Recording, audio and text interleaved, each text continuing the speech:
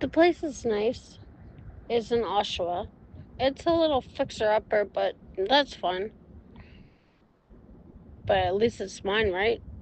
It's mine. I can do whatever the fuck I want with it. It has a big backyard.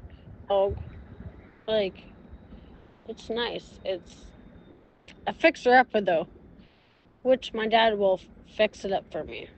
So, it is what it is.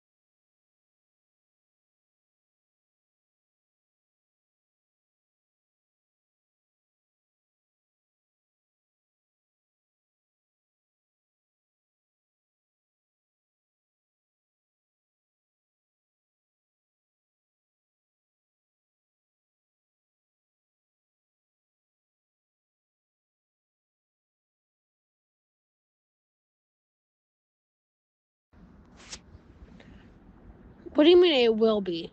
You're talking about a whole fucking house. You're talking about it will be when your grandma passes away. That's great. Go get your own shit. That's what I did. I went and got my own shit. I don't need anyone to die just for me to have my own stuff. Like, go get your own shit, Jordan.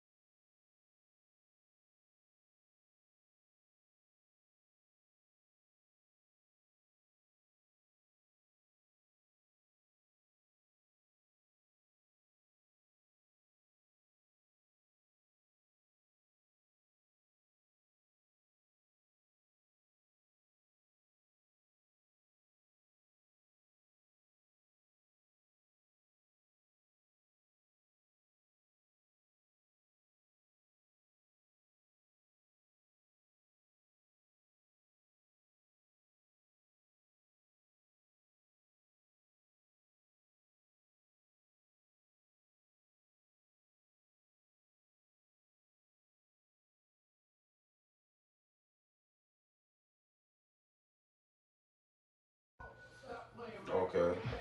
Okay. Okay. Okay. We kind of yeah. Okay. So then yeah.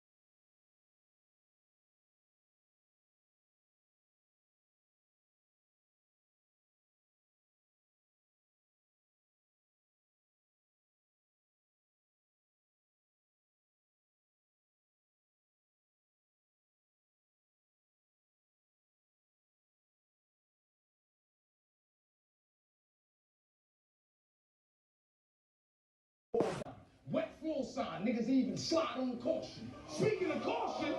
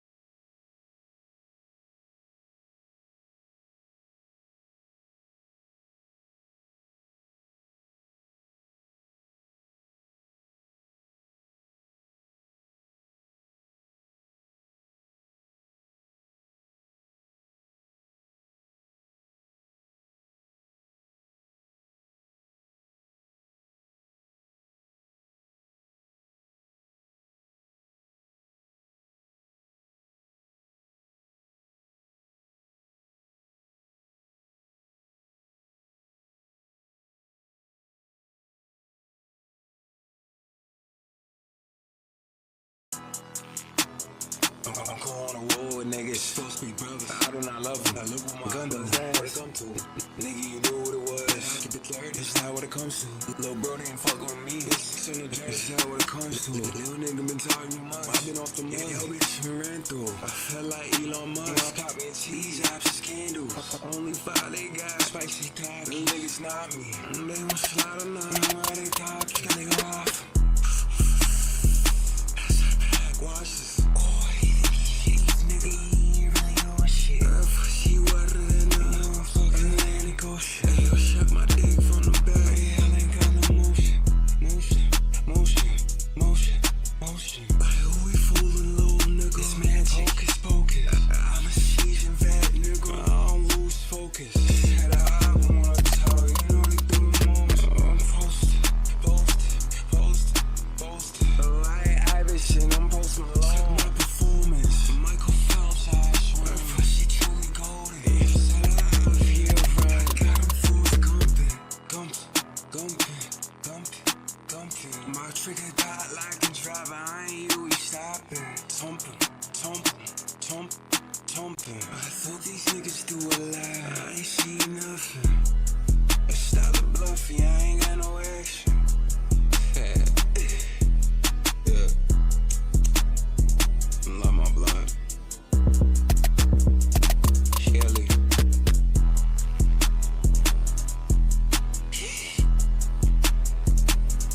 Ice this nigga. Certified nigga. Suck my dick. Damn, Astro, that's you.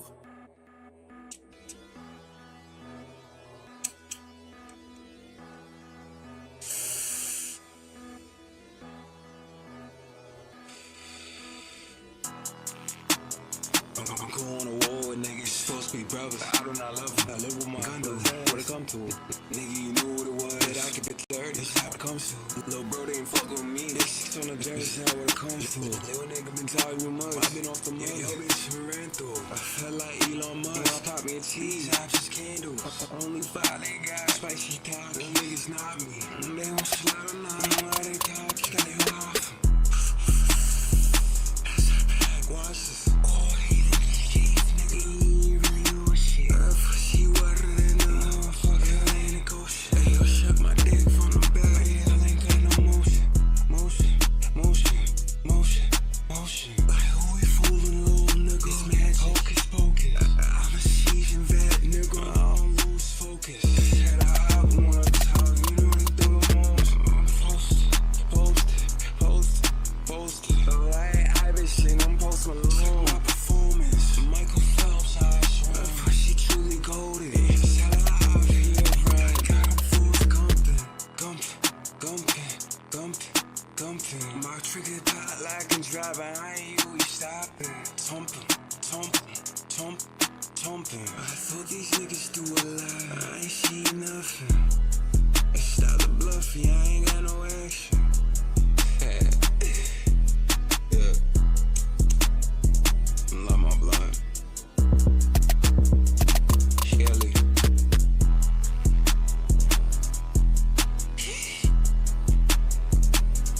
Ice this nigga.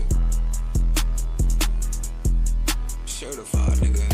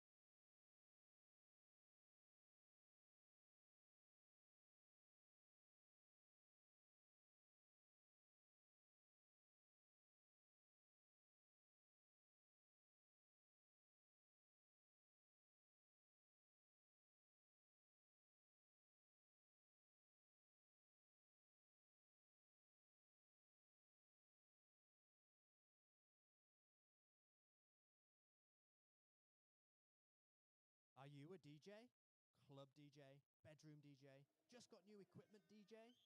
We are DJs. We are teachers. We are creators. We are online. Alright, so Drake kicked off 2025 on some let me air this bitch out real quick with his Fighting Irish freestyle. It dropped on January 3rd. He's out here overly expressing, addressing betrayals, loyalty switches, and of course his issue with Kendrick Lamar. Bruh is definitely in his feelings, but I mean, who wouldn't be? He was embarrassed worldwide, and so far he keeps taking L's. Here you go, boss. This one's yours. Hold this L for me. But before we get into this, what are you guys doing? I got so many people watching my shit, but you guys ain't subscribed. What's really going on? Why y'all lurking? Hit that subscribe, hit that like button, become a villain, man. Also, the merch has been getting ran through like a loose on the corner. This is the last week where I'm selling this particular capsule. New merch will be dropping ahead. I appreciate all my subscribers. I appreciate all the supporters. Thank you guys so much. It's Villain Mob for real. We mobby. Oh. Yo, why you throw up gang signs for? I don't know what to say to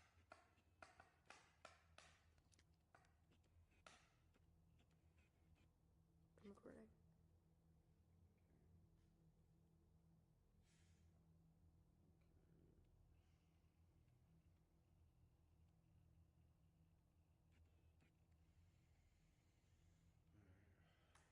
The freestyle pulled up in a VHS style YouTube video like some retro shit, but before we could even blink, it got snatched down. And y'all already know how the internet does. It popped right back up on socials and the streets been buzzing ever since. Drake's on his reflective shit here, talking about loyalty, betrayal, and how fame been playing him dirty. Basically, it's his everybody's done switched on me era, and he's letting us know he's not over it. He's really in his feelings. He's playing victim. I'm starting to realize a lot of Canadians, they play victim, and I'm not trying to group all of you guys. Like, it just seems like it, okay? Like, maybe it's a certain area, I don't know, but it seems like a lot of Canadians play victim. But basically, he's in his feelings. So in the freestyle, it doesn't seem like Drake was really tiptoeing around anything either. Well, kinda. Yeah, I mean, I guess he was kinda. He still did the subliminal shot shit that he does, but it was obvious who it was aimed at. So that's why I said he wasn't tiptoeing, but then again, he was, because he was doing subs, right? He was sending subliminal shots like he always does. LeBron James caught one. Caught a stray, man. He caught one. Nah, it wasn't even a stray. It went directly at him. Drake's bars made it sound like LeBron wasn't riding for him during the Kendrick beef. Seeing him dancing at the Ken and Friends pop-up, and he was dancing at all his games throughout the year. I mean, every time Kendrick came on, especially Not Like Us, you've seen LeBron supporting it during the Olympics and NBA games.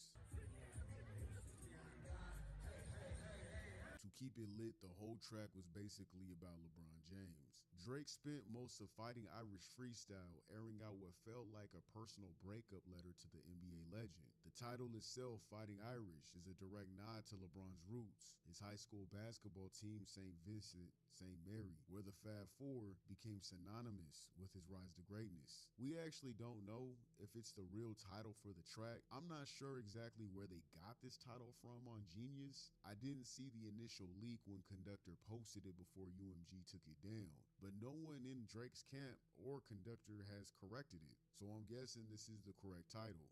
Drake over here really treating this like a messy breakup. Subtle jabs, emotional grievances, and all the energy of someone writing a 5-paragraph breakup text at 3 a.m. after lurking on your social media pages. And honestly, that's the best Drake though. And to be fair, if Drake would have just stayed in that lane, he wouldn't have lost so many people's respect. That was Drake. That's what he does. He's the gossip guy. He's the gossip rapper. He's the in my feelings guy. He was great at it. You can't deny that he was. Just because I don't agree with the personal things that he got going on and how he acts as a man and how he moves like one, I'm not gonna sit here and act like the dude ain't talented when he's in his bag, but he lost that, trying to act hard and shit. However, some parts of the song felt like they were double entendres. I think that there was some slick ass bars to Future and J. Cole as well, some underlying tones there about loyalty, but the diss is really aimed at Kendrick and DeMar DeRozan. Even though those were sneaky, subtle disses, you could tell it was aimed at Kendrick and DeRozan. But I don't feel like that was his focal point. He just mentioned it. He's reflecting. Drake's been simmering since the beef boiled over, and this was just him stirring the pot again. You know Drake messy as hell, so he had to stir the pot and be messy messy as he stirred it. But let's not get it twisted. Fighting Irish is all about LeBron James. Drake's shot at the NBA legend hit different because of their history. LeBron and Drake were tight. Well, maybe more so to Drake than LeBron, but to Drake, they were close. Drake seems to take issues with LeBron allegedly siding with Kendrick during the beef.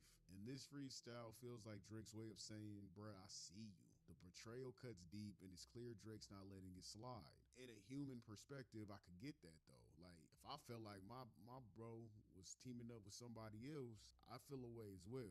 But to be fair to LeBron, he might have not been as close to Drake as Drake perceived him to be.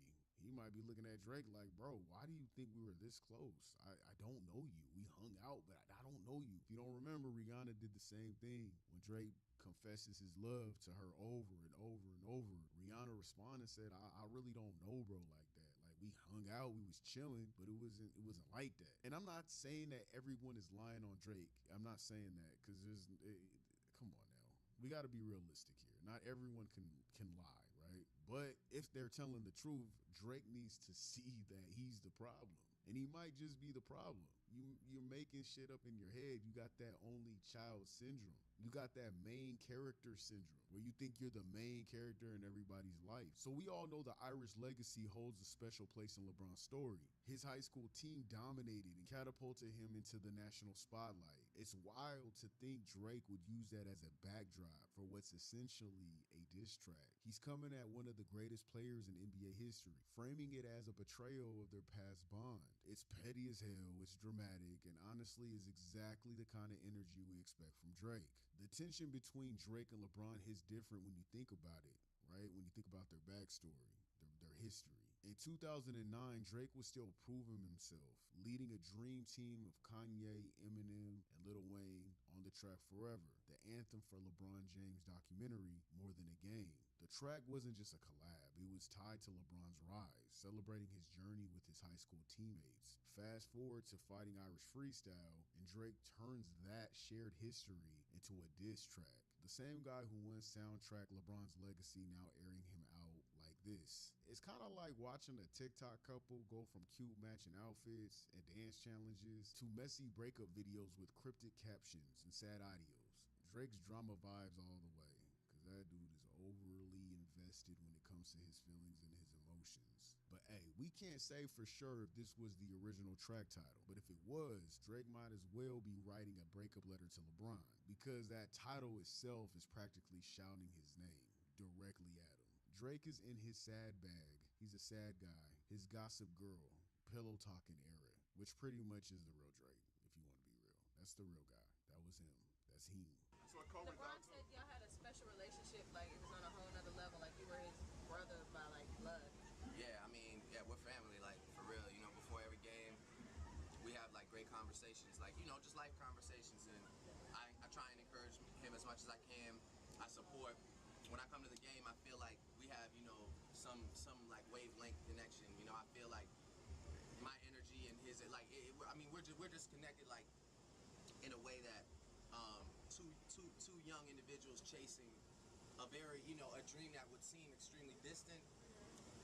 We can relate, you know, like we're in the same position, and so yeah, I mean, that's my dog, definitely. Respectfully, LeBron has always shown love to music, and his loyalty was never with Drake. Like, let's be for real. Blood Brothers, come on, it's a stretch. I mean, can we be for real? Like, seriously. Drake always presented himself as a groupie to these athletes. He forced himself on these guys. This is LeBron we're talking about, an NBA legend way before Drake slid into the rap game. You think LeBron pursued that friendship, or do you think Drake did? Let's be real.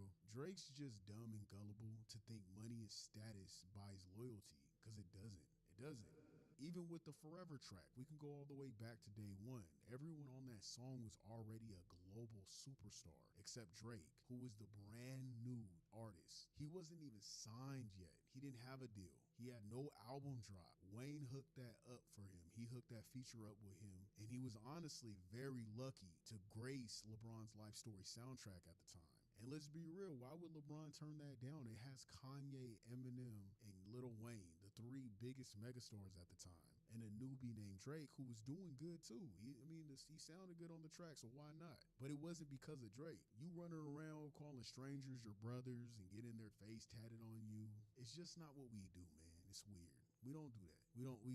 I'm not gonna go get my partner's face tatted on me that I met, who I either work with or some colleague, or I'm not gonna get somebody's face tatted on me. Like, come on, bro. I'm not doing that. That doesn't make any sense. Why would you get another grown man that you did not grow up with, who's not gang for real? They ain't gang for real. You don't get his face tatted, bro. That's creepy. That's creepy to real niggas. To regular people, you don't even gotta be a real nigga. To regular people, that's creepy and weird. That's damn near borderline stalker shit. Like, straight up. That's Stan vibes. That gives me real life Stan vibes. We all knew them K-Dot shots were coming. We knew that. I'm not surprised. I mean, I'll be surprised if he didn't, to be honest with you, because why wouldn't they? It's up right now. The beef ain't done. He's still pissed. Things are still happening as we speak. Drake's gonna clap back at Kendrick's disses from last year, and also some new releases that he had with SZA and on his GNX album. I don't blame Drake. I expect him to do that. But he's doing it in a bitch ass way. He's always doing some bitch shit, and he wonders why no one likes him, bro. Why are you always doing bitch shit? Drop your fucking balls, bruh. Stop riding the fence with the shit. Doing this off wax is just weird. It's like you're over here writing in your diary and journal, and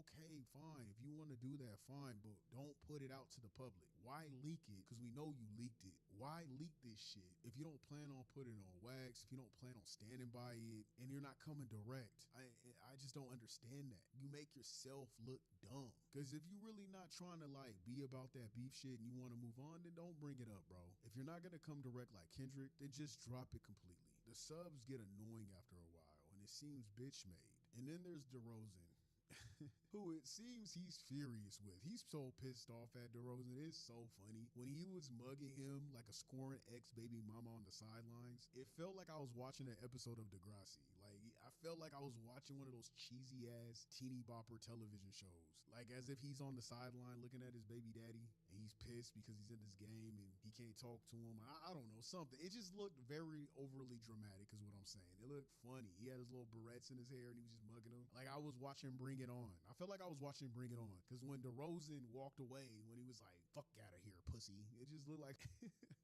it just looked like an episode of Bring It On. It was crazy. A lot of people think he's also dissing Lil Wayne, and honestly, I don't think he is. I think that's a reach. I personally don't think Drake is dissing Wayne. Drake is very readable and he lives for social media. He's very emotional. Everyone else we know for sure that he's subliminally dissing on here, he's already unfollowed, for example. Wayne is still in his icon profile pic, and if Drake really felt away, he would have took that pic down a long time ago, and that's facts. That's just how Drake moves. History shows and proves that. He doesn't hide his emotions, and he's very upfront with his heartbreaks and his tantrums. So I feel like if he really felt a way about Wayne, he would have unfollowed him already. He would have took that picture down. All I know is when Drake raps like this, it's his best songs. Now, I know a lot of people are comparing his lyrics to Kendrick, and they're laughing at his lyrics and saying that they're not that deep. Not all songs gotta be like that. Let's just be honest here. They don't.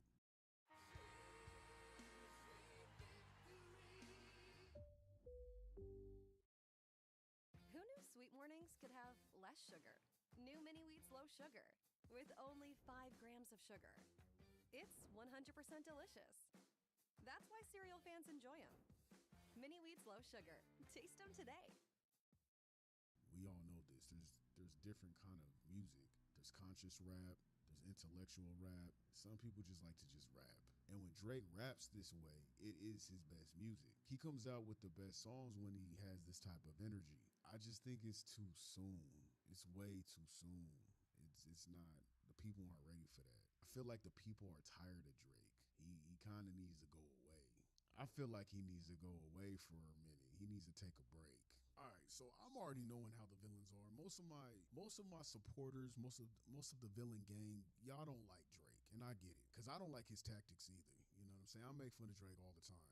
But I always told you guys throughout this whole beef that I actually like some of his old music, and I do like old Drake. Old Drake was dope. New Drake sucks. That's just, it is what it is. It was definitely time for this Drake to get a reality check, which Kendrick did an amazing job smacking some fucking sense into his ass, straight up. But let me keep it 100 with y'all. In my honest opinion, my honest, unbiased opinion, Drake was spitting on this track. He was. The bars were there. You can't deny that. But this is the real problem. He's lost his aura. It's gone. It's done. It's like this new generation pulled back the curtain and now the mystique is just gone. The magic that used to make Drake Drake, that has been now evaporating. It's over. To the OGs, the people that are like my age, Drake's always been the dude in his feelings. The soft, melodic, third person, the self-reflection king. You know that guy? The guy we used to call corny growing up. That's the Drake we grew up with. He embodied that in this track. The one who gave us heartbreak anthems, smooth vibes, for those late night playlists. He had this rare ability to make you feel like his real life experiences were yours too. Like you weren't just listening to the music, you were living it. Whether it was love, heartbreak, or grinding through the struggle, Drake had a way of making it feel like y'all were on the same wavelength. That relatability was unmatched, and it's why so many people had connected with him on a deeper level. But the new thugged out, toxic tryhard Drake, the thugalicious act, the pretty bitch aura, man, that's fraudulent behavior. It's sus as fuck, too. It's like watching someone force themselves into a role they're not built for, and now it's impossible to unsee. You can't be both Marvin's Rooms Drake and Mr. We Outside without it feeling off. He's trying hard to be something that he's not, and it's exhausting to watch. When he taps back into the old reflective style, the Drake who actually connects with emotions and delivers realness, that's when he's at his best. But let's keep it 100. It's never gonna hit the same again. That's done. Once the mask comes off and the fakeness shows, the vibe forever is tainted. He could still deliver, but it's hard to fully feel it when you know the authenticity been MIA for so long. It's like trying to vibe to auto-tune soul. It just doesn't resonate like it used to. Drake's fighting Irish freestyle really sums up where he's at. The bars are still there, the delivery's still on point, but that old school Drake charm, man, that shit faded. And honestly, the people want less of the theatrics and more of the dude we can actually relate to, but it just might be too late, bruh. I'm gonna be honest with you, because I'm not looking for it. I'm not checking for it. Maybe in a couple of years, but right now, no, I'm not. But that's me, though. That's not the people, Drake. Because I know my supporters. I know my followers. They don't fuck with Drake. I know that for a fact.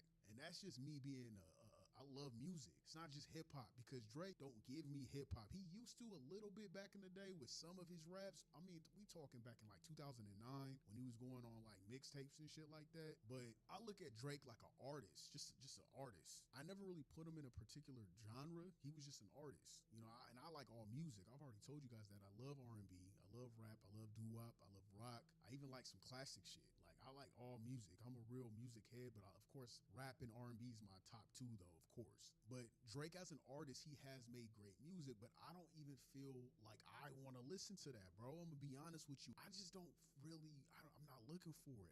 It gives me like this cringe feeling. It doesn't really hit, man. It don't. It's corny. It doesn't feel like, man, I could vibe to this. It's like, man, this is Drake's ass, bro. Turn this shit off. That's what it feels like. And I never felt like that, bro. I'm gonna be honest with you. I don't feel like that with nobody's music. I'm not one of those people. You could put on any song, and if it's on, it's on. I'm not one of those people to be like, hey, turn this off. Like, I'll listen to anything. You know what I'm saying? But lately, Drake just ain't been hitting. Drake needs to understand that the people want the person that used to make us feel like we were going through the exact same things. His relatable music. I don't think it's too late. He just needs to disappear. Put the motherfucking pride down. Stay out the way. Give people time to miss you, nigga. You're always outside, bro. I said this last time. It's annoying seeing you outside too fucking much. Go sit down somewhere. We don't need to see your face everywhere. You just need to chill, take a breather, take a break. Let Kendrick have his moment. Quit trying to step on Brett's toes. He won. Let him have his moment. Go sit the fuck down somewhere. That's what Meek Mill had to do. Go sit the fuck down somewhere and just stay off the radar just for a second, bruh. Reprogram, regroup, get humble. You need some humbling. For real, you need to be humbled. I mean, you got humbled by Kendrick, but you need to really humble yourself and just chill and self-reflect, man. Get around some OGs, because you being around them yes men niggas, man, that's fucking you up. It's fucking you up. You need to get with some OGs. When I need to self-reflect, I always hit up my OGs. You know what I'm saying? You got to tap in with your OGs, man. Hear what they talking about. Just take time to yourself, bro. Then drop a random surprise album with no hype behind it. Regain your momentum. That's what you need to do. And that's me being honest. But we don't know what his contract deal is like. Maybe UMG is in the way of that. It honestly might be a slave deal that prevents him from taking breaks. And if that's true, then that shit sucks. It sucks. And I don't want to say that's what you get, but I mean, Karma's a fucking bitch, a big bitch with a wide back. I'm just saying, Drake, it's a big bitch with a wide back, and Karma's for everybody. She here for you and everybody and they mama. She a real easy hoe. Karma's the easiest hoe out there, and she came for you, man. If I were you, I know I would swallow my pride, pause, and I would come out with that Wolf album with Kanye. I would swallow my pride, apologize to Ye, and come out with Wolves. But I wouldn't do that till next year. I would wait. Maybe that's just what I want.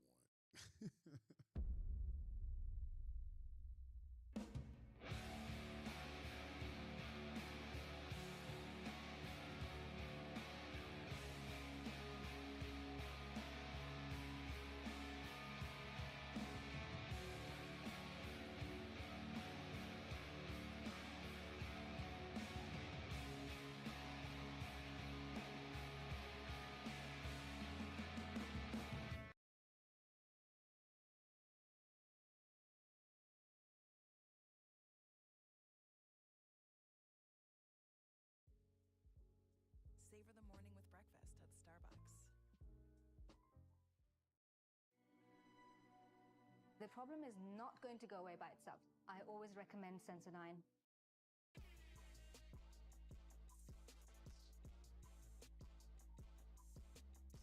I love from one of my teachers. You can call me Private Yala Gumbo today, baby.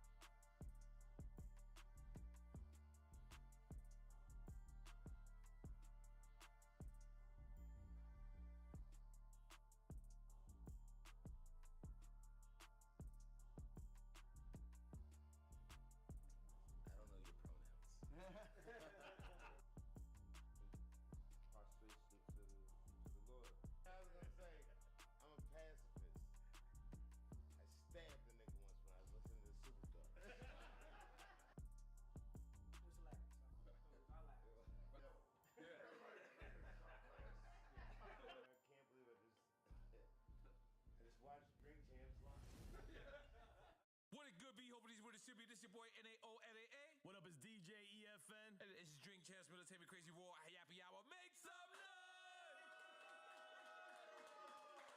And right now, I'm gonna be honest, man. When we looking at these two brothers here, as at one point, I never thought I would see them back together. One brother was in Africa lighting incense. The other brother was in Utica Ave. Eating yuca. Maybe we say selling incense. Selling incense. At an instance factory. Then we got another brother that's real pop in here and there, the most legendary, but we'll talk about that later. But let's just get to they had just dropped an album that is just for the fans. And they could have put it on Spotify. They could have put it on iTunes. They could have put it on your local Ullery. No. They wanted to put it for their fans only. These guys are monkey foot, and they're still the most lyrical motherfuckers in the game. And I'm listening to this album, and they not slipping up even a little bit. And they got a lot of money. In case you don't know what the fuck I'm talking about, we're talking about the one, the only motherfucking Black Star. Make some noise! Now, Yasin Bey, I'm gonna start with you. I don't have a lot of money. I live on a stipend. Yeah, me too. That you created for yourself. Yes. Yeah, do we have that clip? Now, let me just tell you something, Yasin Bey. This is real talk.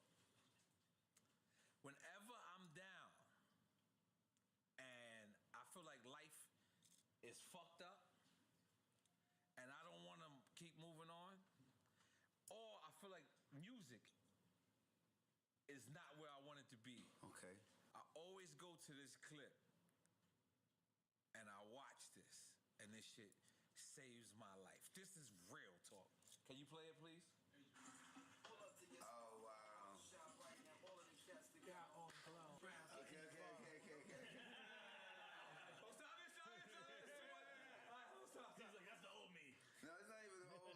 I'm noticing a lot of things. It's all favorable. It's beautiful. That blazer was gorgeous. Don't forget the fedora. The fedora's amazing. Don't forget the fedora. The whole thing was a good moment. I'm gonna tell you why I love that clip. The do-rag under the fedora was a good day. The success of your solo, the success of Black Star, the success of Dave Chappelle's show. Your bars are not supposed to be like that. Yes, they are. That's right.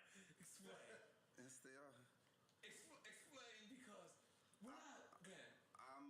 This is what I'm here to do. Mm-hmm. This is Allah's gift to me. Right. Right. So you must, put your crown on. You must. You always knew that? I was great at rhyming from the moment I started. I was 9 years old. I was never not good. Gee, I think we should make some noise for that. Hell yeah. We don't need that confidence. No, I'm gonna be honest, and I swear to God, I really wasn't, because had we just did this interview, it would just be just us and not at the shack. I swear to God, this is something that really motivates me because I fall out of love with music a lot. Like I fall out of love with the business. Did I say business? No. Y'all know what I meant. I mean, it's nothing. It's not. You should fall out of love. Right. That means you're a human being. You know. I mean, it's not worthy of your love. Right. You know what I'm saying? The business is not the music, so you can fall in love. The art is another thing altogether. Right. I mean, the fence around it called the industry is just it's just a industrial fence. Right. So we had Talib on the show, and we actually asked him about your whereabouts at what the time.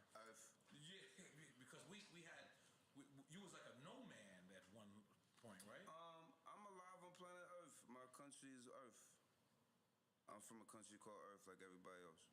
So that's my perspective on life and living in places. I've never heard of this country. They got an El passport. Yeah, the war passport. Yeah, right. Because that was the rumor. The rumor was you went to Africa. I did. And you lost your passport, and then you became a citizen of whatever country you was in Africa. I'll tell the full story at another time because that's like a whole other thing. Yes. I was living in South Africa, and during my stay there, I obtained a secondary travel document, which is well documented, the history of it and the provenance of it, and the like. And I obtained one, and there was some disagreement between myself and the South African government as it relates to what they qualify as valid travel document. Oh shit! And that was the old apartheid, remember? Cause this is post-apartheid, but but it's still the remnants. Apartheid has many different outfits these days. So I wouldn't classify so much as that, but it was an experience. I often invite people to look up the World Passport for themselves and just take it from there, because I'm not here to make up anybody's mind about anything, but that was a part of my experience. Okay, so let me not get my hopes up. You said the world's passport? The world passport. If I'm a felon, I cannot fill out for that, right? Let's just be clear. You have to look it up, but I'm sure that there's some exemptions. I feel like I'm not going to be. You can't be a citizen in any country? Look at my hopes up. There's information out about it. Anyone is invited to check it out for themselves. I don't Sounds like a community of people needs to be a part of this. I don't want to, what's that shit, global citizen? They shut me down immediately. Global citizen? You can't say, no, nigga, you felon. You came on low entry. Low entry, yeah. You came on low entry, because when I did your show the first time, I said, we going to Africa. You said, do they got W's in Africa? The hotel, right? I was out of line. In fact, they do. No, they got nice hotels in Africa. No, but you was like, yo, I'm going to stay at the W. Yeah, because you know why? They used to lie to me. They used to tell me I had to get vaccines. I had to get shots. It depends on the country you're going over there. This South Africa, I went South Africa. This was African totality at this time until I met Akon, and then Akon said, "Nigga, you come out there, no vaccine, nothing." And I was like, I don't know if I believe you anymore, Akon. Okay? He just sold everything to me. He was like, "Come on, Nori, let's just go." I was just like, I'm forgetting you in Jersey City.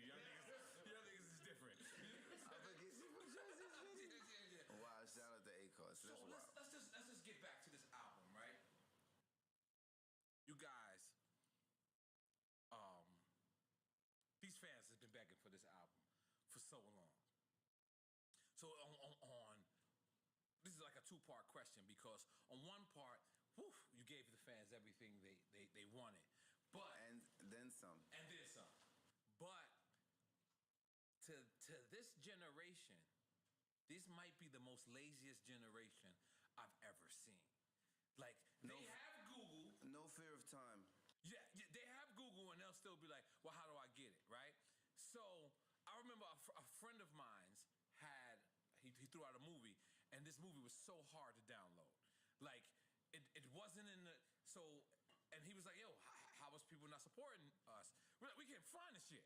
Right. You understand what I'm saying? Because, so how do y'all navigate through this system of, you know, these fans that, because Luminary, everyone doesn't know this is a subscription based.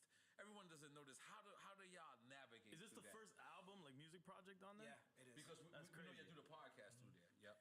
There you go. Right. Yeah. Yes. Yeah, you knew we did a podcast through there. That's right. Yes, Right. You make some noise for me. I make some noise for you. Yes. Yeah, come on, man. I like it. I gotta get the fuck up, man. Come on, okay. Because I mean, and listen, I'm not gonna differentiate between real and fake fans, because who knows what station people are in life, or what Right, they may not be able to what's afford going on, or whatever we what think they they are can in their life afford. to even know that we have. But we have made a choice for a lot of valid reasons to be in control of where and how we distribute our art. Right. And I think every artist should have that choice, just like every human being should have a choice where to sell their wares at, if they got wares to sell. And so because of that choice to have our podcast on Luminary, people's parties on Luminary, people who have been following us, and I'm not saying real fans, but people who have come on a journey with us, have been following what Yassine Bey has done with art installations, who understand about the albums that he's worked on, who understand, who follow me and Styles P album, me and Diamond D album, the ones who go to Netflix and see all Dave Chappelle specials. Right. These people was already on Luminary. Right. They were already listening to Midnight Miracle. Right. You know, and again, I want to stress that's not even a judgment or nothing. But at this point in our careers, and because of the way the music business, and speaking for myself, we have to, as men and as artists, focus on not trying to cast a wide net and get everybody. Right. Because even me as a fan of Black Star, I want to hear Black Star wherever I feel like hearing it. Right. But me as a fan of Black Star, I also want to trust Black Star. And I also want to follow Black Star lead. And for us, it makes sense not to cast a wide net and try to get everybody, but for the people who are following us and people who are rocking with us, let's get them first. And you know what? We may have vinyl come out. We may do other things. Oh, no, this is just the beginning. And also, I mean, it's a principled choice. It's not like there's an effort to make it unnecessarily inconvenient for people. I mean, from my point of view, I mean, it seems fairly accessible and like a reasonable distance for any listener to cover. You know, we're consolidating the experience. We're saying you don't have to go to all of these different places. You could just come right here. Right. And, you know, it's a question of value. If you value what we're doing, and we've explained to you, I mean, quite clearly in various formats, the reasons why we've chosen to do this, and the principles behind it, and what we're trying to establish, and what we're trying to reform in many ways that exist in the system, then it's like it's a no-brainer. You're supporting a historical project with an historical approach. So if that's too cumbersome for you, well then, like, just stay where you are, to be quite candid, because you know we're not here to just bow to make things like convenient for people per se. You know, we're not complicating the process in this way. If the machine as it exists now was more amenable and fair, well then no problem. But when they like in a legalized criminal enterprise, in essence, in my observation, well then, I mean, like back in the days, if you wanted good, you know, gold fronts, you had to go to Albee Square Mall. You might have got robbed in the process. No, it's not even that. I mean, it's not even that. It's like, you know, again, there's a prevailing metric that exists that does not take the artist into consideration at all. That really doesn't take humanity into consideration at all, to be perfectly candid. very human thing. So we're not gonna let the machine set the pace for us. When we built the machine, in essence, you know. The machine can't do what we do. Can I ask you, because there's gonna be people that listen, artists that don't know there's creative ways to release their music and maintain ownership. And without getting into the details of your business, it seems like what you did here is to maintain ownership, you know, get what you're gonna get something out of putting it out. Oh, we've already. I mean, and you could do something else with it down the line. Oh, no, this is the life of it. I mean, it came out 2 weeks ago, you know, barely. You know, this is just the beginning. It's not like something that just came out this week and it's gonna go away. You know, it's historically preserved. And that's the difference. And you have to have the confidence of knowing that you're in a position to do that, and knowing that your album, like we call it No Fear of Time, will stand the test of time. If you're chasing the moment, you're chasing clout, and you're chasing something that's not actually real. It's not a promo run for first quarter or fourth quarter numbers and shit like that, right? Tom Lip, I just want to do a shot with you for no reason. I'm just, you know, I'm just gonna. Y'all niggas is the worst. Yo, let's go. Come on, you want to take a shot, Dave? Come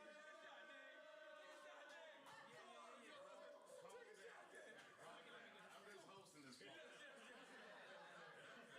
Everyone in red cup. Okay. Red cup. Okay. All right. The red cup sound like this is usually alcoholic cups. Whatever you heard if you're watching this, I am. Plastic cup fella. Now, Dave, why you over here for a second, right? I just want to say, I studied you 3 nights in a row. All right, now you know I'm not allowed to talk. Please. Okay, no. You don't have to talk. You don't have to talk, but I'm gonna be honest. This is the first time I want to tell this to y'all. I have the mic ready, nigga. I want to tell this to y'all. What? This is probably the first time I was seriously jealous of a comedian, because I'm used to, if I have 3 shows 3 nights in a row, there's a stabbing. There's a shootout. I'm almost there wishing something happens. Like, I'm there the first night, Friday. Everything's perfect. I'm like, this can't be the way this works. The second night, perfect again. And then the third night, and I was like, and I really thought about it. I was like, yo, I'm traumatized being a hip-hop artist that I don't even feel that going backstage when it's calm is actually normal. I don't know if you remember. I think it was the third night that we came. I was once backstage at a Wu-Tang show. Complete chaos. Yes. Tell them the difference. Yes. Wait, well, what story? You was about to get into the story. No, because You talking about that night we was at Dave's show? At Dave's show, relaxed. Where's Darnell? Because Darnell is here. Don't get him started. Darnell, let me just tell you something. Because I really, you know, the same show that was controversy that everyone spoke about, I got to see it. Like, I felt like he practiced on me. Like, you know what I'm saying? Like, I mean, in front of 30,000 other motherfuckers. Right. But I just took it like it was for me, right? So I was like, holy shit. But then I would go every night and I would see Darnell. And Darnell don't give a fuck. Like for real? He's filthy. Like, I fucking love. Damn, I like to big him up. I like to big you up when you're around. Come on, man. I like to big you up when you're not around. Listen. A CRM shouldn't set your teams back. It should revolutionize the way they work.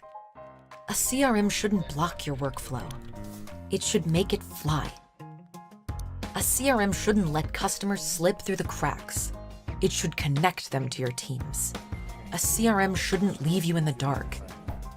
It should deliver insights clear as day. Get started for free.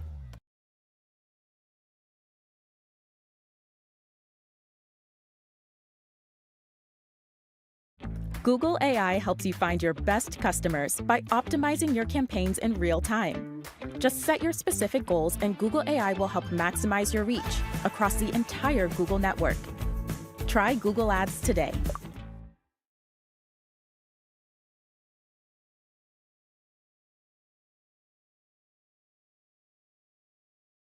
Yo, I can't wait for your Netflix special. All right, thank you. I just want to say. When is your Netflix special? First off, I just want to say this. I know I'm not gonna be here long, right? But the level of disrespect that is in this motherfucking room right now. I swear, I saw y'all niggas talking about Allah, all type of shit, hip hop and shit. You disrespectful, and you disrespectful, and you getting more disrespectful. That's all I'm saying. And you know why? You know why? Because you dress different. Because you dress different now, nigga. Yo, Donna, let me just. Apologize. The hater time machine when y'all went back, right? And you was beautiful, right? Nigga, you about to set up a joke, nigga. I can tell. I was beautiful. Go ahead. Are you talking about the character in the character? Yes. Okay. Because everybody go with Ashley Larry. Right. Now was that activator? It was some coconut oil. It was Wiggivator. No, it was coconut oil. No, it was coconut oil. The idea I had was to put in a champagne bottle. They was like, that shit gonna get too messy, right? So I said do the aerosol joint, right? And that's where the motherfucker was born. But this is what a lot of people don't know. We did that show 16, 17 hours a day, right? It was times when niggas ain't had no more gas. We did all the laughs. We with these niggas, Charlie Murphy, we with everybody. Right. You cannot think of no funnier shit. And Dave will always figure out this shit to go to the next level. I don't know if y'all remember. If you know this show, it was a scene where we was looking at the actors and whatever. They flip a card, you be like supposed to improv off of it. It was Patrice O'Neal, it was Charlie Murphy, and we was gassed out. We had no more laughs left. I was like, there's no more laugh left. And this nigga said, it looked like she wear boxes with dick holes in it. Dick holes in the dick back. holes in it. In the back. Oh, for the back. In the back, nigga. This was before cancer coaching, nigga. In the back, nigga. We was like this. Night is over. Yeah, but y'all are disrespect. I am looking forward to coming on the show. No, come on. If you take my call. I'm gonna talk. Nothing happened. I can leave? I see how they keep I'm in the back. So, like, describe to this area that we at right now. This is called the Shack. Describe to us this. The Shack is an old car garage, probably from the 1950s. I didn't change the outside at all, but inside we tricked it out. Right. I would drive by here, and I told my wife one day I was going to buy it. She said, what are you going to do with that shack? I said, what don't you worry about? What I'm going to do with that shack? What I did was I made this clubhouse. Nothing fancy. But, man, this is like a home for our culture. Yes. Means a lot, Nori, that you came here. Yes. The last time I saw DMX, we had a great night here. Quality brought him by. Wow. We've had parties here with Common, with Rhyme, and freestyle, or Chance the Rapper. All kinds of people just fall through, and we make memories. The walls in here splattered with just random night memories. Yes. Photographer Matthew Patan, I think, took all these photos with the exception of the block party poster. Right. It's me and Most at a comedy club in London. God damn it. We had a great time that night. We ended up watching the Super Bowl and then in halftime called Colin Kaepernick because we could. Because your life is dope and you do dope shit. Right, and my life is dope and I do dope shit. You know, like, this is a strange place, Ohio, but it's a good place. But the memories we made here are legendary. Things have happened in this room, in this town, people wouldn't even believe. Right. And Quality's a regular, Yassine's a regular. We recorded some of the Black Star album here in this room. Right here. So can I say something? Because, yes, sir. Because a lot of times people move to Miami and say, I'm never coming home.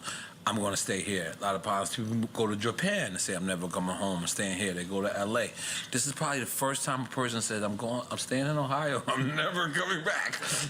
How did you discover this?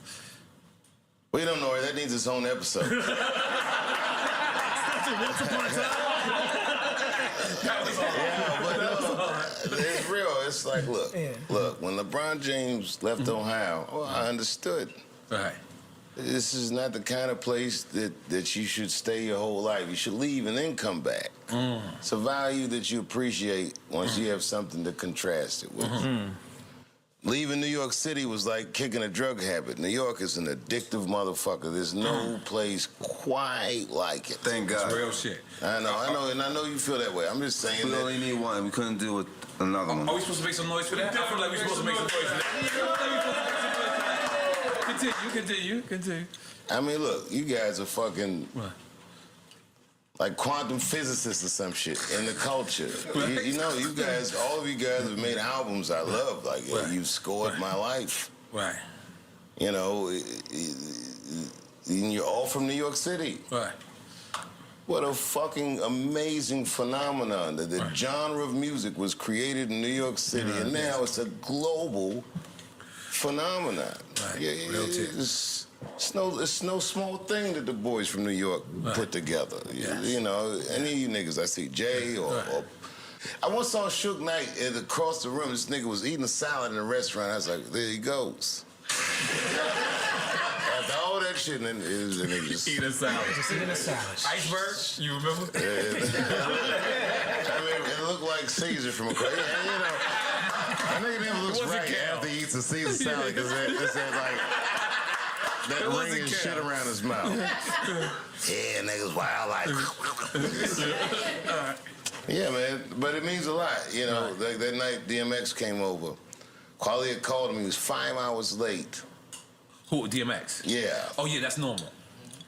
No, what was remarkable, he was late because he didn't want to come to my home empty-handed, he said. Oh, no, he does that. He brings games. He went to his trunk, and I mean, we're in the middle of nowhere. This nigga had crab legs. Oh, he did that to our house. We sat here, we watched the game. We had a great conversation. We was karaokeing songs, and then we went to my house, and DMX cooked a crab dinner for me and all my friends. My wife woke up in the middle of the night and saw DMX in the kitchen tasting the sauces and soups he made. Right. It blew her fucking mind. Right. Yeah, we're in the middle of nowhere, but it's wherever we put it. Right. Me and Black Star do our podcast right here at this bar. It was a very safe place for me. Right. You have to come we here to coming get up with this. our private luminary show for here. We're gonna come out here every week. You gotta come fuck with us. Yeah. I mean, we do the thing. Yeah. This is a home for our culture. And I'm honored you're here, man. Yeah, but Cheers let to me Drink say Champs. something. Cheers to Drink Champs. And whatever Donnell's complaining about. Cheers to that too. But let me tell you something, Dave. Our show is about giving people their flowers and giving people their praises now. And I'm gonna just tell you something. I've seen the likes of. I was too young for Richard Pryor, so I came. Eddie Murphy. I remember when people went to go see Eddie Murphy movies and they got dipped. Yeah. Like they was taking pictures for the movie, like they were in the movie. And I've seen these comedians run. And I've always seen people go Hollywood and, you know, leave certain people. The thing that's special about Dave is you always have hip hop with you. Listen, paying $14.99 a month for a streaming app and $9.99 a month for a music app and $12.99 for a fitness app and more money for a bunch of other apps, that really adds up. So why not get YouTube Premium for just $12.99? It's like having all those and the entire world of YouTube uninterrupted. Your wallet will thank you, if wallets could talk. YouTube Premium.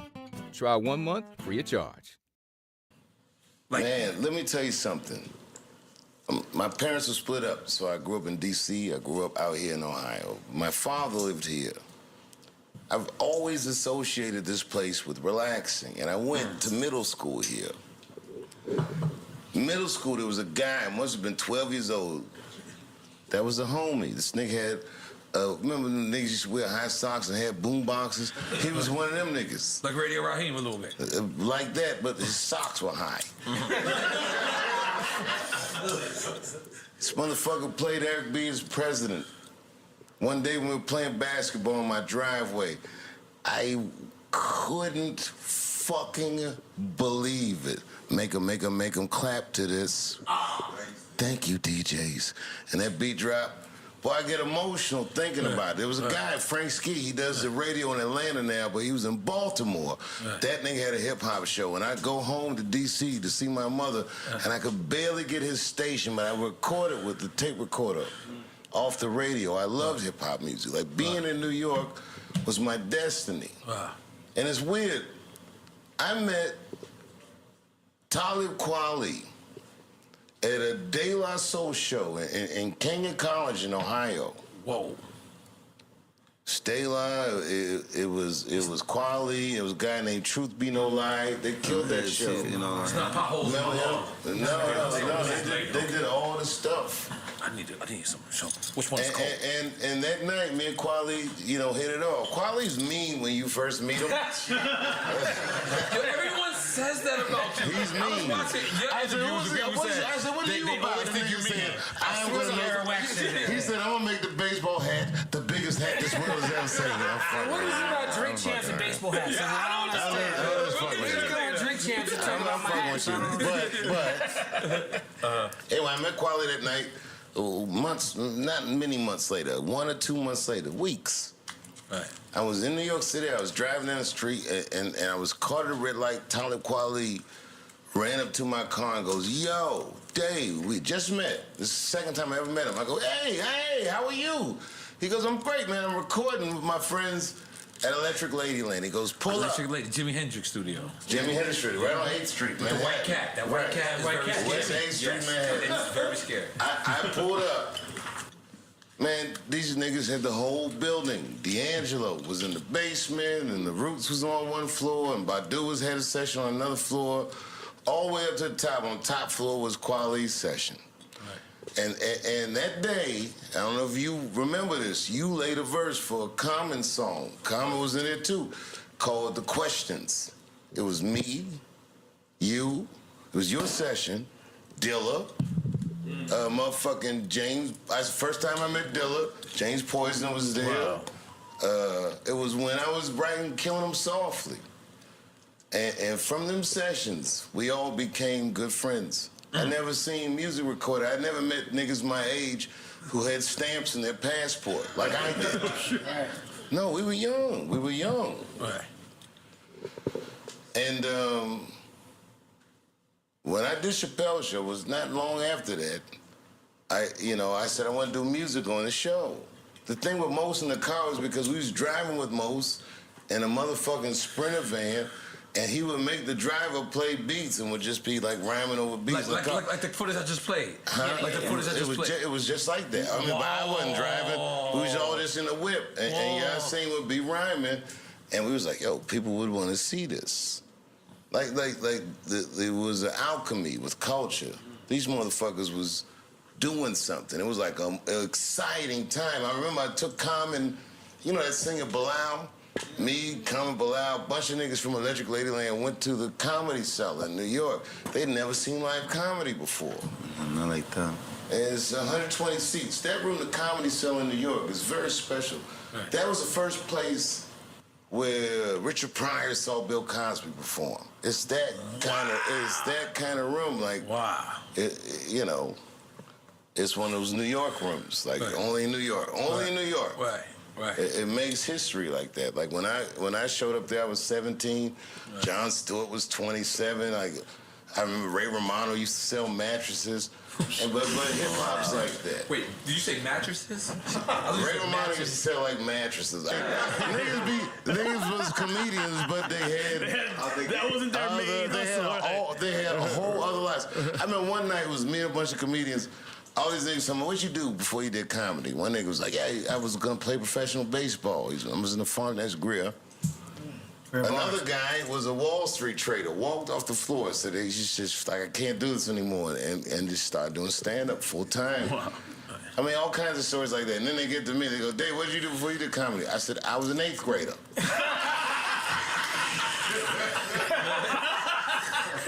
Anyway, when I did Chappelle's show, and I wanted to do music, I couldn't get people to come on.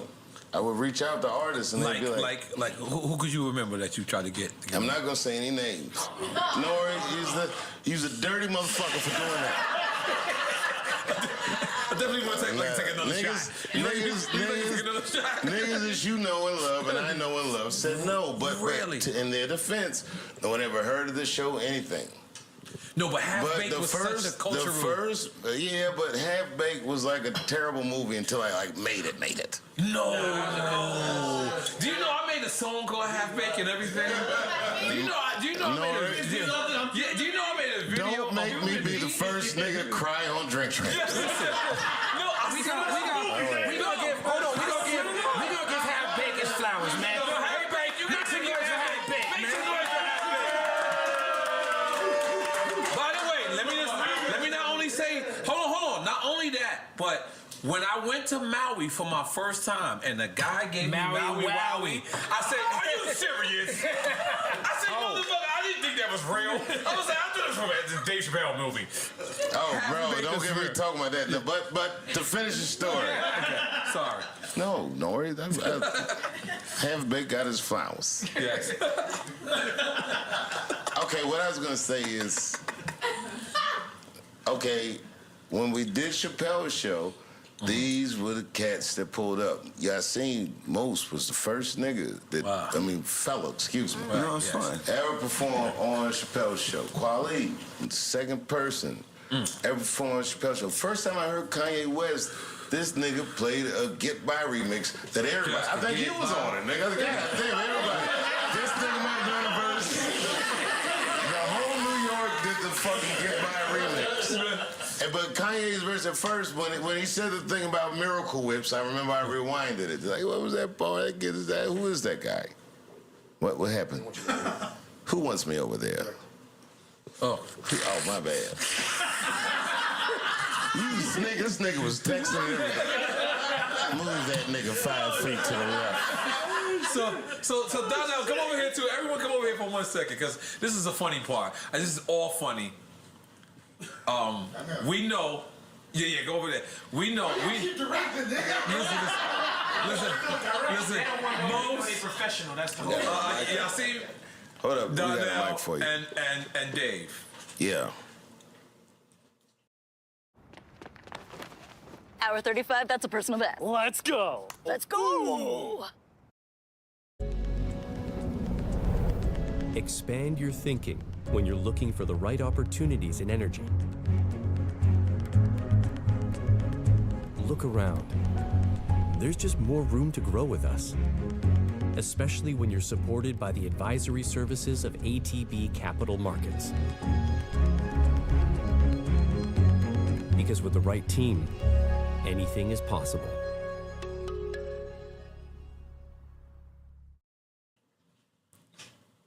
Me and Talib has always been great. I felt like after I had a certain person on my show, we even got tighter, which is not heard of, because when certain things like that happen, most people, you separate. I was with Talib. Okay. When that Drink Champs came out. Okay, so I had to warn them. Me and EFN called each other, or I called you, or you called me, or whatever. We called each other, and we said we can't let this come out without us telling. Hold on, stay right there. Without telling Talib first. So I would like to ask y'all, where was y'all at when y'all first heard Kanye say? This was not the Kennedy assassination, first of all, nigga. Where were you? I'll never forget it. I was eating mashed potatoes when it came across the wire. Across the tube. Shots fired. But we were together. We were in Denver. Yeah, we were in Denver. And what happened in Denver? Because y'all getting high. Obviously. Look. No. The only reason we're even smoking and drinking and entertaining this tomfoolery is because we're on a show called Drink Champs. That's right. It's all my fault. That's right. What do you mean, Drink Champs? Nigga, I'm standing next to the Drink Champ. Nobody's fucking with him. So y'all in Denver, and what happens? I don't remember. Listen, Nori. Listen. Pop culture is a desert right now. And your show is an anomaly.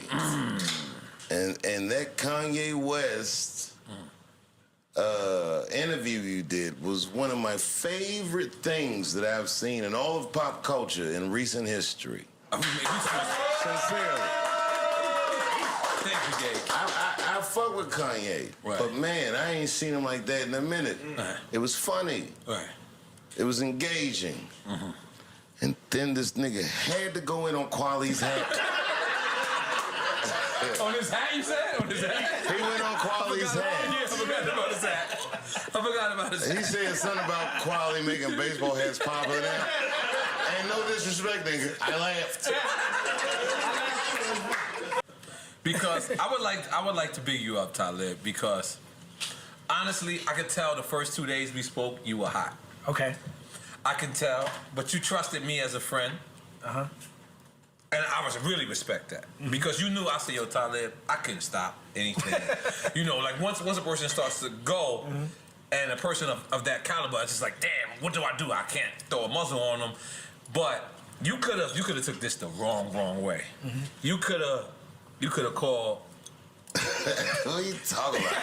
No, what are you talking about, nigga? No, because kill that motherfucker for that baseball hat comment. Nobody makes fun of my hats. Nobody. This nigga was not hot at all. I was with him when he saw this nigga was laughing immediately. Yeah, he was not. But my first 2 calls, I was nervous. Okay.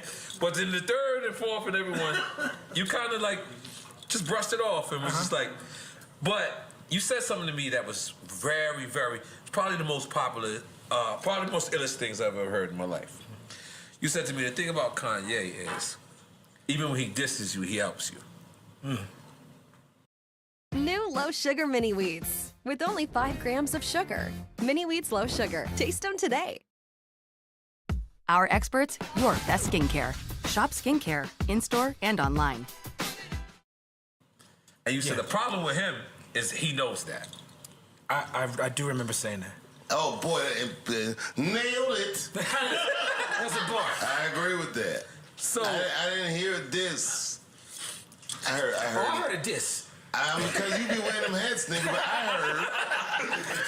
heard an alley-oop. I heard an alley-oop.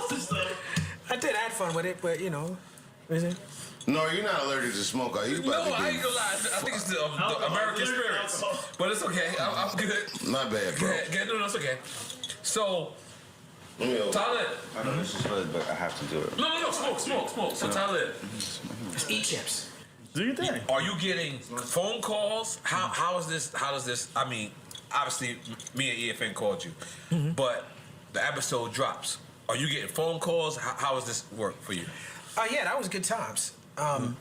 It was good times. It felt like, you know what it felt like? It felt like having a hit record out. Wow. Yes. That's how it felt. The way that I remember, like, when Get By was out, wow, that's how it felt. Get By. Yeah. Wow. It just, you know, it reminded me of what Kanye meant to the culture. And, you know, the hat shit was funny to me. Right. It was hilarious. I thought I laughed. But I didn't even realize you wear hats like that. No, but it's funny. Until then, I was like, it's funny because Nora, you helped me because y'all put it in 2 parts, right? So it was a cliffhanger with the shit, right? And the first part, he just dissed me, and I didn't see the second part. Right. So the first part, I was like, oh, that was weird. But the second part, you was like, yo, but didn't you just see him? And what you was talking about was pictures at Dave Chappelle comedy show, which was on my birthday. I DJ'd. I'm DJing. Dave says, Kanye gonna show up. Kanye shows up, no security, nothing. I'm like, okay, I'm gonna play an all Kanye set. He sat next to me. We had a great time. That was like a month before I saw him on Drink Champs. Wait, where was this? At the stand. I brought it up. Oh, that was a group. Yeah. And Busta was there too. Busta was there that night too. And Busta Rhymes, by the way, for the public, is the kind of nigga you forget how much you love him till you see him. That's right.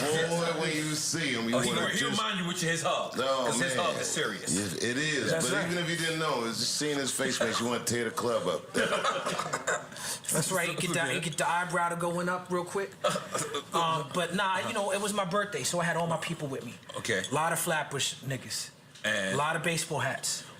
So when Kanye said, it's gonna be 12 niggas with baseball hats, I knew exactly which niggas he was talking about. You know what I'm saying? And we all on a group chat. We all, you know, you're a certain age, you on the group chat with your friends from back in the day. We on a group chat just laughing about this shit. Right. But you know, it was a moment that I had to have fun with it. Right. Because I got a lot of love for Kanye, and he seemed there was underlying context behind that. You know, it really had nothing to do with bars or Common or baseball hats or none of that. It had nothing to do with that. And so for me, there was a part of it. Go ahead. Let me say in the rip. Okay, good. Kanye got a huge platform. And I care, and you know, I'm like Marlo from The Wire. My name is my name. Right. You don't speak my name in no disrespectful way. That's how I feel. Right. And he got a huge platform, and I love him. And he's my friend, and he's my brother. So this was all I love that about you. very conflicting and difficult. Right. Which you've expressed on Drink Champs before. Right. Your love for Which him. is what, and to be real, me expressing that at Drink Champs is what he was responding to. Yes, it was. When he said what he had to say. Yes, it was. When I saw the documentary, and shout out to Cootie because I think he did a great job. No, it was amazing. But when I saw the documentary, there's moments in the documentary where me and Yasin Bey together with Kanye, and I'll be honest with you, my life was moving so fast at that time. A lot of shows, a lot of drinking, a lot of smoking, a lot of just rap. Hey, don't confess. Hey, it's a lot of shit. I'm watching this. Catch it, quality. Okay. I'm watching this documentary, and I don't remember those moments. And so, me not remembering those moments, I had to realize, well, if I don't even remember those moments until I had to see them on film, the people who wasn't there, they definitely don't know about that. So they don't have no context. So I have to stop even be considering the context of people who wasn't there. Right. You know what I'm saying? Like, for the people who was there, they know. You know what I'm saying? And that's what that documentary reminded me of. Okay, very briefly, I spoke to Consequence. Right? This is when the first episode dropped. By the way, this has nothing to do with this nigga Consequence, perfect teeth. Side note. So when I spoke to Consequence, I feel like that's gonna be trending. It's gonna be trending. So yeah, see. So when I spoke to Consequence, at first it seemed like he was, you know, a little disgruntled because people was using footage of him that was from early on, and then later on it seemed like it was like, all right, it was cool. But one of the footage from the Kanye documentary which you just brought up is you kept saying this guy is going to be the guy. Yeah, I did. Mom, not sure where to go this summer with her fam. Passes to explore everywhere on Skyscanner. Mom scores an epic deal to Finland. Mumsy and Skyscanner go coast to coast. Like, very confidently too. Yeah. I mean, I think you even said you was going to do a whole album together. Yeah, it's fairly obvious to me. Right. I mean, from the get-go, where that was headed, where it already was when we met him. I mean, he was an amazing producer. He had all the star quality. He was different. He challenged, in my opinion, a lot of the macho notion that's associated with hip-hop specifically. Like he even just said it recently, he said you won't do 4 years in college, but you do 25 to life. That's a disrespect to every gangster nigga in the world. No one even caught that. Wait, he said what? He said you won't. He said you won't. You won't do 4 years in college, but you do 25 to life. What he's trying to say is... Oh, I mean, this is very hood what I'm doing. Yeah, that's all good. Okay, do you have any dental? No, he's saying that where we place our value. Yeah, where you place our value. And then he also said millionaires wear chains. Like, it's also like, you dissing a millionaire. I've never heard this before. But I'm in. Who is dissing a millionaire? Kanye. Yeah. Which millionaire he dissed? All of us. He said millionaires wear chains. I had to tuck my shit. I'm tucking mine in there. Well, now you look ridiculous. Bring all that up. Millionaires wear high river fishing boots. Made out of nitro rubber. Right. I see what you're saying on the documentary, and I see what even Dave said when Dave said, like, you know, he was watching these clips with Kanye, and Kanye was said, I'm dope when I'm doing dope shit. But what I'm trying to get from you is, what was the actual thing that you knew that this guy was great? You listen to the beats. He did the truth for Beanie Siegel. So you talking about just the beats? I said, listen, if this guy is 50% as good rhyming as he is with them beats, well, this is it's a runaway hit. Right. I mean, Diamond D is another MC producer. Still Smells of Hip Hop is a classic. Pete Rock, who even just kind of like flirted with rhyming sometimes, but whenever he would do it, it was a pure thing. High Tech is the same way. Dilla's the same way. Pharrell. Yeah. Kanye just took it to the fullest, extension where he was like, no, and people weren't trying to accept Kanye because he didn't fit into the archetype of what has been sold as a solo rapper image. At that time. At that time. He changed the paradigm for what was possible in terms of an audience connecting with not just the music, but also an approach. I mean, the whole thing with the college dropout with the mascot, all that, it's like it's art. You know what I'm saying? It wasn't about him. I'm on the block doing this and this and that, but he made songs that appealed to everybody, no matter where you were. It was just good music. I mean, Good Life is not about some sort of macho posture. It's just dope, So that's what I appreciate about him. And I saw what Puff was doing with No Way Out. I was like, if that's working, and no, just Puff is not rhyming like Kanye. Puff is not even rhyming like Dr. Dre. Right.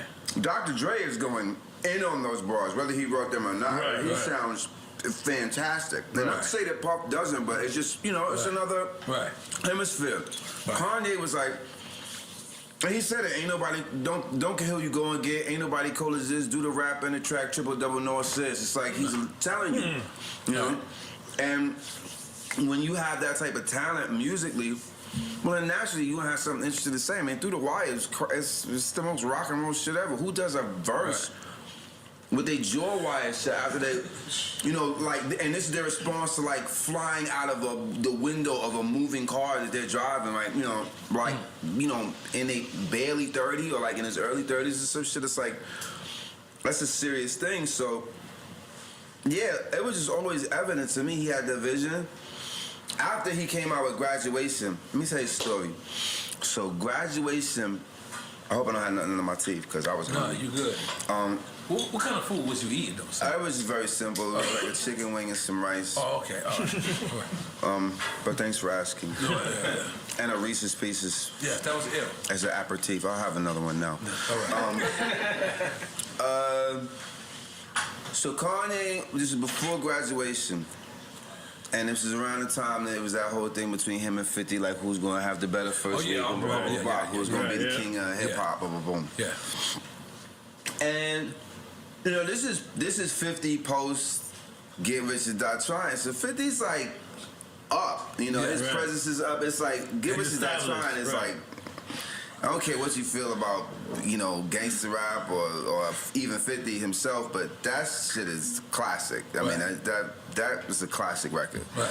So 50's up. Right. And he's loading up with another one, and nobody really knows what it's gonna be because people forget Power of the Dollar 50. Like when 50 was like spitting, 50 was on trying that to, album, sir. Yeah. Yes. So like 50 was like. I never got paid. It's cool. I'm not disgruntled. I feel you. That label never paid you? Hey, he still owes me a favor. Right on. I hear that. Favor bank. I hear Deposit it in That was the the favor label, bro. It wasn't him. Hey, man. Right. As a dermatologist and mom, I know the top two causes of diaper rash are moisture and mess, so our choice of diaper is critical. Huggies Skin Essentials is the first and only diaper with Skin Protect Liner. It helps to absorb moisture and lock away runny mess from baby skin. Hey man, Just let y'all see me finish. So it was that whole battle that they were very happy to have, but man. Kanye had a listening session that was in a movie theater. I'll never forget. It was right over there by Chelsea? No, it was like in the back of the old Def Jam building, like in the 40s and 50s, like just off there, like by where the Cats Theater is. You walk that block over, it's like 40. Oh, by Broadway. The Winter Garden. Yeah, by the Winter Garden. It's not Sony Studios, but it's like 49th and I think it's before 10, so it's like 9th. It's right there on the corner where that old Def Jam, the Universal used to say. Anyway, it was a local movie theater that was there. And what Kanye did is that you came into the movie theater, he had programs for like all of the songs and some of the lyrics and all of that. So caramel popcorn and edited visuals from anime movies that he liked and played that in sync to the music. The moment that he did that and the moment that I left there, I was like, Kanye wins. Right. I don't care what 50 Cent got in the tank. He is not beating this album at this time. It's just no way. It was so creative. It was, Good Morning. It was, Graduation is like, it's like a thriller moment that people actually appropriately appreciate, even for this. And they try to. I always feel like they try to hate on it because he really sold 1 million records in a day. I don't care what they say. I don't know shit about the space program. This is the battle between him and 50. They say he sold 900. His first day release. Not the first week. It's the first day. If I'm not mistaken, it's either first week or first day. I believe it's the first day. 50 sold 700,000 copies. This is before Spotify and all of this. We know. We physical sales. Physical sales. We dinosaurs too. Kanye sold 900,000 pieces, which means he sold 1 million pieces, and he don't want to say that.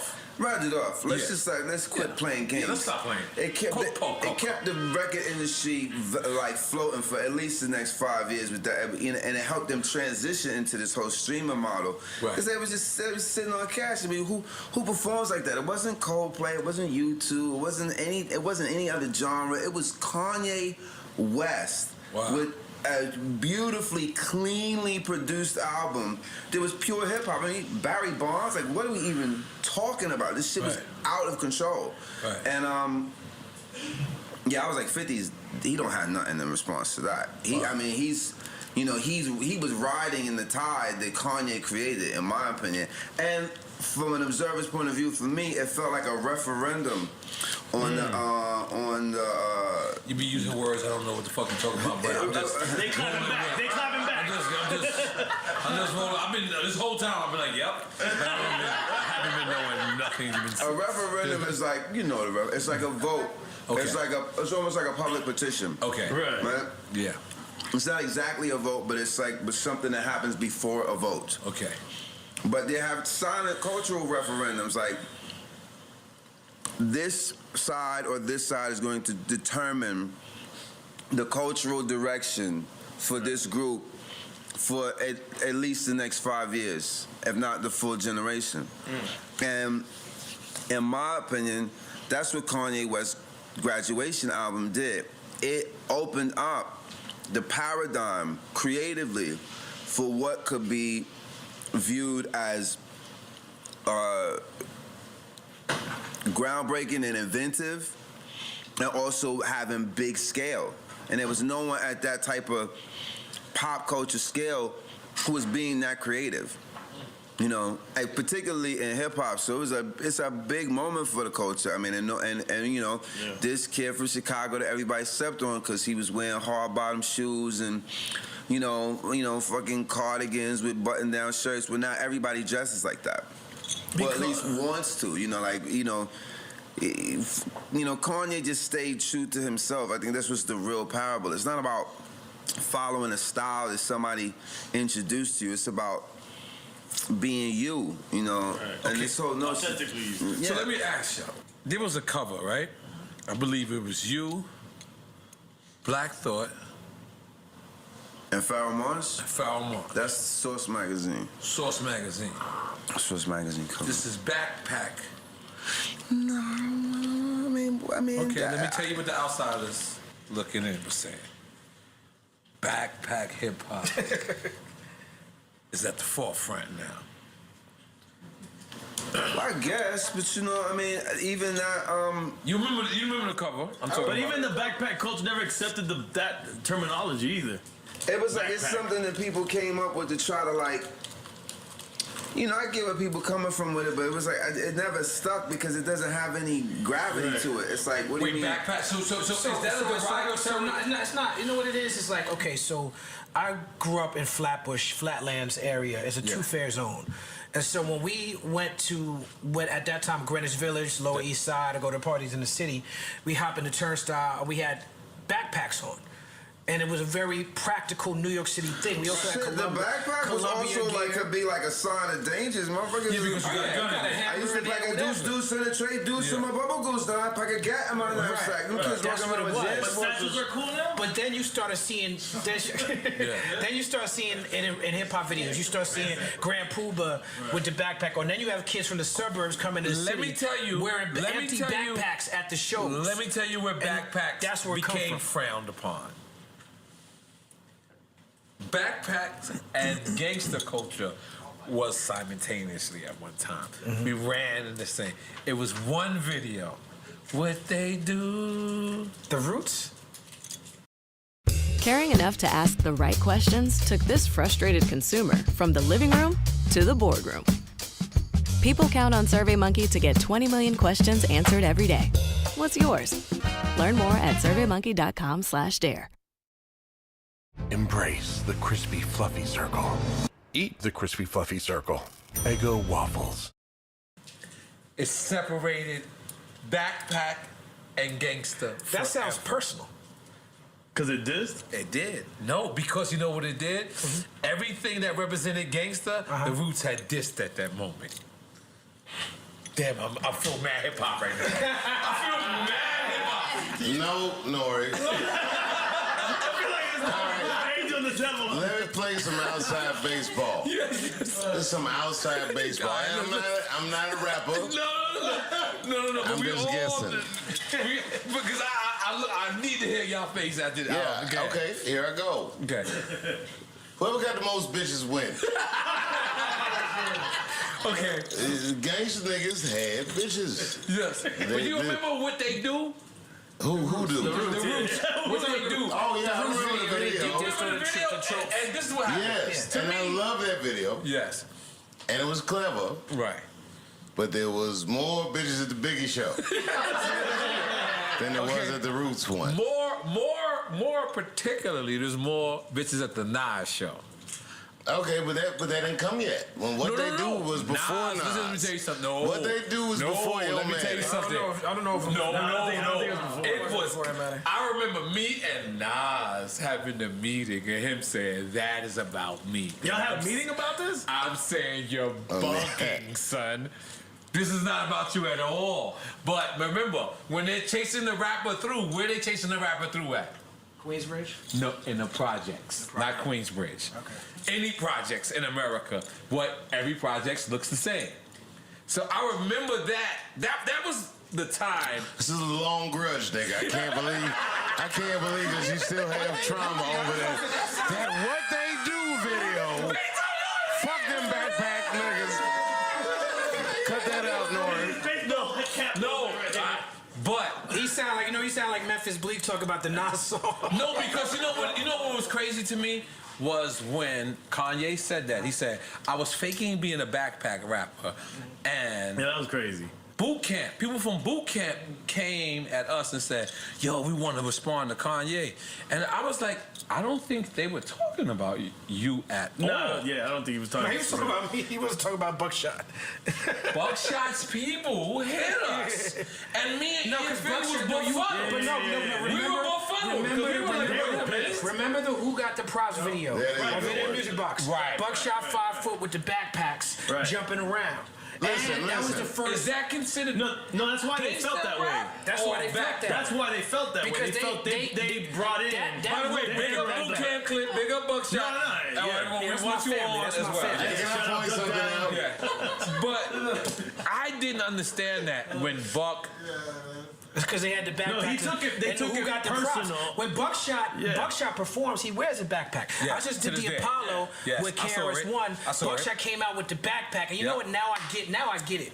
Now I get what he was doing. He came out with the backpack. He put the backpack on the ground, and he turned around like this. That's what he did. Now I understand what he was doing. Right. Who, Buckshot? Yeah. Yeah. He was making a statement. Right.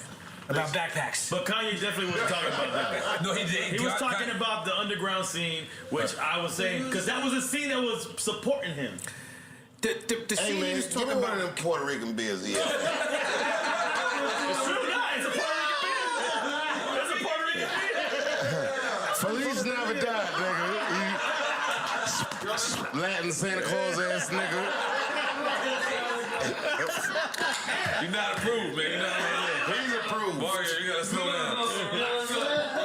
Hold on. Let's take a shot. You got a shot? Let's take a shot. Let's take a shot, man. Because listen, our show is about giving people their flowers. We want to give all three of y'all. Your show is flowers. about getting fucked up, and this is not a It's also about getting fucked up. So, Kanye said on your show that the Black Star album is the best album since Dark Fantasy. Yes. So let's talk more about that. Yes. Wait. Yes. He did say that. Now, I visited Kanye once. Let's take a shot. Cheers to him. You visited Kanye. The only reason we're talking about him is because he's our friend and he's a great guy. A superstar. Yes. Look, I went and visited him once in Wyoming. He played for me, what at the time he called Donda. Man, you might have to cut this out, but boy, I gotta say it. It was incredible. First bar on the record, I guess you had just played on the Black Star album. In the first bar on his album, he said, I just heard the new Black Star. Feels good to be a Black Star. Man, it was the old Kanye. It wasn't the old Kanye. It was the forever Kanye. Like, that was Kanye, man. He was just in the pocket. Now, he played this album. He raved about the Black Star album. And when Donda came out, not a single song he played for me that day was on it. But whatever that shit was that he played was incredible. Right. Yeah. I gotta tell you, from the outside looking in, and this includes you, Nori. Holy shit, I'm in. Listen, I remember wanting to tear the fucking cushions apart in a club when Super Thug came on. Shit. Chocolatey, peanut buttery, and oh dang, nougat's here? Oh, now it's a party. I'm not joking. Tear the cushions in the club. I'm not joking. I remember. Okay. When the first Black Star album came out, I had bought a Lexus at the time. It's quite the car. And I would bump that Black Star album all around Manhattan. Is this 1998, the first album? As soon as it best came year of my out, life. and I met this nigga like while it was happening. Man, you're Talib Kweli. When I met him, I didn't recognize him, and he was so mean. Everyone says you mean. Everyone says you mean. I'm the only one that can't relate. I'm fucking around. No, everyone says this about him. Not everybody says this. No, Tierra Wax said it. That's okay. Tierra Wax said it. Kweli is not mean, but he's Kweli. His eyes make you feel like he's judging you because he's so smart. Stop looking at me that way, smarty pants. That's what a stranger would say. It was a wild, serendipitous time. They were scoring a moment in my life, and I met them in the moment they were scoring. I've heard their music before I met them. Right. Oh, you're that guy I've been bumping in the car. Wow. Hip-hop was still like that back then. Wow, beautiful. Right. Everybody's trapping now. Yeah. But man, No, not everybody. We not trapped. No, you know what I mean. You heard that new Kendrick? No, I Did you heard see the video? the video. video's Yeah, crazy. it's beautiful. We love Because by the Kendrick. way, but there's real hip hop left, you're saying? Of course. Well, I mean, there's real everything left. There's real people alive all the time doing things. Yeah, you just gotta curate your own thing. You gotta be a conscious consumer. You don't have to, but it would be wise to be in charge of what you take in. Or not, we'll be fine. But it's not like we're like, whatever we have, whatever we need, we've always had. Everything that we need, we have now. That doesn't mean we don't want or even need more or things can't be better, but I'm very grateful to be alive today and to be who I am and doing what I'm doing. That shit was mad smart. Let's just make some noise for that. Nigga answered it the simplest, smartest way ever. No, it's just being, just natural. I mean, I'm not I'm not a genius about everything. Some What's your things. favorite country you visit? My favorite country to visit? Yeah. Switzerland? Well, How no. many people do you ask that question? Never. You never ask. Just this nigga. I know. Well, but I want to say, but then I don't want everybody to come. To that country. Anguilla? No. Where? No, it's Africa. Africa where? Yeah, East Africa. Keep going. You might as well keep going. Yeah. They start guessing. My favorite place that I visited so far in my life is Zanzibar. Zanzibar. Yeah. I've ate at a restaurant in 34th Street. Called Zanzibar. A lot of house music clubs. Not related, not related. He's on his Anthony Anderson. I went to Howard University for a party.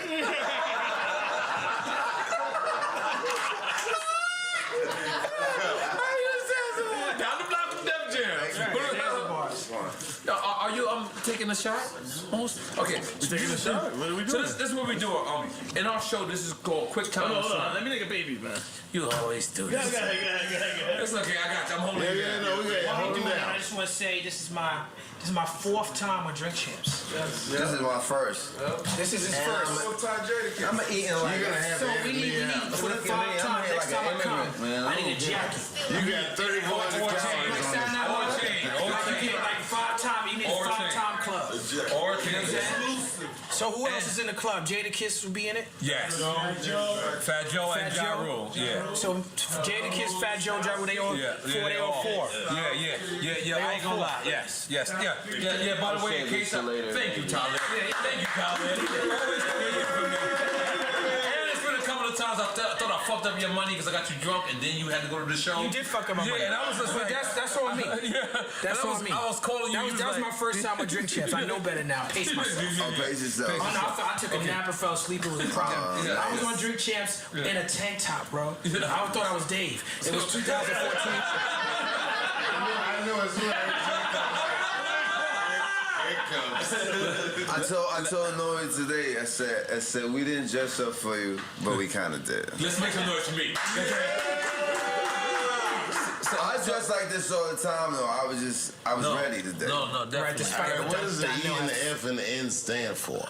My full name, Eric Fernando Nanciandi. I am Eric Fernando Nanciandi. Country Folks DJ Funky. For the glory of sports, be ready with high protein from Vector. Do you have 6 fingers? Yo, one of my favorite songs I ever did was with DJ EFN. Me and DJ EFN and Redman and Recognize. It's a great song, Paradise. Yeah, that's a dope record, dope video. Okay, Dave. We don't have one together. Yeah, we getting one together because we're doing a drink champ. This is Quick Time with Slime. Dave, you don't have to. This is just an answer. You don't have to say nothing. This is a multiple choice question. You played this game before, I right? played this before, yes. Let me give you some Japanese whiskey. All right, before we play this game. You want some Dominican Mama Juana? Fill up your shot glasses. Damn. So if y'all pick double, it's like hanging out with the devil. Yeah. Everybody fill your shot glass. I'm fucking around. I love that, by the way. No, I'm fucking with you. No, Nori, you was far from the devil. I fuck with you. You remember that night we met in Atlanta? Yes. And I ain't gonna lie, Dave, let me just tell you something. I told this story on Drink Champs, but I want to tell this to your face. This is what happened. I land in Atlanta. I have no time to go to see the real weed man. My driver sees me, my people, homie from the hood, his name is Murk. He's a great guy. Murk is a good dude. Murk tells me, I'm not sure about this bond that we got. So I got a choice either to go to the hotel, drop my bags off, and miss this money. I said, fuck it. We go straight to the show. We chilling. Unbeknownst to me, my favorite comedian in the world just walks through and says, "What's up, nigga?" I'm like, Dave can't be this cool. I'm like, "What's up, nigga?" And then he just and then he walks away, and I'm like, "Holy shit!" I said, "Yo, whenever he comes back, I gotta give him a drink." And they're like, "I don't think Dave drinks." I'm like, "I don't really give a fuck. I just gotta give him a drink because that's just really what the fuck I'm gonna do." So he walks back over, I give him a drink. and then I hand him a blunt. Yes, I didn't know that. And then I hand him a blunt. And this was like the most unsecure. You ever not put on enough deodorant?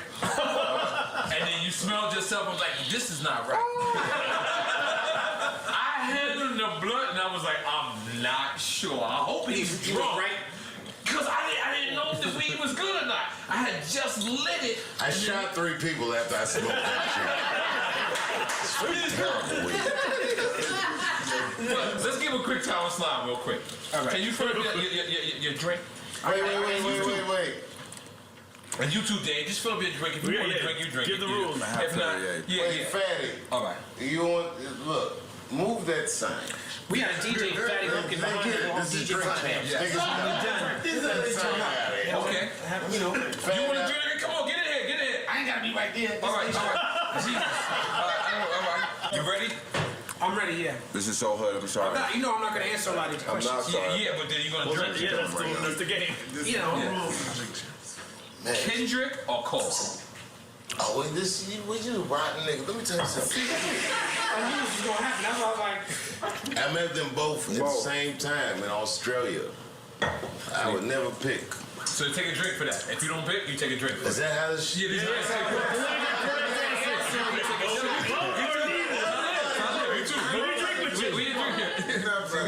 I'm gonna drink from my same cup. I'm gonna drink from the spirit. Cheers. Salud. 1, 2, 3. Alright, dale. Dale. Yo, pass this out to the homies. And Donnell, don't keep one for yourself. I got Okay, Donnell, this is for you. Chappelle shot glass. I got mine. Alright, this is for y'all. Cool G rap or Big Pun? G-Rap, man. You gotta give it to G-Rap. That's like saying Godfather. I love Pun too. But G-Rap. Absolutely. You know we love Pun. And you know what? I'm glad you brought that up because I gotta clear something up on Drink Champs. A long time ago, I had a bar and I said, you just a fat joke thinking you a Big Pun. And me personally, I think this is a great bar. Me too. But there was no Rap Genius and no internet back then, so I just now realized that for years, a lot of people thought I was saying, you just a fat Joe. Isn't the fat Joe, right? Thinking you a Big Pun. Which I would never say.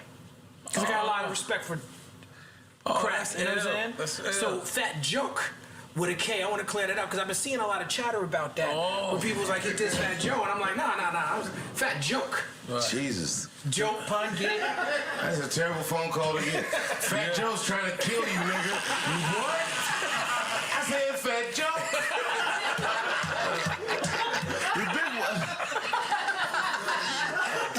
Jesus Christ. Terrifying. Quality of your life is terrifying. Nigga, stay off of Twitter.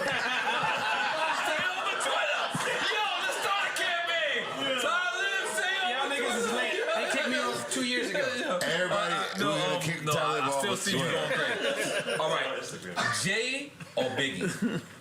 Oh man, take a shot. Yeah, man. Let's take a shot. All right, let's take a shot. Cheers. Or cheers. That's not fair.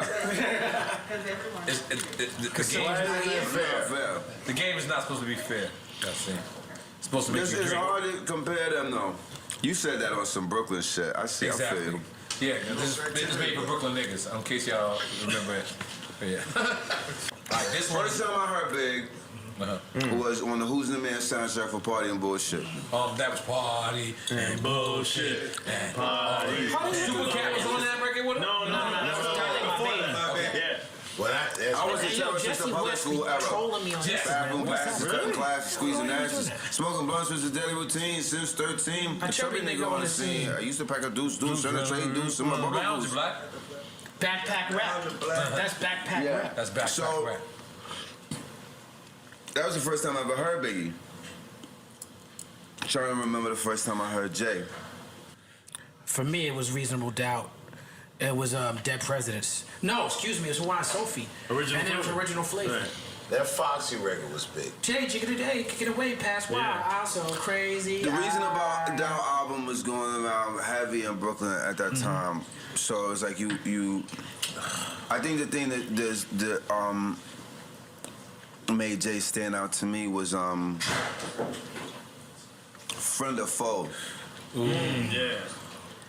And it was like a lot of, the singles and stuff. I was like, oh, this Friend of Foe shit is, this dude is different. Approaching it from See, for me, it was Live With Your Regrets. Ooh. It's regrets that made me be like, this is a problem. When I really became a Jay fan, not that I was always respected, but when Volume 3 would Come and Get Me. You know, my shit for Volume 3 was Dope Man. Modern day, the soul of Mumia in modern day times. When he said that, I said that's when it's converging. Big didn't live long enough. Jay's a whole other thing, but Big creatively, I mean, Give Me the Loot. I mean, Who Shot Ya? Big was I remember where I was when I heard Unbelievable. I was working with NBC on the piers, the Chelsea piers, and they had offices on the piers, and that shit was on the radio. That's a difference between you, y'all seen. Like, you're a real actor. I seen you play a doctor, and I believed you. I'm glad you did, but that's part of That's acting. There's something I wanted to go see you as a doctor. I went to see Monsters Ball. They told me Yasin Bey was in the movie, and I didn't even recognize him until 45 minutes in. Because you is a real actor. Man, I'm just a guy having a vegan burger right now. So is you not going to open a Yasin school of acting? No, like probably not. Like the dude from Zoolander? You don't remember he opened the school of Zoolander? What is this, a school for ants? You gotta open the Yasin Bey school for people who read niggas know how to play niggas. Niggas don't know how to play doctors. You gotta show niggas how to play doctors. It's like Kane, a school for MCing. For those who want to be in my field of thought. Then again, a second thought. Have MCs coming out selling those similar. It's quite confusing for you to remember the originator. And boy, do I hate him. Perpetrator. But I'm a traitor. Come on, we just doing that over here. I'm not hip-hop. No, but I'm dead serious. Cause you really know how to act. No, dead serious. Like, cause if they call me to play Shamik, you play Nori. From 40 Projects, I got that. You talking about State Property movie? Yeah, I got that. Hey, he was good in that shit. But if they tell me... Shamik just got busted his head 3 times. That's a Wu-Tang reference. I got But if you tell me to play... If you tell me to play Naughty Child... From Japan, I might not be able to... Naughty Child. But I'm like, you gonna come out there. I feel like you have the charisma and the desire. You want to be in movies, it feels like you want to make something. Right now, I'm good. I'm just gonna praise you, because you've been killing this shit. Well, mashallah, that's very kind. I mean, I try to do the best work I can. I've enjoyed it for a time. I don't know if I'll do it again, but we'll see. Oh, damn. You don't know if you're acting? Because you haven't done it for a while, right? Yeah. Wow. He quit. I can do other things. He retired. He made a whole statement. I appreciate it, and I'm grateful for the work that I've been able to do. Right. There are things and projects that I would like to do, but they take time to develop. They're more of a of a personal nature preference. So if they happen, great. If they don't, if something comes up interesting, then I'm available for and works out. Wasn't sure, but you know what your greatest acting debut besides when you was playing a doctor? You know what your other greatest acting debut is? I mean, not debut. Excuse me. Greatest acting period. Ask me what. What? Be kind, rewind. Oh, that's just dope. Jack, come on. You and Jack Black be creating the movies? I almost tried to do that.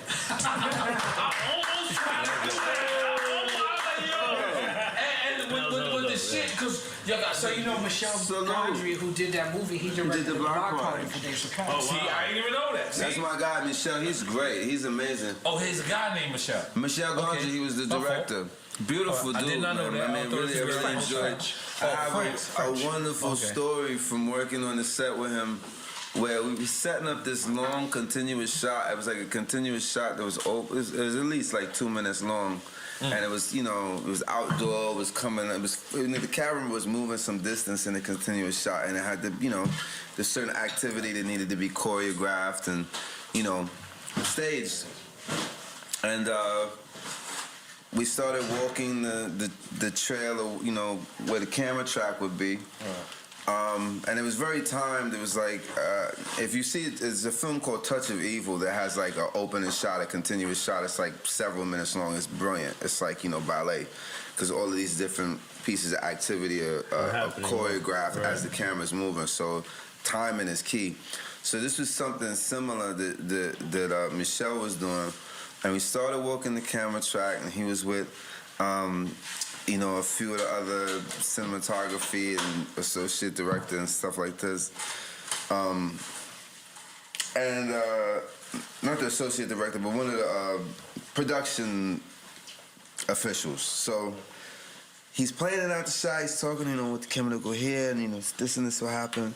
And then one of the assistant directors said, that's not gonna work, because of this, not. And Michel did something that I'll never forget. He stopped, he said a thick French accent, he goes, please, it is early in the morning. Do not tell me what I cannot do. He was like, we just started the day. You got the rest of the day to figure it out. Let me figure it out on my own before you, pour some cold water on my vision. And I'll never forget that he said, please, it is the beginning of the day. Do not tell me what I cannot do. Somebody give me a vegan burger too to go? All right, cool. Good. Yeah, but I enjoy making movies. I'm glad that people have enjoyed seeing them. If I get an opportunity to do it in the future, then great. What's your favorite movie you've done? Hour 35, that's a personal best. Let's go. Let's go. My favorite film that I've done, it's hard to say. I would say my two favorite films that I've worked on have been Be Kind Rewind and Hitchhiker's Guide to the Galaxy. It's a good one. That was that was amazing, actually. Thank you for all the fish. Yes. Yeah, that was an amazing experience because it was all shot on stage. It was like very little green screen. So all those huge Devogons, like they're actual, like people inside of them operating. It was like I really enjoyed that. And I like the relationships that I developed on the Italian Job. Italian Job was fun. Italian Job. Bamboozle was historic too. That was I really enjoyed working with Spike. And Charlie Baltimore was in that. It was some, DJ Mouse, Mouse is ill. Recipes to Mom's Schemer. Yeah, Mom. It was a thing. MC Search, who's in the Mouse with some strange Jada. And it was the first major film that had been shot on digital camera. That's and right. At that time, it was like new. That's right. Jada Pinkett people Smith, were like Tommy mad at him. They were like, "This is not quality film. This is shot on digital." Crazy. And blah blah blah. Damon Wayans. Yeah. It's amazing. Michael Rappaport. You guys don't think about merging the two worlds, the music and the cinema, because of your background and bringing that together. Like Black Star. I mean, like to do something. How Outkast got the movie that if it's something organic, for me, I don't really. Of course, I think in those terms, in terms of awareness of capabilities, but I don't really create entertainment products per se. As products. No, I just don't have that type of, and I'm not down in it. There's some people who do it and they're really good at that, but that's never been. So when you create, you're not thinking this thing is a commodity that's sold and. I'm aware of that, but I'm not focused on that. That's not the thing. The art, it is what it is. Because you worked with Eddie Murphy and Robert De Niro on Showtime. Yeah, I did. And they shot your crib up too. They did shoot my crib. Be clear on what that means. That's an underrated movie. That's an underrated movie. Eddie Murphy was very super cool to me. It was crazy. It came up as a last minute kind of. casting, and I had met him briefly before. It was the only time that I met somebody.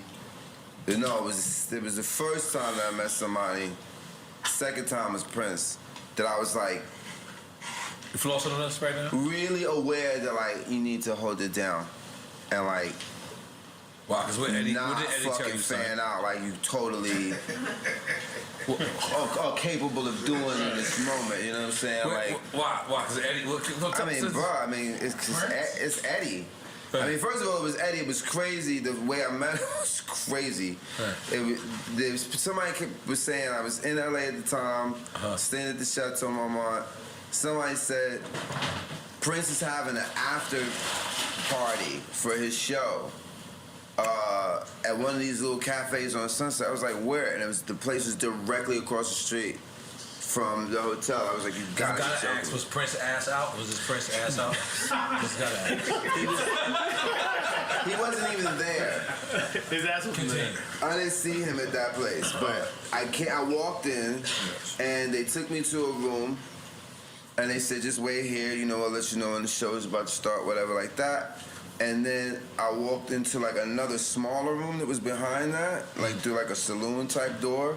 It wasn't like with the bottom and the top was out, but it was like, like a swing door. And I pushed the door open and I see a woman, very attractive, Eddie Murphy, and another woman, attractive woman. And it was just them sitting there, like in this small room, like like a bench seating on both sides.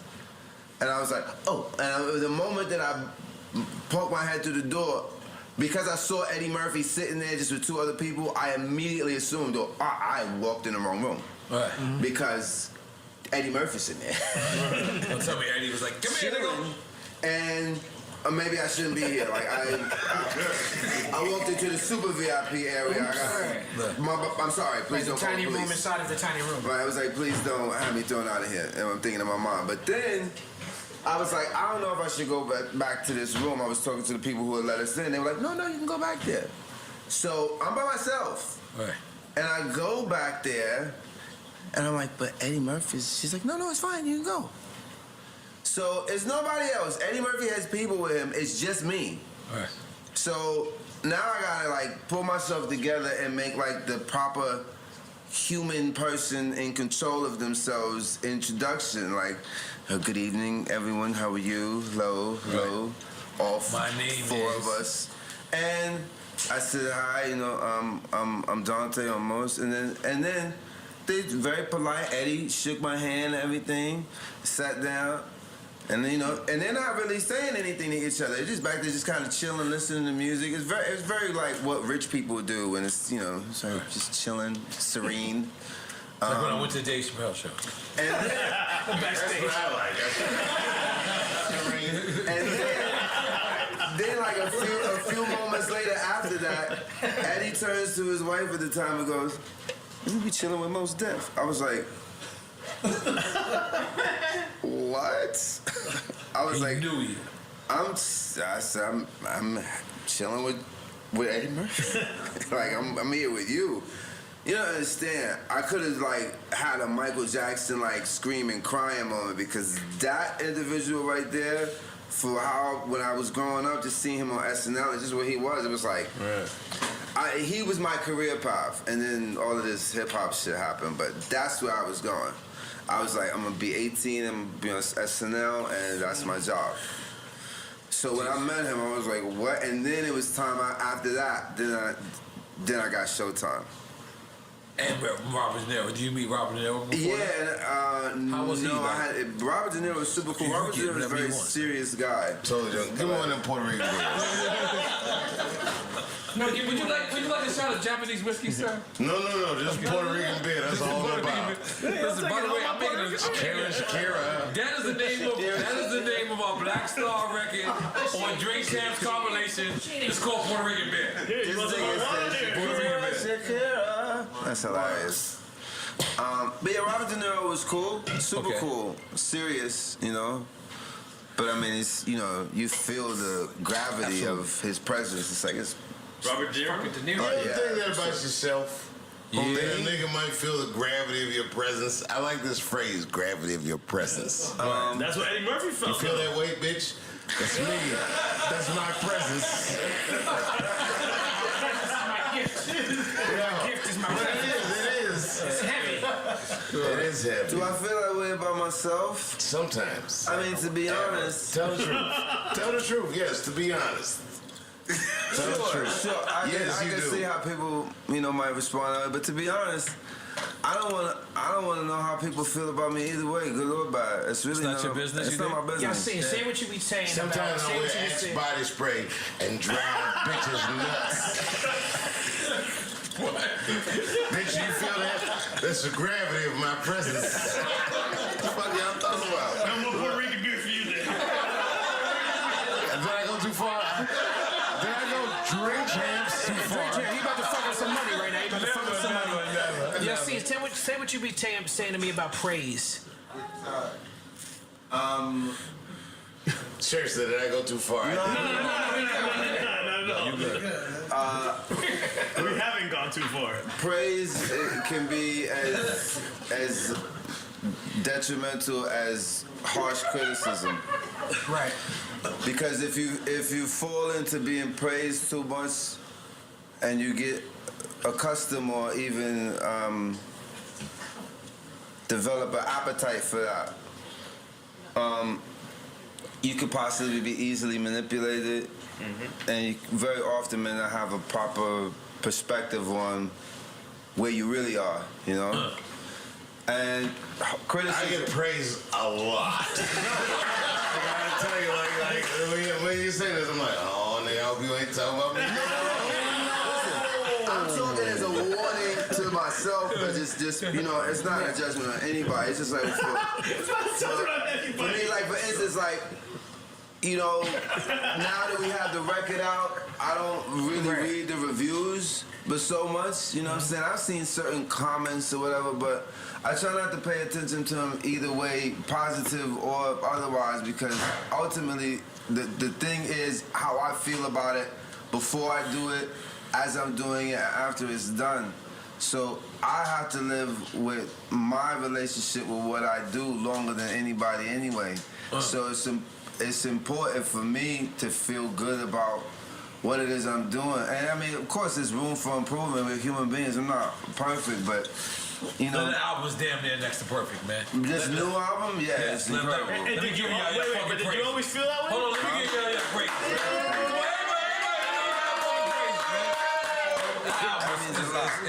Did you always feel that way about creating that? I was always amazed by people who were able to do it professionally and not have to do anything else. And to me, that was the entire victory. If you could get to do this, to be an artist, to be a creator professionally without having to have a secondary gig that you may or may not like, and that you're only doing, to like keep the lights on, so to speak. To me, that was the whole magic trick, so to speak, and not even the trick, but like that was the drink. The measure of success, because it means that it's something that you are good at doing, that you enjoy doing, that you can get to do on a like earned daily bread level. That's like no short feat. I remember when Drake said that rappers when they rap to pay their bills shit, and I don't like this shit not even a little bit. And I thought about that. I was like, if anybody could rap good enough to get one bill paid. Like, if somebody say, like, oh, what's your phone bill or what's your cable bill or whatever, they'd be like, no, don't worry about it. I put in 16 bars a month and then, they just cover my cable. You're like, damn, that's pretty good. They made it. I mean, they may not have made it, but you rhyme good enough to get a bill paid where somebody will accept your creative work as currency. It's fucking incredible to me. You know what I'm saying? I was going to say, I'm a pacifist. I stabbed a nigga once when I was listening to Super Thug. That's a really good record. Let's make some noise for that. Allegedly. Allegedly. Okay, hold on, let's finish this. I forgot we go quick time line. Okay. We back to that? High tech or primo? Oh, come on, man. Stop that. Oh, Stop that. Take a shot. Take a shot. No. I'm not taking a shot. I'm not taking a shot. I'm answering this question. Answer the question. Take a shot. I'm answering this question. Okay. Man, nigga, you was drunk. Listen, DJ Premier is... That's my DJ twin. Premier. That's my twin. First of all, that's my twin. Primo. That's my twin. That was fire. You know what I'm saying? You took a shot anyways. That's my twin. But High Tech is my favorite producer. Ooh. High Tech from Cincinnati, Ohio, right down the road. Not Madlib. Madlib is very good. I love High Tech. High Tech is my favorite producer. Primo. You taking a shot? No, we're not taking a shot because we answered his question. Well, give Dave a shot. He said Primo. Let's drink. Yes, nigga, give me a shot. This is MC level talk. I will say this. There is no High Tech without Primo. That's true. Absolutely. All right, but I just gotta say, because High Tech, we did this Black Star. High Tech is incredible. We did this Black Star with Madlib, and Madlib we did this whole album with Madlib. Right. Nobody has done a whole Black Star album except for Madlib. But High Tech did 80% of that first Black Star album. And High Tech did the whole Reflection Eternal album. And people didn't hear my voice until I rapped on those High Tech beats. Goddamn, let's make some noise. Yeah, High Tech is a master. I mean, that's a really hard one. I mean, it's like, you know, it's Primo, it's Gangstar, it's like, you know, it's just another level. But, you know, they're definitely in the echelon together. My answer from bias. No, it's a personal bias. However you want to answer. Personal bias. So let me ask you this one. 'Cause I think you met them both, and I think you met them both. And I'm not sure if you met them both. MJ or Prince? I met them both. Make some noise for Prince. Come on, everybody. But these are hard things. Did you know that he worked with Michael Jackson? And Prince and Michael Jackson might not be apples to apples. Wait, what? Ask him about that. Prince and Michael Jackson might not be apples to apples. Yeah, you worked with Michael Jackson? Yeah, it was on a video called Ghost. It was like it was like Thriller, like 10 or 15 years later, and he was playing, it's like one of these epic videos for one of his songs, and I played one of the cast members in it, and yeah, I got to see him do his choreography, like, yeah, live. I was like 19. Jeez. And they shot it in LA. That's like, well, you know, when you say Prince and Michael Jackson, I'll tell you this story. Tell us the story. I was on tour 2009. It was the Ecstatic. My last album that I put out first came out, and I was on tour. And the first date was in Minneapolis, and Jay Electronica was on that tour with me. And the album had come out in June. We were on tour in August. It was our first date on the tour. We do the show. The show is good. People are with us, but it was also like the record was new. It was our first day on tour. Everybody kind of, you know how you could just kind of like still working out the kinks, so to speak, you know? So the show ends, we backstage, dude comes back. He's a little, you know, like toasty, and he's like, yo, I'll DJ for Prince, and man, Prince would really meet you. And we was like, okay, all right, local winos, and drive safely. But he just kept lingering around, like, you know, we was there for like an hour more after the show, just kind of kicking it, and every 10, 15 minutes, this dude would come back. Yo, Prince really want to meet you, man. Prince really want to meet you. He's like, okay, crazy guy, we're leaving now. You drive safe. So, go to the hotel. It's like maybe 2:30 in the morning. All I want to do is go to the hotel and sleep, right? After the show, because we got to get on the bus in the morning. It's, you know the drill. Yes. Prince comes out. No. Okay. So we in the W or someplace like this, and I'm laying out on the bed. I haven't pulled the sheets back, only took off my shoes. Right. I'm laid out, like Little Rascal style on the bed.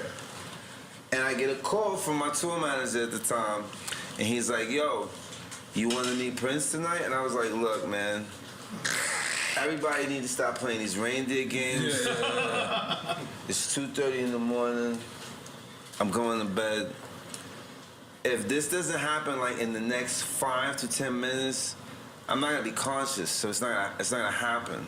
Right. So, good night, and tell Prince that I said hello. Laid out, radio silence. 5 minutes later, straight up 5 minutes later, and I'm like, what are you talking about? Pick up the phone, my guy goes, you ready? I'm like, yeah, bet, I'm ready, because I want to see you make us see Prince to the 2:45 in the morning, because right, now you got to show me. Right. So I walk downstairs, so it's 3 o'clock in the morning. I'm walking in the corridor to the side exit of the hotel, and I see a man standing outside with the black suits, perfectly pressed, white shirt, black tie. He's standing with his hands folded in front of a perfectly, gleamingly polished Ford Focus. This shit is shining like it's a fucking double R Bentley coupe with the fucking black, I'll never forget this, black with the white leather seats. And when I saw them white leather seats on that fucking brilliantly polished black Ford Focus, like a company corporate car, I was like, I think we're either going to see the biggest drug dealer in Minnesota or we're going to see Prince. Well, 20 minutes later, I'm looking at the motorcycle from Purple Rain. Does he have a blouse on? A blouse? No. Is it a He blouse? doesn't have a blouse on. Trying to describe the situation. A blouse? Yeah, like he had a tunic. It's a callback. He had a tunic on around? Yeah, he had on some custom made shit. He had on Prince clothes. Oh, respect the Prince We walked in, there was a dude with a giant chef hat. It was like, y'all want some cookies? I was like, it's 3 o'clock in the morning. Who even has a chef on at 3 o'clock in the morning? That got cookies at There's that. like, would you want some cookies? And we were like, yeah, we'll take some cookies. And brought out a tray of perfectly baked warm chocolate cookies. They were There's context to the story. You love cookies. This is the new Chappelle show. So, this is the new Chappelle show skit we walk right here. in, it's like an airplane hangar, and it's 3 in the morning. He's got a full band on stage. They're playing. There's nobody in the hangar. It's like maybe half a dozen people. I have better parties. I have better parties. It's not a competition, Dave. No, I love Prince. He was on stage, and then I'm saying that story in relation to Michael Jackson. He plays a whole set. It's incredible. We're stunned. He says you can clap. You got in for free. Right, and right. This is what he says to us. And then he ends the set, and this was like no more than 40 days after Michael Jackson had died. Right? Oh, shit. He plays I Wanna Be Where You Are. Instrumental. No vocals. The band plays it. Prince on guitar. Stayed away too long. Prince did this. And he talking to Michael Jackson, you said? No, he did it as a... I got to take a pee now. No, drinks has that Nord. We recently see you get back your Netflix. Excuse me, not the Netflix. Well, it was through Netflix. The Chappelle Show. I'm right now trying to buy my my first 2 albums, and they're actually complying with me. Daylight just did it too. Yep. I'm on the same label. Oh, that's right. Shit. Yeah. Yes, I'm on the same label with Tommy Daylight. Boy, ultimately. Tommy Yeah. Boy, yes. How was that day for people that are artists, you know, whether it's a comedian, whether it's a, you know, come in and not know the deals that they sign and retracting those deals? How was it for you? Man, look, Nori. Yeah. In all honesty, this is a complicated discussion. Right.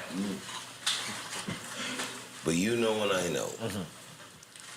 Yeah, we shouldn't say much more than that right now. Right. But I know you know. Right. And you know I know. Yes. That says a lot. Mad genius. It's a lot there, y'all. Black Star releases album in a way that nobody released the album before. Yes. Yes. Because they know too. Yes. What do we know? We need to own our own. Whatever we know, man, we know. Right. Don't let it be known. This is what I call expensive knowledge. What you had to go through to know what you know. In this regard, that's a tough one. Right. So look, we all had to take. Right. We know. Yeah, we know. Yes. And And there's confidence in knowing. Right. And listen, this is the only career we got. I think we're all protecting something. There's a certain artistic truth that we have to be true to. We're true to our muse. This is why I love this Black Star record. 24 years and they dropped like it's nothing. And still sound as young as they did when they started. As sharp as they did, excuse me. And the ill bars, the album's called No Fear Time. What's young? Right. I was me the whole time. I can remember, if I think back, how 8-year-old me felt at this time or that time. You close your eyes, you can see it. I was me the whole time in the bar. I was me the whole time. Hey, listen. Whatever happened will happen. Whatever will happen. But man, what a moment. I'm doing the Drink Champs in Yellow Springs, Ohio. With Mos Def and Talib Kweli. Nigga, we all need extra pages in our passports. Yes. Because we are those kinds of niggas. Yes, we are. We travel this world. Yes, we are. You see how everyone does it. And here we all are in the middle of nowhere, being us. Feels good, man. Listen, the fact that they did this album on Luminary is a bar. The fact that I get to touch this process like this is an honor. The fact that you are here doing Drink Champs, nigga, this is for the culture. Yes,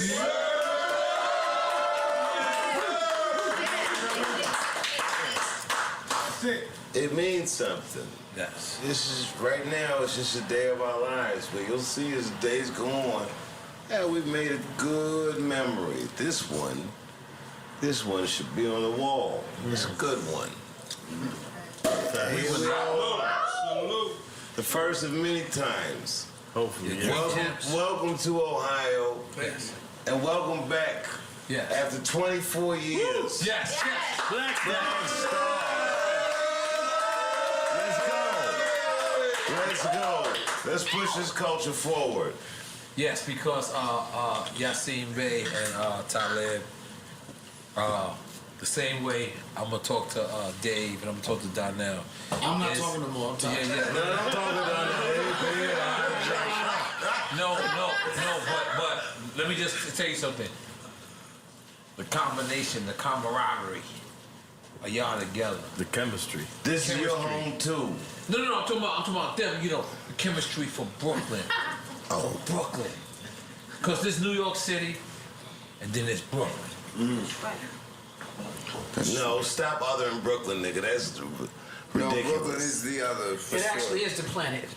No, I disagree. I disagree too, but I want to pick him up. As a tourist. We all 718 together. As a tourist. 718, Brooklyn bears the brunt of the population of New York City. Yes. That's just the facts. Now, if that's changed in recent years, unbeknownst to me, if there's a more populous city in New York City, in the boroughs right now, then I stand to be corrected. But as far as I know, as far as I'm aware, the majority of people live in New York City, live in Brooklyn, New York.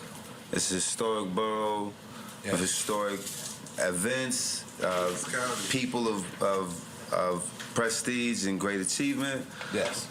From all areas, legal and illicit.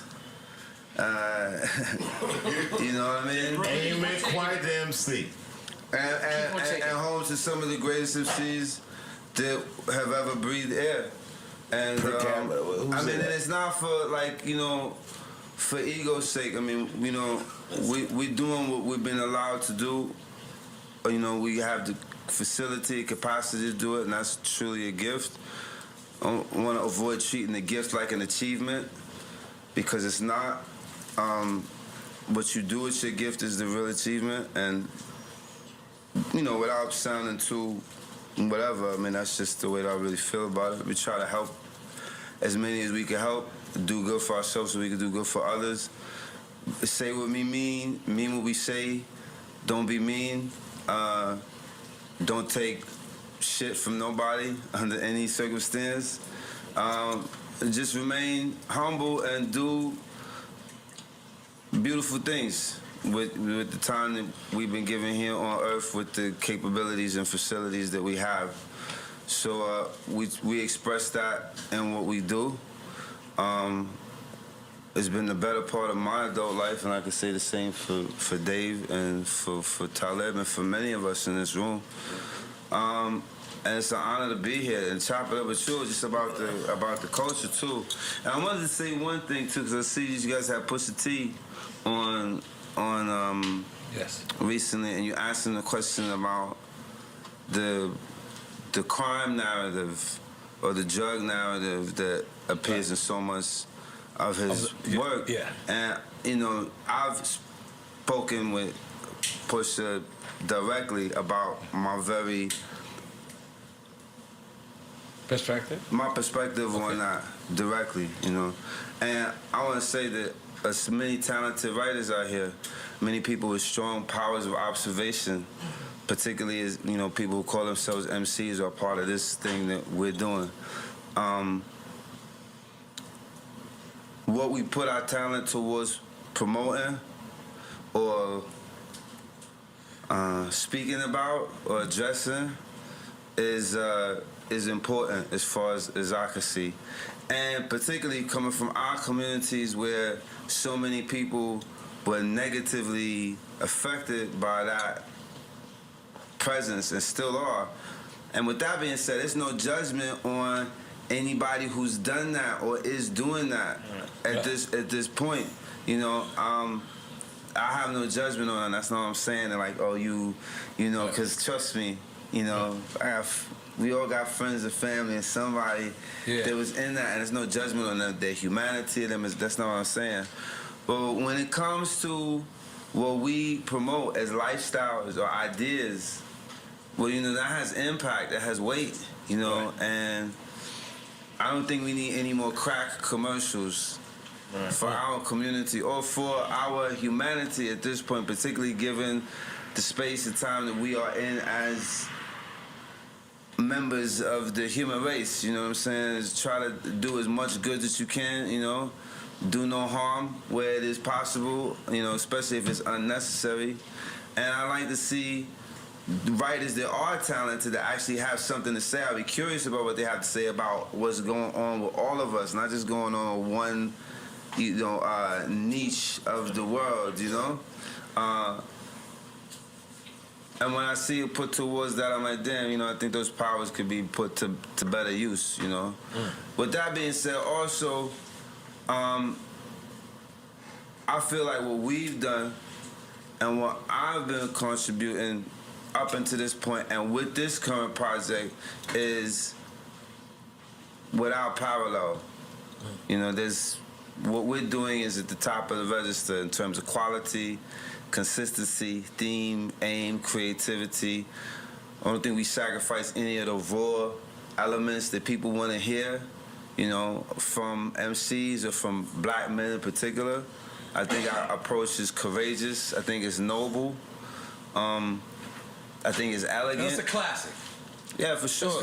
Don't stop avoiding that word. No, classic. but it's a classic because it embodies all of those elements. Yes. You know what I'm saying? And it's well crafted as well as any well crafted classic material. So some people may be in doubt of that. Some people may not recognize that right now. Not real hip hop. Yeah, or real this people. is real hip hop. Right. You're not talking to the yallas. You're talking to yallas. Oh no, I think even the yallas know. Yeah. What's in the Yondays? What's the name? Yonders. Yonders is our cousins. We're the Yallas and the Yondays. Yeah. You know what I'm saying? Our cousins. But look, let me just tell y'all something, man. Because like I told you, our show was about giving people their flowers, showing people they love. Thank y'all so much. Oh, thank you. Three man. of you brothers, because you know what it is. The thing about it is, now it's cool to give people their flowers, but we invented it. Right. We the ones that say, you know what? It's cool to make sure everyone knows that this hoodie's a super cape. Mm. This hoodie's a cape. Oh, let me shout out my man Earl Sweatshirt. Shout out my man Navy Blue. Shout out to Wiki. Shout out to anybody hanging out with Earl right now. That's Action Bronson. That's Alchemist. Don't let me leave out. Shout out to Kendrick. Yeah. A shout out to Amadi Fela and Deani Ashe, two of my favorite artists out right now, and my children. See, and shout out to Arm & Hammer. Arm & Hammer? Shout out to Arm & And Hammer. Amadi Fela, my son, is on that Arm & Hammer album. Arm & Hammer cooking coke? Nah. That's cocaine. Arm & Hammer, the group out of New York. Billy Woods. I know cocaine when I hear it. No, Arm & Hammer. Inositol. Oh, that's bigger somewhere. I'm aware. That Arm & Hammer. So look, let me just thank y'all once again, man, because we really, our culture limits the way of how we big each other up. Oh, shout out to Car. Shout out to Brownsville Car and Preservation. Shout out to Brownsville Car. Mount Homie, but shout out to Brownsville Car. That's that. Wow. Yeah, it's Most definitely, we're gonna take a shot. That's a lot of Puerto Rican beer, by the way. Yeah. You want another one? No. Are you gonna take one last shot? Dave, we're gonna take one last shot. We out of here. Yo, Talib, we taking one last shot. We out of here. Let's take a You want? Look, Dave, you gotta do this. Just do it for the culture. Come on. Look, here's no EMP. Just do it I'm for gonna the be culture. honest, that's voodoo. What is it? You're going Mexican to kill.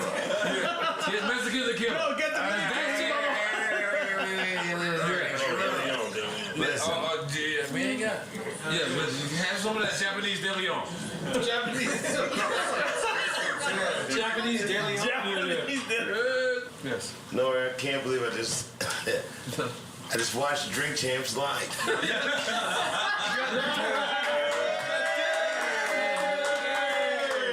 Yo, it's not the last time. This is what it is. Yes. Yo, listen, I'm not gonna lie. We about to take over the rent of the shack because we come in here every once in a month and interviewing like Marlon Manson or somebody. Yeah. We interviewing like Marlon Manson. You know what I'm talking about? Sammy Sosa. After he turned white and shit, we gonna interview this nigga right here. Sammy Sosa. Y'all ready? Yeah, salud. Sammy Sosa is somewhere listening to this like, that's fucked up. It's true, you know. Salud, let's take this down. We get some drops and we rip. We did. Let's make some fucking...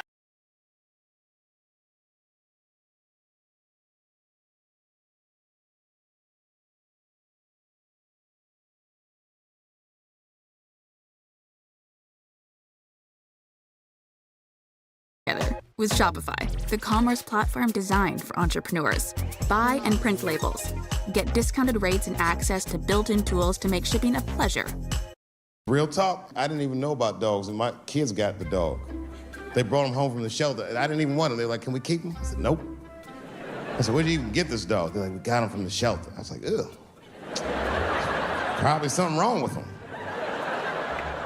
Can't keep him. And then my kids started crying and screaming like the dog had gambling debts. Please, Dad, if you don't let us keep him, they're gonna kill him. I was like,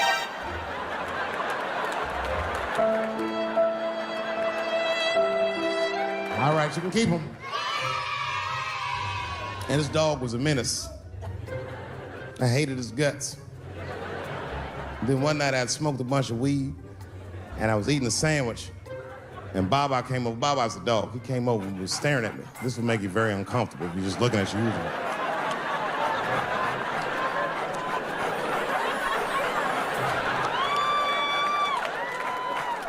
I had to give him a piece of my sandwich so he'd go away. And that's how we became friends. Now, if you see me walking down the street with Baba, I ain't got no leash or nothing. He walks right next to me. If I stop, he'll stop. And if I go, he'll go. And all my friends are like, yo, Dave, that is dope. How you train Baba to do that? I've never trained Baba. I'm just a messy eater. If I drop food and Baba's not around, all I gotta do is call him. Baba! He's a black dude's dog, so he doesn't come right away. He peeks first to see what's going on.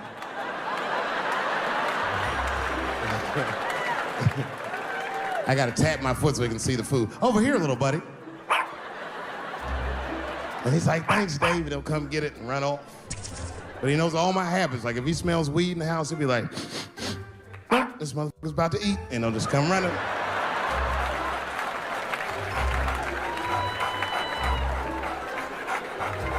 Baba got me through a very difficult time in my marriage. We spend the most time together. Like, it's not that me and my wife don't spend time together, but we've been married so long, it's like we don't talk like, I don't know if anyone's married here, but if after 10 years, all that chatty shit goes away. You've said it all. You know what I mean? It's just, yeah, we're just in the zone. She says the same shit to me every night before she goes to bed. I'll be the last one up. She's like, I'm gonna get some sleep, Dave. Good night. All right, babe, we'll stay up and watch television. Good night. And she'll walk halfway up the steps. David? Don't eat the kids' lunch. And then she walks away.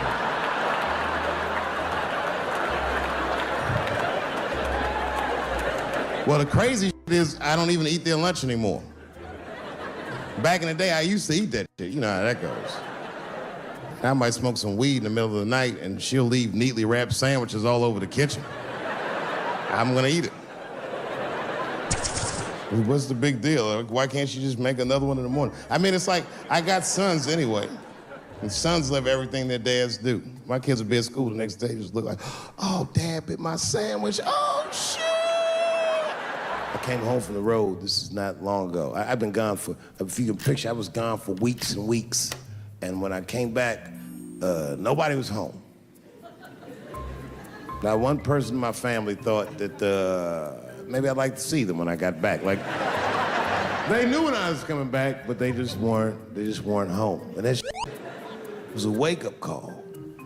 You know, like when my kids were little and the tour bus would pull up to the house, these motherfuckers would spill out. Dad is home, hooray! And they'd hug me and kiss me, and then as the years went on, they'd get less interested. Hey, everybody.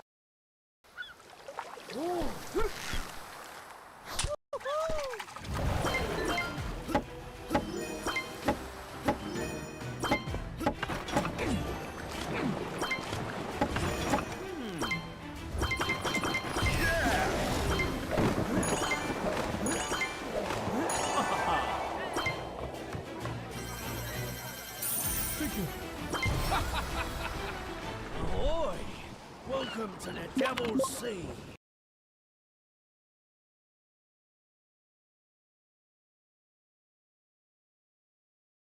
This Instagram tactic hack is helping me get back my time. What I'm about to share with you is how my team and I shave off hours of sales and customer support time, plus how we get crazy click-through rates of 15 to 20%. To do so, I'm gonna take you behind the scenes into our ManyChat account, which is where I set up these automations. This automation right here, and if people commented the word jobs on my reel, then I was able to automatically DM them the link. It ran 424 times. Everybody, look, it's Mr. Promises back from the road.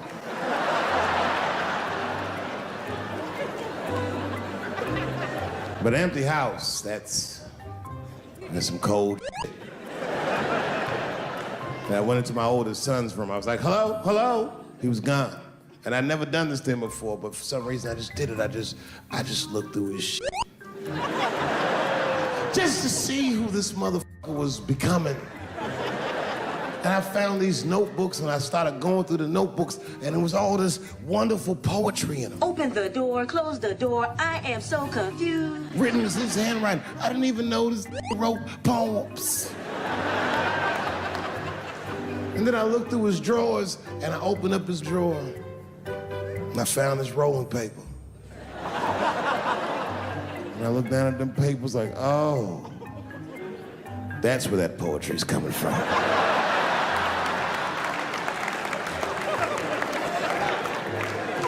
And that shit broke my heart. I mean, I smoked weed, but I mourned my son's innocence. And I cried a little bit. And I took his papers upstairs to my room. Rolled some weed that I'd hid from the family. And I got really high. And then I got paranoid, so I put his papers back how I found them. So he wouldn't know what I was up to.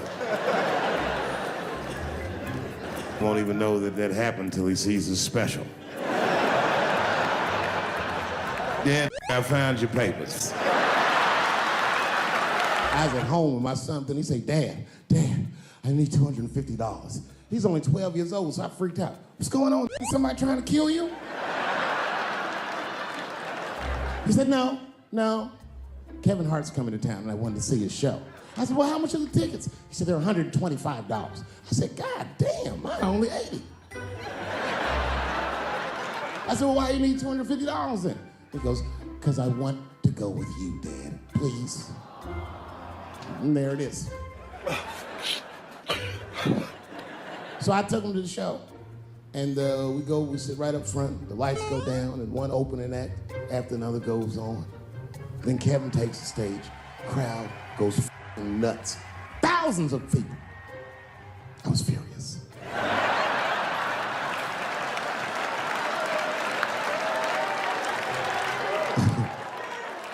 The longer the show went on, the madder I got.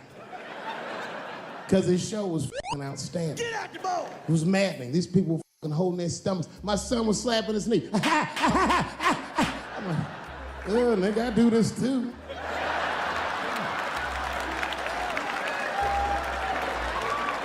Kevin says, good night. The crowd goes crazy. And then everyone starts walking to his door and the lights come on. And then my son is just standing there looking at an empty stage. People are pushing past me and nobody's recognizing me. I'm like, man, this place f***ing sucks. I said, come on, son, let's get out of here. And then my son looks back at me and he says, Dad, please, I have to meet him. I was like, oh my God. So I took him backstage. I've known Kevin for years, but can you believe I was scared to knock on his dressing room door? I almost said, son, I haven't seen him for a long time, but and one of Kevin's goons opened the door. Hey, what's up, Dave Chappelle? What you doing, man? It's good to see you, brother. What you doing in this area? This is a terrible area. Yeah, actually, I live around here. Listen.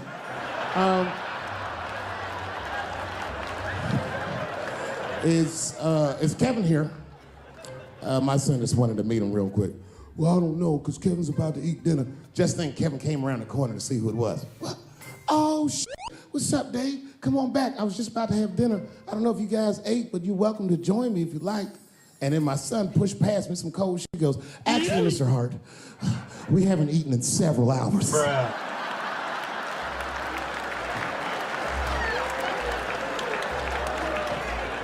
Man, Kevin took us into his back room. This guy had a f***ing spread. It was Tuesday night. This motherfucker was having Sunday dinner. It was steaks, chops, corn with butter all over it. My son was eating all fast, embarrassed me. I was like, slow down, son.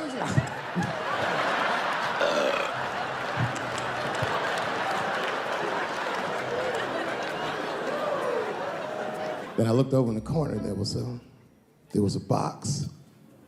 Custom-made jerseys for the local team. Each one was hand-stitched, and on the back, they stitched on the K Hart. Kevin saw me staring at that box, and he went over and grabbed one of them jerseys, and he walked right to my son. He said, hey, little man, I want you to have this. And my son was like, thanks, Mr. Hart. This is when I got mad. He goes, if your father ever makes you mad, put that on. And he walked out.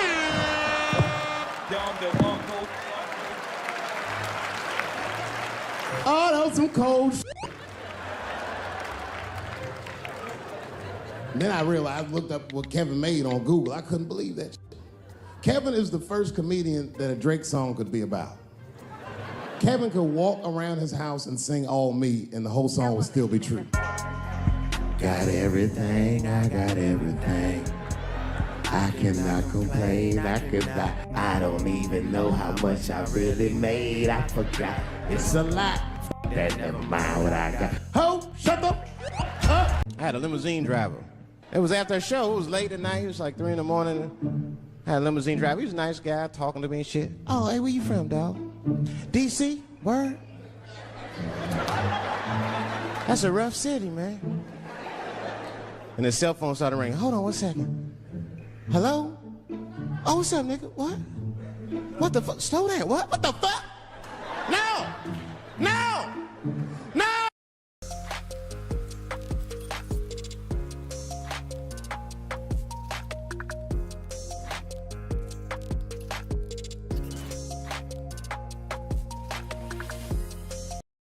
This is hands down one of the best ways of starting an online business. I am, of course, talking about GoDaddy Aero. All I have to do is type in my business idea and it'll give me a list of relevant domains. Once I've registered my perfect domain, I'll use GoDaddy Aero to create a logo and a coming soon page, both of which I can easily customize. I first used GoDaddy more than 10 years ago and I always highly recommend their services. But their new AI experience is a real game changer.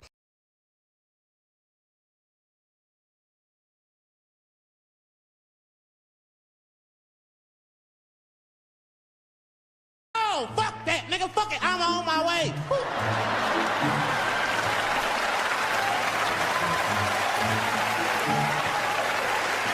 Hey, I gotta make a stop real quick. At 3 o'clock in the morning, I didn't know he was taking me to the ghetto at first. I started looking out the window, I was like, what the fuck, is gun store, liquor store, gun store, where the fuck are you taking me? This don't look good.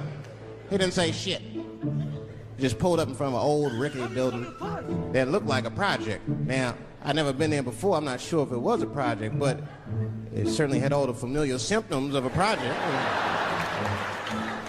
A fucking crackhead ran this way.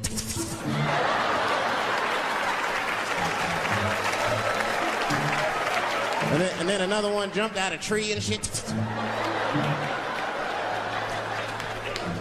The driver said, I'll be right back. And left me. Took the keys with him and just left me. At 3 o'clock in the morning, in front of a project, in a fucking limousine. This was not good. I was like, man, I gotta look around and see if I can see some landmarks and figure out where I'm at. Might have to escape on foot. Now, this is when I knew I was in a bad neighborhood. You only see this in the worst neighborhoods. Remember, it's 3 o'clock in the morning. It's 3 o'clock in the morning. I look out the window. There was a fucking baby standing on a corner. Look at this. And the baby didn't even look scared. He was just standing there. What the fuck?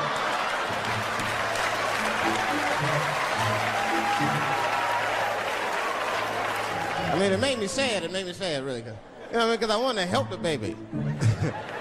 I was like, I don't trust you either. I'm sorry. Click. Click. The old baby on the corner trick, eh? Not gonna fall for that shit. Where's this limousine driver? You know, I start feeling bad.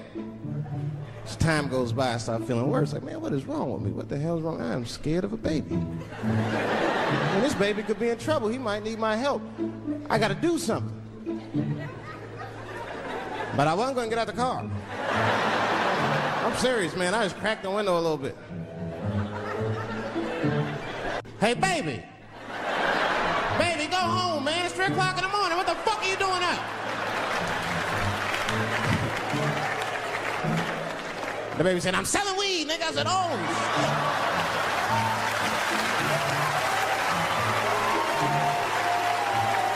I wasn't expecting that. I'm sorry, I had to buy 2 bags from the calm. Let me get 2 coins. Got back in the car and rolled me a joint, man. So, that shit was scary, man. Every once in a while, like a crackhead would come up to the car and look in the window. It was like Jurassic Park and shit. He'd be looking on the car. I Hey, get out of here, Cracky. That baby was still standing there, man. Then I started feeling bad again. Yeah, weed make you feel guilty sometimes. You know? Man, what is wrong with me, man? I have just bought weed from an infant. I can't condone this kind of behavior. What am I thinking? I can't let the fear ruin my morals. Gotta do something.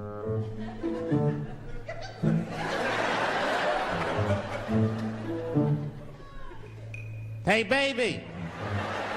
Stop selling weed, all right? You got your whole life ahead of you. He said, fuck you, nigga, I got kids to feed. I said, God damn. How old are you, young man? You.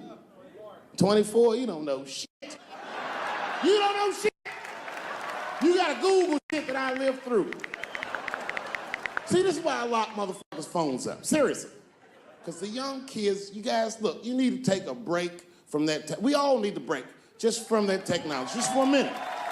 You know, I'm from a different time, young man, a dark time to you. I'm from a time that I didn't even used to know who was on the phone until I answered the shit.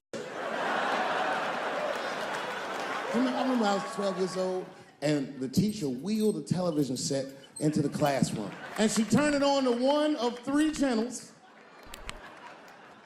And she said, class, the space shuttle is taking off, and we're all gonna watch it take off. Man, that shit was going great for like 3 to 5 minutes. That's right, you remember, it fucking exploded. Right on television. Everybody on board, dead, immediately presumed dead. It was so bad, the teacher looked at all the kids and was like, you can go home. Bye, have a great time. It's a damn national tragedy. This was Cold War America. The Russians were laughing at us. My point is, for a guy your age wouldn't even know the pain because in your generation, it's like the space shuttle blows up every fucking day. This is the age of spin. The age where nobody knows what the fuck they're even looking at. Hello. Did you know that Planned Parenthood was for abortion? Having an e-commerce store and a brick and mortar store, keeping track of inventory was a headache. Being able to use Shopify in-store and online, it kind of made that seamless for me. We can actually work on other things, more important things, because Shopify does it all for me.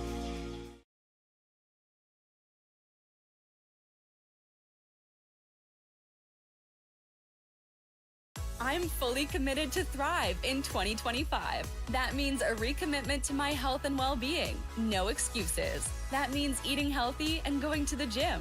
That means getting plenty of sleep and reducing stress. That means visiting the team at Popeye's Supplements for expert advice and products to accelerate results and keep me on track. Popeye's New Year's sale is on now. 16 pages of deals on all your favorites. Popeye's Supplements. Let's make gains together. It's for people that don't plan things out at all. That's right. So a guy your age doesn't really know how he feels. Are you pro-choice? Are you anti-consequences? What does it all really mean? I am so confused. It's easier not to care for you. But for us, we were trained to care. We were raised that way.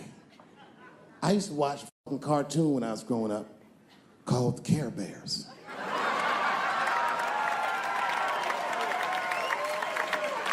It was about a fucking group of teddy bear people. They were like teddy bears, but they were like people, and they were all different colors, and they all fucking just walked around caring.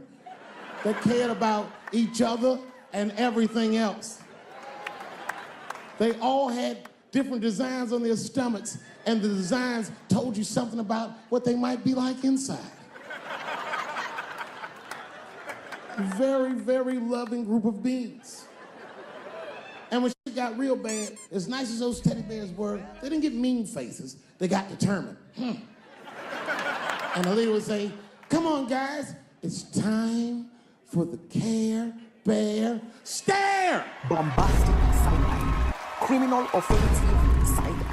And them little teddy bears would lock arms. and stare at the problem, and I'm not even bullshitting, actual love would shoot out of their chest and would dispel anything that was f***ed up. It burns! Oh! Oh! Oh! We gonna hang out with Rick James tonight, you know what I'm saying? And here he comes out the room, and I look at him, I seen like an orange, his aura or whatever, I seen it. He was orange.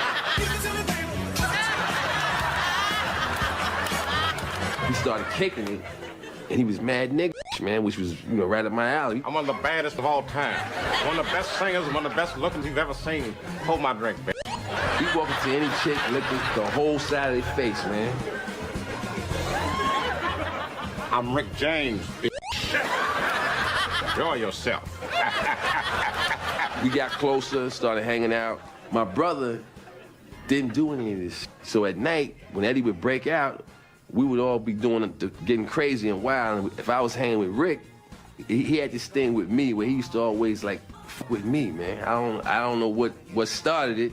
You know, he was hanging out with the big dogs, you know, Charlie didn't know he was doing crazy things, and I had to straighten him out. Sometimes I had to go upside his head. Things escalated to the point where, you know, my man got too familiar, and I ended up having to whip his ass, man, you know, because, you know, he would step across the line. Habitually, he's a habitual line stepper. First time, you know, I had to end up whipping his ass. We went to Studio 54. We walking up into the VIP section, and I'm looking around to see who's there, and looking at the girls and everything, and all of a sudden I heard something go, Charlie Murphy! That was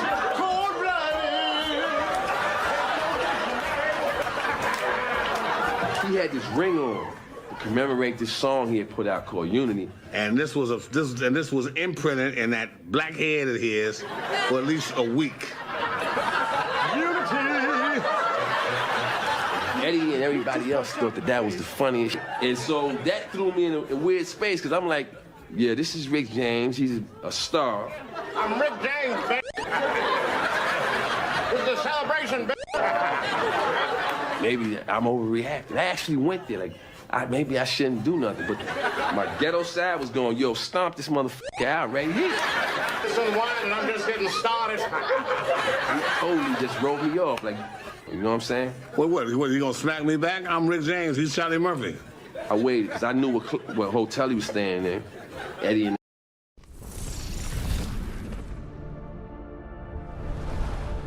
New Eden, a universe brimming with possibility and rife with adventure. Only the most intrepid capsuleers can conquer its many wonders. Do you have what it takes to become one with the machine? To explore the far reaches of space, carving out a name for yourself among the stars. To become a titan of industry, amassing wealth, power, and prestige as you rise above your rivals. Or to prove your worth in combat, cementing new alliances and vanquishing your foes on your path to glory. For the rare... And then went home, and I said, y'all be right back. I shot over to the hotel, went up to his room, knocked on the door. So then, he comes in there, and I said, look, I'm Rick James.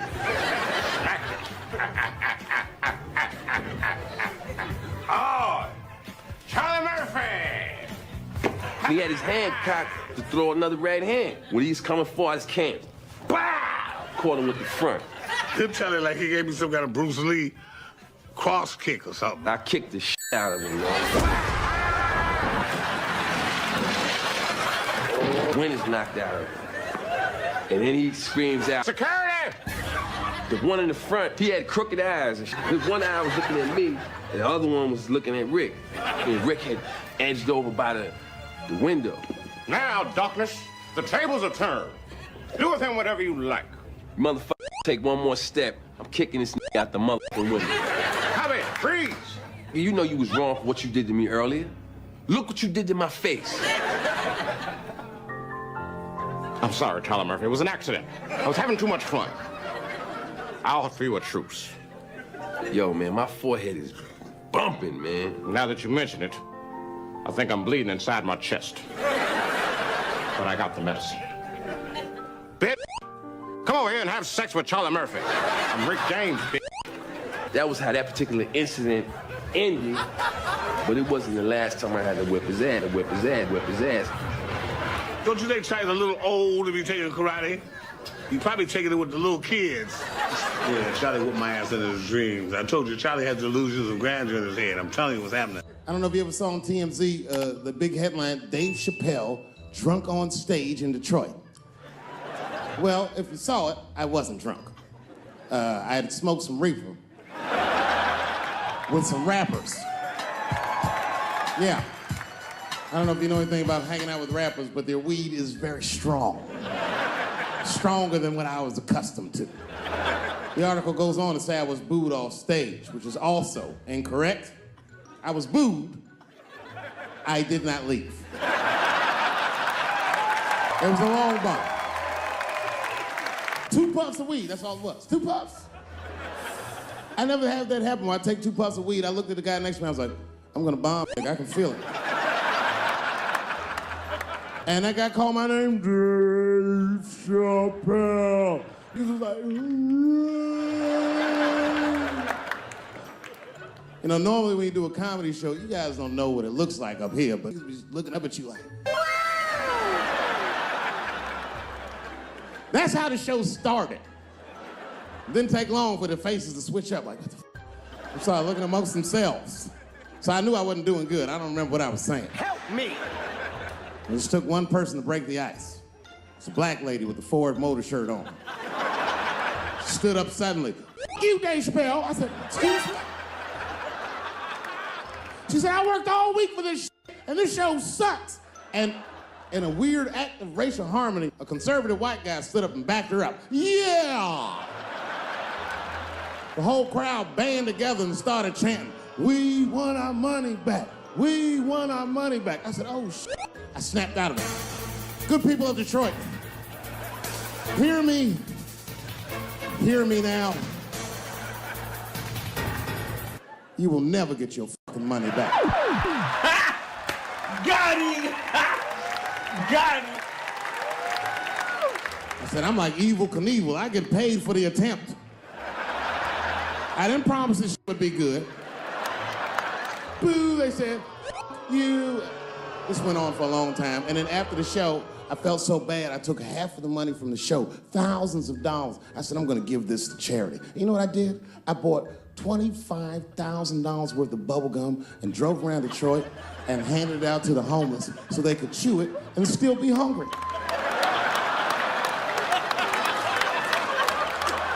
I was very mad at Detroit that night because not only did I bomb, I had to go back to the very same room the next night and do it all over again. Fucking nightmare. That would be like if you were having sex with a woman and for some reason,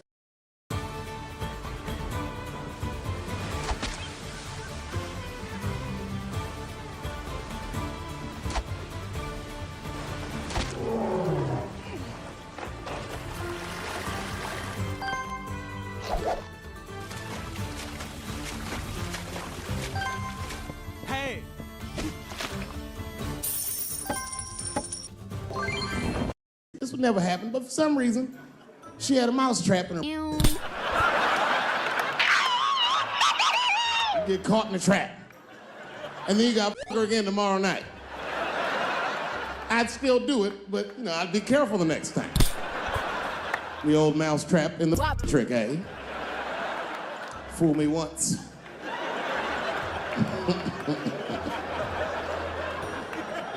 And I wanted to give up sometimes. I almost did give up, but then right before I gave up, I decided not to. But I made the call. They answered the phone. Hello? Dancing with the Stars. I said, not yet. Not yet. Oh, if you see me on that shit, it's over. Trust me. My spirit is broken. If you see me waiting for them judges. Boy, DC has changed. It's different now. There's a lot of white people walking around, isn't it? It is what it is. New white people. You can't scare these white people. I tried. Roll up on them. Boo! The hell is wrong with you? Those days are over. Now, I was hanging out with a friend of mine. He's a white guy, you know. We were just hanging out, and we were lost in the city. You know, we were smoking a joint. Now, I don't know if it's a coincidence that we were lost and high and shit, but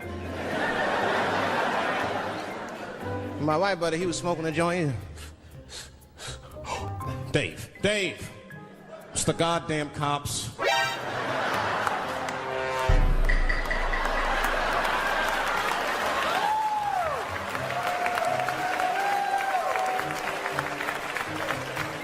I'm gonna ask him for directions. Oh, hell no! I said, Chip, no! Chip, don't do it! It was too late. He was walking over there. This man was high as shit. Excuse me. Excuse me, sir. Touching him. Excuse me. Need some information. Start confessing things he shouldn't confess. I'm a little high. All I want to know, which way is 3rd Street? The cop was like, hey, take it easy. You're on 3rd Street. You better be careful. Go ahead, move it. Move it. And that's all that happened. That's the end of the story. Now, I know that's not amazing to some of you, but you ask one of these black fellas, that is f***ing incredible, isn't it? I'm sorry, a black man would never dream of talking to the police high. That's a waste of weed.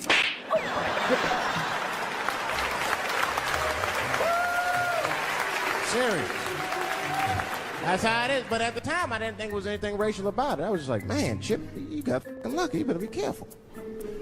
But then another time, me and Chip are driving. I'm not driving. Chip is driving, and he's driving a little crazy. He's been drinking. Now, I don't like to let my friends drive drunk, but, you know, I was smoking a joint. I couldn't really say to the guy.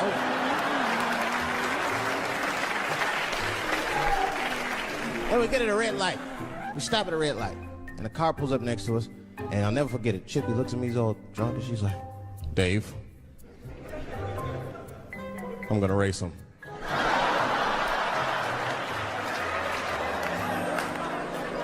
I knew it was a bad idea, but I was high. I tried to explain to him it was a bad idea, but all that came out was, well, sometimes you gotta race, I don't know.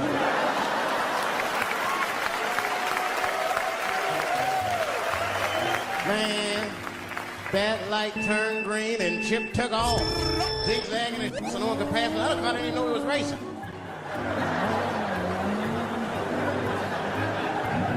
Then the police seen us and pulled us over. I mean, come on, the car smells like weed. I've been speeding. This man has been drunk. I was scared.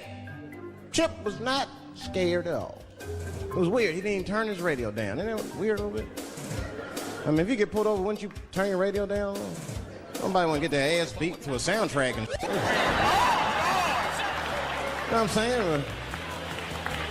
Chip had the music blasting. We're not gonna take it.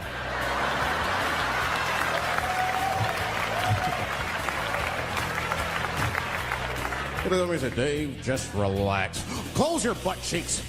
Just relax. Let me do the talking. You want to know what he said? This is almost exactly what he said. I couldn't believe it. He says, oh. Sorry, officer, I didn't know I couldn't do that. I was fucking shocked. The cop said, well, now you know. Just get out of here. Just get the fuck out of here. Chip said, okay, I will, sir. Thank you. What? What's wrong with you, Dave? I didn't know I couldn't do that. He said, that was good, wasn't it? Because I did know I couldn't do that. I mean, really, what the f*** are we doing? I can't live in this new world you're proposing. And meanwhile, while we're worrying about all this other shit, look at what's happening. They just killed another 12 people in a mass shooting in Virginia Beach. This is happening every week. It happens so much, I don't care anymore. I came home early from the road. I had a $12,000 suit on because life's been going good. And I got home early and dinner was cooking. You ever come home when dinner's cooking? Doesn't that smell good? And my son saw me and he was like, Dad's home. And he got up from the table and ran over to give me a hug, but he had chicken grease all over his face. So I stiffed on him like, yo, my man. Wash these threads, son. This is an expensive suit. I don't want you to get the chicken grease all over me. And he was like, what the chicken grease? Dad, this is duck.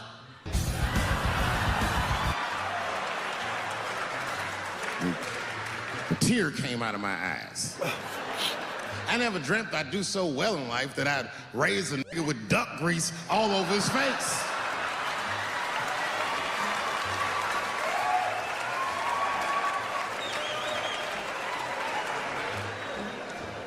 And we sat down, we just talked about everything. I was telling my wife about how my shows were going, and I told her my trans jokes, and she was like, oh, I hate that joke. And you know why she hates the joke? Because she's Asian. Hey, everybody, I'm Chinese! That's racist! What? This is how I feel inside.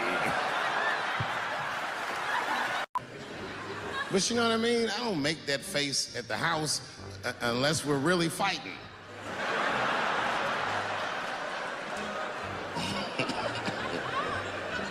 And me and her, like, we weren't arguing, but you know what I mean? She was just like, you need to stop doing that. And then I tried to change the subject. I go, how is school going, boys?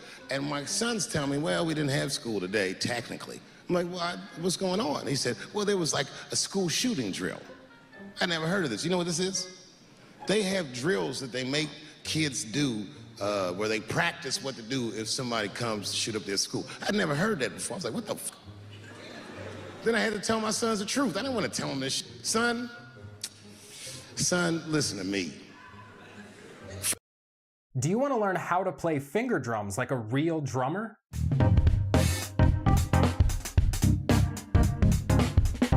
Most finger drumming tutorials out there are just way too basic, and they don't teach you the real drumming skills that you need to actually play the pads like a musician. Think about it. If you're trying to learn a new musical instrument, do you want just a bunch of really basic tap-along tutorials? Or do you want actual music lessons taught by an experienced player who knows all the secrets? My name is Dragon, and I've been playing acoustic drums for over 15 years now, and finger drums for over 10 years. In this free starter course, I'm going to give you all the secrets of playing finger drums just like a real drummer. This is the ultimate introduction to realistic finger drumming.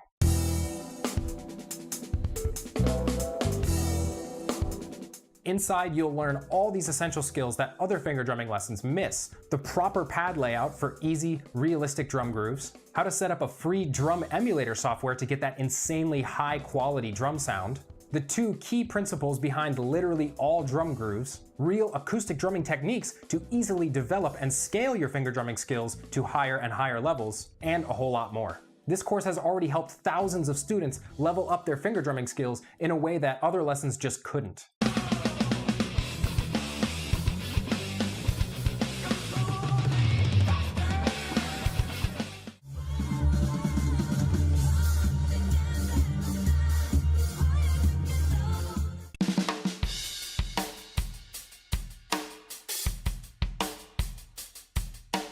The Dragon finger drum system is just miles ahead of every other finger drumming tutorial out there, and I guarantee that you'll get fantastic results fast.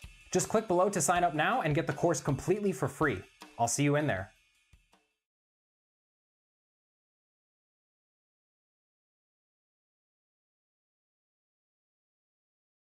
Say goodbye to Slack because chat's here and it's inside ClickUp. Everything you need in chat is here, like your DMs, and even your channels. But there's a ton more you can do. Chat conversations can lead to so many new ideas, and now you can turn those ideas into action with just a couple of clicks. Any chat message can be turned into a task like magic. Simply select the message you want to turn into a task and click Create Task. You can create the task details manually, or you can create with AI and have the task name, details, and assignees created automatically based off context from the conversation, just like magic. ClickUp Chat is available now. Check it out and thank me later.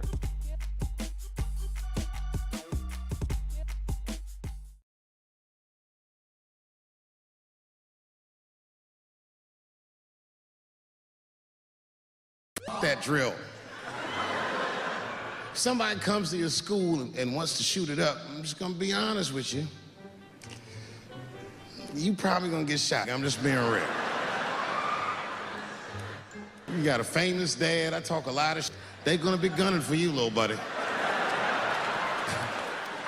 Just stay low and run in a zigzag pattern and don't try to save anybody, son. Do you understand me?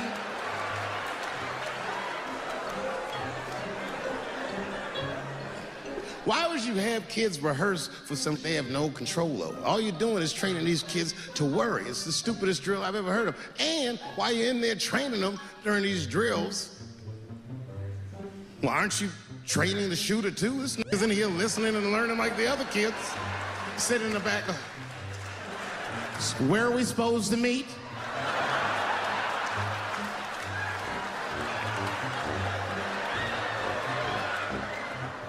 If you're a parent, it is terrifying. It is real scary. All the parents is looking at each other crazy. Because we know as parents that one of us is raising the shooter. Just don't know which one of us it is. All we know for sure is that if you're a white parent, the chances that it's you is exponentially higher than the rest of us. And shooting up school is a white kid's game. Crazy, you know, I hated school too. It never occurred to me. Kill everybody in school? It's fucking crazy. Just do what I did. Try some things. Have you skipped school? Just skip school. Take a walk and meet some other kids. Try drugs. Have you tried drugs? I'm like...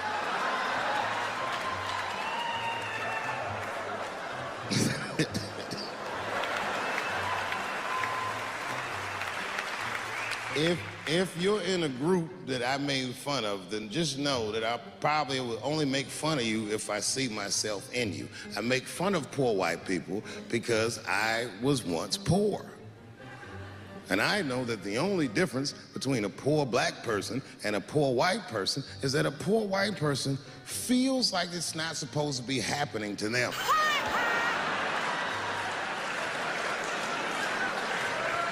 Everything else is the same.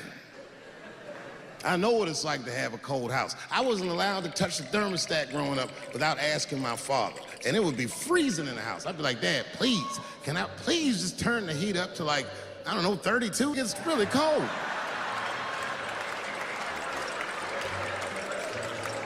And my dad would say, just put more clothes on, David. Got all three of my outfits on. When you look at me, I'm freezing up here. And he said, just don't think about how cold you are, David. And I said this, I didn't say it to him, but I said it in front of him so he could hear it. I said, I fucking hate being poor. And my dad got really upset. He didn't scream or holler, that wasn't his way. He just threw his newspaper on the floor and he said, David, David, David, you are not poor. He said, poor is a mentality. He said it's a mentality that very few people ever recover from. Don't you forget it, son.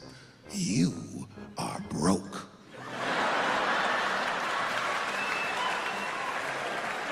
He said, these are just financial circumstances that I hope to overcome one day very soon. And I said, well, Dad, whatever you want to call this, it's wildly uncomfortable. 6 months later. There was a big dance coming up in the middle school. I was 12 years old. I said, Dad, can I go to the dance? He said, of course you can go to the dance. I want you to get out and meet some more kids. I said, great. It costs $3 to get in. And my dad said, ooh. Sorry, son, I don't have it. I was like, what the fuck? You don't have $3? Well, then how are we alive, Dad?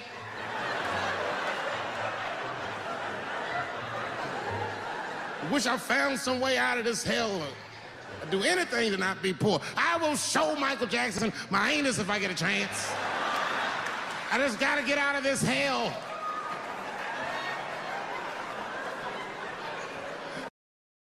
In the north, nature can be harsh, beautiful, and inspiring.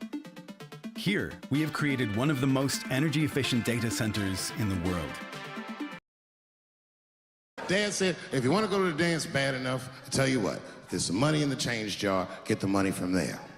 I was 12 years old, that's what I did. I showed up to the dance early. There's a long line of kids waiting behind me while I'm at the door trying to count out 300 pennies to get inside.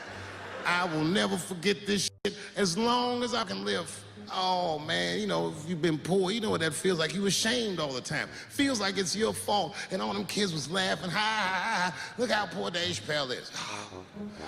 Like when I think back at it, that's really the only time in my life that I ever thought to myself, I should kill everybody at school. Like I was saying, my guess is the G's are driving that car. That makes sense to me, because there's white men in the G's. And these people are trying to get around discrimination and oppression. And you know how white dudes are. We know these roads. In fact, we built these roads. So the G's are just driving the car. Of course, next to the G's in the passenger seat is the L's. Everybody likes the L's, except for the G's. I don't know what that's about. I just know the G's don't like them that much. And the G's always say like little subliminal digs on them. It's unnecessary shit. It's not mean, but you know what I mean? They just be like, I wouldn't wear that. And the only thing that breaks the tension between the L's and the G's are the B's in the back seat. That's right, there you go.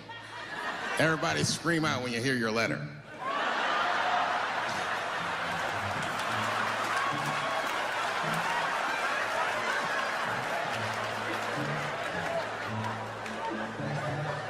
If it's one thing that the L's and the G's agree on, is that the B's are fucking gross. They seem greedy to the L's and the G's, you know what I mean?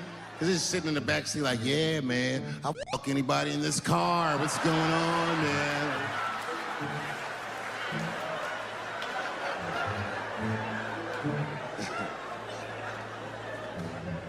And sitting next to the B's, all the way in the back seat by themselves, looking out the window. That's the T's. Everybody in the car respects the T's, but everyone also resents the T's. It's not the T's' fault, but everyone in the car just feels like the T's are making the trip take longer.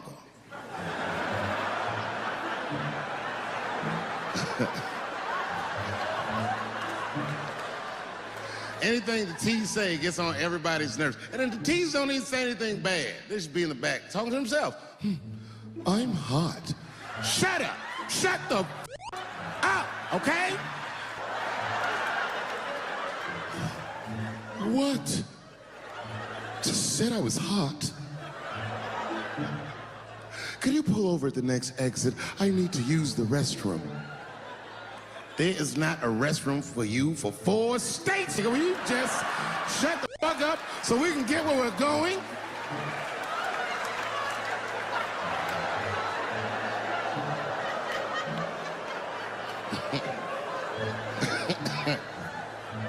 And just when that car can't get any more tense, the Q's are a hitchhiker that they pick up on the road. Some white dude in booty shorts is walking down the freeway.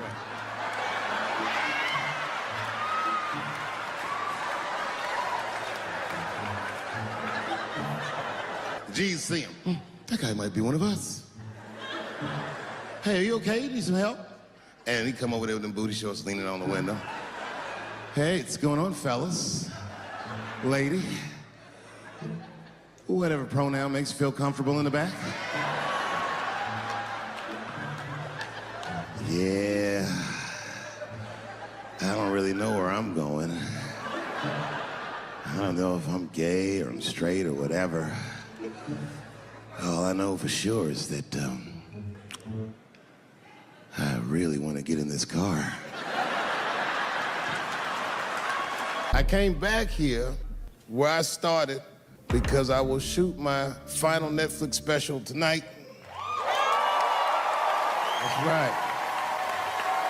And after this, it's time to make America wait again. I've done too well. You know, if you black in show business and do too well, it's scary. Like, you gotta get the fuck out of the casino while the getting's good, while you're still winning. If you don't walk away from the table, that's how niggas get Kevin Harted. You already know. That's my man. I'm just saying, if he got a sex tape out, well, it's just a matter of time for me. But you know why I be thinking sometimes I want to stop doing comedy? And you know, I don't want to sound like a braggart saying this, but the real reason I want to stop is because I'm too damn good at it. I'm dope, nigga. Like, no, I'm not even exaggerating. It's not exciting. Every night before I come out on stage, I'll be backstage like, I'm sure this is gonna go well. And it always does. I'm so good at writing jokes, and this is not even an exaggeration. I actually write jokes backwards. I will write a punchline with no particular setup in mind. I'll just put it on a scrap of paper, and I'll throw that scrap of paper in my fishbowl. I have a fishbowl in my house filled with random punchlines.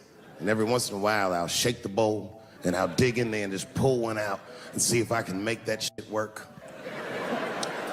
And I picked one for this special. It's not an easy punchline to pull off. Are you ready? Yeah. Here it goes. The punchline is, so I kicked her in the...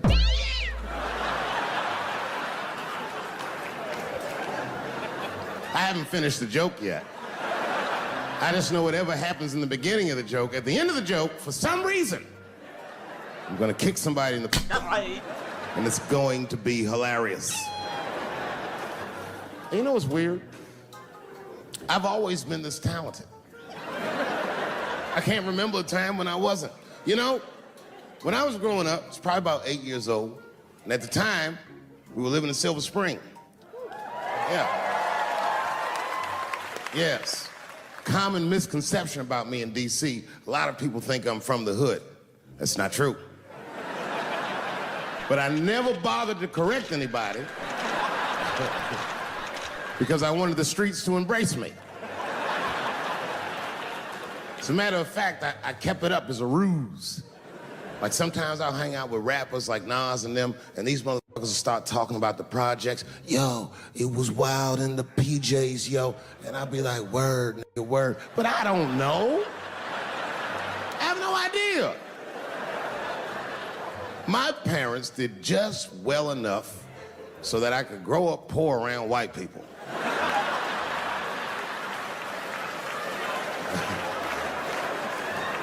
And to be honest, when Nas and them talk about the projects, I used to get jealous because it sounded fun. Everybody in the projects was poor, and that's fair. But if you were poor in Silver Spring, it felt like it was only happening to you.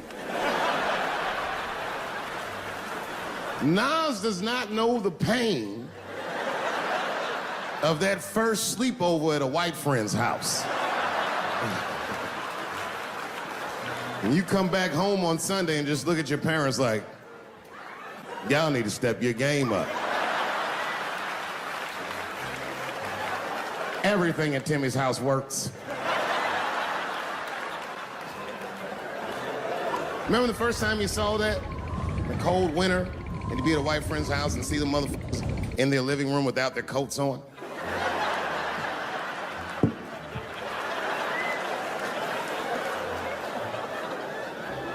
Timmy was one of my first white friends, like, in my life, man. He's a good dude, too. He moved to Silver Spring from Utah, of all places. I guess his family was affiliated with that Mormon church they got down there, and me and him used to hang out. And one day I was at his house, we were just hanging out, and Timmy says, Dave, why don't you stay for dinner tonight? I said, oh, man, I'd love to, but I can't. If I'm not home before dark, my mother will kill me. That was a lie.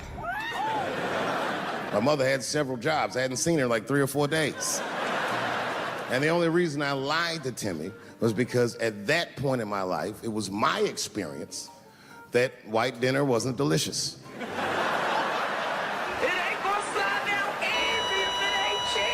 I'd rather go home and fry some bologna or something like that.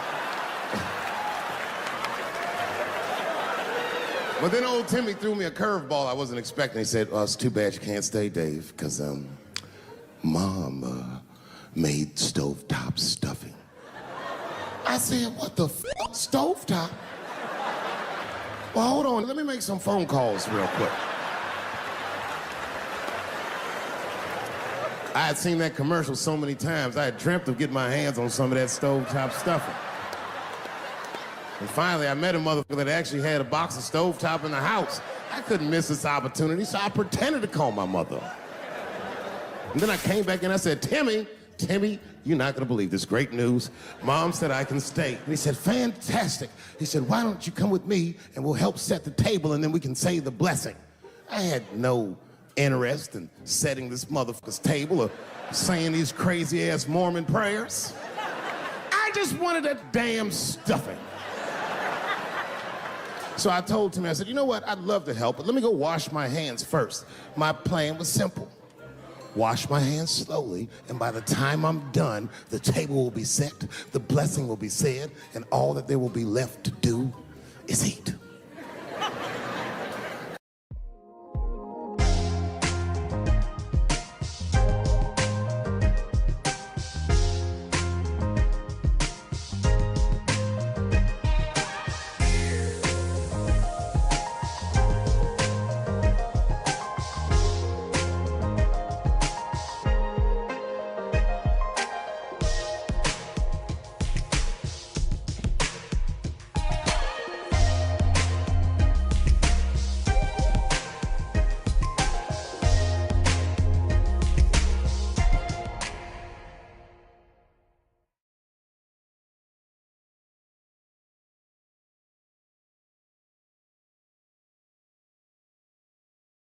Went to the bathroom. I washed my hands very slowly. I must have been in there for about 10 minutes. And suddenly, one of his mothers came to the door.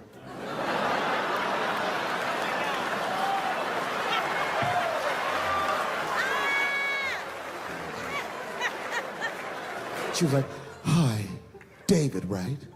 I said, yes, ma'am. She said, Timmy tells me that you're planning on staying for dinner. I said, I hope that's not a problem, ma'am. She says, no, it's no problem. In fact, we'd love to have you. It's just that we weren't expecting company. And I'm afraid there's not enough stovetop stuffing for everybody. So I kicked her in the... Bam! Ladies and gentlemen, I told you I'm dope. I told you what I was going to say, and you still didn't see it coming. And that's why I make the big bucks. Just afraid of being attacked. Happens to the best of us. Don't ever forget what happened to that French actor. You know what I'm talking about? Juicy Smouillet. He's a very famous French actor.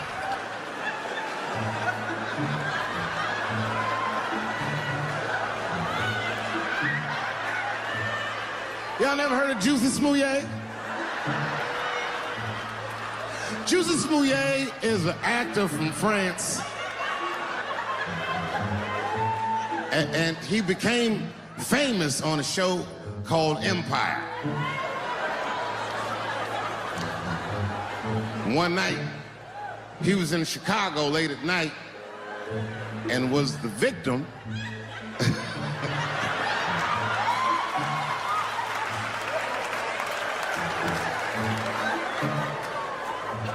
He was the victim of a racist and homophobic attack. You see, Juicy Smouillet is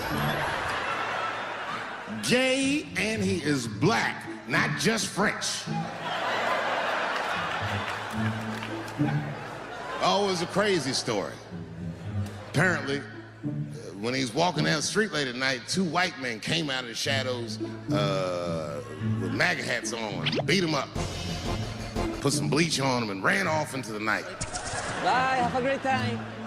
International news. And everybody was furious, especially in Hollywood. It's all over everybody's Twitter feed and Instagram page. Justice for Juicy and all this shit. The whole country was up in arms. It was talking about it all the time on the news. And for some reason, African Americans, we were like oddly quiet. We were so quiet about this shit that the gay community started accusing African American community of being homophobic for not supporting him. What they didn't understand is that we were supporting him with our silence. Because we understood that this nigga was clearly lying.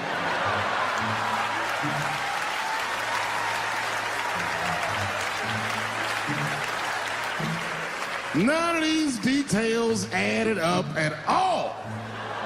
He said he's walking down the street in Chicago and white dudes come up to him and say, "Hey man, aren't you that from Empire?" Does that sound like how white people talk? I know white people, they don't talk like that. They would never say that. It sounds like something that I would say.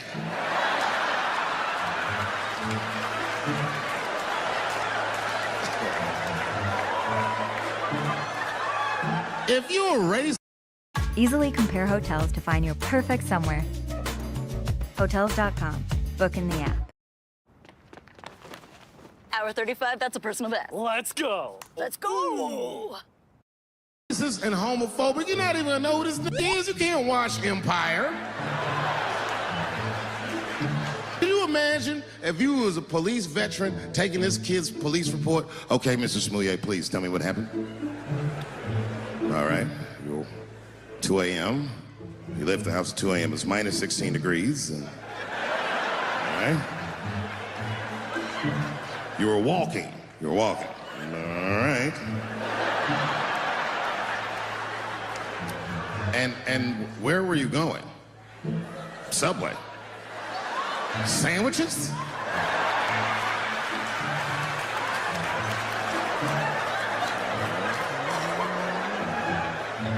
That's when the men approached you? Did you see them? Do you have any? Okay, what do they have on? MAGA hats. MAGA hats on in Chicago. Excuse me one second, Mr. Smouillet. Frank, come here for a second. Find out where Kanye West was last night. Give this guy a hug right here.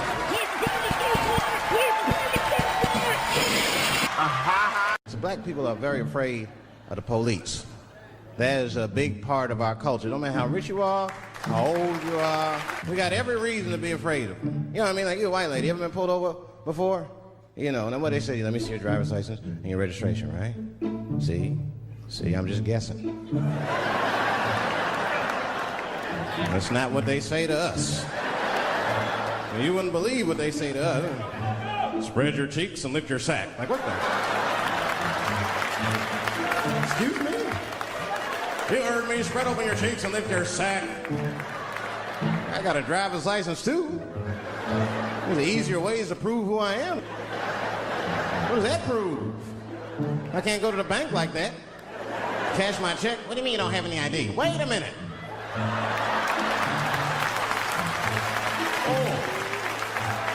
Oh, I'm sorry, Mrs. Rappel. Right this way. Why didn't you spread your cheeks in the beginning? Scared of them. I'm serious, man. You ever be at a red light, the police might pull up next to you. It won't be no big deal for you, but you know what? I'll fall apart. Oh, don't look over there. I'm serious. I mean, I'd be scared to talk to the police when I'm sleepy. Oh my God. That was on PCP, Johnson. I had to use necessary force. You saw him. No paperwork. Just sprinkle some crack on them. Let's get out of here. Serious. They know we know the law.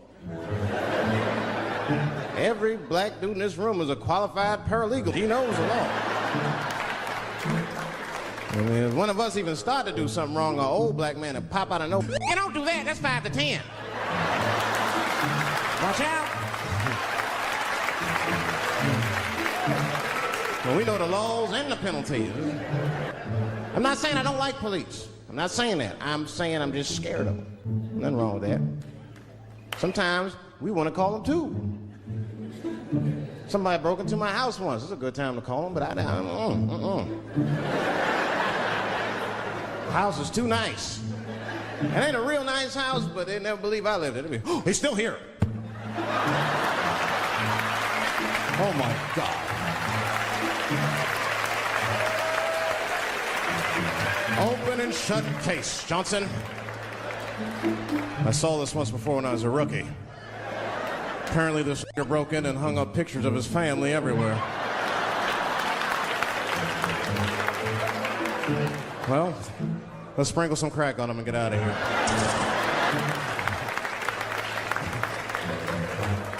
Oh, you know, that's that whole brutality thing. See, that's common knowledge now. There was a time when only minorities really knew about that. I'm not going to say white people didn't believe us, but you were a little skeptical. You were a little skeptical. I mean, I don't blame you. And then Newsweek printed it, he knew it was true. And then the Newsweek white people were like, oh my God. Honey, did you see this? Apparently the police have been beating up Negroes like hotcakes.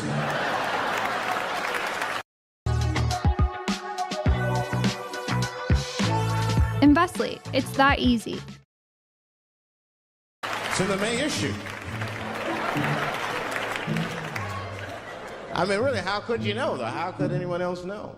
You know. I mean, maybe you should have seen something a little suspicious. Don't you think it was like a little suspicious? It's a little suspicious. Every dead black person the police find has crack sprinkled on them. I mean, come on. Come on, man. Who gets shot and sprinkles crack on themselves? Nobody would do that. Bam! Oh!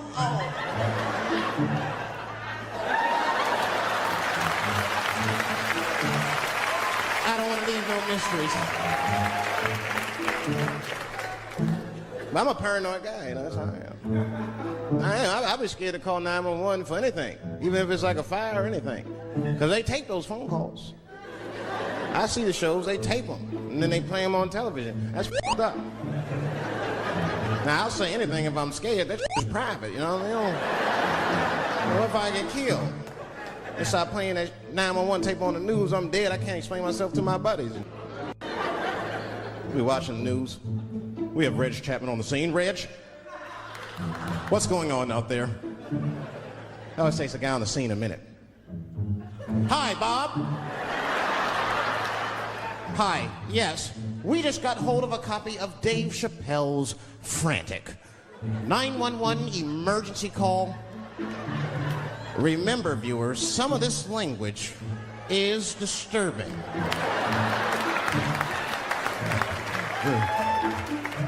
Hello, emergency. Help! Help, motherfucker, they're coming to get me! Just calm down, sir. Where are you? I know myself. I can't stop crying. They play that 30, 40 times a day. All my buddies will be at my funeral looking at me. You know, Dave on himself, right? I saw it on the news. Died crying like a bitch. I'm dead. I can't defend myself.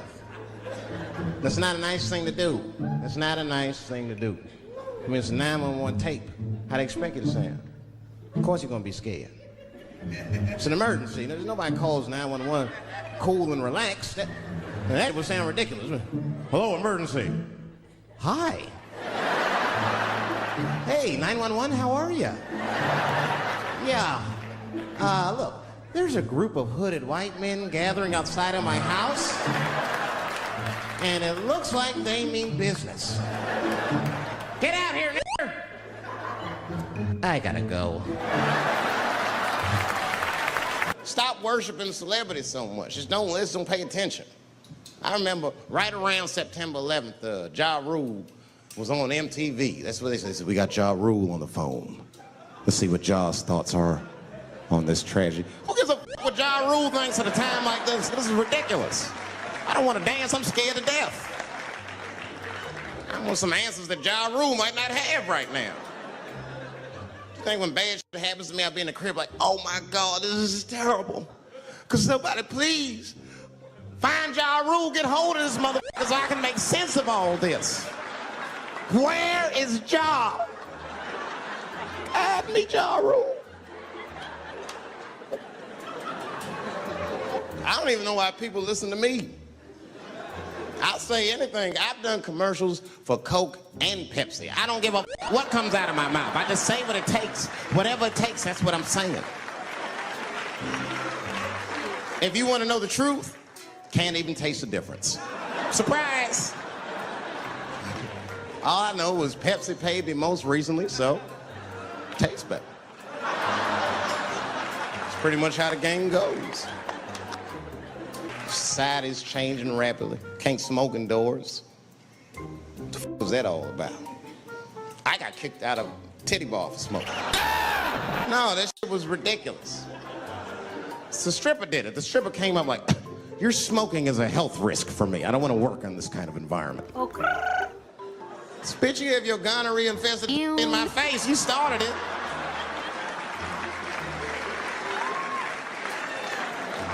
And they threw me out.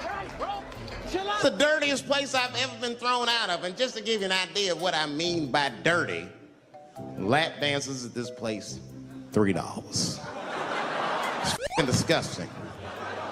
And at the same time, who could pass up a sale, son? It was $3.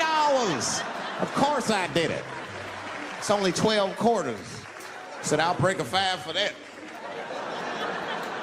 I've never seen somebody work this hard for $3. This lady must have been a throwback to the Great Depression. She was all over me. It's the first time I ever told a stripper to get off me. All right. Yeah, thank you very much, miss. Thank you. That'll be all. That's enough. Thank you. Hey! Hey, get off of me! Whatever happened to lipstick on the collar, lady? I have a streak on the middle of my shirt. How the f am I gonna explain this when I get home? 2 hours later. Huh? Oh no, baby, me and Bob were playing basketball and Bob dunked on me, was hanging on the rim, and his pants fell down. I was checking him close, I think he was swinging, and his butt cheeks might have, his butt cheeks, I think, caught my shirt. I don't know why I was playing ball in my dress shirt. I just was. It was midnight. I don't know. Just let me think. That's when you know a guy's lying if you say shit like that. Hold on, just let me think. The man will say that to you. Hold on, just let me think for a minute. Can I think?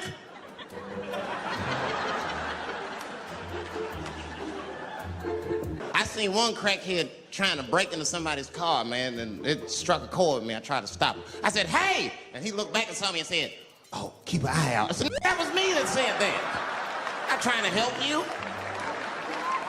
I want this to stop. Crackheads are like that. I had a crackhead break my car window one time. Broke it. You know what he stole? Some candy bar I had lying on the seat. That's all he took. It's a goddamn candy bar. I was so mad. I drove around the neighborhood for 5 hours looking for a crackhead with chocolate on his face. I did that. I finally found when I grabbed that motherfucker. I said, hey, man, what's all this chocolate on your face? He looked confused. Chocolate?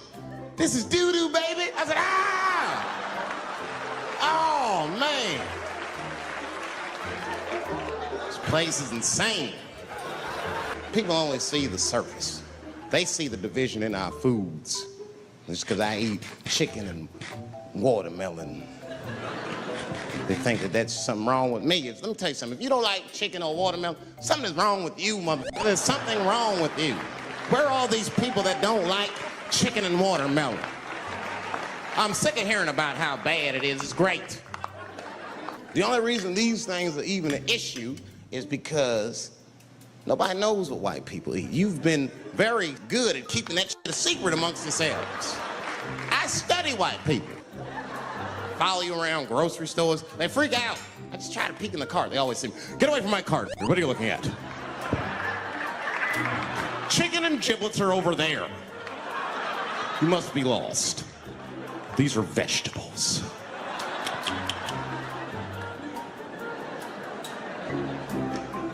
I know what you drink. See how quiet I got? Grape juice. Surprise, motherfuckers, you didn't know I knew about grape juice, did you? Oh, don't play dumb with me. Look at what is it? A lot of black people don't have the privilege of knowing about grape juice because they have grape drink. It's not the same formula that you get. Ain't no vitamins in that. You might have one of your black friends over. Todd, would you care for a glass of grape juice? What? Yeah, what the f is juice? I want some grape drink, baby. It's purple. I don't think I know what a grape drink is. What? I have some apple juice if you want. What the f is juice? I want some apple drink. Scream. Remember that commercial for Sunny Delight when all the kids run in from outside playing and they all run to the fridge? All right, I got some purple stuff, some Sunny D. As soon as you say Sunny D, all the kids go, yeah! Watch the black kid in the back. If you ever see that commercial again, look at that black kid. He'd be like, I want that purple stuff. That's drink, that is drink. They want drink. I want all them vitamins, I want drink. Sugar, water, purple. That's the ingredient, sugar, water, and of course, purple. You know who I feel real bad for is Indians, because everybody thinks they're dead. These motherfuckers are not all dead, all right? With my own eyes, I've seen a gathering of 1,500 Native Americans. They were all gathered in one place. The place is called Walmart in New Mexico.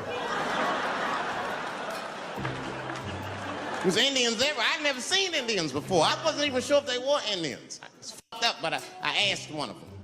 It's not nice, but I seen him in the sports section looking at bows and arrows. I had to say something. Oh, excuse me. I don't mean to be rude. Are you an Indian? And he was cool. Yes. Yes, I'm Indian. Still didn't believe him. I had to test him to be sure. This is fucked up. But I had a gum wrapper in my pocket, so I balled that shit up and I threw it on the floor. And a single tear came out his eye. I said, oh, shit. I had so many questions. What tribe are you from? I am a Navajo. I said, word. I studied you in social studies. You're a hunter-gatherer, correct? He said, I guess so. If that's what you wish to call it. I said, why? What do you call it? He said, I am an alcoholic.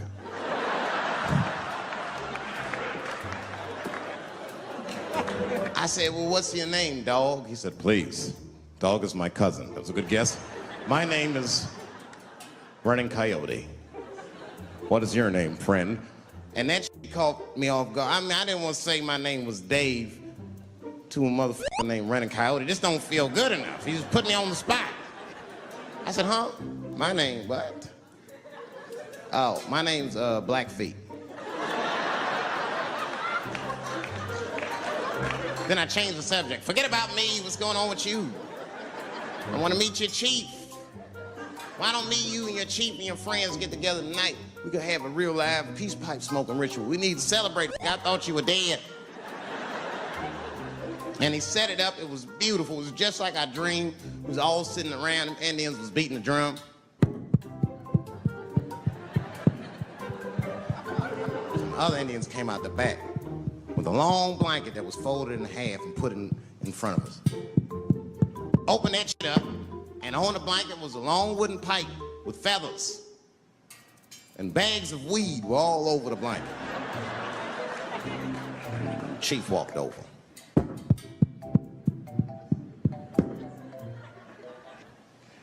The big ones are 50. The little ones are 25. And these are 10. Have you ever had something happen that was so racist that you didn't even get mad? You were just like, God damn, that was racist. I mean, it was so blatant, you were just like, wow. Like you was watching Mississippi Burning. Wow. That happened to me. I was in Mississippi. I was in Mississippi doing a show, and I go to the restaurant to order some food, and I say to the guy, I say, I would like to have, and before I even finish my sentence, he says, the chicken. What the? I could not believe it. Could not believe that shit.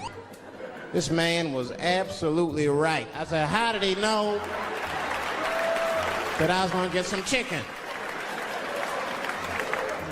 I asked him, I said, how you know that? How did you know I was going to get some chicken? He looked at me like I was crazy. Come on, buddy. Come on, buddy. Now, everybody knew as soon as you walked through the goddamn door, you're going to get some chicken. There's no secret down here that blacks and chickens are quite fond of one another. And then I finally understood what he was saying, and I got upset. I wasn't even mad. I was just upset. All these years, I thought I liked chicken because it was delicious. Turns out I'm genetically predisposed to liking chicken. Why? I got no say in the matter. I got ruined chicken for me. I'm scared to eat it in public. I want somebody to see me and say something. You know what I mean? Like, you be eating some chicken? Look at him. He loves it. Just like it said in the encyclopedia. Look how happy he looks.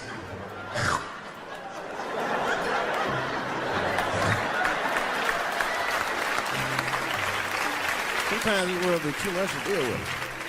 That show business be crazy. That's where the cultures really collide. Show business bring a lot of races together. Sometimes it works, sometimes it don't. This is one thing that happens that's funny. You know, sometimes I'll be on a business call, right? You know, like with a lawyer or something. You know, my lawyers be white, and like we'll be on a call, right?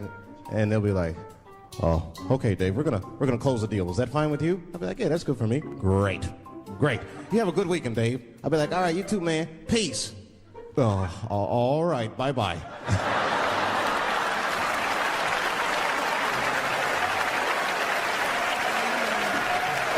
To say, right?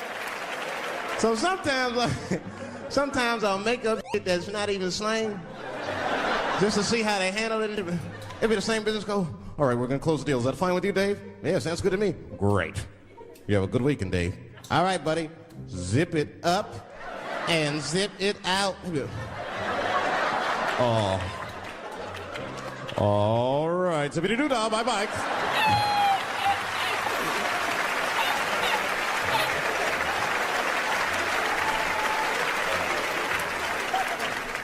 Sometimes, sometimes racism works out in black people's favor. Now, it doesn't happen often. It happens very rarely, but when it happens, it is sweet.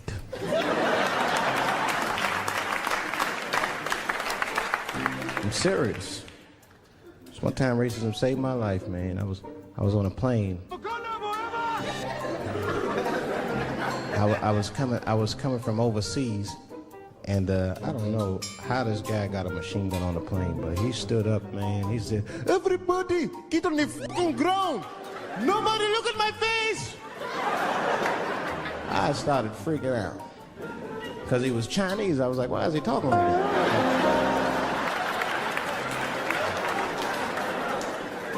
He was screaming and crying. I was the only brother on the plane. Well, I thought I was the only brother. I looked over. There was one other black dude. He was from Nigeria. I looked over at him. He was looking right in my face, man. He didn't say two words to me. He just looked at me. He was like...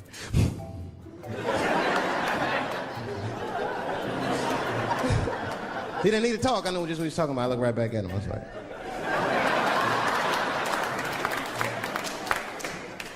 Some white dudes on the front of the plane seen us. They were like, oh my God. I think those black guys are gonna try to save us.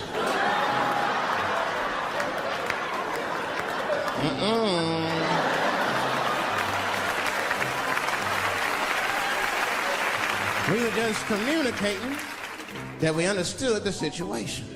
We were both seeing the same thing. What we understood was simple. Terrorists don't take black hostages. That's the truth. I have yet to see one of us on the news reading a hostage letter and shit. They is treating us good. We all chilling and shit. I'd like to give a shout out to Ray Ray and Big Steve and send some Newport. You're not gonna see it. And terrorists are smart. They know what they're doing there, you know. They terrorists. They know it's black people's bad bargaining chips. No thanks. No thanks. Yeah, no thanks. They called the White House. Hello? We have got 5 black... Hello?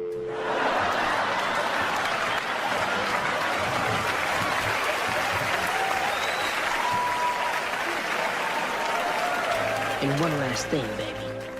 That chicken was dry. Real dry.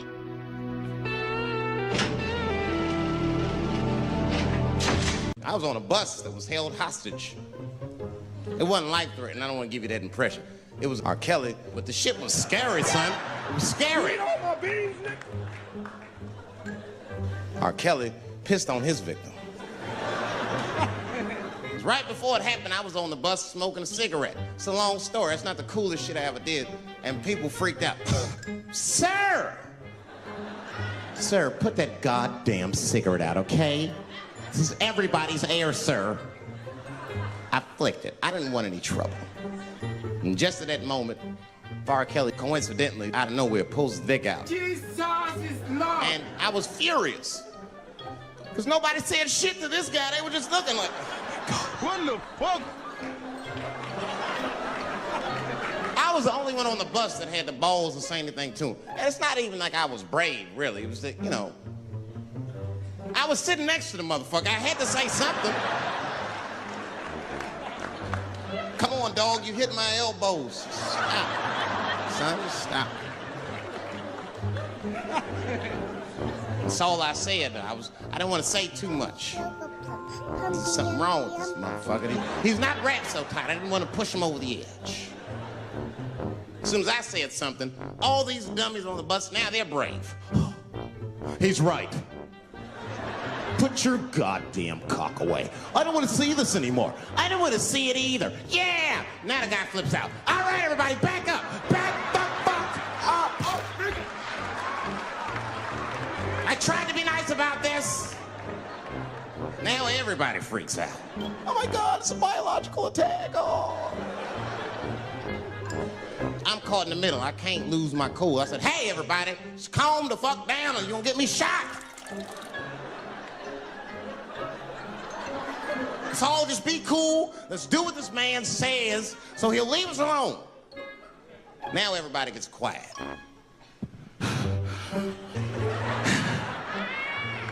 That's better. That is better. And then he started walking up and down the aisles, just terrorizing us.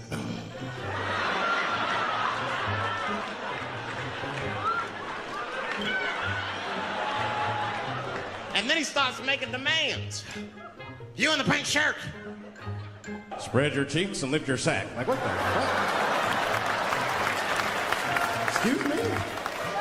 You heard me. Spread open your cheeks and lift your sack. Hello, darkness, my old friend. You! Stick your finger in your butt! Why? Oh, God, why is this happening? Oh, God, oh, God. He was working my way. Shit was tight. Just that minute. I got saved, dudes. I was so lucky. This guy at the other end of the bus, he snapped. He lost his mind. I seen it happen. Ah! He screamed out, "Rush him!" and charged him out. Ah! And it was like a movie. This dude seen him coming and shot one off. Ah! I dodged that shit like the Matrix, nigga.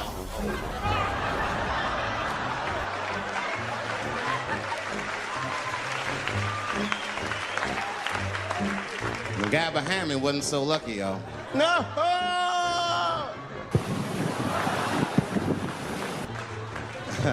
That shit was gross. It didn't kill him, but it was, I'm sure that fucked his day up. You're not gonna have a normal day if R. Kelly pissed on your forehead at 8:30 in the morning. That's a wrap on the rest of the day. Ah! This guy was freaking out. It burns! Oh! Oh! Oh! This shit is deep. I guess he was finished. He came back to his senses. Oh, this is my stop. I said, relax, motherfucker. I had to say something. Relax. Oh, I can't. I got AIDS. I know it. I said, you can't get AIDS from a busting on your forehead. That's not how it spreads. I don't even know if that's just true. That's just what I told him, man. He was so scared I had to say something.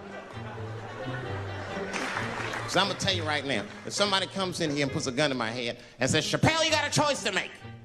You're either going to jail for a month or we'll let you go, but you got to let R. Kelly pee on you. I'm not hesitating. Bring in R. Kelly and tell him to stay away from my ass. I need help. What kind of help?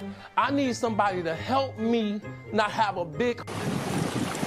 I hate guns, personally. I can't stand them. Yeah, but I have several. I don't want them, but I feel like I need them. Don't forget where I live. I live in Ohio. And anyone that knows anything about Ohio knows that even the word Ohio is an old Native American word. It means, literally, a land of poor white people.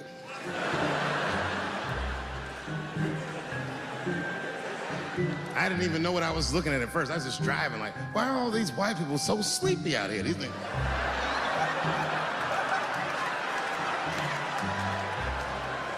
It's really bad. As a matter of fact, I was coming out of a nightclub the other night in Dayton, and I'd parked my car in the alley, and no one was out there. I didn't have no bodyguards or nothing. I was home. I figured everything was fine. And as soon as I opened my car door, all by myself, suddenly, one of these heroin-addicted whites just pops out of a trash can. It scared the shit out of me. I screamed, ah!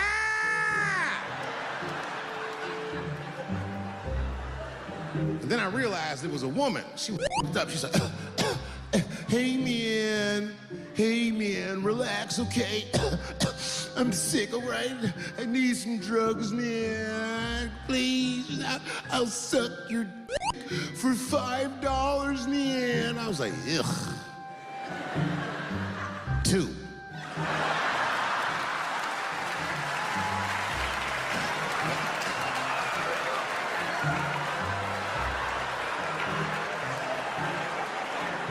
Be that as it may, I'm armed to the teeth. First gun I bought was a 12-gauge shotgun. And I didn't want the gun. Remember, though, I'd moved to a farm, and I was sitting there on the porch, and I see a white dude walking across my property, entitled, like he's supposed to be there. He had a rifle over his shoulder, too. Ain't that a... I said, what the is this guy doing on my property? I was mad as shit, but I was unarmed. So I ended up just waving to this motherfucker like a bitch. I was just...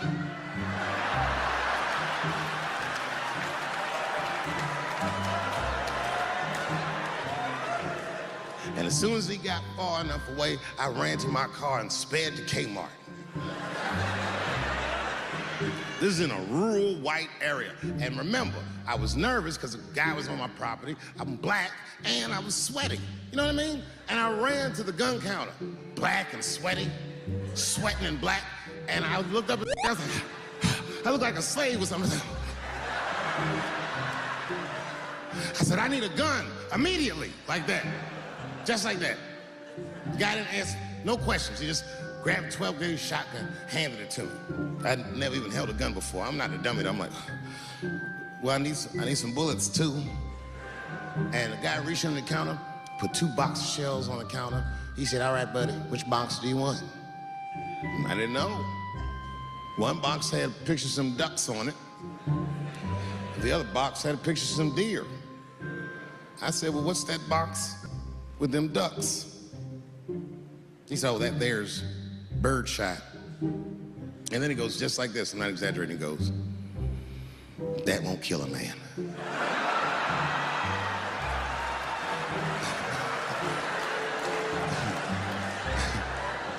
He said, it'll just pepper him up nicely. I said, what the f***?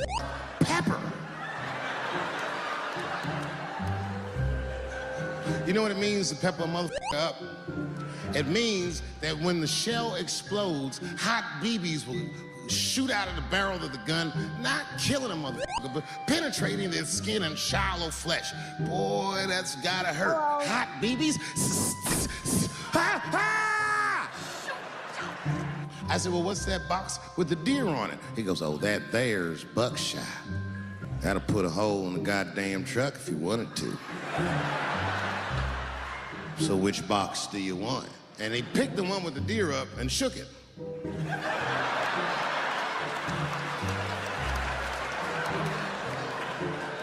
I thought he was trying to trick me. I was like, do you have a box with a picture of a white dude trespassing on it? Because it's exactly the strength I'm looking for. But I didn't know that if you're defending your home with a shotgun, the formula dictates that you're supposed to buy both boxes. This was not a formula that I was familiar with. It goes like this. There's 6 shots in a 12-gauge shotgun, so when you load the gun, you load it like this. First shot, bird shot. Next shot, buckshot. Bird shot, and then after that, gun's Jamaican. Buckshot, buckshot, buckshot.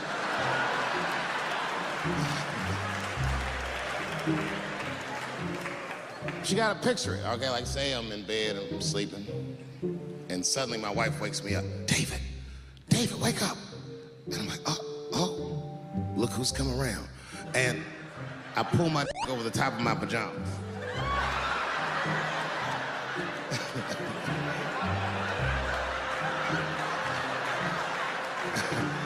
And she says, no, I hear something. I go, oh, this bitch. So I get up out of bed,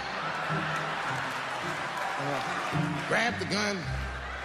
I say, wait here, baby, I'll go check it out. Just lock the door behind me. Oh my God, she's right there in the kitchen is a heroin-addicted white, and he's digging through the change jar by the door. I worked really hard for that change. I gotta do something. So first, I wrapped the shotgun. Hey, motherfucker, click clack. That's a test. That click clack sound will stop a rational human being in their tracks. But sure enough, this person is not rational. They're sick on drugs. They're digging in the change. I gotta act fast. This nigga's almost got $1.50. I warned you, birdshot. And there it goes. Hot BBs will permeate his yellow heroin skin. Remember, I'm not killing him. I'm just peppering him up nice. He lets out a heroin scream.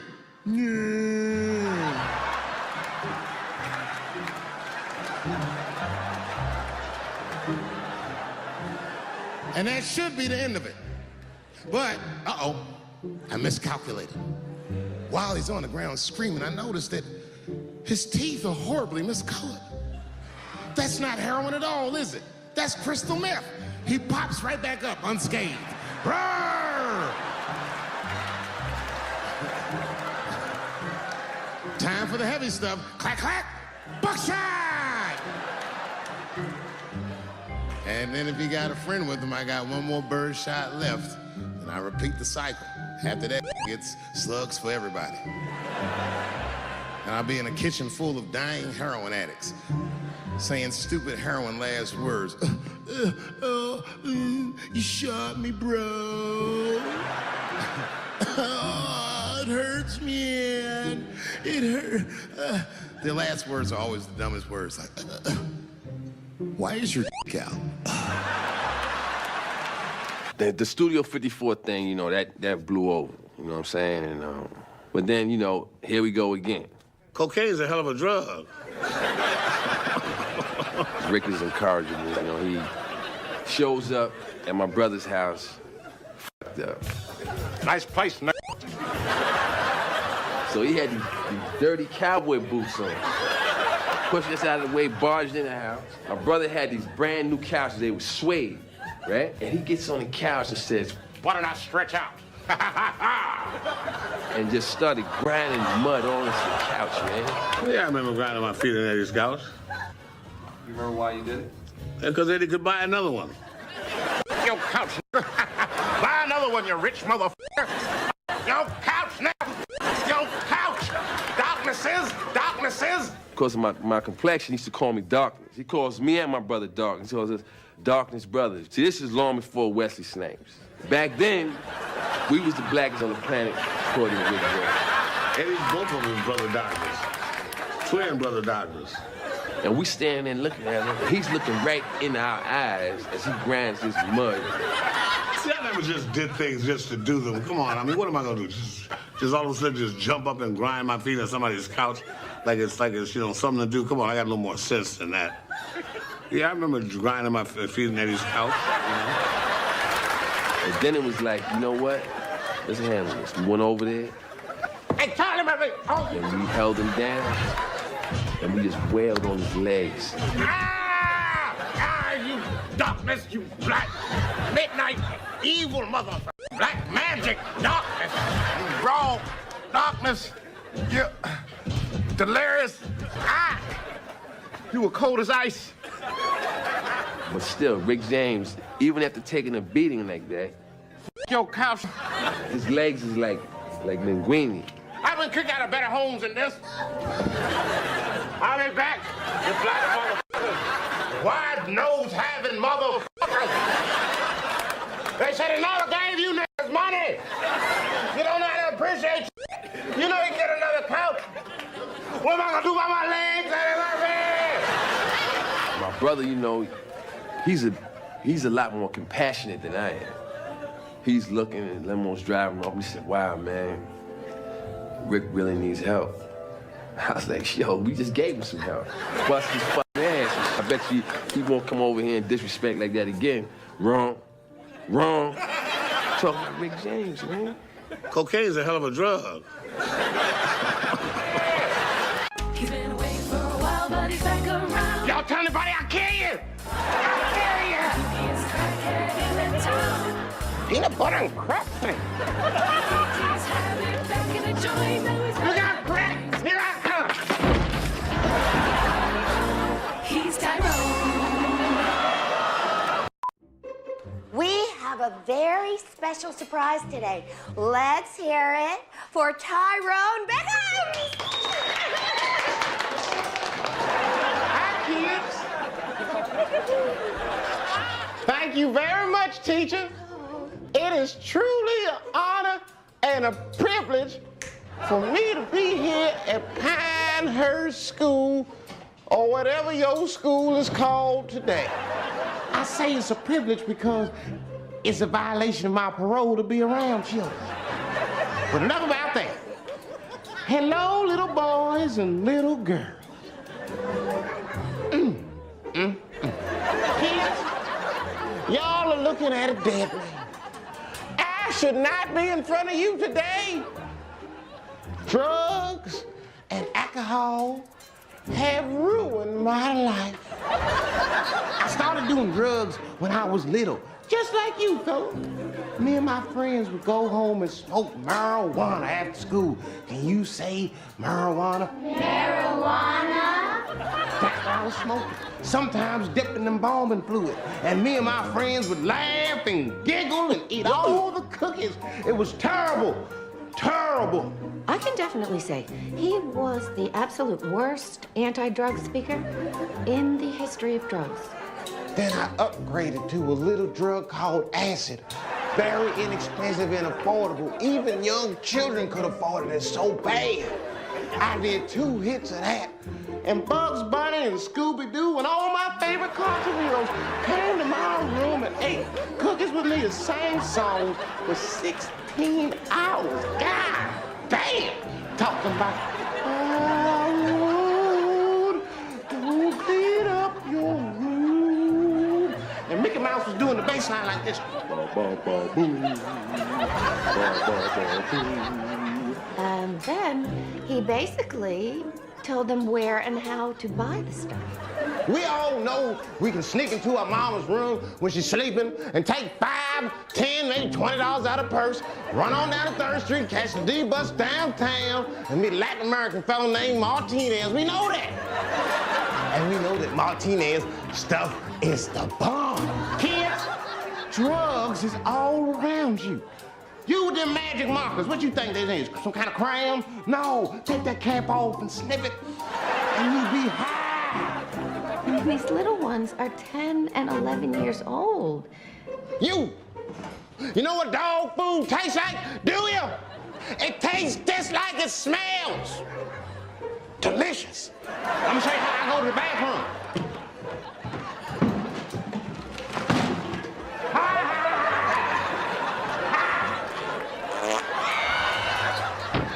I thought the worst was over. I was mistaken. That, children, was the first time I sucked a for crack. But it wouldn't be the last. Why, one time I seen Martinez, I'm trying to say For that lovely and moving and graphic story.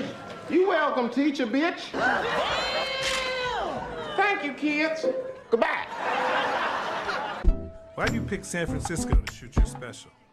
This is one of the best towns to ever do comedy, and this is the most historic venue you got as far as comedians are concerned, because Lenny Bruce ripped it down here. All the best came through the Bay. What about Richard? What about Robin Williams, Carlin, Mooney? You don't necessarily have to be the biggest star. As long as you come with it, and people coming out, they like to see live performances because it's a savvy audience. San Francisco, are you ready?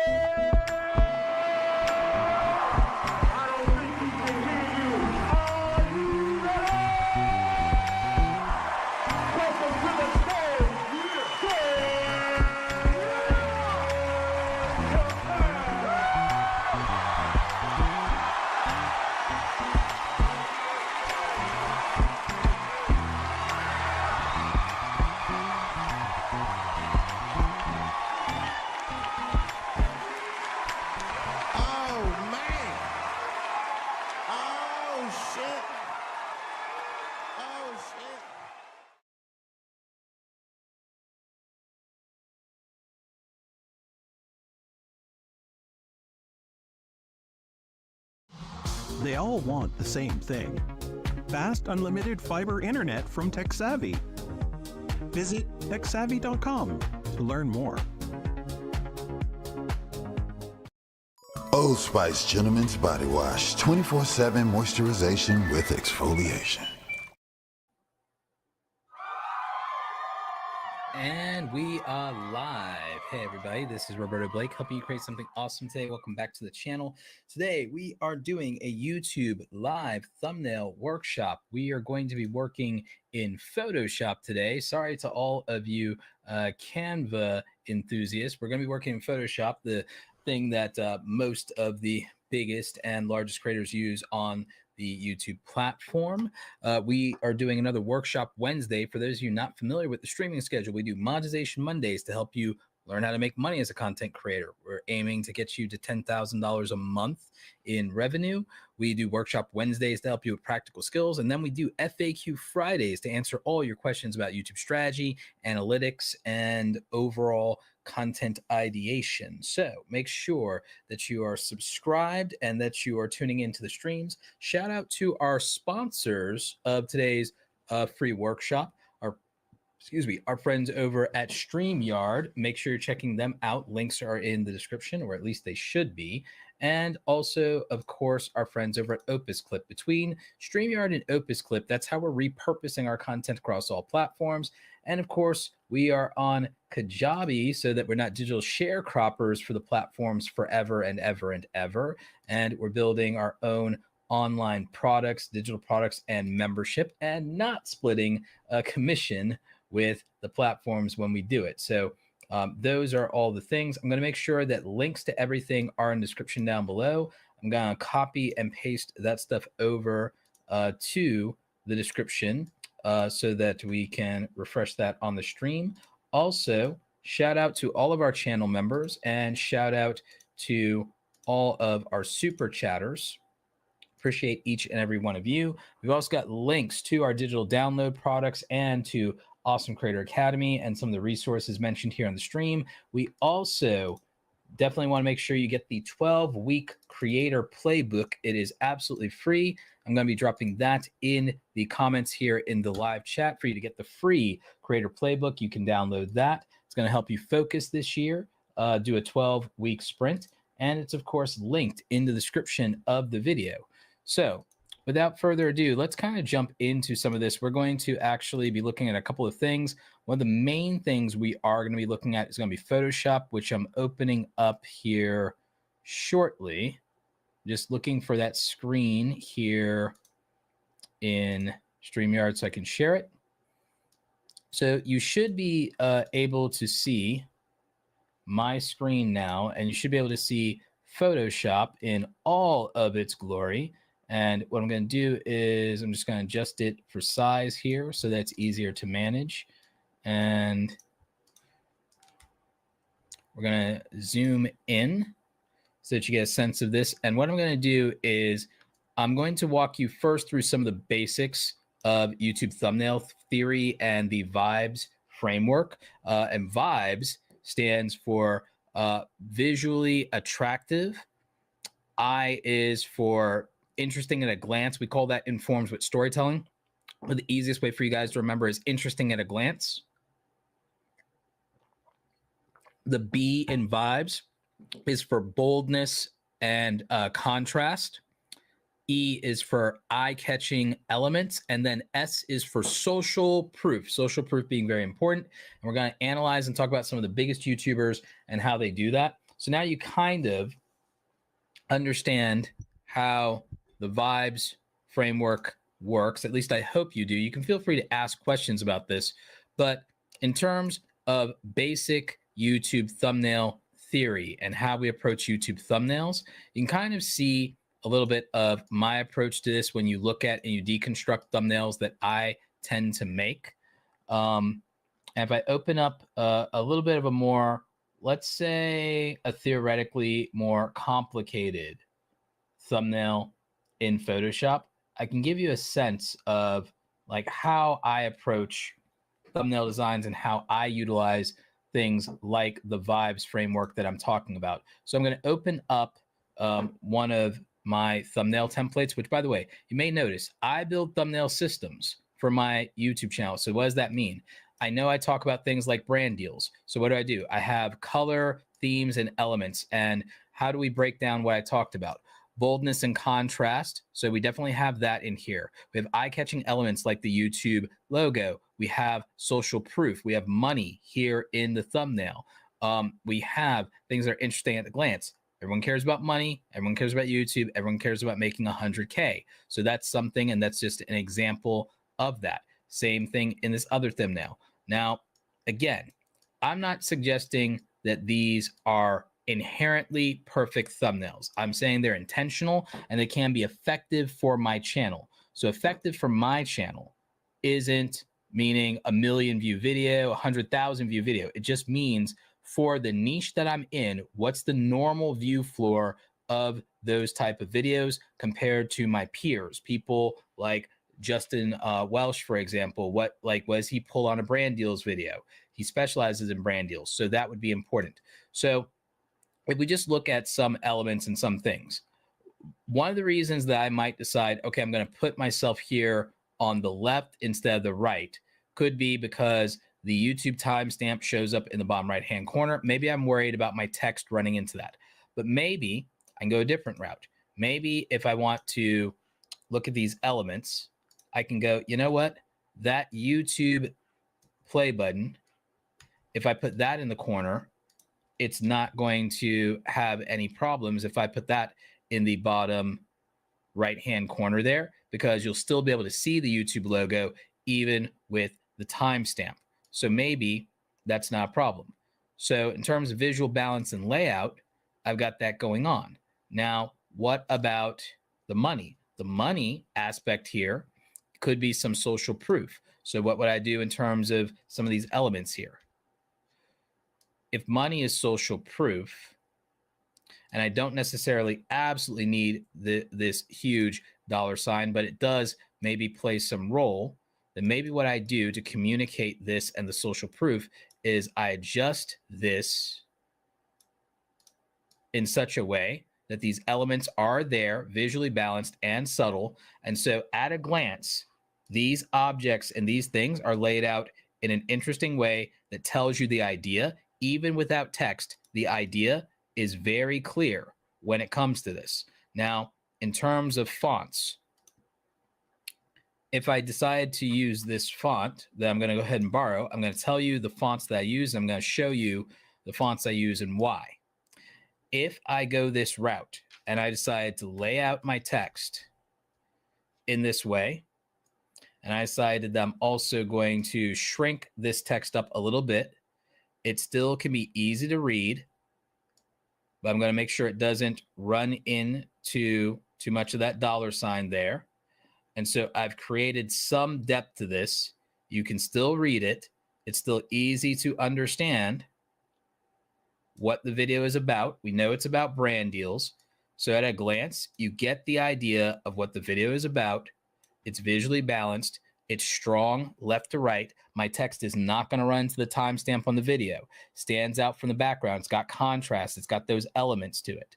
And the thing is, it's easy to understand. It's immediately easy to understand why you should click on this video. So if you see a title that says, hey, I care about brand deals, and you see the money, show me the money.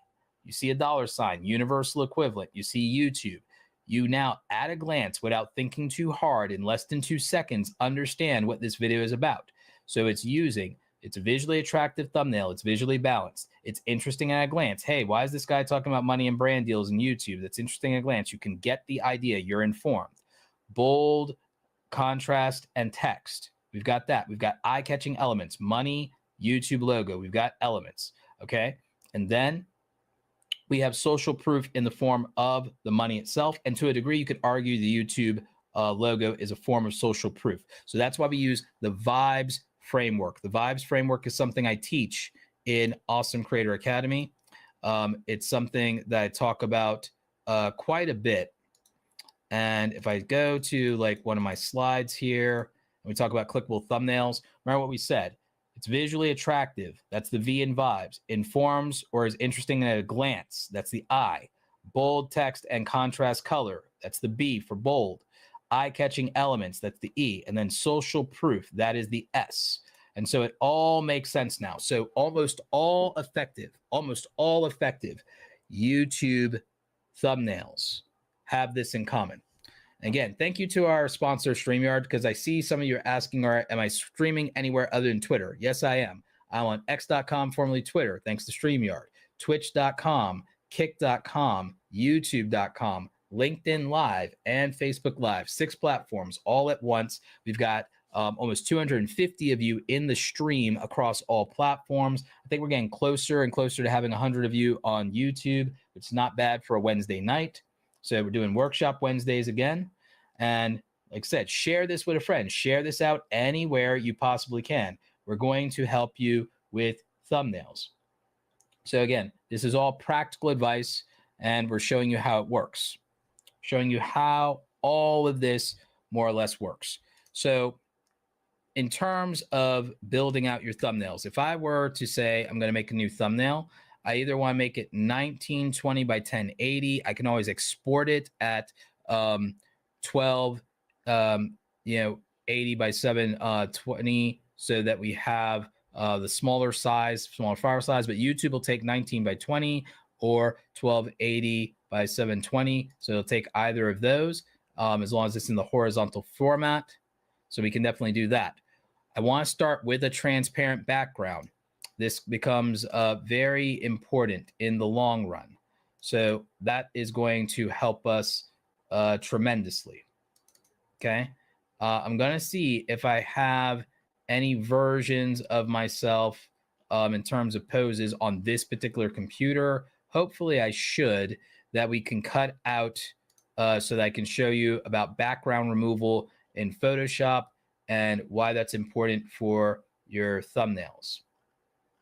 So we're going to see if I have poses of myself that we can use so that we can cut those out. If not, I'll probably just download them from my website or from my Canva poses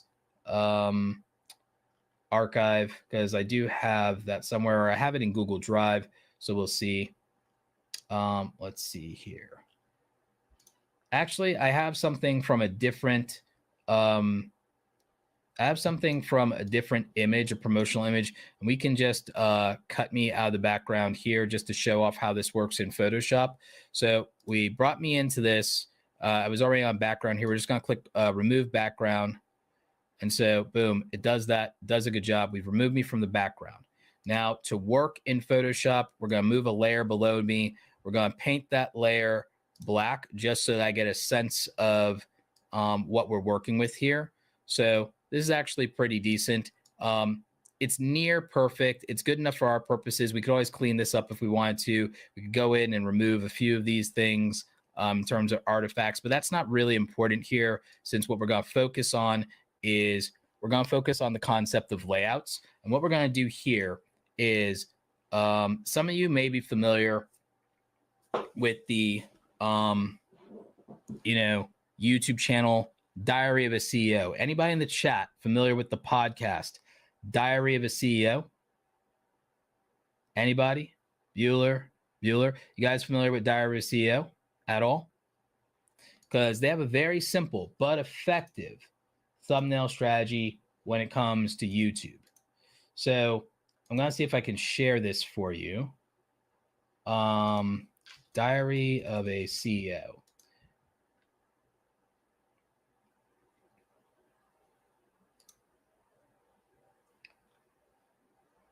So their videos, let's share the screen here. Share screen, Diary of a CEO, Diary of a CEO. On YouTube, allow. Okay, so Diary of a CEO.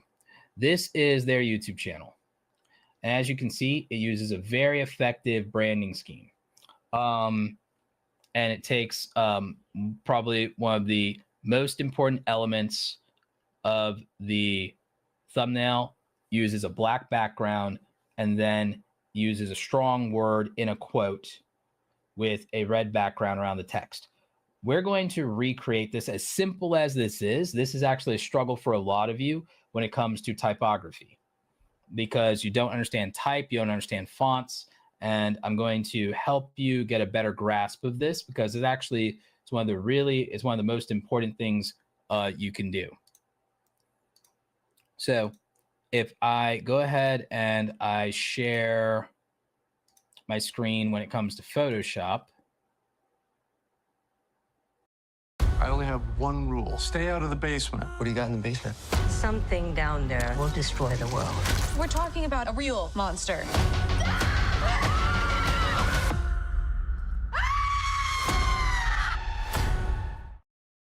I was sick of investing but not seeing my money grow. That's why I switched to Quest Trade. Let's see. Here we go. They're smart about their branding. Now, one of the things they do right is they're using a very easy to read, strong font in a large enough size that we're on a mobile device, we can at a glance read what's going on. So that becomes really important. And in their case, they're also not abusing all the text being in caps. So if we go,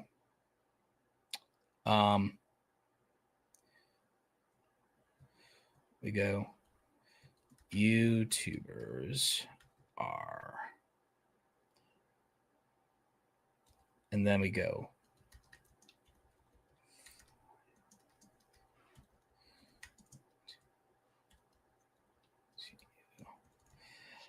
okay, this would be something that might be similar in copy to what Diary of a CEO does with inflammatory statement.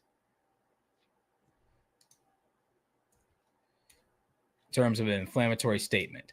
Now, I'm going to show you a trick with this.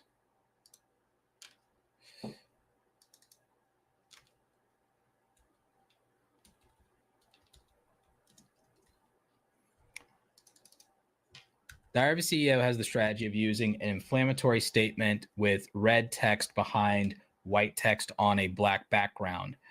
And I'm using that inflammatory statement method to create visual impact right now. And one of the other thing is they also use very specific text blocking to some degree in their approach. I'm doing an inverted version of it where instead of having it on the left-hand side, I'm going to put it on the right-hand side, but I'm already doing something very similar. Okay. And you can kind of see it here. Now, what am I going to do to recreate the Diary of a CEO branding? I'm going to make sure I make a square that has no stroke around it and a red background fill. And it's mostly going to, oh, I don't want it to be a rounded rectangle. So I'm going to also, in my settings here in Photoshop, eliminate the rounded corners. So that's going to be 0. Let's see. Yep. So it's just going to be a hard square, or sorry, hard rectangle, I should say. It's going to be a hard rectangle that goes behind my text. And it's going to be very much tight. In my case, I'm going to not have it too tight, but it's going to be pretty close.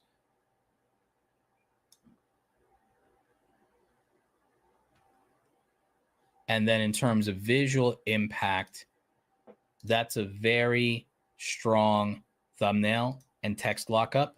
And what I did with that is I used certain shortcuts and tools in Photoshop to accomplish this.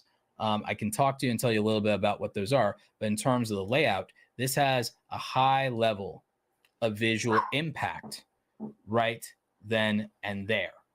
So this becomes a really strong visual statement that grabs your attention. And there's actually contrast in the thing that I'm saying and the thing I'm portraying, which can be intriguing.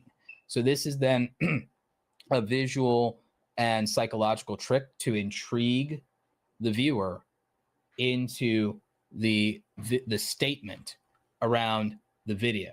So again, this can be very powerful and this can be very compelling. And this is based on the branding style of Diary of a CEO. Now, if I didn't want to directly rip off Diary of the CEO and then also just have this be plain and flat, which is it is a strategy in terms of a thumbnail design, I can take this a little further and make it my own. I can use the brush tool, and I'm going to go down to something like initially maybe 30 opacity with the brush tool. I'm going to show you a trick. So I'm also using shortcut I. I'm going to sample this red here. I like this. And then I'm going to create a blank layer behind the model layer, which is me here. I'm the model for this. And I'm going to use this red with the opacity. I'm going to make sure my hardness is down to 0. So actually, I'm going to erase this real quick, and then I'm going to start over.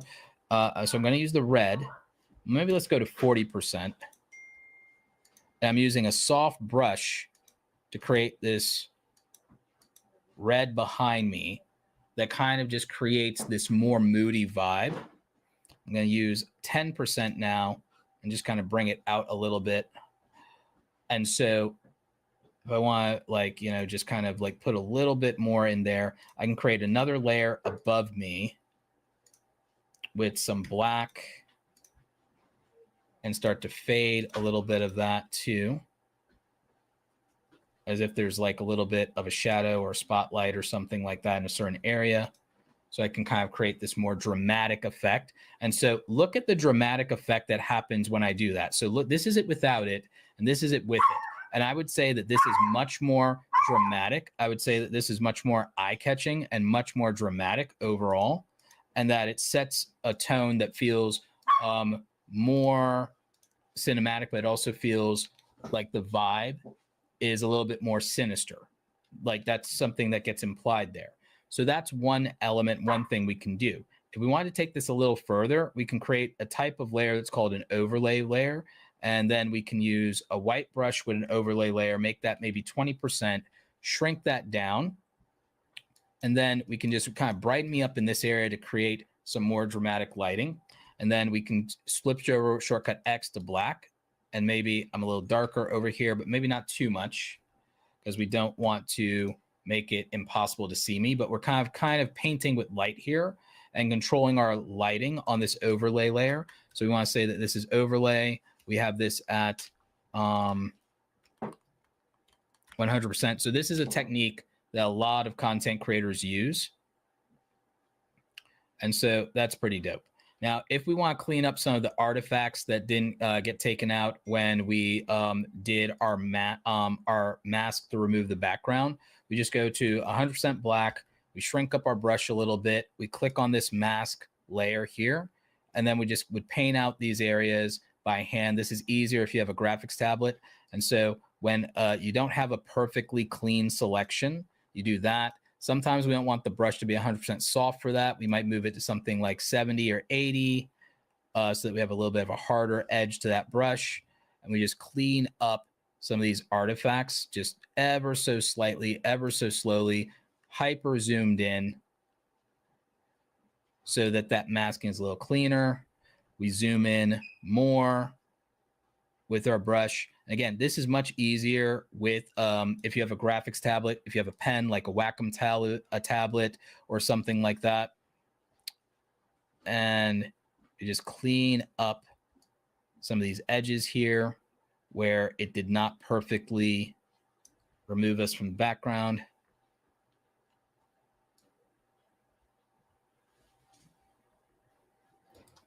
Again, it's subtle, it's small. You may not think it matters, but just a little bit of cleanup work goes a long way. And then you can see it now. You can really see the difference that that made. Just doing a little bit of cleanup work, just a little bit of edge work there. Now, again, you can be more granular. You can do things like use the pen tool in Photoshop. Some people want to do that. Some people want to use that. Like me, I'm just going to eyeball it. I'm kind of old school like that. So again, this just shows you a way we can create a fairly dynamic thumbnail really quickly. The key to this that makes this work is having photos of yourself and poses that you can use and cut yourself out and remove yourself from the background. For a lot of you, the photography aspect of this is really important. In fact, to recreate the big YouTubers' thumbnails, the big key to it is photography. The big key to the big YouTubers' thumbnails is that they all do staged photography for their YouTube videos. That's what Eric does. That's what Mr. Beast does. That's what Ryan Tranhan does. So it's their poses. It's their poses. And the thing is, you can kind of see this and get a sense of this in my analytics thumbnails where I cut myself out from the background, where I'm holding the data. And this data that I'm holding, I photoshopped in that data. It's really just a blank white board that I have with a photo in my basement, and then I'm superimposing the data charts. These data charts are all from my YouTube analytics stuff, superimposed in Photoshop with just a white board. I could even have handwritten text on here to make the Instagram meme if I wanted to. So that's how this is done. That's because I'm doing photo shoots to pose for my thumbnails. And that's what all the big YouTubers are doing, is they are doing staged poses, interacting with the imagined thing in their backgrounds for their thumbnails. So that's how this is accomplished. So let's go ahead and take some questions from the chat. And then also I might recreate, some thumbnails. So let's go ahead and go to some of what you guys are saying in the chat. Seaside Adventures with Mommy and Me says, this is a lot of work. I'm overwhelmed already. Yikes. I'm still in the process of learning Canva. Yeah, it can be. It can be. Brandon's Recovery says, what's GIMP? GIMP is a free open source Photoshop knockoff. It can be really difficult to use, but it is still around. It is still around. June to Rio says, is it better to be consistent with color over all your videos or variety based on topic? Topic always comes first.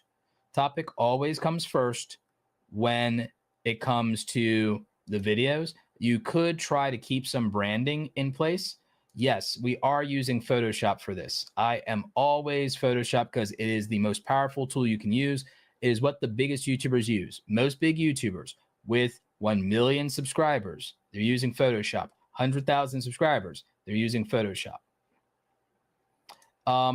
Sophie McDonald says, there is one problem with Diary of CEO identity design. It's too easy to replicate and is already being replicated. What would you suggest to create contrast against your competition? Well, actually, that's where I came in and I showed you, okay, if I was going to somewhat take their idea, here's how I improve upon that idea, add my own elements. And in my case, that was how I went in and I decided to work with dramatic lighting and to work with background lighting and then to create this sinister kind of overtone. And the thing is, you can tell that that's more on brand for me because you guys have seen me do negative framed thumbnails with a similar strategy to this. And so me using that concept of negative thumbnails, has worked in the past. And so you can see how that has been part of my strategy and how it's different. And I was doing that before Diary CEO was ever doing videos, by the way.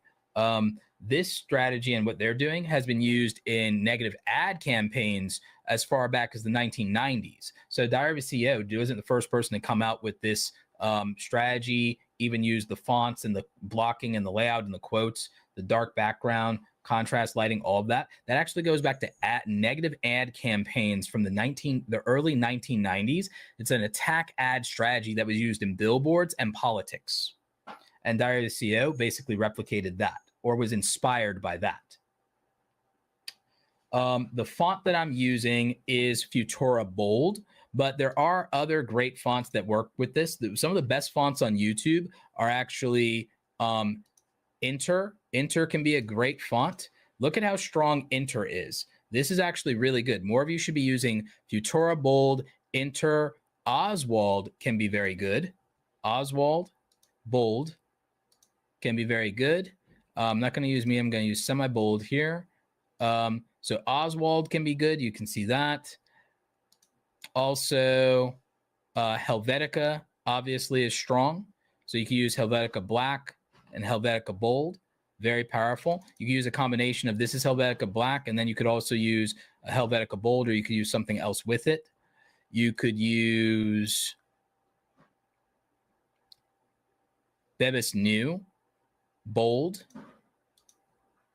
Bebas New Bold can be strong, but you'll want to definitely adjust the kerning with that, which is the space between letters. You'll want to do that. So that could be an option for you.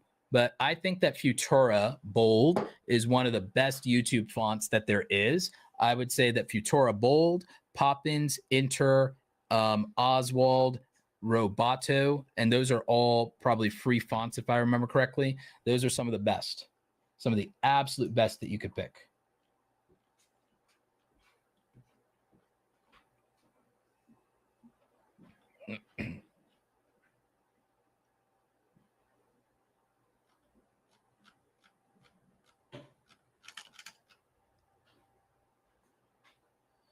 Do I have gaming thumbnail ideas?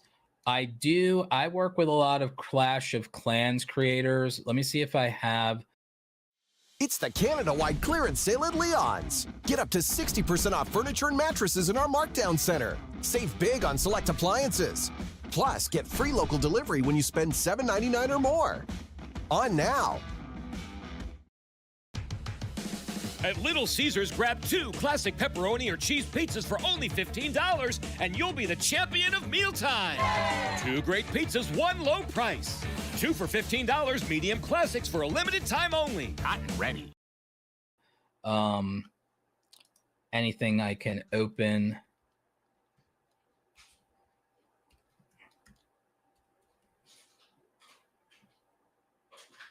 Let's see.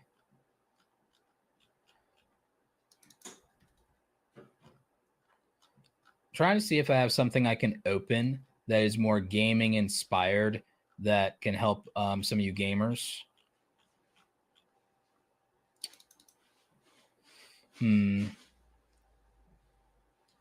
Because I've worked with a lot of Clash of Clans creators in the past, and other Supercell mobile gaming creators. So Clash of Clans, Clash Royale, Clash Mini, things like that. And so I'm going to look and see if there's something that I've created in the past that I can open up here that I happen to have in a saved Photoshop file that could inspire any of you. It's just a matter of whether I saved it or not.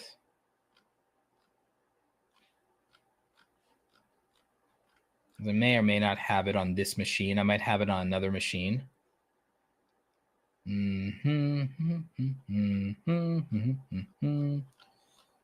Let's see.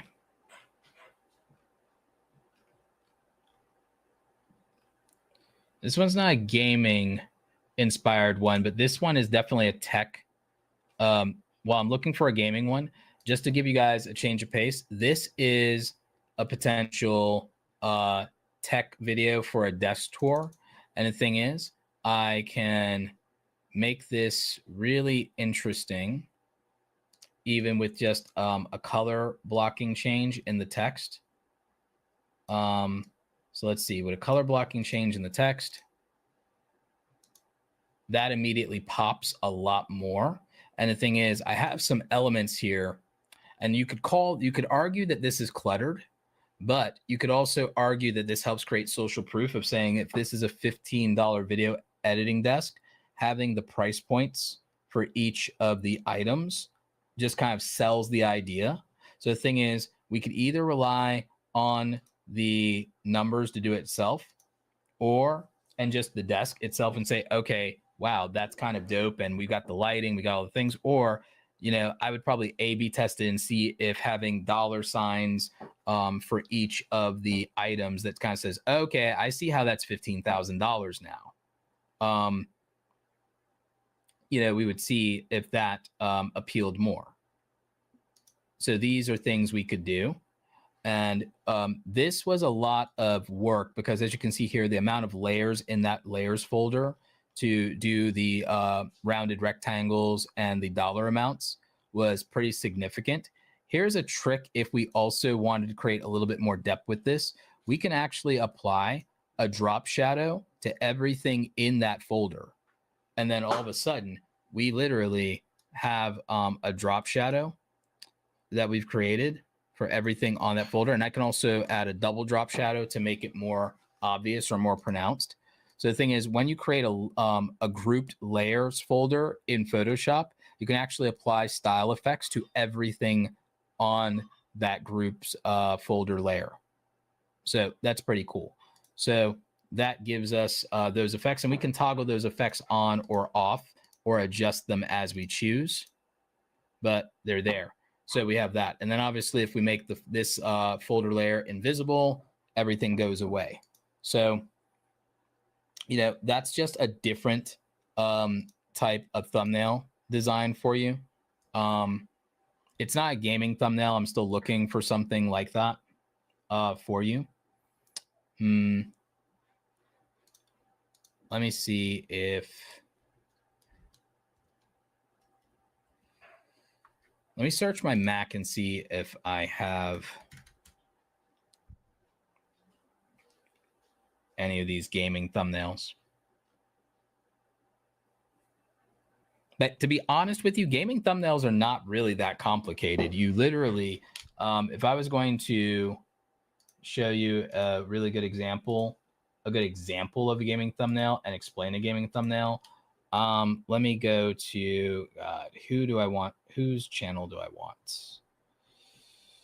Whose channel do I want?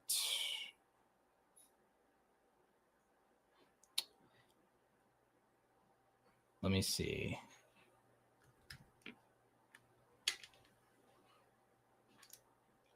You can go to...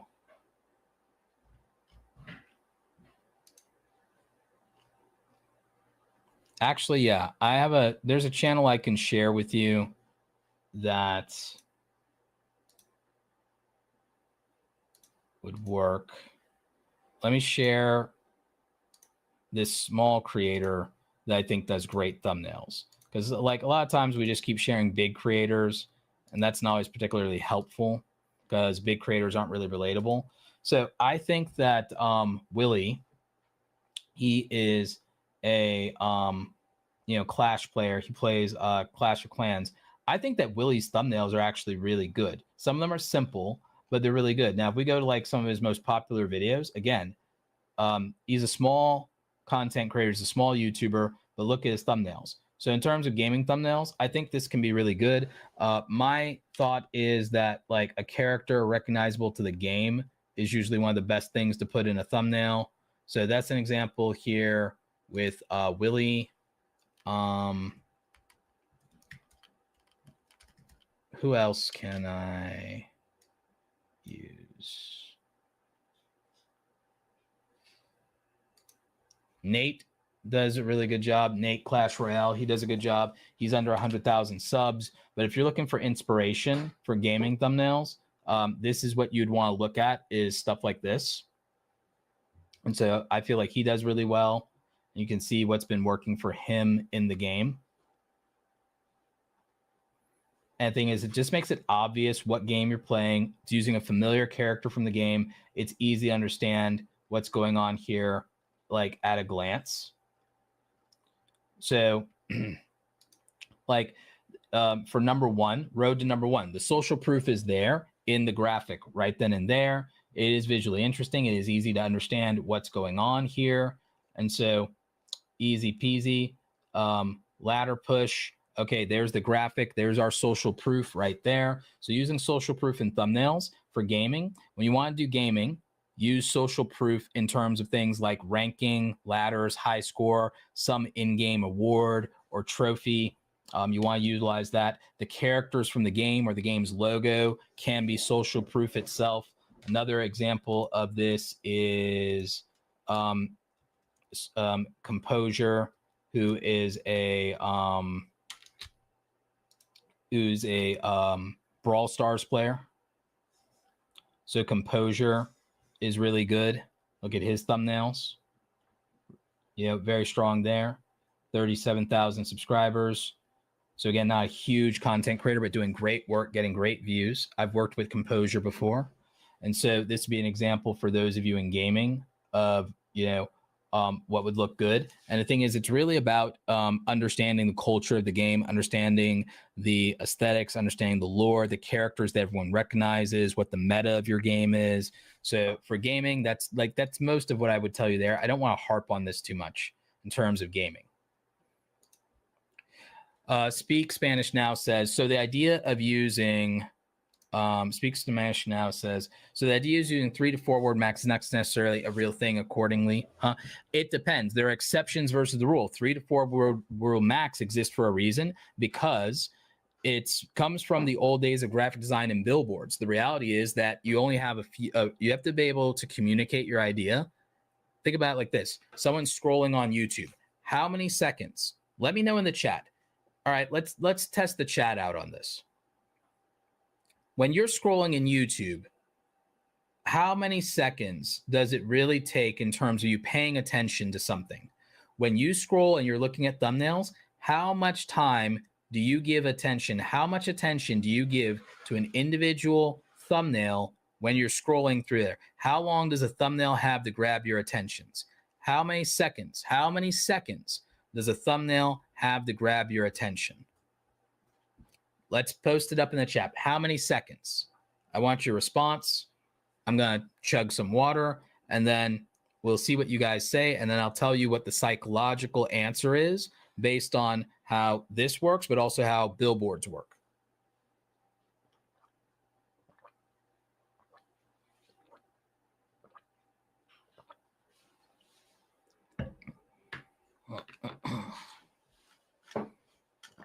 So, common answer here, 3 seconds, 1 second, 1 second, 2 at the most, 1 second or less. People are saying, so the most common answers are topping out at 3 seconds. And the most common median answer is 1 to 3 seconds, which means that basically on average, it's 2 seconds on average. So it's basically on average 2 seconds. So it's between 1 and 3, averages out to 2. So how much attention you can give to something is very minimum when you're scrolling on YouTube. Same thing when you're passing a billboard on the highway. This is the internet superhighway, remember? So we use billboard psychology in the same way. So that's where 3 to 4 words maximum for us to be able to process that information as quickly as possible is true. There are exceptions to the rule, like Diary of the CEO, but they also have a lot of social proof in their favor. One, they only interview hyper relevant figures in entertainment, politics, media, top of their field, world renowned. 2, so they use social proof in that way. Interesting at a glance, they use inflammatory language in the title and thumbnail to be interesting at a glance. And then they're using bold and contrast with the black, white, and red because they're using visual acuity. They're using black, white, and red. That's the high contrast spectrum for visual acuity. So they're using that. So they're winning on that. And then in terms of being visually attractive, they're using black background, white text, red outline, and they're using usually good photography. So they're visually attractive. It's interesting at a glance because it's inflammatory. It's using bold and contrast. It's eye-catching, and they're using social proof, the social proof of the person they're interviewing that already has notoriety, infamy, controversy, or fame. And then the podcast itself also has notoriety, social proof, infamy, and fame. So the thing is, when you have enough of those things in combination, you can be an exception to some rules. But you have to remember that where it's an exception, it is following the majority of the rules, and it's only leaning on breaking one rule while following every other rule. That's what's happening here. So the thing is, if you're following 99% of the rules, the problem is people hyperfixate on, oh, this person threw out this one rule, so they're not playing by the rules. They're playing by the other 99 or the other 95.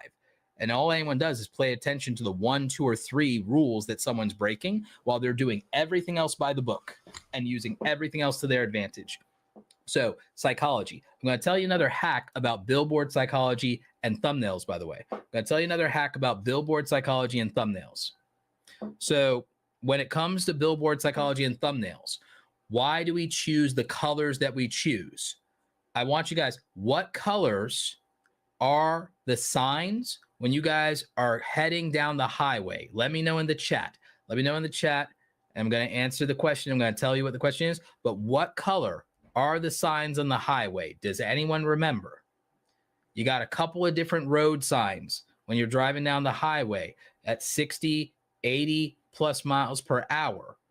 And they need to make sure that it's going to be hyper visible to you, even at night, even at night. So what do you see going down the highway? And it's even in the middle of the night, and you can still see it. Okay. So we got a couple of answers in the chat. I'm going to give you a little bit more time to get your answers again in the chat. And then when I show you YouTube, this is going to blow your mind.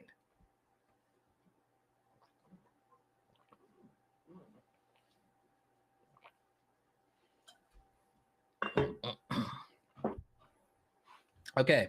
So in the chat, a lot of you are saying black and white and red. You're talking green, yellow, white. Some of you are bringing up blue. You're bringing up primary colors, plus blue, green, yellow, red, so on and so forth. Okay, I'm going to tell you, and this is going to be very interesting for a lot of you. And then I'm gonna show you some YouTubers. I'm gonna show you some YouTubers, and this is gonna blow your mind. So one of the colors on the highway that you always see is going to be blue with white text for the rest stops, but also green on the highway, and you're always going to be seeing green on the highway.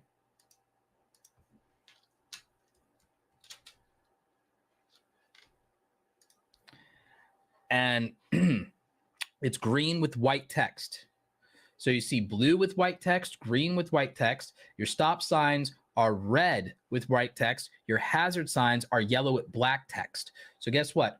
All of the everything you need to know in terms of visual acuity, everything you need to know in terms of visual acuity, visual contrast, already exists in that. What is the main color associated with Eric? It's red. What is the color associated with Tyler Oliveira? It's blue. Okay, it's blue. And then what is the color? Why is Ryan's channel not coming up? The color, frankly, associated with Ryan Trahan often tends to be green. Dire CEO, it's black, red, and white. Why? We always see white on red for the stop signs. That's a signal: stop, pay attention, urgency, immediacy. So that's that. Red, yellow, it's caution. Who's a content creator? Actually, there's several, but you know, I can find you a content creator who, or rather, content creators that take advantage of yellow and black. It's our friends Colin and Samir. Their branding, it's yellow and black. That is the slow down caution sign on the road.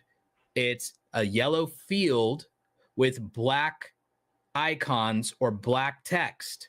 That's the caution signs. So Dire CEO uses black and red. Colin and Samir use yellow and black. Ryan Trahan often uses green. Eric uses a lot of red, hell a lot of red associated with Eric. Tyler Oliveira uses blue. So the thing is, the four colors and the combinations that are used on the highway for us to immediately be able to see at night and moving fast and at a glance, we know the color combinations. So it's white background, sorry, blue background, white text, because that's your rest stops, highway signs, and your street signs. Green field, white text. Okay, and then your caution signs. Your caution signs are yellow with black text or black icons. And then your stop signs, red text, sorry, red background, white text, red background, white fonts.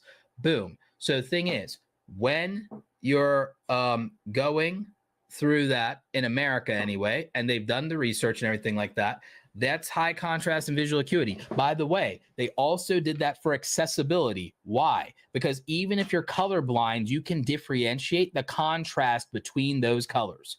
Even if you're colorblind, you can contrast and tell the difference between those colors when they're present, and you can still read that.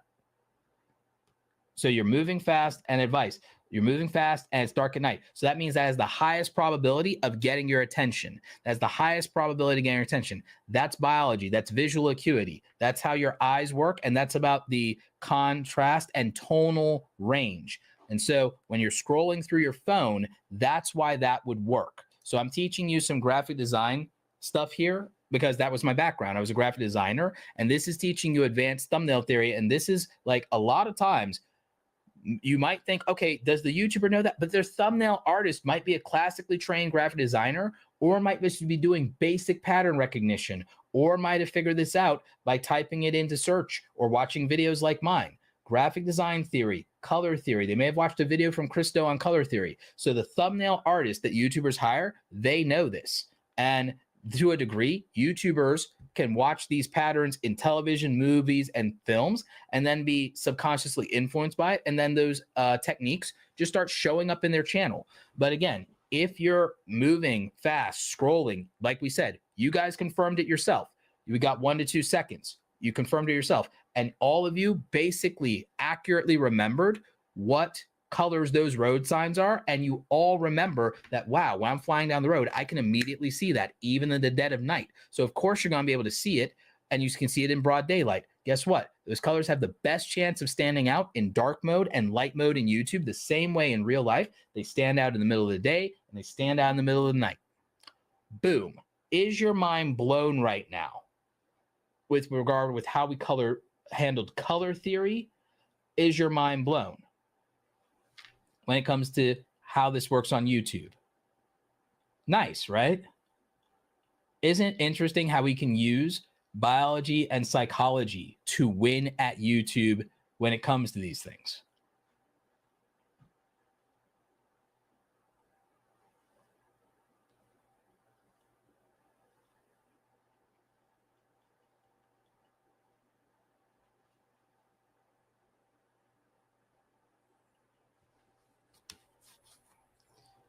So let's see here. What are you guys saying in the chat?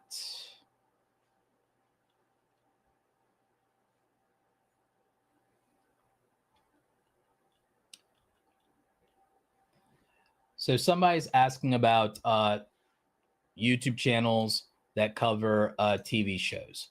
The best example of a TV show channel is Charlie from Emergency Awesome.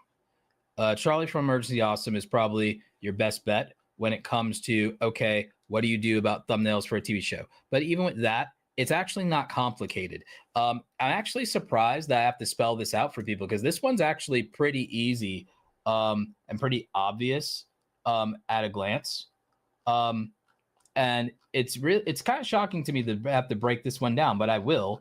The thing with TV and movie show thumbnails is, you know, it's pretty useless most of the time to put yourself in the thumbnail if you're covering a TV show. The people are most interested in the TV show and the thing itself. So often having in some way the show logo or something to do with that can be a thing. But the thing is, you don't have to necessarily take the same exact approach that Charlie is. It's just the most simple one.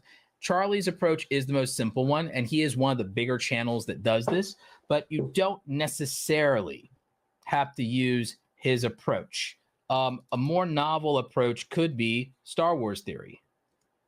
I enjoy his content a lot, you know, and one of the things that Star Wars Theory does really well is I do feel like he gets a little bit creative with some of his thumbnails, and he makes excellent choices, I think, in terms of some of the characters, and then also some of the creativity with adding some Photoshop effects to some of the thumbnails, contrasting multiple characters, taking interesting scenes, things like that. So I do feel that, and again, sometimes he does new stuff, and that's a different thumbnail style, but some of the compare and contrast stuff, that can be interesting. But one of the most important things if you're going to do TV and movie show reviews is to highlight and use characters that are immediately recognizable to the audience at a glance. And remember, the most interesting thing to the viewer is the TV show, not you. So just kind of keep that in mind. And again, I think Star Wars Theory is a good example because, again, these aren't the most crazy, wild, out-of-pocket, hard-to-make thumbnails in the world, and they still get views. If I scroll through his most popular videos of all time, these thumbnails are not impossible for anyone to make. These thumbnails are relatively straightforward and simple as long as you can find the images for them. And again, millions of views. And not all of them are super old. Some of them are more recent from like 2 years ago or whatever. But these are not the most complicated thumbnails in the world for anybody to make. And yet, thanks, bro. And yet, they are incredibly effective. So this is just another example for you. And again, a lot of it really comes down to when you're not making original content and you can't do the poses for the video yourself, the main thing would be to use something that's recognizable to the audience and that they're already a fan of. And remember to kind of take yourself out of the equation. It's not really about you if you're covering a franchise. If you're covering a franchise, it's not about you. Another really good channel, if you're one of these people who does entertainment content about franchises, is Stupendous Wave. Stupendous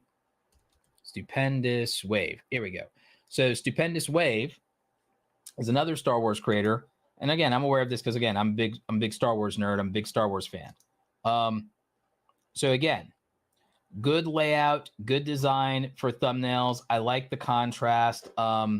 Again, it's about being effective. A lot of these are not necessarily out of pocket or wild. If I look at the most popular ones, again, these aren't necessarily crazy thumbnails to make. These aren't hard to duplicate thumbnails, if we're being honest, yet they're super effective. One could argue that also title, of course, plays a role in the combination. But again, thumbnails get our attention. Thumbnails are to get our attention. It's just like your clothing. Clothing is to get attention, right? You wear something, you get attention. People notice you. They notice the fabric, the cut, the fit, all those things, what have you, the colors. All right, that's the same thing with your thumbnail. Then the title is just like your opening sentence, and that's where you can screw it up. So no matter how attractive you are, you can open your mouth and screw it all up. Your thumbnail's the same. You have a great thumbnail, get attention, and lose everything in the title. They have to work together. They have to work in combination. So that is just something important. And so, yeah, here's someone, that nerd Dylan is colorblind and says, yes, Roberto can confirm as colorblind person. It's why mixing red and green doesn't work so well. Exactly. So using the color combinations that we talked about and the visual acuity and contrast, it all is about what we can immediately notice. And again, if it's the color contrast is so important that in using those combinations, that even if a colorblind person can see it, then you know it has the right visual contrast. Orlando Scott says, can you redo your thumbnails after you've launched? Absolutely. And I've done that. Other people have done that. We A/B test thumbnails because sometimes, you know, you're putting a thumbnail together in the middle of the night, you're launching a video, and then you go, oh, wait, you know what? I didn't do this, or I could do better. You can replace the thumbnail. It could turn a video around. Absolutely.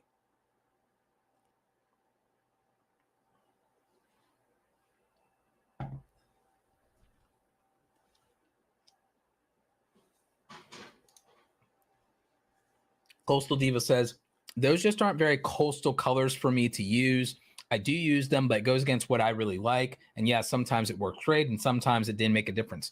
What I believe is a lot of creators do this whole do what you like, stick to your guns thing and everything like that. I think it's often terrible advice for creators.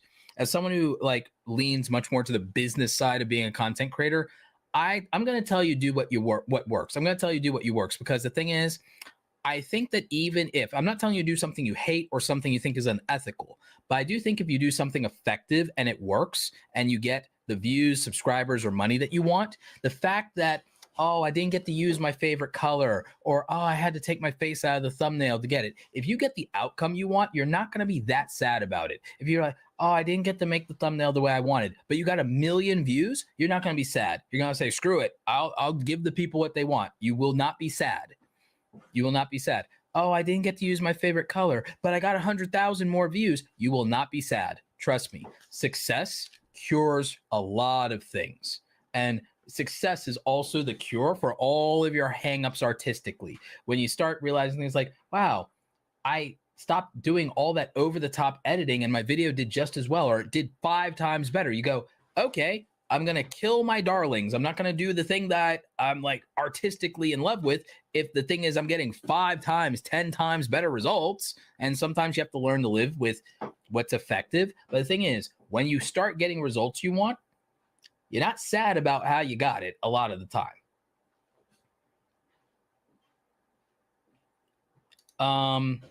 Astatine says, your thumbnails are very masculine. I mean, well, I'm a guy, so yeah, my thumbnails are going to be masculine. Can you show some more feminine thumbnail styles? I guess. I mean, I just have to pull up a female content creator to do that. So I guess I would use Lavender. I would just use Lavender as an example. If you are looking for the female thumbnail aesthetic, of course, my examples are going to be masculine because I'm masculine. So here's the female thumbnail aesthetic of one of my favorite creators, which is Lavender. And what I would say is she uses light and airy colors a lot. You still 72 hours sweat and odor protection. That goes on clear. Gillette antiperspirant. Still can understand her stuff at a glance, which is really important. Yeah, she's a very established creator, very popular. 2.29 million subscribers. She makes great aesthetic content. I say the thing that works for her is our thumbnails have a very realistic vibe, very airy vibe. They do have that female aesthetic. And I would say that this is something, if you were looking for something you can make in Canva, her thumbnails are very easy to make in Canva. However, you may have noticed something. They rely on good photography, good lighting. What is Lavender doing? She's doing a really good photography aesthetic. She has depth of field and a bokeh background. You're going to want to use a real camera to accomplish this. You need to use a real camera. And she is still using some very smart overall techniques when it comes to graphic design. Her text is very readable, even on a mobile device for the most part. There are times when it wouldn't be as readable. For example, in this Life is an Art, that doesn't stand out. There's not enough drop shadow. I would have put a drop shadow behind that, or at least an outline behind that, even though aesthetically it may not fit the vibe she was going for. It'd be easier to read, especially if you're someone who's colorblind, or if for accessibility reasons, or if you have glasses, it would be easier to read. So that would be one criticism. It works for her though. It works for her. I just like to sometimes try to prioritize accessibility in some of those things and lean into that. But she does have an aesthetic that she's chosen. It is on brand for her. But I will say that a lot of these things, remember, the difference in views is not purely on the thumbnail. It is topic, title, thumbnail, and timing all working together to accomplish a view count.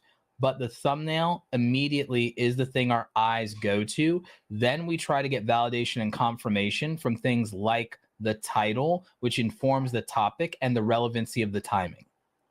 So that becomes important. But if you were looking for an example of the female aesthetic, here it is. And this is one of what I would say is one of the best creators in the space, at least in my opinion. I think she does a lot right.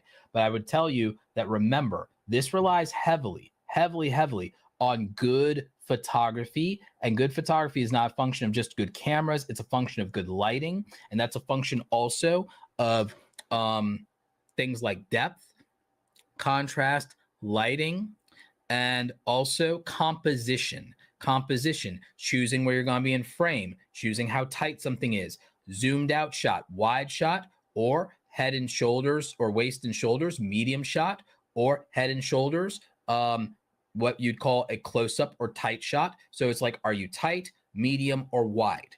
Tight is basically what I have right here in frame. This is tight. This is what you call a close-up, okay? Further back, this is getting close to what is a medium. And if I was all the way back, that'd be a wide, okay? So just kind of consider that. The best YouTube thumbnails tend to be, in most cases, not all, but in most cases, tend to be medium shots. Medium shots. So what are medium shots? Usually from top of head to roughly about waist, or where the elbows hit, So you can look at mine and Ali Abdal's videos for that to a degree. Medium shots could also be Mr. Beast when it's not full shotty body shot, where it's like at the waist for him. So that can be very important. And yes, Tierman Guitars is right. There's a lot you can do just with your camera lenses. Absolutely.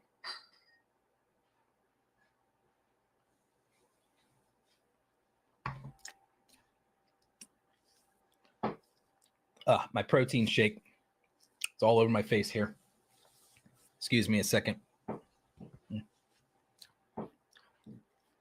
Oh, but that's so good. I can feel the protein surging through my body. So yeah, Premier Gal, Kelsey from Premier Gal is another great reference in terms of female aesthetic. And she uses a strong photography aesthetic that has high contrast, sharpness, depth of field, bright colors.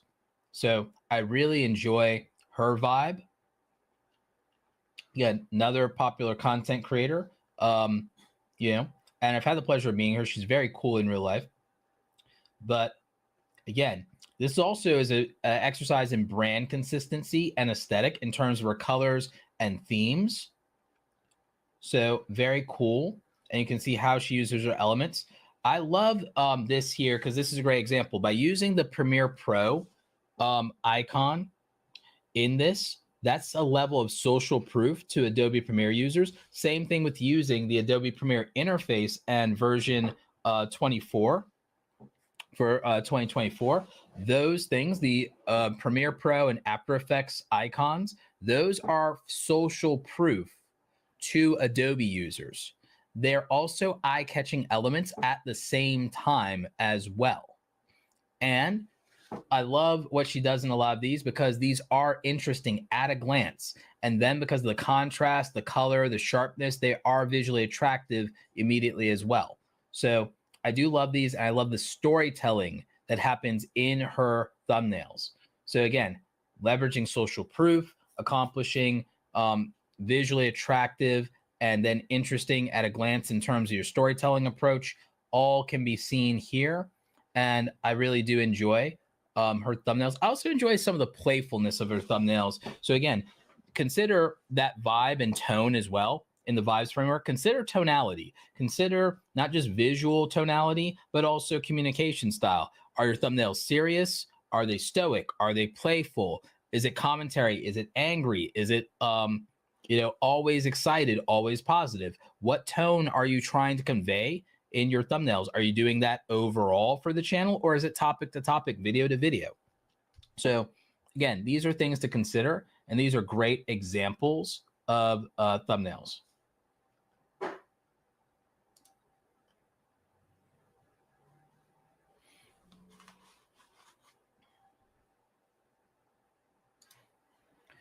So when it comes to the apps and programs for thumbnails, the best one for the most versatile options possible is Photoshop, which is used by all the big creators. However, if you are focusing on good photography and you need to just be simple, you can get away with just using Canva like Lavender does. But if you want to be able to make the kind of things that myself and Kelsey and some of the other creators, the biggest creators, Mr. Beast, Eric, and them make, it is going to be Photoshop. Now, again, if you feel like you're missing the mark on it, it just means that maybe what you need to do is go through and learn more of the tools and what they're capable of. But it also can mean you need to learn things like photography. Your thumbnails, a lot of times, are only as good as your assets. So what are you doing in terms of photography? Remember, with my thumbnails, what I do, I focused a lot on the poses. Same thing with Chelsea. We have endless files of ourselves with different poses and photo shoots so that we can make our thumbnails possible and so we can interact with elements in our thumbnails. Same thing for the biggest creators. The biggest creators you see have these poses that are interactive with the contrived thing that they did in Photoshop. So that becomes really important. It becomes incredibly important. So if you feel like your thumbnails might be quote unquote missing the mark, consider that some of it is, well, what assets do you have to work with? Do you have good photos to work with? Yes or no? Do you understand what makes a good photo? Do you have the resources to make a good photo? Do you have the understanding of layout, composition, lighting, contrast, posing, etiquette? Do you have those things to make a good photo? Do you have someone to help you take a photo if you need to be the person in the photo doing the thing? Do you have that? Do you have access to stock photography that'd be really good, like Adobe stock? Or are you going to use generative AI for that? And if so, is it going to be good or is it going to be crappy? Or are you going to combine elements where some elements are real and then some those real elements are then fixed or exaggerated by the AI tool? So on and so forth. What if, like, do you understand typography and what good fonts are, like we talked about, and why we use sans serif fonts? Remember, all those fonts driving down the highway, they're all sans serif fonts. They don't have the ligatures at the end. They don't have those curvatures at the end. They're not cursive, pretty handwriting, which I know a lot of you like to do. No, they're just hard, bold, sharp text, straight lines, easy to read, sans serif. So sans serif fonts. So again, a lot of YouTube thumbnails come down to, do you have a good photo? You could do a Peter McKinnon or a Casey Neistat and just have a really interesting photo. But are you good at photography? Are you good at storytelling? Are you good at posing? Are you in an interesting place? Do you have interesting things to photograph? Yes or no? Because you can get clicks and views purely off photography. If you're not good at graphic design, get good at photography and good at storytelling and good at what would get clicks on and likes on Instagram. What would be a good magazine cover? What would be a good magazine spread? What would be a good billboard that's just a visual only billboard? What would work for that? What would be a good movie poster? Difference with purely just photography and staging. You could literally make your entire thumbnail purely with photography if you're willing to do the background design and setup, or set up the stage the photo and do a high key photo shoot. You could do that. Some YouTubers do. But if that's not practical for what the story of the video is, then it won't work. A lot of you just need to put more thought into the idea, and you should be crafting the thumbnail before the video even, but that's a lot for some of you. And really what it comes down to in a lot of cases is it's a skill issue. As much as that might hurt to say or to hear, it's often a skill issue when it comes to thumbnails. Because like I said, be a master photographer or be a master layout artist or be at least a little good at all the things, because it would matter. And you can see the different types of thumbnails that people can do that would matter. Now, if you look into the history of my channel, even with the history of my channel, there are videos that are tech videos that were purely photography based even. Let me see if I can pull some of that up. There were some thumbnails back in the day that I did purely photography, no design required whatsoever, all photography. And they got like 100,000 views, even when I was smaller. It really depends on what people care about. Timing plays a role in all of this too, obviously. I mean, I would tell you that the timing and topic for a video kind of decide more of its destiny than most things. I'll give you a primary example of this. So back in the old days, when I did a lot more tech content, I got early access to the Microsoft Surface Studio because I was at Adobe Max as a speaker. The fact that I could show that this product exists and that I had my hands on it and access to it in the real world, and other people have the product in the background, and that when you go into the video, it's not clickbait, that made a difference. And because it was me and Justine who had the earliest access, because she got it shipped before everybody, and I happened to be at the event, and we got it out before other people besides news outlets, I had access to the product early. So being physically hands-on, that gave me a timing advantage, but I also was able to make a non-clickbait thumbnail because, oh, he has the product. Here's another video that's purely photography based. It's my HP Pavilion video. Now, here's the thing. I have another laptop advice video that, see, like, by the way, everyone thinks I grew my channel off YouTube advice. I grew it off tech and tutorials before any of you came to me for YouTube advice and was getting hundreds of thousands of views on some of these videos. So a simple thing here with the photography, and this is when I was a small creator, and this was when I was broke as hell. This is a $600 laptop in this advice video. So advice for buying video editing laptops. So boom, I have a laptop in my hand and laptop buying advice. Couldn't be simpler. 349,000 views, 300K views. HP Pavilion, 2-in-1 laptop, top 5 features. What I do, purely photography thumbnail, but how did I stage it? I put Darth Vader as the desktop background, and I showed that it's a 2-in-1 flip laptop. So there's a thing that I'm showing some social proof of. I have the product, it's in my office, and I'm using it with its 2-in-1 flip over capability thing, and boom. There's also something you immediately recognize. Darth Vader's iconic. So I used that all to my advantage, and that worked in terms of views. And so you can see other different thumbnail styles that you do things here, but I'm looking for some more of these photography-driven ones. Here's something where I literally just used a photo of the inside of my PC build, 162,000 views, 162,000 views using just purely the photography of inside of my PC build, talking about the minimum requirements for video editing laptops and desktops. Purely photography driven.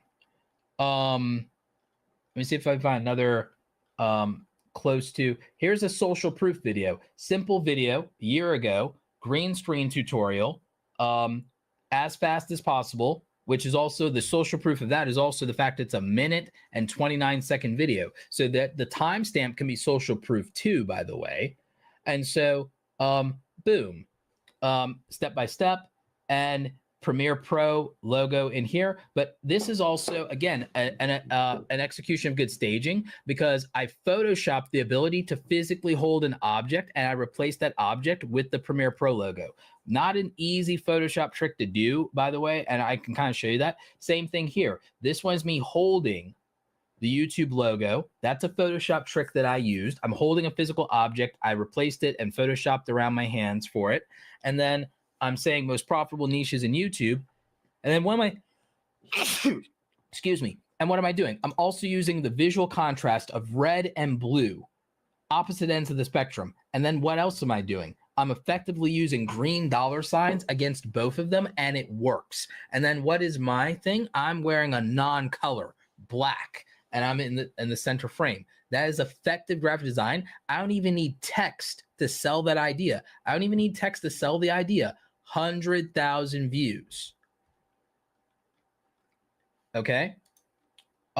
This one, I'm communicating the concept of time in terms of the 4,000 watch hours video. I'm communicating the concept of time, and I'm making explicit 4,000 hours watch time. I use a clock. I use the YouTube logo iconography. I use a thoughtful expression in pose, and I'm using a giant pencil as a prop. I'm doing a lot of things here, but a big focus on it is using every aspect of, I'm using typography, I'm using design elements, I'm using color contrast with red, white, and blue. I'm using a neutral color for me, gray, and I'm also interacting to a degree with the elements in there, foreground, background, middle ground. So there's depth, there's contrast, readability at a glance. You understand everything that's going on in this video. And so it makes it very abundantly clear what is going on and what it's about. Boom. So that's just another example. And again, this is where photography can be very helpful. In a different video with regard to social proof, I talked about YouTube profitable niches. I used Graham Stephan. I used Mr. Beast. I used dollar signs. I used green. I used the YouTube logo. And I just have simple text, 2 words, YouTube money, 99,000 views. So, by the way, you may have noticed I'm no slouch at videos. It just, they're hit or miss. It's all topic based for me, but it's hit or miss. You may have noticed I am fully capable of getting 100,000 view videos. It's just about what you want to watch. It has nothing to do with what I want to make. It has everything to do with what you want to watch. And it doesn't matter how good or how simple my thumbnail is, the topic will decide whether you want to watch. So the topic and title will decide if you want to watch. The thumbnail is solely so I have a shot. It's to get my attention. It's to get your attention. It's to get you to stop the scroll and to read the title and then see if that topic is relevant to you right now. So topic and timing. The title is communicating the topic and the timing. The thumbnail is reinforcing that, but it's also getting your attention. All of those things have to work at the same time. And I can accomplish this in a lot of different ways. Look at this one. This one is the Adobe InDesign tutorial. This is just typography, nothing more. And it just says what it is. Almost 500,000 views. Was it in a simpler time of YouTube? Yes. Do thumbnails like that still work today? I see them all the time. Some simple thumbnails still work today. So you can use, look what, this one's purely photography. All this one is literally my facial expression. And this is in 2007. It's not that long ago in the grand scheme of things. 200,000 views. Should you start a YouTube channel in 2007? Yes and no. 200,000 views. Purely photography, purely facial expression. Purely facial expression. The title did most of the work, but the simplicity of the thumbnail speaks to an earnestness and an authenticity. What's that like today? Why is that? Why do I say that that's still a relevant tactic today? Sam Sulek. Sam Sulek is doing this type of thumbnail today. Now, again, he doesn't look like me. He's, a genetic freak of nature with massive muscles and looks like, the Hulk in real life. So he's walking clickbait. But again, it's the same principle and tactic being used today effectively on YouTube. Look at this one. There's no Photoshop. This is just a photographic thumbnail. Stop trading time for money. $1,000 a week passive income. What I do, I literally have a piece of paper I ripped out of my sketchbook, handwritten. It speaks to this concept of an authentic, no BS thumbnail. This video almost has no editing in it either. It's just me talking to people, and that's only from 5 years ago. So again, in the grand scheme of things, I'm telling you, there's a variety. There's no one thumbnail style that works. And you can see that proof in the pudding, not only on my channel, but on all the channels we've covered. And that sometimes even a good thumbnail isn't enough if the video topic. We've seen great thumbnails. Here's another one that's just photography. 100,000 views. Complete guide to buying new laptops in 2016. Laptop buyer's guide. Social proof. At the time, this is a new laptop that was out. It was the Dell XPS 13 was a popular laptop at the time in 2016. Social proof is having that laptop.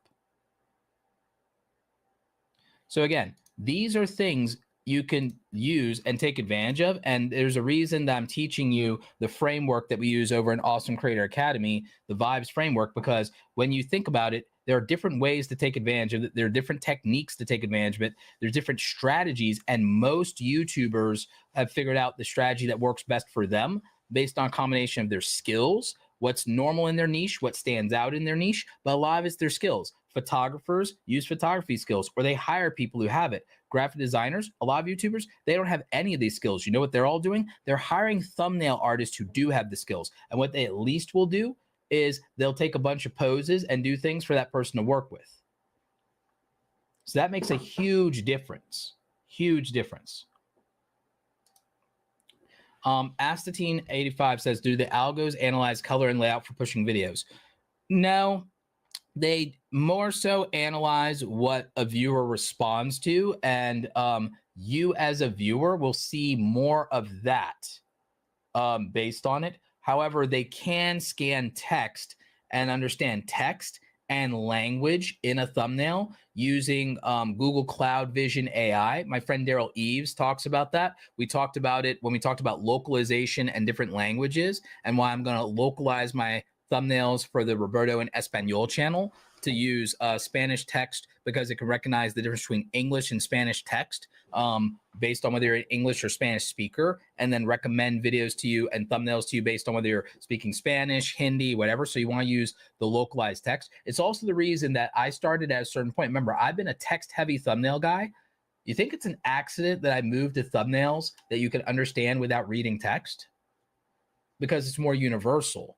And as we move to channels, they're going to be multilingual.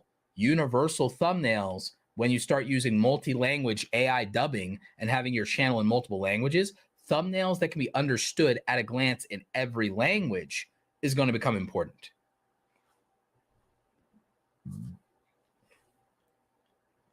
So that's going to be incredibly powerful.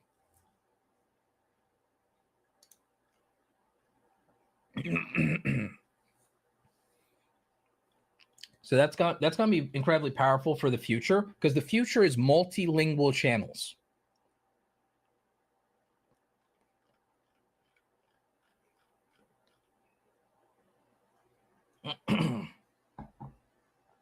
In the chat, for those of you who are live, I want you to answer a simple question for me. What skill do you think you need to improve the most? Graphic design or photography? Of the two base skills for making YouTube thumbnails, is it photography and posing, or is it graphic design? Which one do you need to improve the most? Is it your photography or is it your graphic design? Let me know in the chat. In fact, let me see if there's a way to run a poll right now live. Let me see if there's an easy way for me to run a poll on the current video while we're at it. Because I think that'd be interesting. If we can pull that off, that'd be great. That'd be great. Let's see.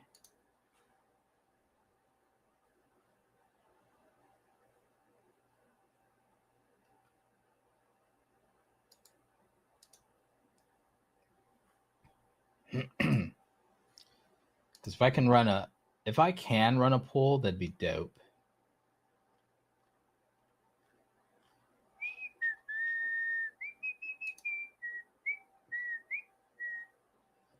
Let's see.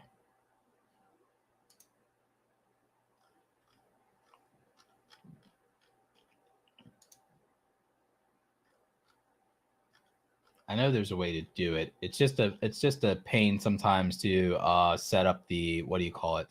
The live, the backstage for when you're doing your live streams. Because I like to manage everything from StreamYard, but on the YouTube end of managing everything else for your live streams, yeah, they have an annoying way for you to get to that.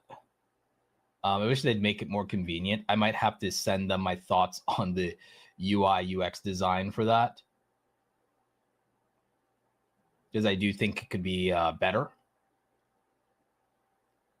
I mean, yeah, YouTube's great. Don't get me wrong, but there are aspects and things that can be done better that would be massively helpful. So let's see. Start a poll. Great. So let me see. Photography, graphic design. We can run a poll. Yeah. Which skill? Hang on. Which skill do you need to work on? And we'll go to start poll. There you go. So now you guys can vote on the poll. So I posted that.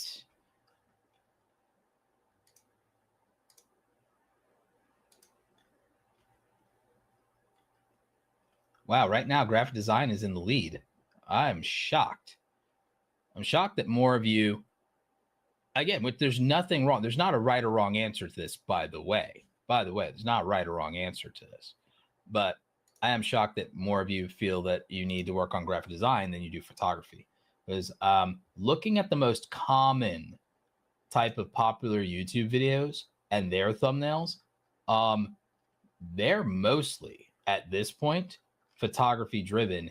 If you look at Mr. Beast, Eric, Ryan Trahan, you look at any of the biggest YouTubers, their thumbnails are photography based. And whenever I ask all of you, it feels like everyone wants to try to duplicate their thumbnails more than anyone else. But it's fine to not want to do that. It's actually really great if you don't want to necessarily duplicate the big three. But in general now, most YouTubers' thumbnails are photography based, unless they're doing like entertainment content, unless they're doing gaming, this and that. And even then, there's some elements of that in there sometimes. So there is that. So it just depends on what you're making as to which skill is more favorable to you, to be honest.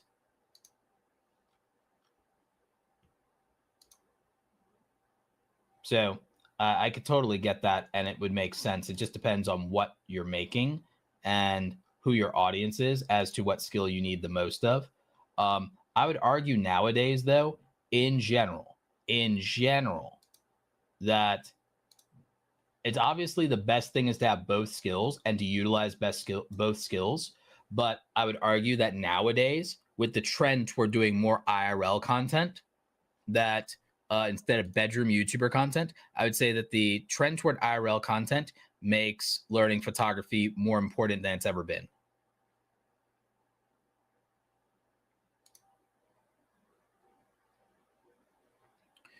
For a cooking channel, Divine Chef, it would absolutely be photography.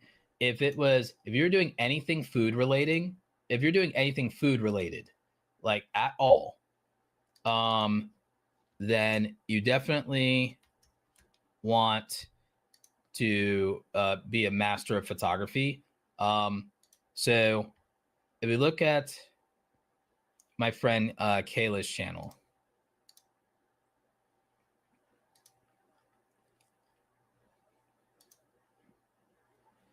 her thumbnails are gorgeous. Now, it doesn't necessarily always translate to views, but yeah, photography for a food channel could definitely be much, much more important.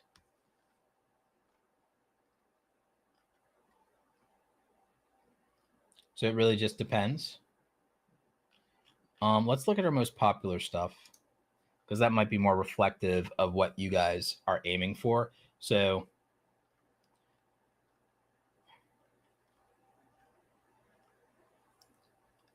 this DIY dog cupcakes is a perfect example of why photography for a food channel actually matters. So if you're doing a cooking or food related or baking channel, yeah, photography. All about that photography. You also can get an idea here of what looks good.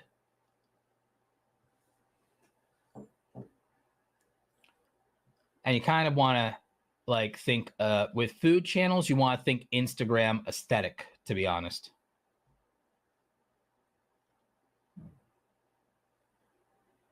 So really aesthetic stuff ends up becoming really important. And again, I like to showcase what channels under 100,000 are doing good, because I do think that only covering the largest creators and what people with millions of subs and million views, I don't know that it's that helpful compared to being able to see people that are much more comparable to what you, what seems attainable to you, or even people you might relate to more.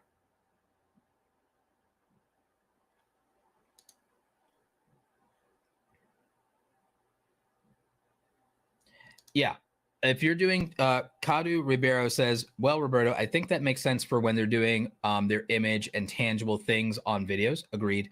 For app tutorial, for example, graphic design composition makes more sense, I guess. No, you're absolutely right.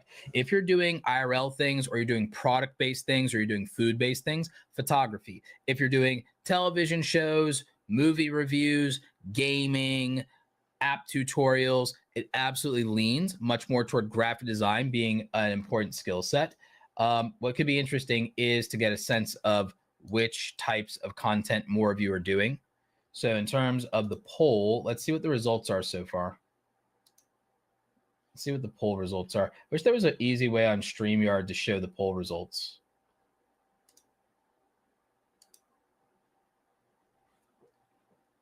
But currently, if I end the poll now, it looks like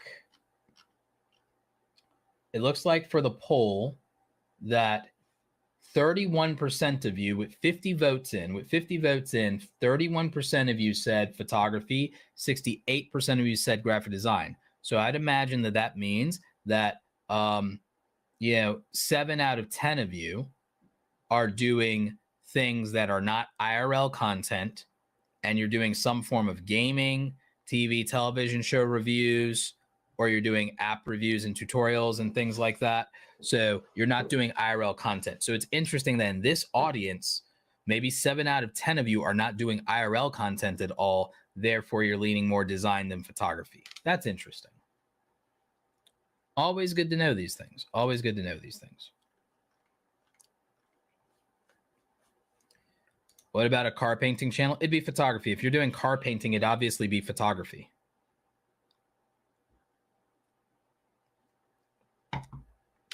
Sports channels?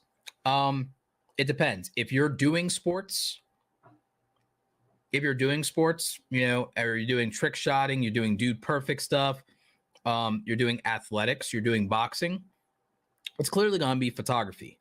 If it is you're covering UFC, you're covering the NFL, you're covering the NBA, then you need to understand graphic design, but you also need to understand what sourcing good photography for that thing looks like. So that would matter. Clearly.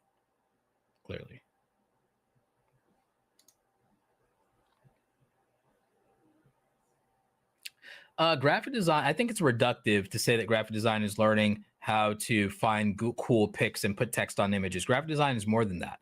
It's layout, it's composition, it's knowing what fonts are good fonts, it's knowing what color combinations do work together and knowing color theory. It is knowing typography, learning tracking, learning kerning, which is basically letter spacing and line spacing. So knowing letter spacing and line spacing, knowing what fonts to pick, knowing what font combinations to pick, knowing why we don't use more than 2 fonts usually, knowing which fonts are effective for your goal, knowing what colors are effective for your goal, knowing what readability looks like, what we talked about with color contrast, knowing tonal range, knowing depth of field.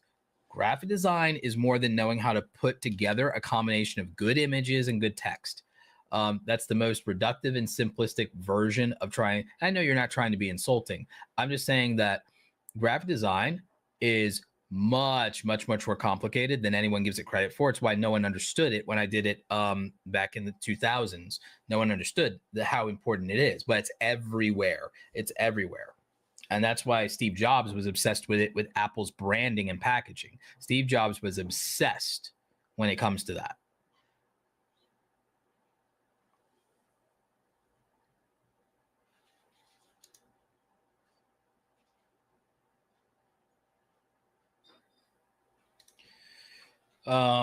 Let me see. What's a sports channel?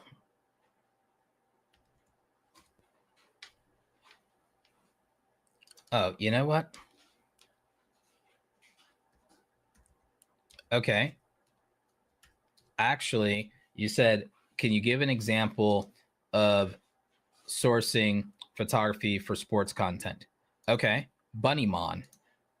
Because someone asked, AJ asked, can you give an example when you say sourcing photography for covering sports? Certainly.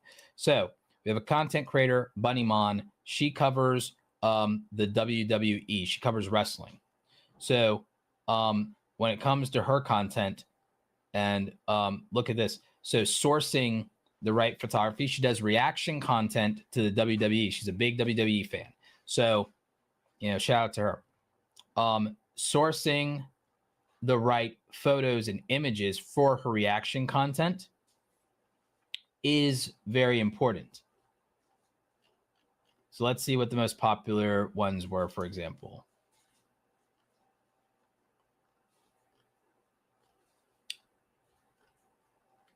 Looks like she used to react to a lot of other things before she focused on WWE, but here is an example for the WWE for wrestling. So she was covering best entrances. So that was a thing, even in general for reaction content. I'm going to see if we can get to more of her higher view wrestling reactions. WWE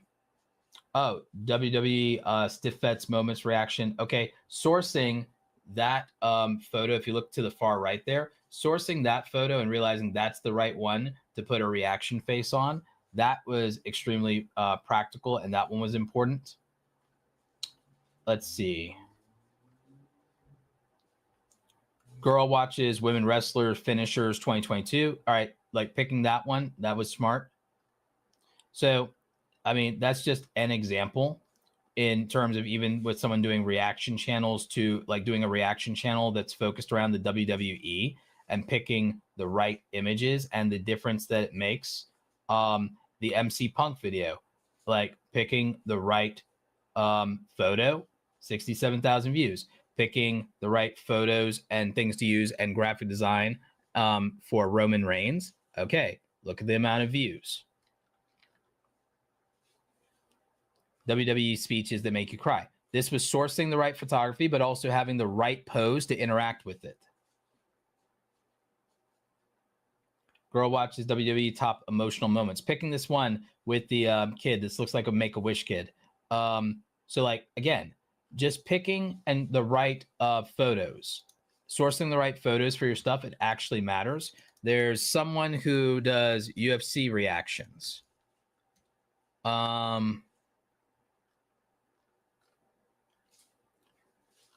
Like, and again, it's going to matter in terms of being able to source the right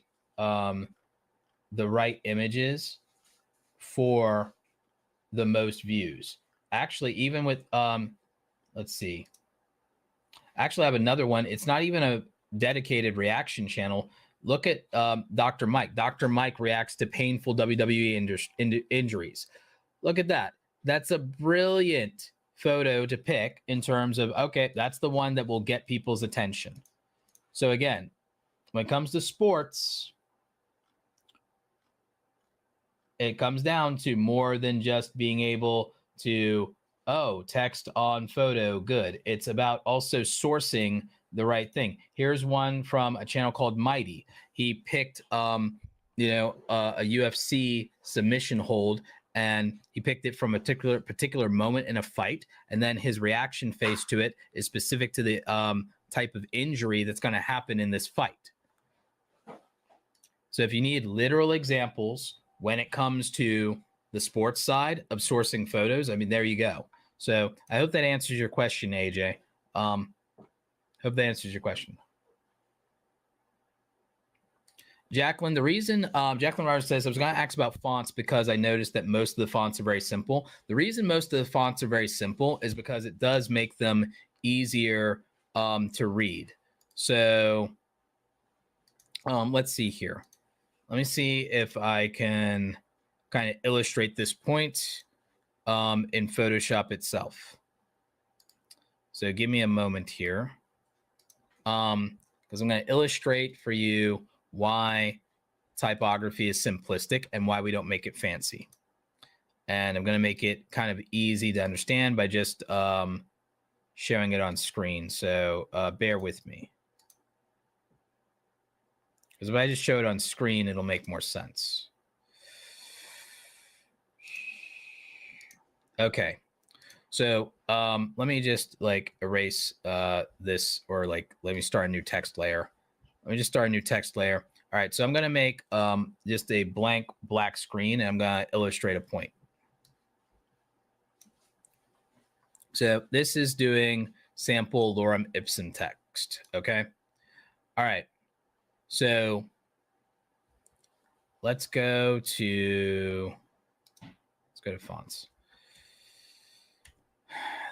You may notice that as I scroll through different fonts, this becomes more and less readable. Now, what I'm going to do just to do something with letter spacing, just so that in general, this is easier for everyone to read in general and understand what I'm talking about. I'm just going to arbitrarily and randomly scroll through different fonts. This is Gil Sans. Okay, this is Grantha. This is Helvetica. This is Helvetica LT Pro. Standard. This is Helvetica New. Helvetica New LT Black. This is Herculum. This is Hofler. This is Hypatia. This is Impact. This is Inter. You may have noticed that this is Iwonen Old Style. You may have noticed that as we scroll through different fonts, that our capacity to read at a glance and the way that they look to us and the amount of visual impact they have just on a black screen, you can see that it makes a difference. This is Komu. This one's Komu. This is more of a techie font. So watch this. So if I say a phrase like the future, okay, watch what happens here. You want to know about why we use certain fonts versus others.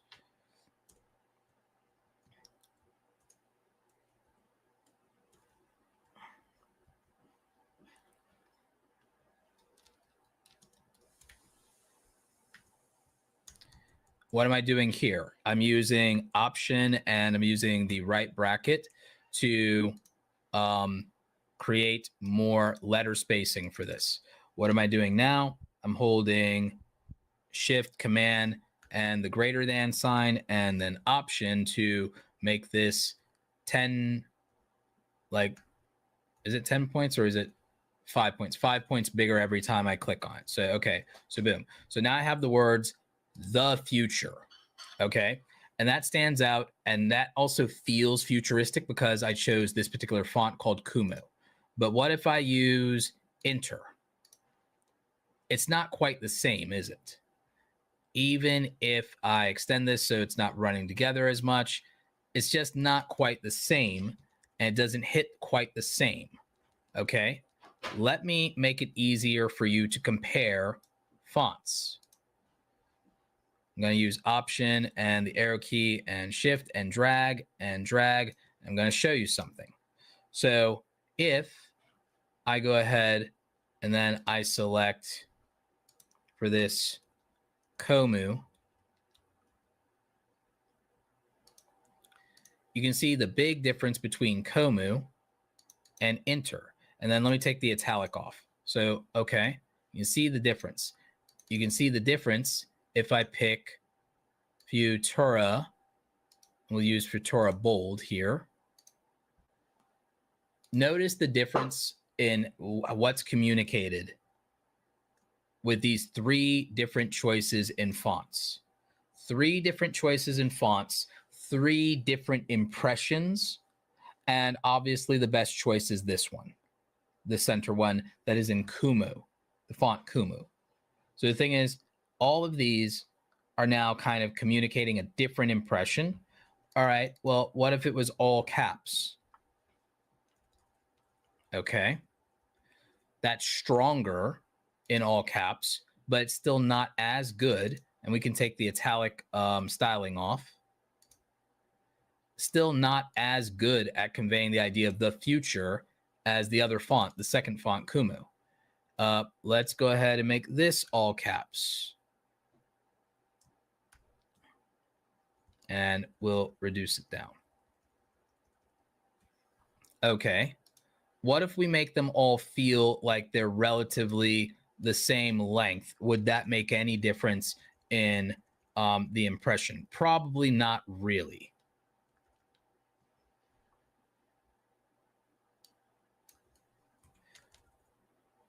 So even if we make them all feel relatively similar in size, the font in the center, the second one, Kumu, just feels more futuristic. It just feels better. So it's just a better fit for the idea that we're conveying. This is how important and how powerful just picking the right font for your video can be in terms of conveying the idea. Also knowing that you can use stylistic choices and elements to adapt and adjust your fonts.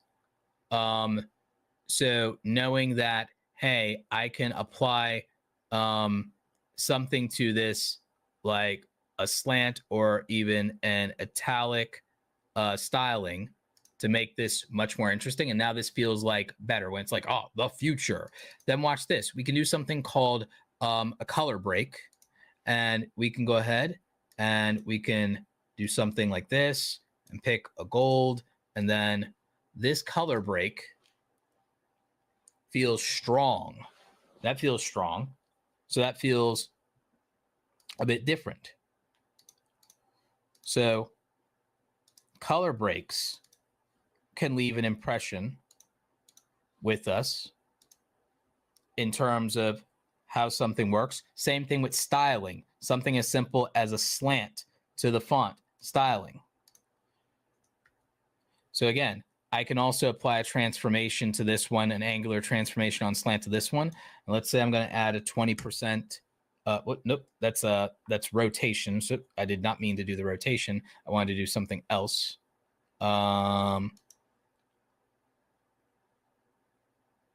Give me a second here. Where is that menu option?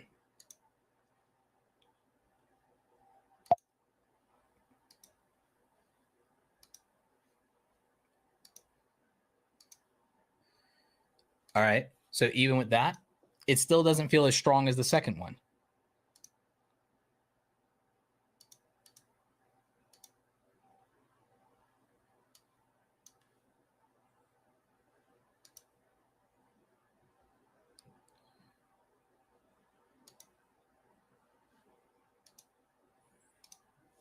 So again, it's still not as powerful as just choosing the right font.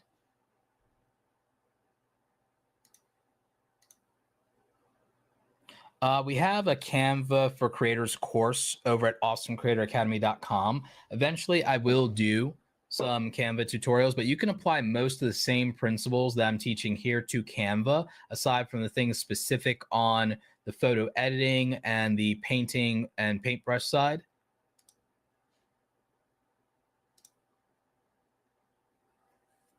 Melly Cinco says, Roberto, I went to a UI UX school, and let me tell you something, Roberto, if I could go back in time, I would have just paid you $5K for a couple of sessions. Biggest regret. Thanks so much. No problem. Yeah, I try to teach things the way that I understand them, and sometimes it's better than the way I originally learned them, to be honest with you.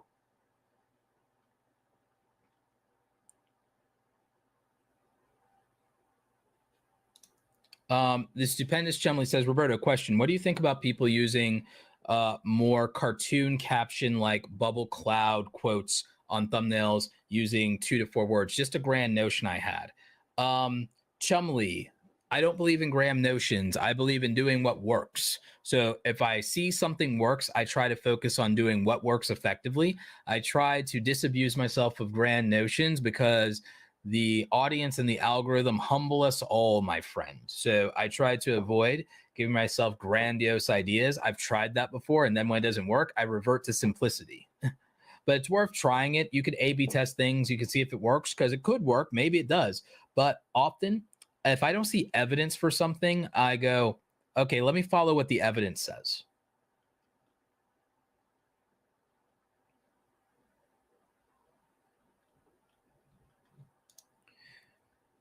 Dreamer Gamer, $2 super chat. Hello, Roberto. Hello, Dreamer Gamer. Appreciate you.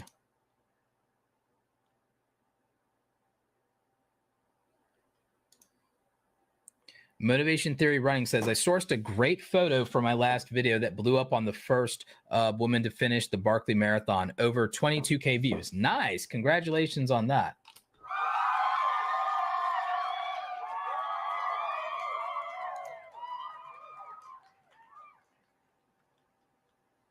Yeah. But simple fonts work most effectively, and they make things easy to read. They make things very easy to read, and it's massively helpful in a lot of cases.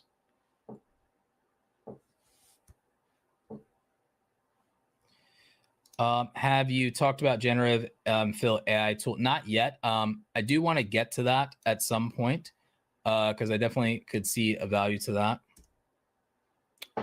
Let's see.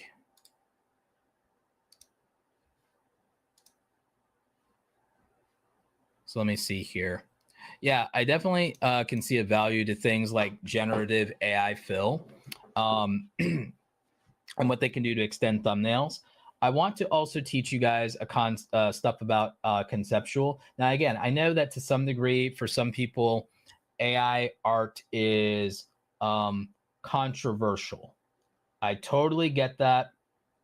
I understand where people are coming from, but we do have to talk about it because it is a thing that exists in the marketplace, and it is something people will have to contend with, whether they fully like it or appreciate it or not. I'm going to see what I can do about finding a couple of quick images of myself that I can use. I'll just go to my website and just go to my press page to get my images, so that I can use this as an example for you guys to show kind of somewhat recreating the concept of an Airac thumbnail. It's not going to be his exact thumbnail, but it is going to be a close approximation. Let me see. So what am I going to do? So just for a reference, just for a reference, in a minute here, I'm going to show you Airac's thumbnail for trapping like a bunch of influencers in a cube, and then you're going to get the concept here. So what am I doing? First, I'm going to remove myself from the background after I resize myself. So I'm going to say remove from background. So, okay. Actually, I don't like how that worked. It didn't work very well because it still cut out my hat. Let's zoom in here. I don't love that. So I'm just going to use the quick select tool to get the areas it missed. Okay, I think that did better. I'm not going to use generative fill here. What I am going to do, though, is I'm going to add a mask, which basically removed me from the background. I can clean that up later with some feathering. But for right now, just for concept, for quick concept for you guys, it doesn't need to be perfect. It just needs to get the job done to sell the story. So now I need a bunch of people trapped in a cube. I need a bunch of human beings, quote unquote influencers, trapped in a cube to recreate Erac's classic idea. Now, again, I know it's controversial. I know people hate it. But we're going to use generative AI for this. We're going to use generative AI for this. And the thing is, I have a couple of options. I could try to do it here in Photoshop, but I don't think it's going to be able to pull off this exact idea. After I do this other method I'm going to use, in theory, I could try it. But in the meantime, I'm just going to use Midjourney, and we're just going to give it the old college try, so to speak, right? So I'm going to copy and paste this image from Midjourney behind me, and it's a bunch of people in a queue. I'm going to try to see how it handles remove background. It did a terrible job. So guess what? So we're going to use another method that's not going to be nearly as fast, but is going to be cleaner. It is going to be cleaner, though. We're just going to kind of zoom in, and we're going to use the pen tool, and we're going to use the pen tool, and we're going to have path selected. And what we're going to do is I'm just going to eyeball this. This is not going to be perfect by any stretch of the imagination, but I'm going to eyeball this so that we can create a mask, and we can cut this cube out in Photoshop, create a mask, get rid of our background. And this is going to be somewhat precise, somewhat imprecise, but it's going to get us a cleaner overall image than if we use another method, because once again, all the proof you need in the world that the AI, even in Photoshop, is not perfect, because it couldn't select and find our cube and our people and do a good job. So now I'm going to do what's called make selection. So now it has the selection. Wait a minute. P. Where's my pen tool?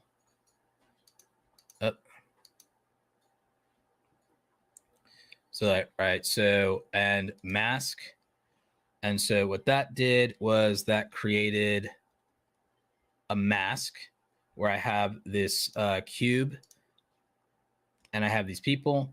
I'm going to now make that larger so that it kind of fits here conceptually. Got that. We're going to bring me down. I think I may add a drop shadow to me to just create some depth. We'll create a little bit more depth there. All right, cool. This, as you can see, is probably getting very close to Erac's overall thumbnail concept. We're going to make me slightly bigger here. And if you're like, when you say Erac's thumbnail, Roberto, what are you talking about? I'm going to show you over on YouTube, the YouTuber Erac. And he has a popular, I think it's two of these videos. Where he put people in a cube or a box or something like that. And basically, we're just trying to recreate that in this case.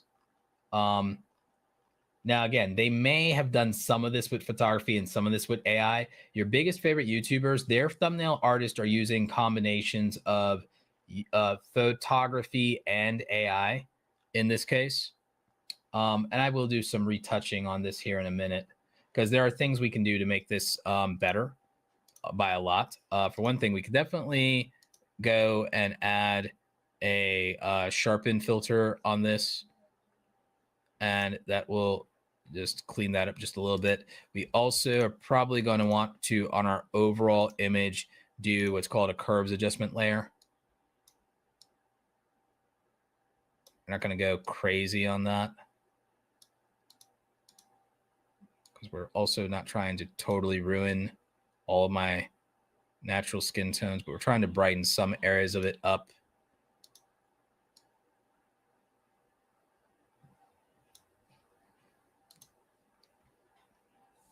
We definitely might want to reduce some brightness or exposure. So we'll just take that slider down just a little bit. Just a hair. And let me find this Eric thumbnail so that I can show you exactly what we're going for. So let me go to his YouTube channel.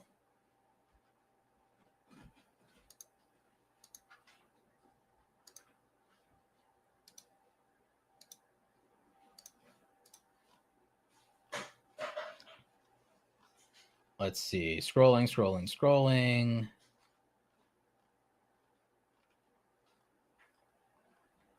Again, you can see why poses directly matter. Here we go. So I trapped 25 celebrities in a box. Okay. So this one would be closer to 20 strangers. So we're going to say,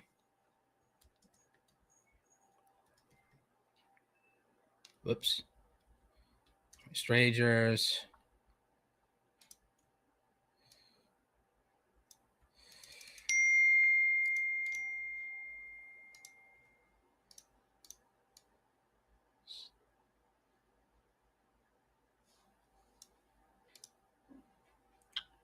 And so again, this is not quite exactly a one-for-one. What I'm going to make and what I've made here is not a one-for-one duplication of this, but when you see close to conceptually the idea for this Eric thumbnail, it's not perfect because again, I had no pre-planned photography, no models to work with, and I just did the quickest version I could in with Mid-Journey and generative AI tools, but I was able to recreate most of the concept from his thumbnail. Now, what would make this closer is if I did something like adding, for example, the outer glow effects that he's using in his, and so I would change this color here to get it to more of a blue, kind of like what he had. And so that has an impact there. Let's see. Yeah, so we created that blue that he had in there. It's not quite the same thing, like I said, because we can't create a exact perfect duplication of his thumbnail in this case because we don't have the staged situation of all the different influencers or photos of them. Now, if we were going to take this to an extreme, if we were going to spend the next hour just making Eric's thumbnail, we probably kind of could. I am going to show you a little bit of something I can do that makes my thing feel a little bit more like his. So one thing I am going to do is I'm going to take a brush tool and I am going to create somewhat of a color casting effect on myself. I think I'm going to use color dodge for this. I think I'm going to try and see if 20%. No, I'm going to need more than 20%. I'm probably going to need like something like 8. Nope, 80 is too much. Actually, we're not going to use color dodge. We're going to use overlay. We're going to see, or maybe we should use soft light. We'll try overlay, and then we'll see about soft light.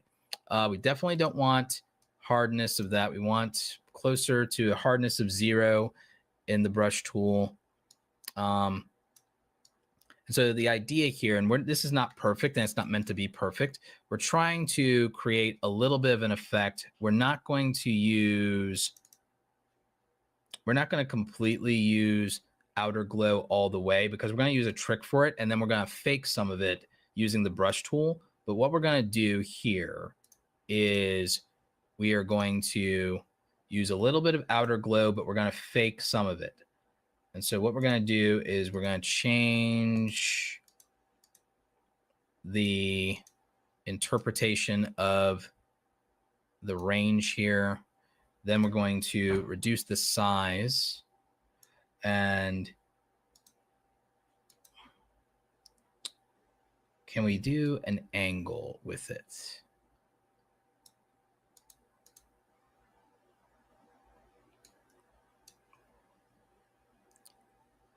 That's closer to what Eric has. It's a little closer. It's not perfect though. It's not going to be perfect because we don't have the time. We can change the angle here.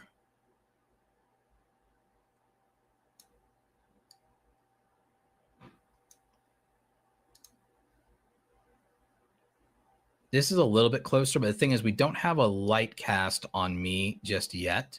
And what we kind of want, what we would hope for is that maybe we can create an effect and we might need to tweak this. Actually, screen might be the blend mode we want. Yeah, we want screen, but we don't want 80%. Maybe we do it in gradations of 20. The thing is, the problem with this is also my skin complexion will have a different effect for this than Airx, but we want to create that, and that's probably too much. We want to pull it back probably to make maybe 30 or 40, and we can do it in gradations. But we want to create the idea that some of this blue light is coming off and hitting me a little bit, kind of like what was happening in his. We want to kind of blend it a little bit with what's going on here. We can create another overlay layer probably as well for this box to make it feel a little bit more like what was happening in his thumbnail. Now, again, we don't have an abundance of time while we're working on this like he and his team have. They could have spent, for all we know, 3 hours just on this thumbnail, especially since they also had the luxury of getting individual poses from YouTubers. And what they did was they were able to make a cube, and then they were able to make the individual YouTubers and remove them from the background and put them together and pose them and size them. We do not have the luxury of that time in the stream. We would if we were going to spend 2 hours making one thumbnail. But as you can see, this is how we do some of the effects that your favorite YouTubers do. We use the screen layer and the paintbrush to kind of create these glow effects, these lighting effects. We can combine that with an overlay layer. So we have an overlay layer and we have a screen layer in Photoshop. And even when you're experienced, you do have to play with these things to get them to look and feel more of what you want.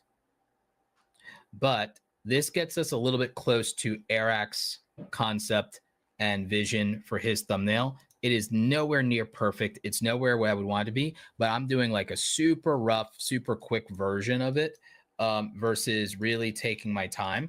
I'm even doing a little bit of touch up in my face with the overlay, and you can see that that actually helps take some of the exaggerated brightness out of my face. So that's actually helpful. We can add a little bit more white catch lights closer into my eyes, and maybe that looks a little bit better there visually. If we had time, we wouldn't just brighten up my eyes, which is definitely a thing. We would also sharpen, but you can see immediately how some of those things make a difference just with us painting with light and how it stands out and how it's exaggerated, which makes it much more of a YouTuber style thumbnail. We could pull this back a little bit if we think it's too much. So we could pull it back by about to about 60%, because we could say, okay, that's too much. Then we could go in, make another overlay layer. And then in the areas that we do want it, like maybe on our box and what have you, we can go back in and make that a little more exaggerated, add some more depth to it that way. And so again, you can see conceptually that this is very close to Airx putting, people in a box.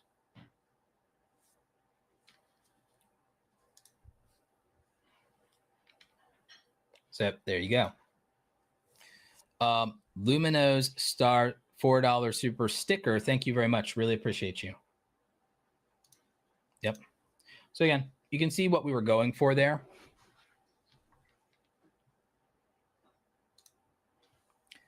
Callie Kameko says, would you apply these thumbnail principles to challenge bangers? How are they different? Well, again, this is where I was using Arak. Arak is kind of a challenge banger. So it's similar. You would use these techniques because the techniques we're talking about photography, we're talking about type, we're talking about design, we're talking about visual spacing, we're talking about contrast, we're talking about color theory. It doesn't matter what genre of thumbnail you're talking about. All of those things kind of matter. Is the box a real thumbnail before editing? In this case, it's generative AI, but in Arak's case, they either kind of photoshopped a cube or used a stock photo of a cube. And their method was they had individual photos of these influencers because they had a stage photo shoot because they had a bunch of big influencers and then they were able to Photoshop them in. We don't have 3 hours to work on this like his team did. So we can't Photoshop individual people into a cube over the course of 3 hours because we just don't have time here on the stream for that. Because I'd like to sleep at a reasonable hour. Oh, you mean channel banner, not challenges? Yeah. Basic principles still apply to channel banners. I've done an entire tutorial on how to make channel banners. So yeah, a lot of the same principles apply.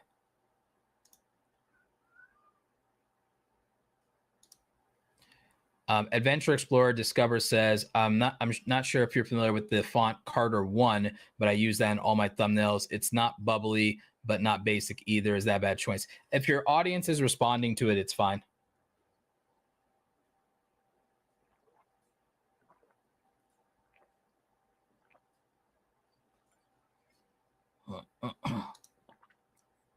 The Red Gambit says, I've been working on a new thumbnail as this whole stream has been playing out. Thanks so much for the help. Absolutely.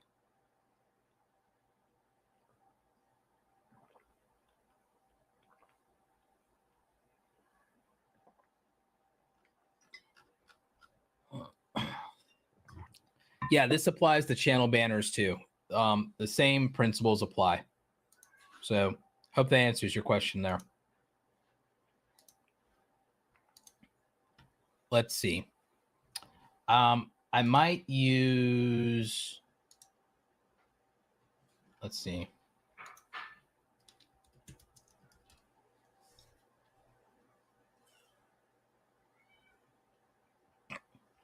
I'm going to see if I can find a way to show you guys something like the head replacement technique. It won't be perfect in this case because, again, I just don't have the time to do it perfectly. But I do want to show you conceptually what the head replacement technique looks like. So let's see.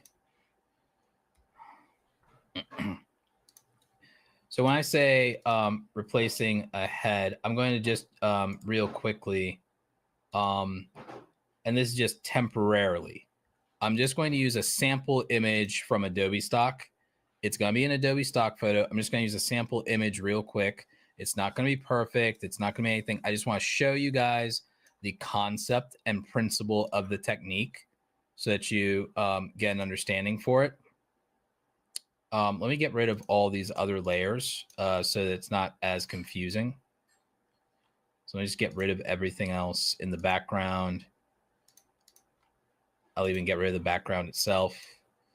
Okay, so the body and head replacement technique. The way that the body and head replacement technique, at least in theory, conceptually works is this. To make this simple, I'm going to go ahead and fully apply the layer mask to this. So basically, what I'll do here is I'll remove this guy's background just so that, okay, we have two figures here. And the goal here is we're going to put my head on this gentleman's body as close as we can. So how are we going to accomplish this? Well, one of the first things we need to do to accomplish this is we're going to have to get ourselves similar in size, and we're going to want to line ourselves up. So what I'm going to do is I'm going to turn the opacity on myself here. And maybe to make this easy on ourselves, we'll add a white background to make this easy on ourselves and to make it easy on all of you. We're going to turn my opacity down to like something like 50%. We're going to bring me to the front. And so we're going to line me and him up.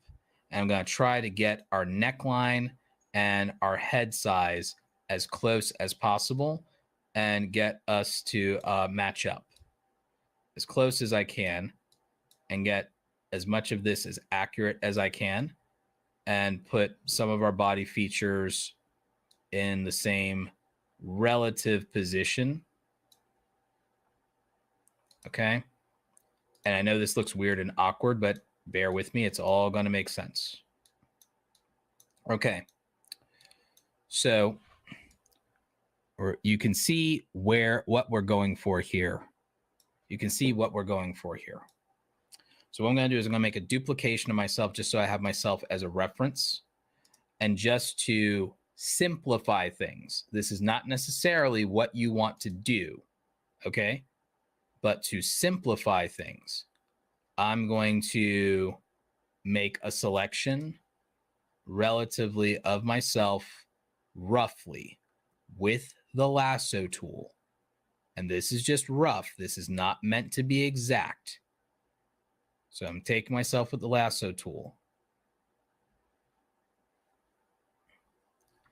And I'm basically going to cut myself out here. So I have my head for all intents and purposes here.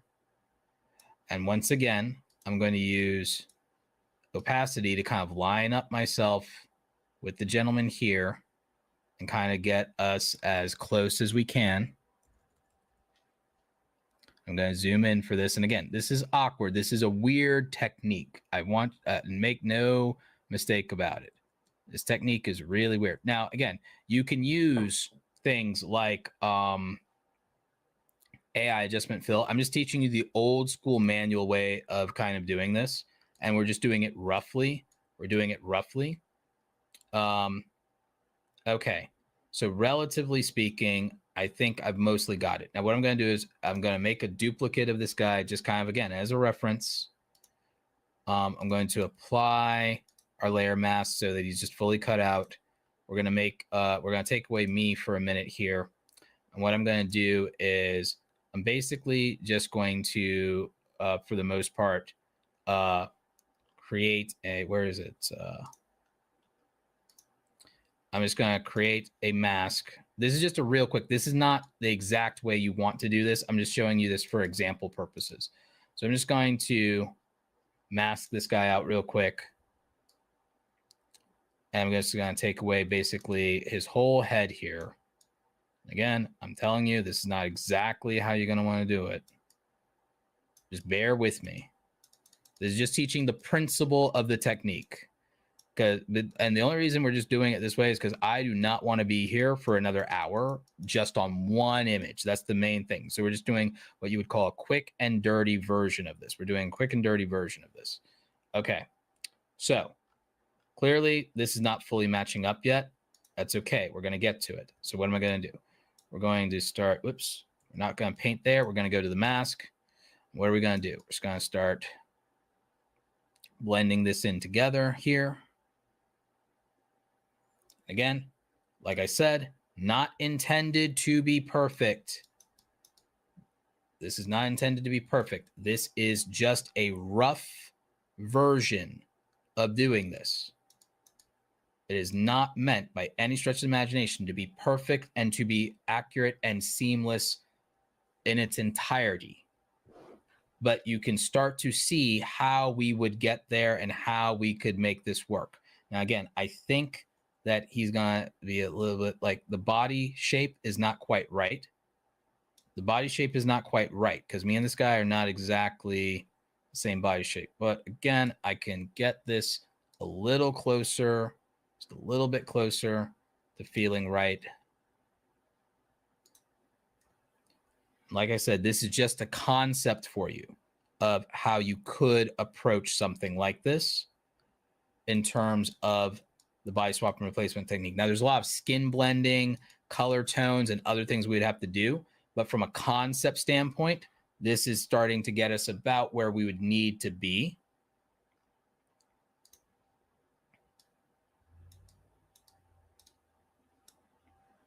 Now, again, me and his skin tones are not the same. That's like a big part of this.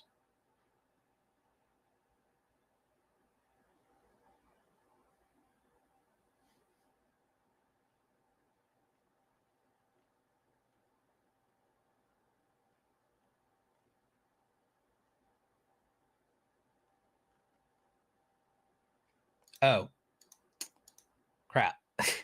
Sorry, guys. Sorry, guys. I didn't hit the screen share. The screen share did come there. Okay. So here's the good news. I can use the history tool and go back a little bit for some of this. So yeah, I probably have to start over for a lot of this. Yep, I'll probably have to start over. That's fine. That's my bad. The joys of live streaming where you like goof and you have to start over again from scratch. My bad. I just spent the last 5 minutes showing you guys a technique without showing you guys a technique. That's hilarious. That's hilarious. All right, let's start over. It'll be fine. We'll just start over. Okay, let's grab. Let me see if I can find a better image than the one we were working with in anyway, because there might be better images. So give me a second. It's fine. I'm not too bothered by it.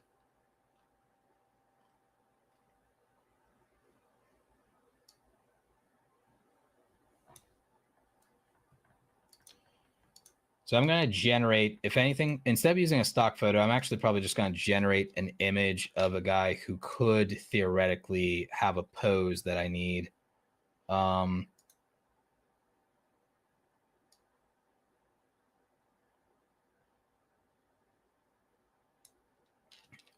With arms crossed. Yeah. So what we're going to do is I'm going to use a photo of me. I'm going to use a photo of me, and we're going to copy and paste a photo of me. So one of the first things we're going to do here is we're going to use a photo of me. We're going to create a white background. We're going to move that layer here. We're going to select subject. It missed my hat. So we're just going to use the quick select tool, grab that, and then we're going to mask, and that's going to cut me out from the background. We're going to apply that mask. And so now we have a cutout version of me. So we have a cutout version of me, and ultimately our goal is we want to just use our head. So what I'm going to do is I'm going to do something. It's going to be a little sloppy. It's going to be a little sloppy, but we'll bear with it. I can use the quick select tool, or I can use the lasso tool. We're going to just use the quick select tool here. And we're going to now select everything from my neck up, and we're going to create a mask. Then we're going to clean that up just a little bit. We're not going to try to make it perfect. We're going to, like I said, we're going to make this quick and dirty. And so we're going to use the mask tool. We're going to clean up just a little bit, just a touch. And so now, as you can see, we have me selected, and we have just my head and neck.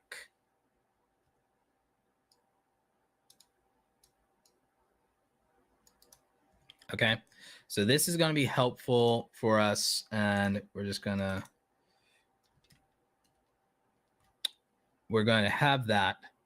And then once I have a body that I want to put it on,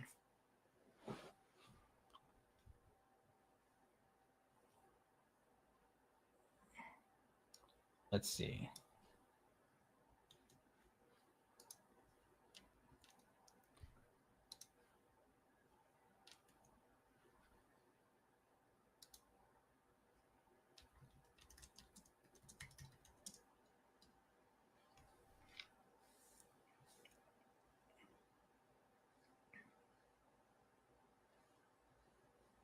This would work better if I had a completely straight on image, if we're being honest.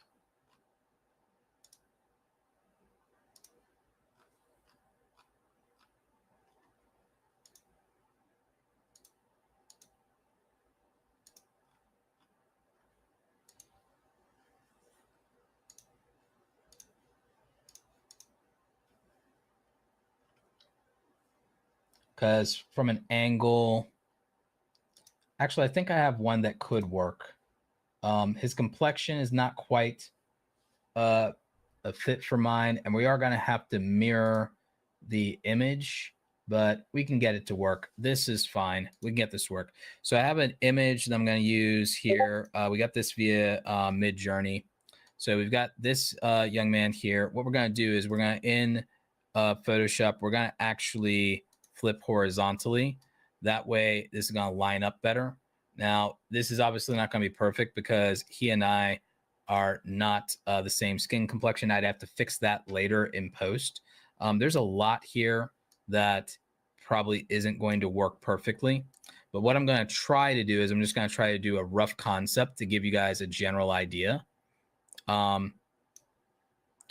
This would take a lot longer if we were going to try to do it perfectly, because to do it perfectly, you do have to do things like match angles, colors. That's why straight on photos, if you have them to work with, are going to work a lot better.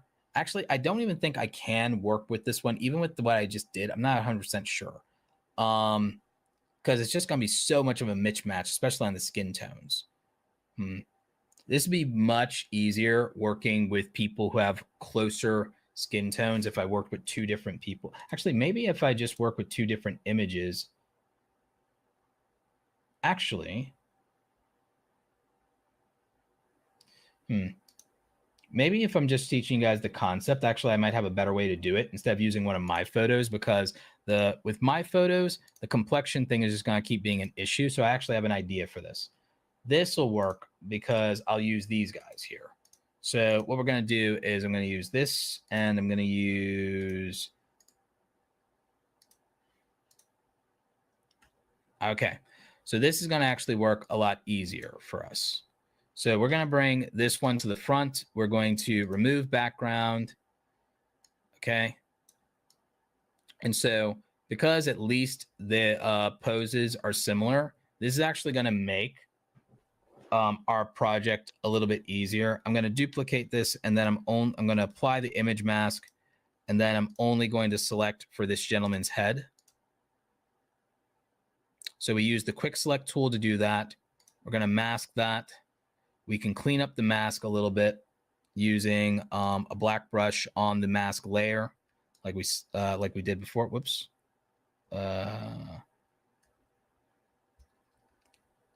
going to clean that up. Again, this is, like I said, this is going to just make my life easier because they're closer than if we use one of my photos. So to teach you the technique and the concept, I'm going to do this. Mr. Beast and his team do this kind of thing a lot. Now, the next thing we need to do is we need to get the head sizes more accurate to each other.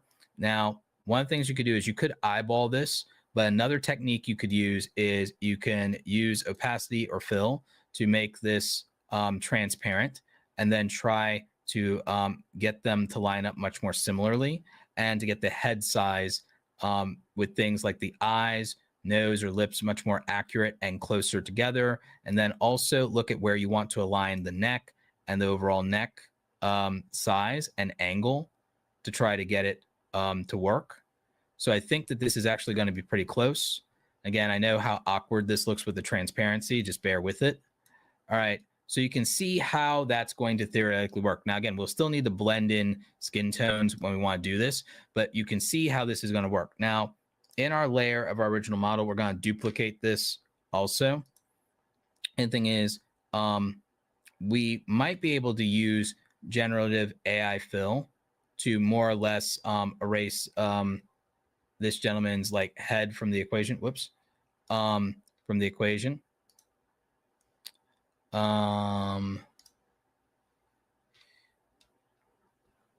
Let's see. Remove from image. kind of gonna see if generative fill can pull this off in terms of removing him. Nope. All it did was create a different head, which you could use with generative fill. I just don't feel like this worked out the way I would have preferred. But we have another technique we can use instead. I actually can use background, what is it called? Content aware fill. So instead of using generative fill, I'll just use content aware fill. So if I go to edit content aware fill, that'll probably do most of the work for me. Not all, but it could do most. I may not like how it's coming out though, in terms of that. We may not have time to refine it. I also do have another technique that will work for this though.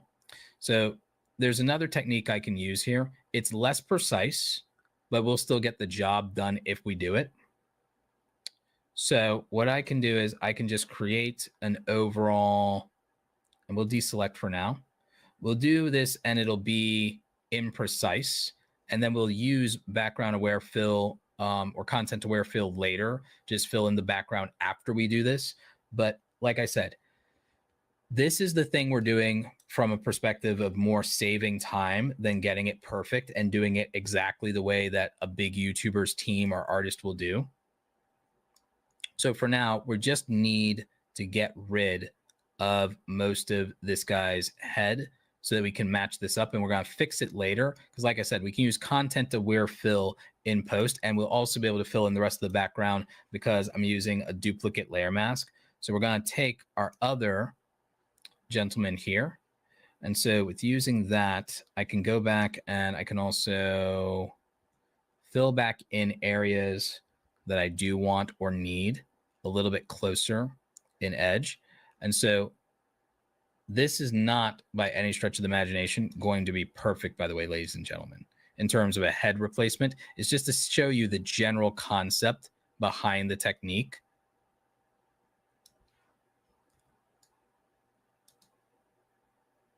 In general, you'll want it to be much more refined than this. And it's not ideal. It's not ideal. But in terms of replacement and alignment, is this now, if you have perfect complexions, this is easier, but somebody else is going to have to like go back in after you do all of this and then get the complexions perfect and also erase anything that you don't want or that is an error or what have you. And then even with this, I have a trick here that I'm going to use. I'm going to use the lasso tool.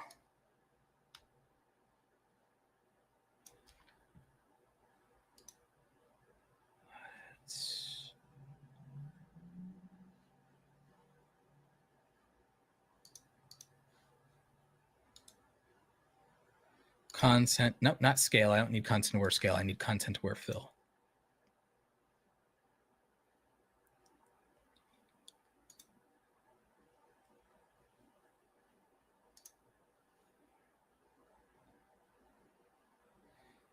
Okay, and I don't love how that came out, but I have another thing that can fix that called the, where is it? Patch tool.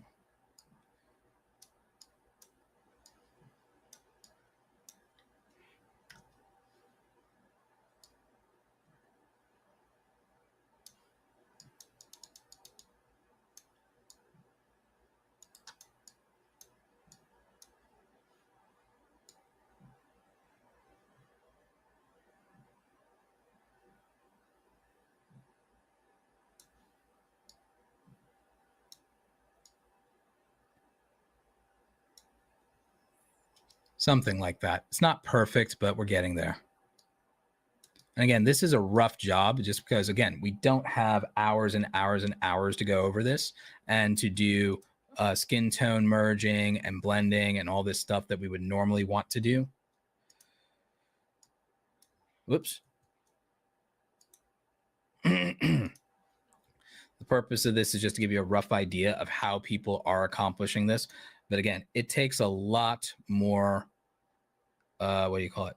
It takes a lot more work to get this to come out perfectly or anything near perfectly. Oh, wait, did we erase that? Yeah.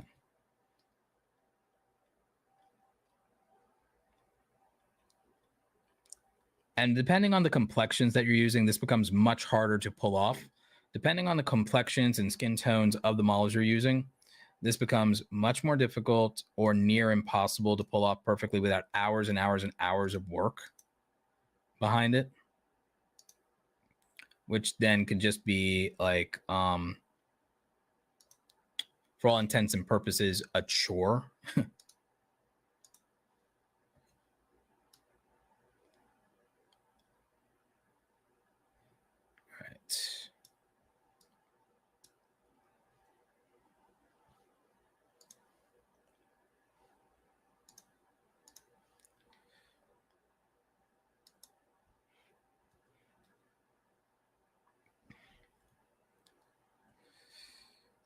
Let's see here. I don't think I have a really great method right now that would be fast at all for getting the skin tones right, because I don't think that we're going to be able to use hue and saturation or the adjustment curves to get it exact, because skin tones are a very precise thing. And we'd probably actually want to use the brush tool and use some form of color blending to do it.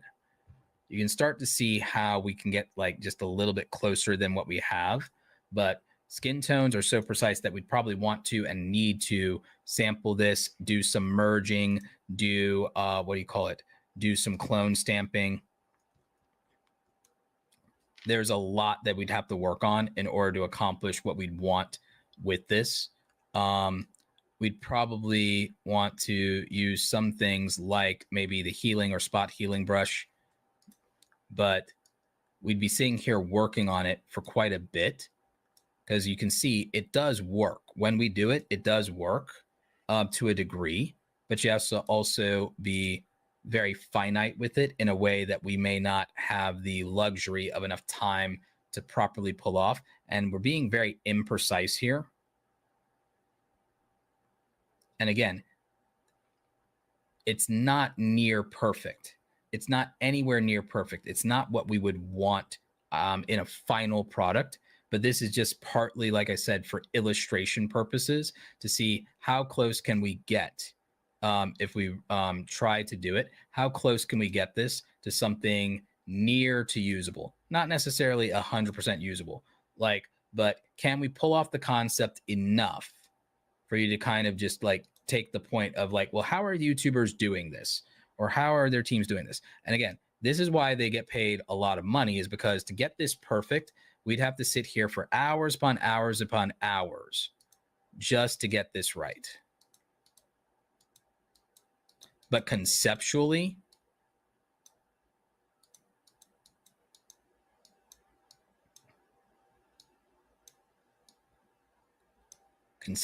you can kind of see how it would get done.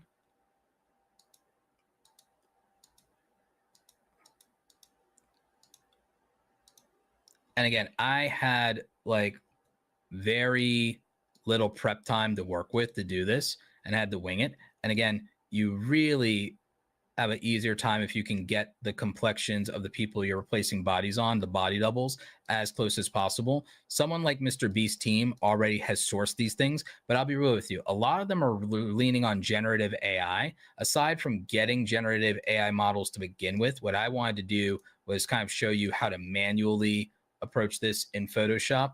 But like doing this manually is, I'm not gonna lie, it's infinitely harder to do anything near perfect with this manually versus just using AI tools.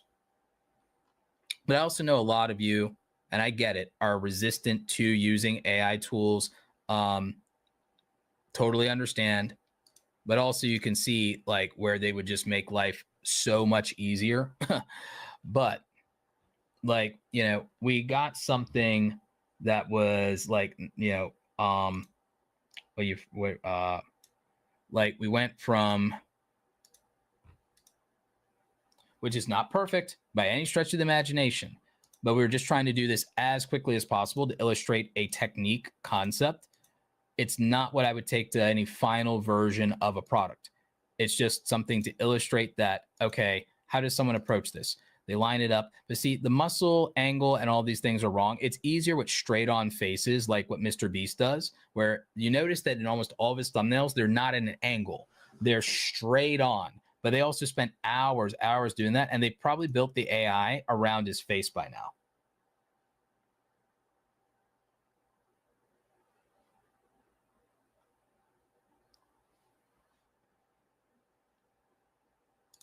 So like I said, it's not perfect. It's not what I would like personally like take to final. Now, I want to show you how generative AI might approach this differently. If I use probably the lasso tool and I select this gentleman, and then I go to generative fill in Photoshop, generative fill has a prompt. I can say, young man smiling. This is probably going to look crazy. This is probably not going to come out great. They're still working on this, especially when it comes to people of color, but I've selected our guy here and I asked for variations of young man smiling. And again, I don't think it made it any more realistic in theory than I did. And again, I think that this is more uncanny valley. I don't think I'm in love with this. It is close though. And again, it's about as good as I was doing. So like this first one, not so much, but like these aren't terrible. So that's why people are using AI tools. But again, if you're against using AI tools, I understand. But in terms of swapping out heads, this is the difference that AI tools make and how fast it can do something and generate something. I'm going to have it generate a couple more variations real quick.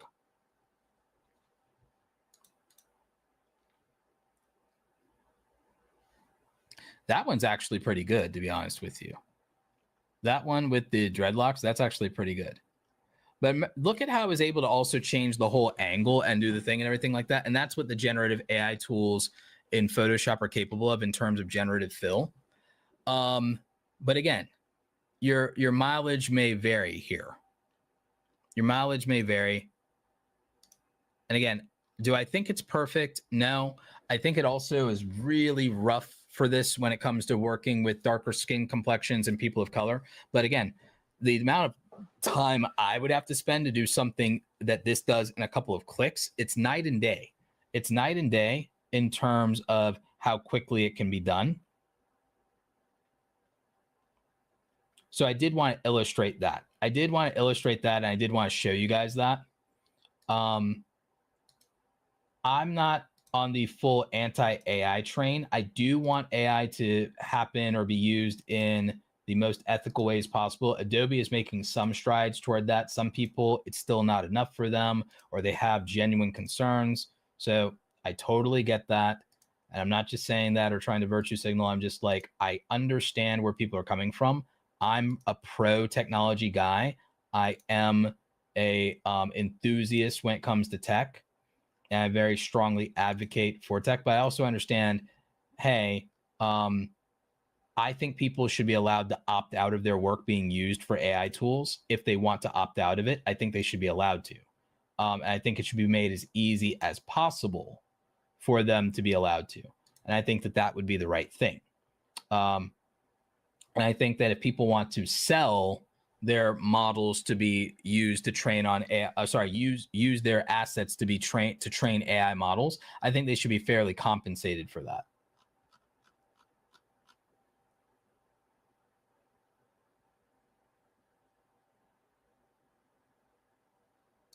Yeah, with Adobe, you can't ask for something like a YouTube logo or something like that. Yeah. Yeah, if you're on Adobe, first of all, I don't know how you can be on Adobe Photoshop CS2 and have it functionally work. I don't know how that's even possible to have that functionally work on any type of hardware that's been made in the last couple of years. So I don't know how you're pulling that one off.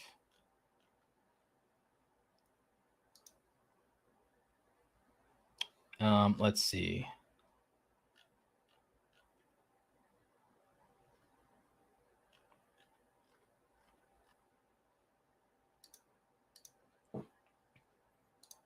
But yeah, that's Adobe's generative fill.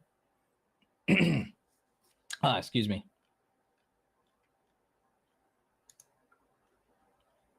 Do you guys have questions about that and how the generative fill stuff works?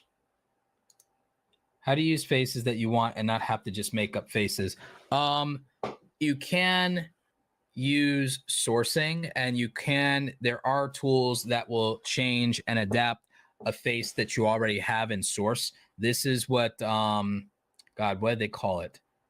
They called it something. I forgot what they called that feature, but that's what Mr. Beast does, to where he was able to change the, that's how Mr. Beast was able to change the thumbnails he has, where he was mouth open all the time to just his mouth closed and smiling. Is they used a tool, an AI tool in Photoshop to accomplish that, where it works with the face you already have. I'm just trying to remember what it's called.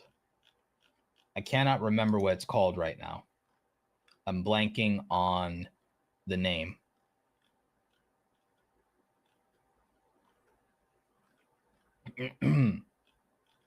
Excuse me.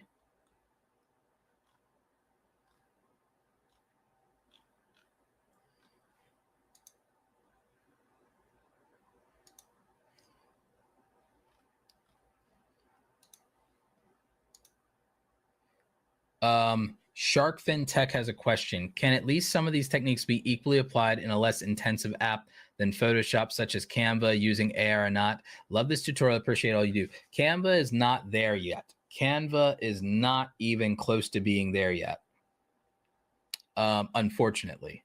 So you can apply the typography techniques. You can apply the layout and placement techniques. You can apply basic color theory techniques, but not the AI stuff. The AI for Canva is not anywhere near as advanced to do that. Maybe in the future, because they have acquired, God, what is it? They acquired, what was that company? Affinity. They acquired Affinity, which was a competitor where you could buy the software forever, and it was a Adobe competitor. But that just means it's going to become subscription now, because Canva is a subscription too. So I get it. In the future, I might do a Canva tutorial here in the future, honestly. And that also could be a good pitch for the Canva for Creators course that we have with Awesome Creator Academy. It's a mini course that my co-instructor, Andy Rivera, made. She's great. She did a 4-hour Canva for Creators course that basically can have you master Canva. It's a $99 course we have on Awesome Creator Academy. So for people who are really into Canva, I'm going to go ahead and link to it. Give me a second.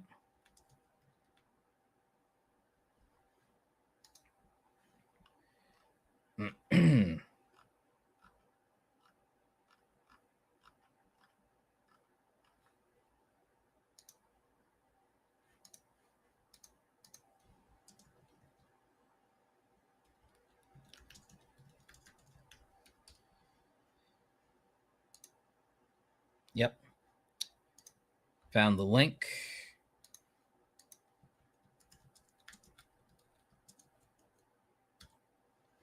There you go. Ultimately,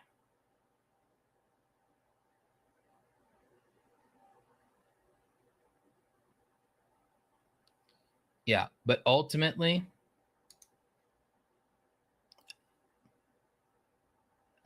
Cadu Ribeiro says Adobe Express is being very solid with AI basics. Plus, you can generate most of the things with decent quality. Yeah, Adobe Express is accessible and affordable. It is comparable to Canva. I would say it's Adobe's competitor to Canva. if Photoshop is too expensive or too overwhelming. But Photoshop's also only $10 a month. If you don't get the entire Adobe suite, Photoshop is $10 a month. Isn't that basically the same thing as Canva Pro? Isn't Canva Pro $10 a month? So Adobe Photoshop is $10 a month, and you get Lightroom with it, and you get cloud storage with it. It's like actually really legitimately good for the deal for the Photoshop Creative Cloud bundle, because you don't have to get everything in Creative Cloud. If you just get Adobe, it's $10. I think that most people here with the intent of being full-time content creators can afford a $10 a month subscription. I know they add up, but like it'd give you the most powerful tool. So just a thought there. I think even with that Photoshop bundle, I think you get the pro version of Adobe Express as well. But like I said, you can use the generative fill AI with Adobe Firefly in Photoshop to swap out the heads. There are ways. I think the thing is called expressions, is how they swap out Mr. Beast closed mouth for a smile, or his open mouth to a closed mouth smile, using that feature. And it's one of the more advanced features. I think it is some type of filter too. It's called neutral filters. Okay, so let's see here. Yeah, it's yep. Okay, yeah, it's called neutral filters, and there's some things you can do with this that are specific to things like faces. Give me a second.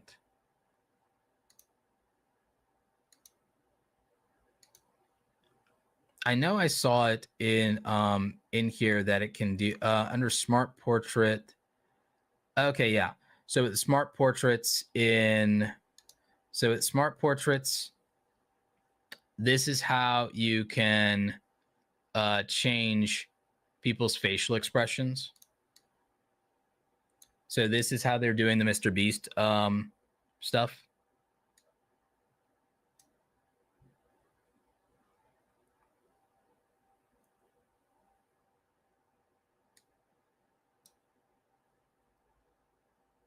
Let's see.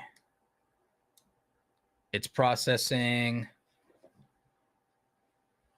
Yeah, right now it's processing, so it's going to make him look a lot less happy in a minute.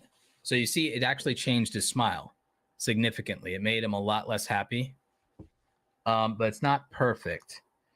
And they have other expressions. So if I go here and then I slide down and then maybe I make him surprised.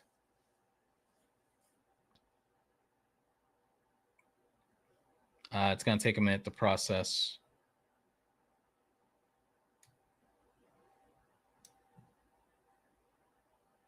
We'll see how it works here. And again, it might be able to do a lot with his face. Let's see if we can do angry.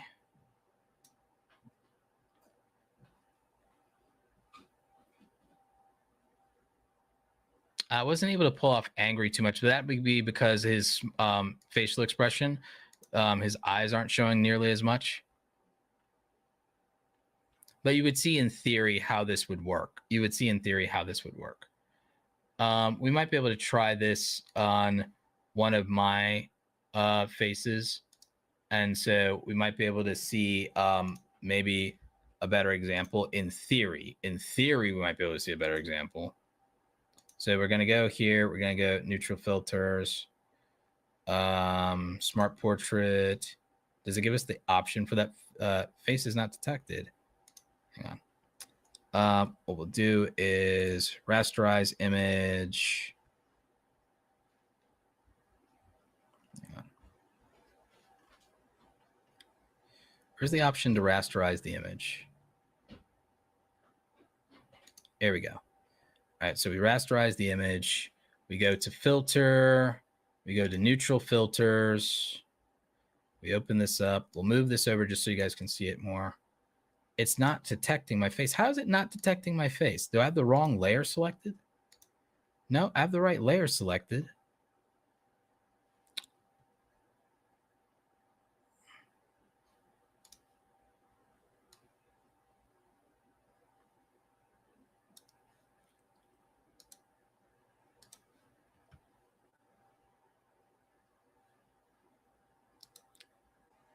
Wow, it really just doesn't like my face. Let me try something different, you guys. Bear with me. Let's try something. Do we have another image of me we can open up, maybe?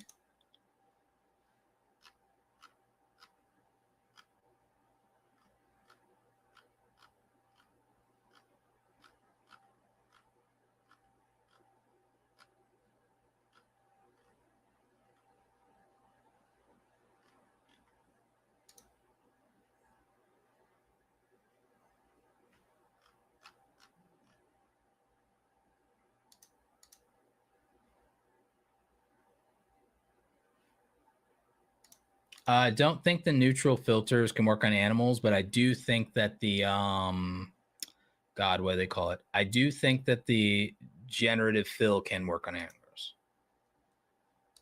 And on animals. Let's see. Rasterized layer.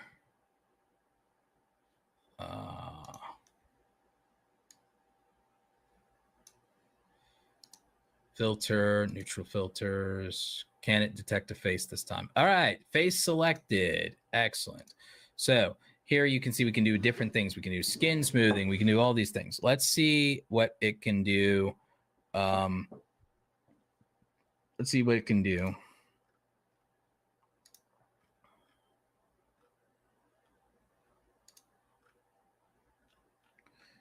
All right, so let's make me a little younger.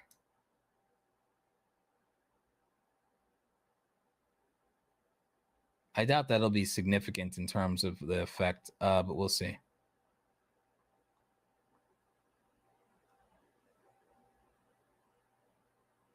It says it's processing in the cloud.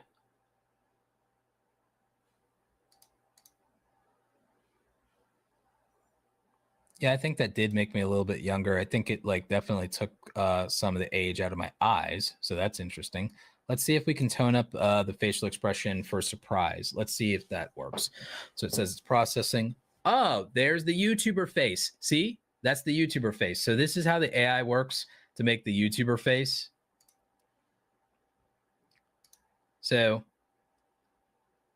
let's make me much less surprised and a lot happier.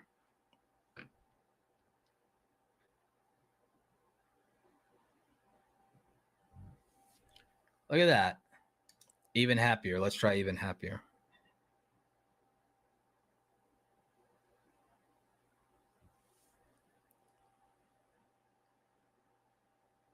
Crazy, right? Crazy what that can accomplish. So again, now you know how Mr. Beast is doing it. Again, it's not perfect. It's not even close to perfect, but it is something.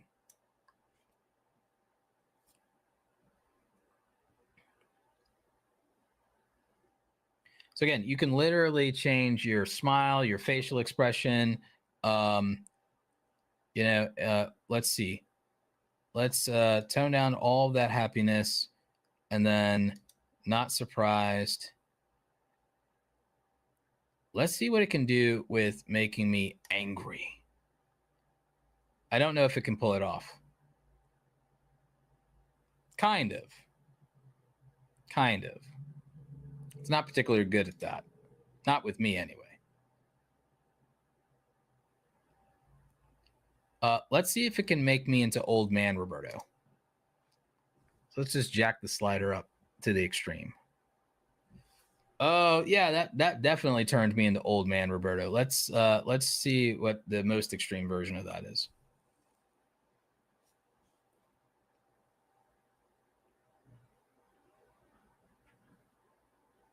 Yep, that's super old man Roberto.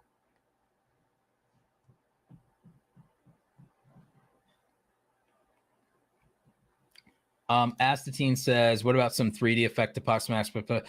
We just don't have the juice to do 3D effects and do streaming at the same time. We just don't have the juice for that. That's definitely not going to work. It's a good question. It's just, yeah, we don't have the juice for that. Not while streaming.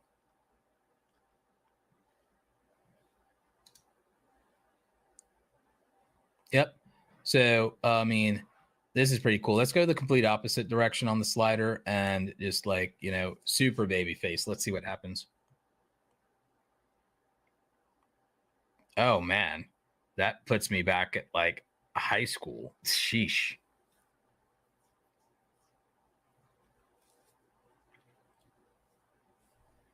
Yeah, Mr. Beast is doing a cartoonish level thumbnail, so it makes it easier for the AI because it's not really a real face anymore. It's a hyper exaggerated face where they basically have smoothed his skin completely, sharpened his eyes, made them pop, made them cartoonish and everything like that. So it's easier for the AI to manipulate it because it's already uncanny valley versus mine being photorealistic. So that is a key difference. I would agree with that. So Mr. Beast is doing that. Eric is doing that. Ryan Trahan isn't doing that as much. You know, several other creators. So I would agree with that.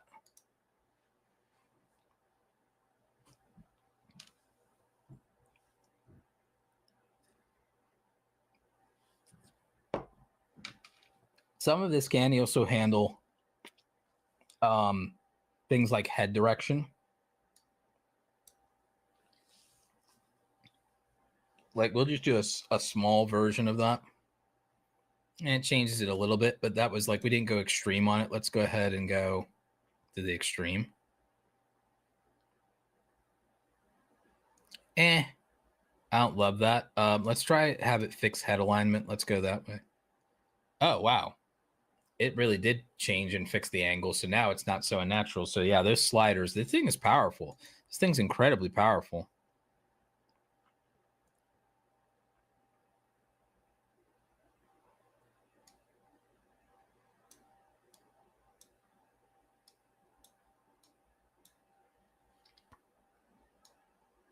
So let's go back to neutral, basically. All right, so that, yeah, that changes it back to neutral. Yeah, so we can change all kinds of things. We can, you know, change things like light direction. So then we could light a different side of your face if it wasn't lit enough, so on and so forth. So again, really cool stuff here. And this is the worst that this technology is ever going to be, y'all. This is the worst this is ever going to be. In terms of how people are getting that perfect smooth skin in their thumbnails, look at this. This is what you could call basically the beautify filter now.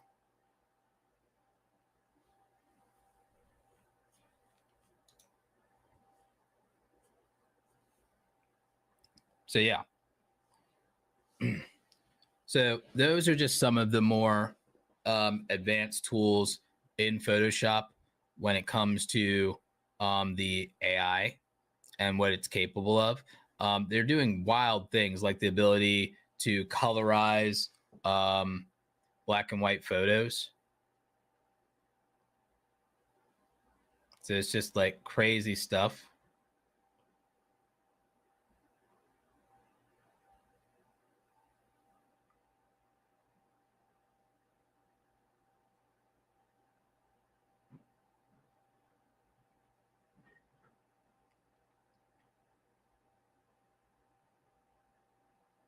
You can enhance the resolution dramatically with this stuff. I mean, it's just incredible, really. Photo restoration. This is going to be great for like anyone trying to fix and scan old family portraits and things like that. So really cool stuff. But yeah, so now you just have a sense of how some of these more advanced things are being done. And again, if you have Photoshop, it's $10 a month and you get access to that $10 a month for Photoshop.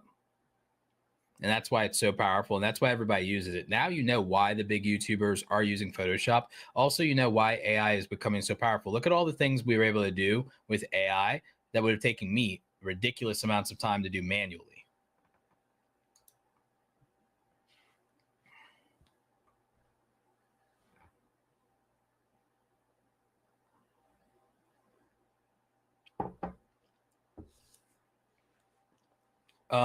Astatine says, what if you're doing a food thing and add a drink with a straw? Could you make the AI look like you're drinking from the straw? The odds of that coming out great right now are not good. I'll be honest with you. Right now, probably not. Not in an effective way. Not that looks like you and looks accurate, but give it another 2 or 3 years. Give it another 2 or 3 years, and it absolutely will probably be able to do craziness like that and do magic and put you in any scenario and make it look realistic, which is where it'll become crazy with deep fakes. And I mean, it's already kind of getting there for public figures, but yeah, in a couple of years you'll be able to do that. Astatine 85, but not right now. It's just not quite there yet. And maybe it's a good thing that it's going to take a minute for it to get there, because that could, it's going to get too dangerous after a while, and we just have to be mindful. Because as cool as this is, and we're just using it for fun, and we're using it to make our videos and stuff like that, there's a lot of wild implications of how this stuff can be used unethically. So just be aware of that, and know that, you know, future is interesting. Very, very, very interesting. But yeah, out of my agenda of the things I wanted to cover, what did I cover? So we showed you the head replacement stuff. We showed you the AI tool stuff. We showed you typography. We learned all about color theory. We learned about photography. We broke down some of the biggest YouTubers' thumbnails. We broke down some small YouTubers' thumbnails to give you good examples. All in all, I do feel like this was a very good workshop, and we covered a lot of the basics. And we covered advanced stuff too.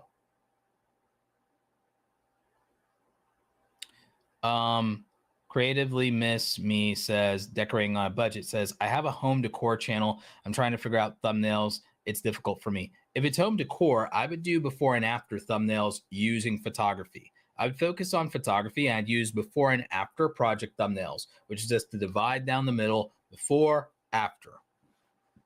I would keep it simple. So yeah, I think this is a good place to end it with the workshop. I think we covered a lot. There's more I can say and do on thumbnails. One day I want to do a workshop where we actually do the photography behind the thumbnails, and where I do staged photography.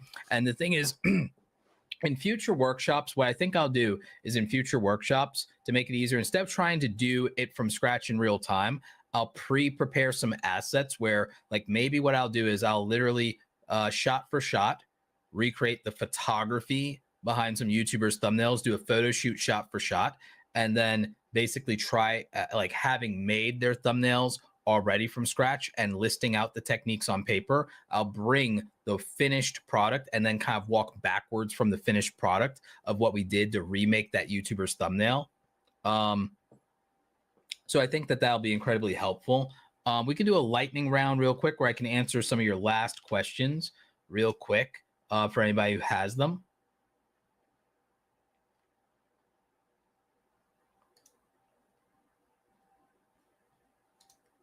We'll take like maybe 3 or 5 real quick questions if anybody has them, and you can get those in right now while I try to hit some more of my protein shake.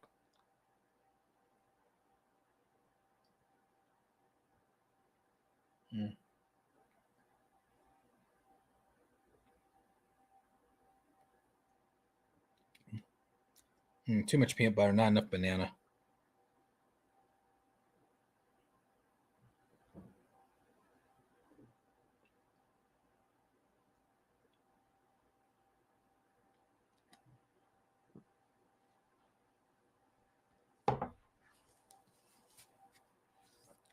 Let's see.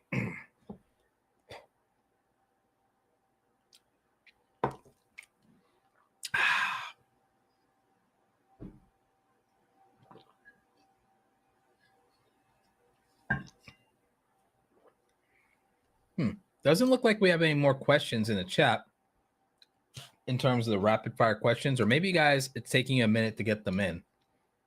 But guys, a couple of more minutes to get in the rapid fire questions. I think what I'll do is, while I'm waiting on you for the rapid fire questions, I'll break down.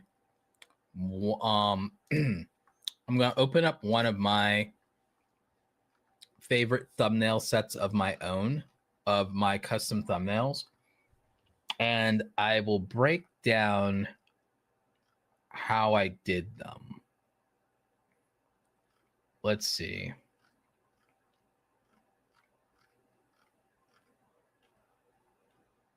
Actually, this one's really good. I think this has close to 50,000 views. I think this thumbnail is close to 40 or 50,000 views. So this could be a good explainer of why it works and why I did it.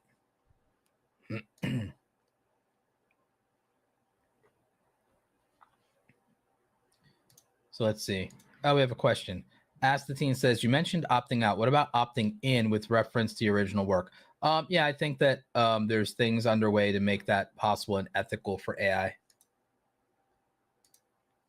Miss Creative Me says, I would love for you to have that thumbnail workshop. Yeah, absolutely. We will revisit this topic again at some point, and we'll do that. It'll take a lot more work on my part, but I think it'll be worth it. Oh, excuse me. What about kids channels ages 0 to 5? Same rules apply, AJ. Same rules apply. Same rules apply. Whatever Wavy says, when you see your best times upload on YouTube, should you upload a few minutes or hours before that or at peak time? Peak time or maybe 30 minutes to an hour before. All right. So what I'm going to do here is I'm going to break down why this particular thumbnail is actually winning for me and why it's getting a decent amount of views. So one of the things that works for this thumbnail really well is at a glance. Like I said, visually interesting at a glance. Visually attractive and then interesting at a glance. So if we go to the vibes framework, okay, and then we look at this thumbnail, we know that, all right, social proof at the end there, YouTube play button's the social proof. Visually interesting, the eye-catching elements, the YouTube logos floating around are the eye-catching elements. Boldness and contrast has it in spades. So this is visually attractive. This immediately gets your attention. This is visually attractive, has the right things going for it. Then it's interesting at a glance. Then it's got boldness and contrast. It has eye-catching elements, and it has social proof. It has everything it needs. It checks all 5 of our boxes. That's why this thumbnail is getting like 40, 50,000 views for me.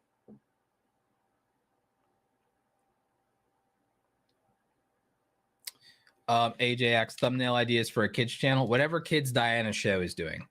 Whatever Kids Diana show and like Nastia are doing, that's your thumbnail ideas for a kids channel. Heck, to a degree, even Mr. Beast. That's really what you need to know. I mean, it's not more complicated than that. But yeah, so again, like I said, this thumbnail, it seems simplistic because it's not even that many layers in Photoshop. It's the individual layers for the icons.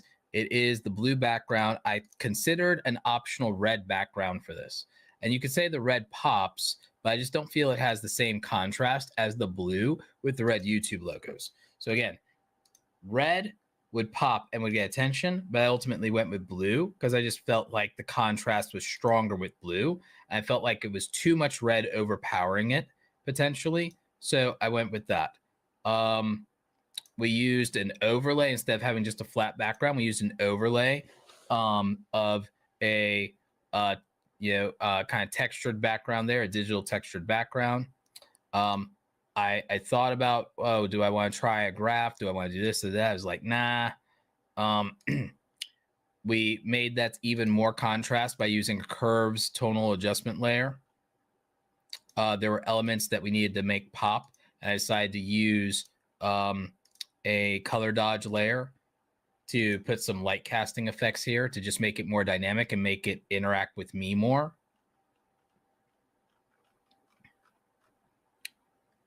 And what else? We used a clipping mask with a curves layer on me to make me pop and not feel as flat and to really bring out my skin tones. And so you can see the actual skin tones I have on camera and then the skin tones in the thumbnail. You can see that's close to accurate skin tones. So we did all of those things. And then in terms of the fonts and the text for this, the font for this, I think, is going to be Futura Bold. Yeah, it's Futura Bold with a faux italic on it. So we made the font slightly slanted via italic and bold. We put drop shadow, heavy drop shadow behind it.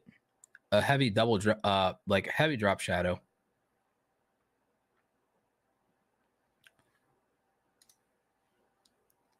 And so yeah, that made all of this work and come together. And this was one of my more effective thumbnails.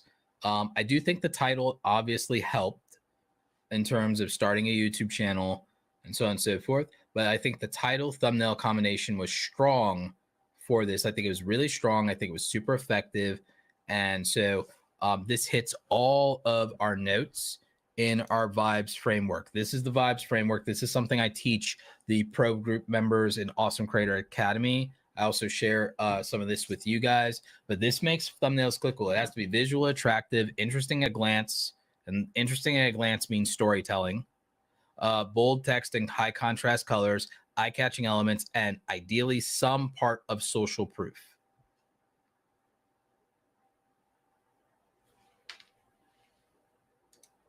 Yeah, you can't add your own thumbnails on YouTube Shorts if you upload them from desktop. You need to transfer desktop to mobile, and then you can do it in mobile.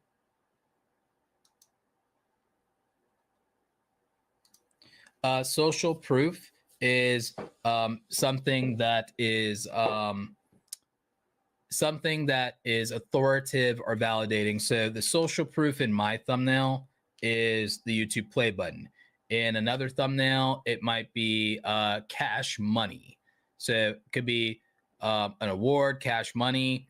It could be, if in gaming, it could be trophies or award status, trophy pushing, big numbers. Big numbers can be a thing. If it's a prank or a stunt, it's big numbers for sure. It's anything that conveys status. Social proof is just another way of status. Social proof is status. Anything that conveys status, anything that conveys accomplishment, anything that conveys authority. Ask the team. I did a lot of things. I did photography, I did graphic design, I did advertising, I worked at an ad agency, did marketing, worked in web design. Go watch the video. There's a how I got started video.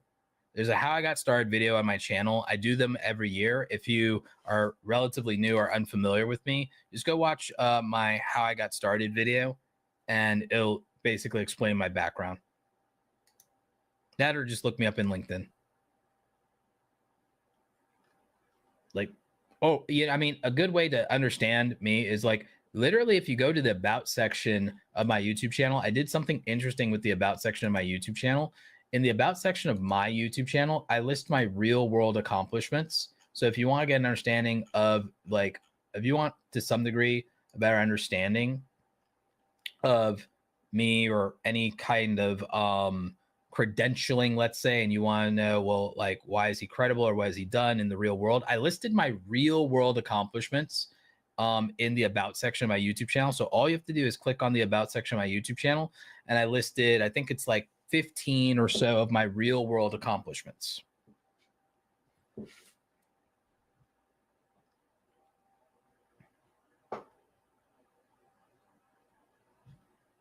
So, yep.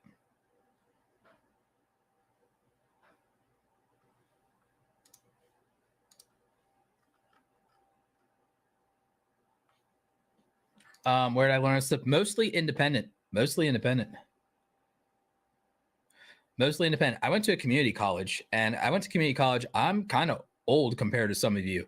I went to college back in 2002. I'm turning 40 this year. I know I don't look it. That's called good, clean, healthy living. So I'm turning 40 this year. I went to college at community college back in 2002. This was like when the Photoshop Creative Suite CS1 just started. So like, this is way back in my day, in the good old days of, you know, not even YouTube didn't even exist back in my day. Like, so yeah, I was a grown adult before YouTube ever like existed. Yeah, Astin, I know you weren't insinuating I hadn't done it professionally. You're just curious. Yeah, no, I get it. Penta, I already gave advice on gaming thumbnails. Go watch it in the replay. I did a pretty extensive part on gaming thumbnails. You can watch in the replay. What was I saying though?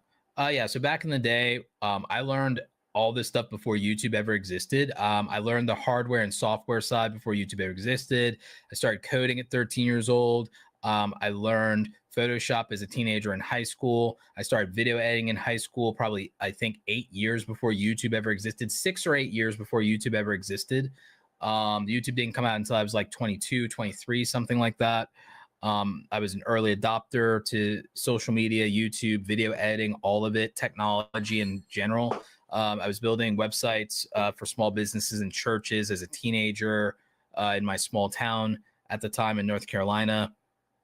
I taught myself a lot of this in college because my professors did not know software. They all came from traditional media backgrounds, print media mostly print media. Digital media was new in 2002.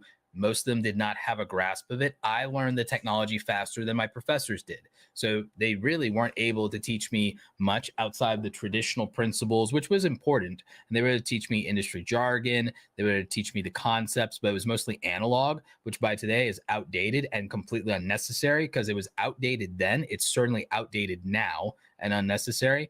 I learned more than they did about the software. And I'm not saying that to be facetious or arrogant. I mean, it's a product of the time. You have to understand what the world was like 20 years ago to really grasp that. Smartphones didn't even exist. Cell phones were uncommon. Google was young. YouTube didn't exist. Social media didn't exist. MySpace didn't come along until 2004. Like people really no, those churches wouldn't still have my websites live. This is over 25 years. This is over 25 years. A lot of those places probably still aren't even around or anything like that. Half of them probably got wiped out during the hurricanes. It's been 25 years. Like nothing I did 25 years ago is probably still around, or even 20 years ago. Not in the internet for sure. I mean, it's just, that's not realistic. That's just not a thing. It's just not a thing. The world was so different 20 years ago. You guys have no idea. Like the world was radically different. Technology was different. None of these things. There were no smartphones. And even when smartphones came out, apps were not a big thing and norm, and a lot of them were clunky. YouTube as a website was clunky as hell 15 years ago. It was clunky as hell 8 years ago. 8 years ago even. We didn't have half of the things you have in YouTube analytics now. We didn't have click-through rates. We didn't have the retention rate graph. We didn't have none of it. None of this stuff existed. The YouTube mobile app wasn't built into 2018. YouTube came out in 2005. The YouTube mobile app didn't come around until like what, 13 years into YouTube's existence? And it was in beta back then. The Studio app was in beta back then. It didn't even become good until 2020. The partner program didn't come until 2008, and it was invite only. It didn't open up to everyone until about mid to end of 2012 when it started rolling out to everybody. Then in 2017, they restricted it to where you had the subscriber requirements. So it was only 4 years of a free-for-all, basically 4 or 5 years of a free-for-all. The internet was a wildly radical place before YouTube and before Google really started popping, when Yahoo ruled the internet. And that's the era that I come from. Yahoo used to be the most important website in the world. I don't think a lot of you have any idea. For some of you, I've been doing this all longer than you've been alive. I mean, I know, again, I sound super old, but it's real. I've been doing this for longer than some of you have been alive. I've been using some of these software tools longer than you've been alive. Photoshop, I've been using Photoshop for over 25 years. I was using Photoshop 6.0 before it was ever into CS. I was using Photoshop 6.0. I was using Premiere 6.0 before it became Premiere Pro version 1. It was Premiere Pro 6.0 before it was Premiere Pro 1. Then it went to Premiere 1. Then it went to, I think, 1.5. Then they did CS Suite. They did Creative Suite. Creative Suite predates Creative Cloud. A lot of you wouldn't know that. So it was Creative Suite. It was for Creative Suite all the way up to CS6. Then it got moved to Creative Cloud. That happened in roughly, I want to say 2000. Oh, God. Creative Suite moved to Creative Cloud in 2010, I think.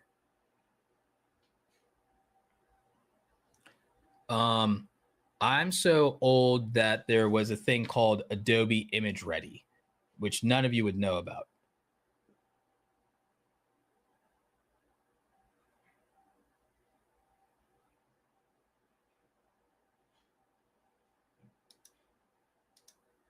Oh, no, I'm not like, Yeah, I'm not young. Like I was before CS. You're young. I was like, Get Good Dad. You're young. I was before CS3. I was before they ever had Creative Suite at all. Photoshop 6.0 with Adobe Image Ready. I was there before Adobe acquired Macromedia, and that's where you got Flash. Adobe acquired Macromedia, and so that Flash and Dreamweaver all and Fireworks all belonged to Macromedia, a competitor. I also remember using Corel Draw back in the day, and you led Photo Impact and Corel Paint. I'm like old.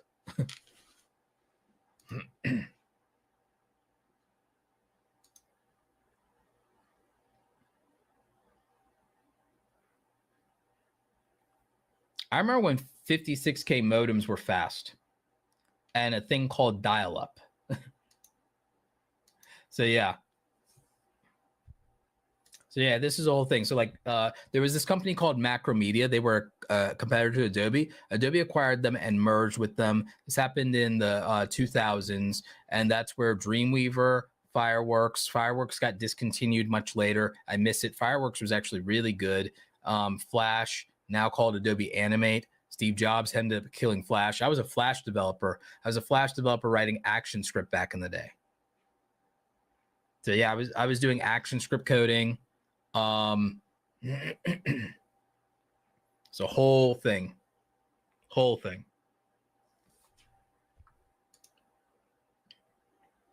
Yeah, Corel used to make all kinds of software back in the day. Corel was a good company. It still is. Corel's still a good company.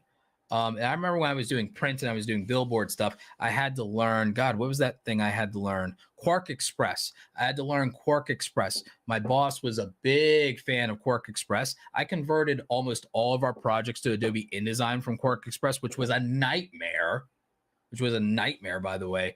But it was really good as an experience and everything like that. But I learned to hate Quark Express with a passion, and my boss loved it. I'm an Adobe InDesign. I'm Adobe Ride or Die for life. I'm Adobe Mafia out here. I'm Adobe Mafia, like I for life. I can use other things. But yeah, Quark Express, hated it with every fiber of my being. Adobe InDesign was a much better layout program. Not even close.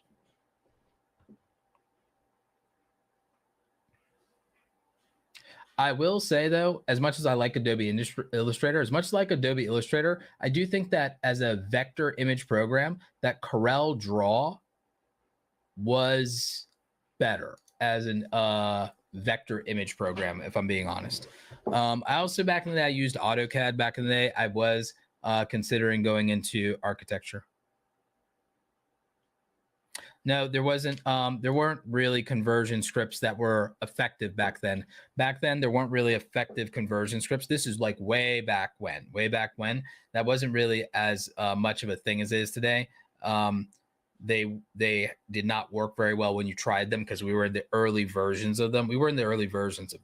So that was not very helpful. Yeah, I loved Adobe Fireworks. It was really good. But they folded and incorporated most of the features from Adobe Fireworks into the modern versions and iterations of Adobe Photoshop. So there was that. Yeah, Corel Word Perfect was the bomb. I agree. Corel Word Perfect was good. I like that.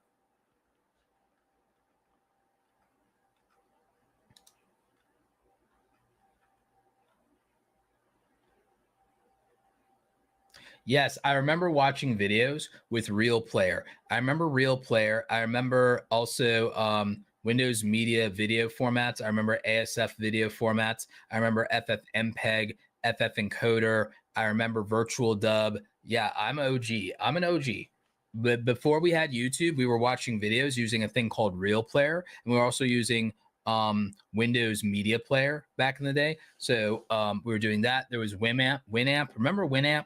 So we had Winamp, we had Windows Media Viewer, and Windows Video Player. we had WMV files, we had ASF files, and we had real media files, which was RMV files too. So like, yeah, it was a whole thing. And that's how us old school editors learned about encoding, and we learned about bit rates and codecs back then. You had to know all that. Now, none of you have to really worry that much about that unless you're a streamer. You don't have to think about that. And most of y'all don't even think about that as streamers anymore. Most of y'all just do it all on your phone. But like, we were really about it back then. We had to learn transcoding. We had to learn bit rates. We had to learn container files. We had this thing called MKV files back then.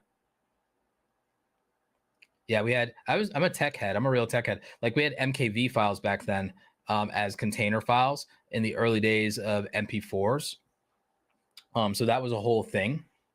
It was a whole thing back then to be savvy about this and to really understand it. There's a whole underground community of online video professionals in message boards and chat rooms. Some of you in the chat know about this and sharing the information. And some of you remember FFmpeg servers, where you would use that to convert your video files. Some of us remembered the old YouTube that was done in Adobe Flash and how the backend was running FFmpeg servers and doing the transcoding for our video files back in the day, in the super, super olden days of YouTube, before it moved to HTML5, I want to say. YouTube was running on Adobe Flash, then it moved to HTML5, I believe it was 5. It wasn't HTML4. HTML4 wasn't dynamic enough back then. A lot of the stuff was running on what we used to call LAMP architecture. They still call it LAMP architecture. Linux, Apache, MySQL, PHP, and typically Python. So that's how a lot of this stuff was developed. Almost all of your favorite social media platforms were originally developed as open on open source architecture, which was LAMP, Linux, Apache, MySQL, PHP, and Python. And so they would run these server instances for that. They would write cron job scripts to do a lot of the automation backend. They do dual sandbox environments. It was a whole thing. And that's why this was able to be built by teenagers or college grads out of their dorm rooms or out of the garage. In the case of Larry Page and Sergey Brin, founders of Google, they did this in Susan Wojcicki's garage. Susan Wojcicki encouraged them, once Google was up and running, to acquire YouTube in 2006 from the three creators. It was Jawed, it was Chad Hurley, and Stephen Chen, three early PayPal employees. PayPal Mafia. So they had left PayPal. They were young. Google acquired them, and Google, those founders were young too. And that was Larry Page and Sergey Brin. The former CEO before Neil Mohan was Susan Wojcicki. She was like employee number 13 at Google. They founded Google in her garage, renting out her spare space.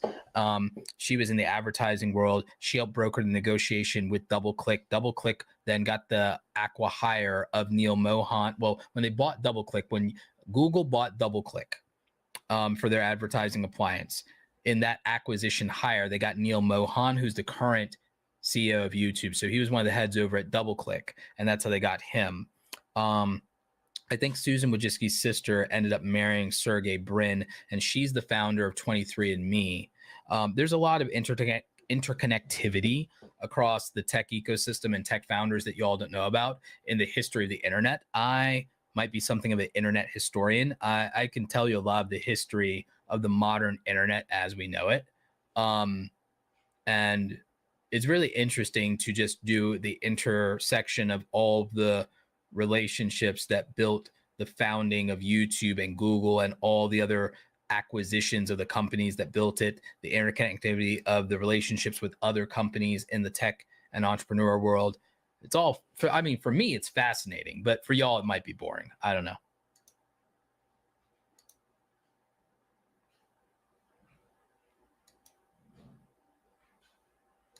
Yeah, no, I can go on and on about like the history of the early internet. Maybe one day we'll do that on a stream or something like that. Maybe I'll even bring on some people who were kind of there at the time. But yeah, I think this stuff is really cool. I'm a big old nerd. I love it. I think this stuff is really dope. You know, so I could talk about it forever, but we do have to run. It is 10 p.m. over here on the East Coast. So it's been a blast. I appreciate all of you. Thank you for coming to today's little thumbnail workshop and for staying for a bit of internet history and learning a little bit more about my past and my life and times of the things that I care about.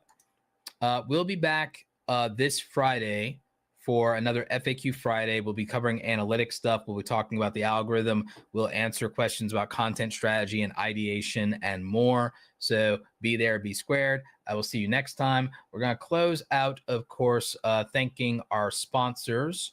We have a bunch of lovely, lovely sponsors for the stream. We have our good friends over at StreamYard, who are allowing us to multicast to Facebook Live, Instagram Live, or sorry, not Instagram Live, LinkedIn Live, YouTube Live, Twitch.com, X.com, formerly Twitter, and Kick.com. So thanks to our friends at StreamYard for making the best and easiest, simple streaming software solution there is. If you want to be a streamer, make sure you're checking them out. Link is in the description down below. Perfect for live streaming, podcasting, webinars, and all of your live streaming needs. We also have our good friends over at Opus Clip, the ultimate AI tool for repurposing your long form to short form. You can get them in widescreen and vertical videos, and you get captioning, animated captioning for your videos to spice them up. And they also have an AI B-roll tool that can also take some of the editing off your plate for your short form. So make sure you're checking out our friends at Opus Clip, link in the description down below. Get a free trial of all of these things. Last but not least, thank you to our friends over at Kajabi. Kajabi allows us to not be digital sharecroppers and build our own online business, email list, marketing, and more. It's a one-stop shop. It's where I built my $5,000 a month membership website, Awesome Creator Academy. So we have the Awesome Creator Academy Pro Group thanks to Kajabi. I've been with them 6 years. It's helped me build a great source of revenue off platform that I don't have to split with YouTube, making sure I'm not a digital sharecropper. So make sure you're checking out Kajabi if you're an online educator that wants to build courses, communities, cohorts, or do coaching. Make sure you're checking out Kajabi for all your online business needs. Link in the description. Get a free trial. Tell them Roberto sent you. Anyway, it's been real. Would love to stay and talk more, but I do have to run. I have to do a little bit more work tonight on the renovations in the basement, building out the library down there. Want to make sure I also get a good night's sleep. Got to wake up early and do some coaching in the morning. So it's been awesome. I will catch you guys next time. Really appreciate you. We're going to end the stream with, of course, my book trailer. If you haven't read my book, it's called Create Something Awesome, How Creators Are Profiting from Their Passion in the Creator Economy. It's an Amazon bestseller. I'm really proud of it. If you want to support, buying the book is a great way to do it. And you get a little bit of knowledge and something physical you get to keep from me. So link is in the description. You can also find it on Amazon, even just by typing in my name. So let's do the book trailer. Stay awesome. And I will see you on Friday for another FAQ Friday live stream. And then, of course, as per usual, we'll be doing monetization Mondays, workshop Wednesdays, and FAQ Fridays. Stay awesome. Bye. I finally did it. I finished my book, Create Something Awesome, How Content Creators Are Profiting from Their Passion in the Creator Economy. The book is available now in paperback and in Kindle, where you can read it on any e-reader or device. And I'm really excited about this. The audiobook is coming soon, probably October 2022. Oh my God, it's so great to be able to have this book done, put it up on the bookshelf, and to know that all of you who appreciate it, you want to hear what I have to say about the creator economy, becoming a full-time content creator, and what the experience and lifestyle of being a content creator actually is like.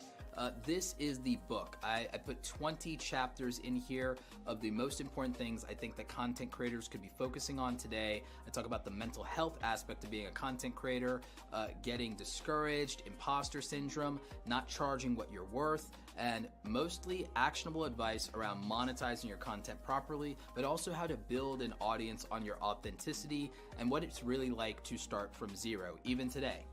So if you're interested, make sure you're checking out the book. You can order it on Amazon. You also probably order it in a lot of other places like Barnes & Noble, and it will be coming to other bookstores soon. Really excited about it. Thank you for all the support and love around the book and the positive reviews. Now go ahead and pick it up and make sure you go out there and create something awesome today. Take care.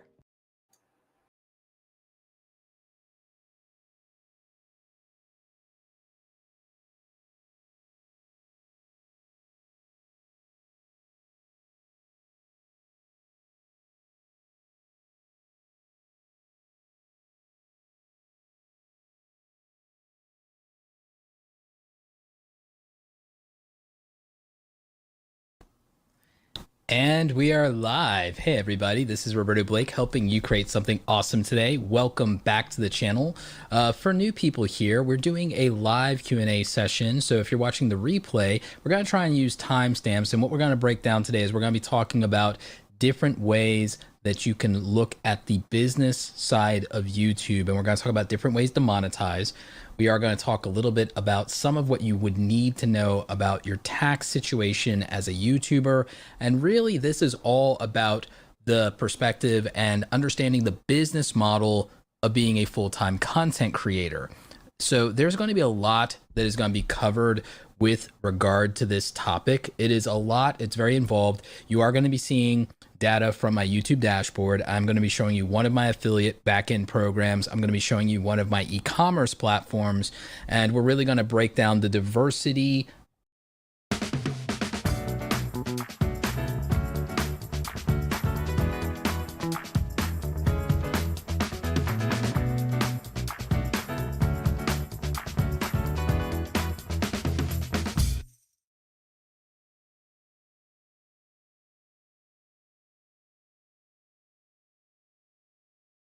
Get your business up and running from anywhere with the Shopify app.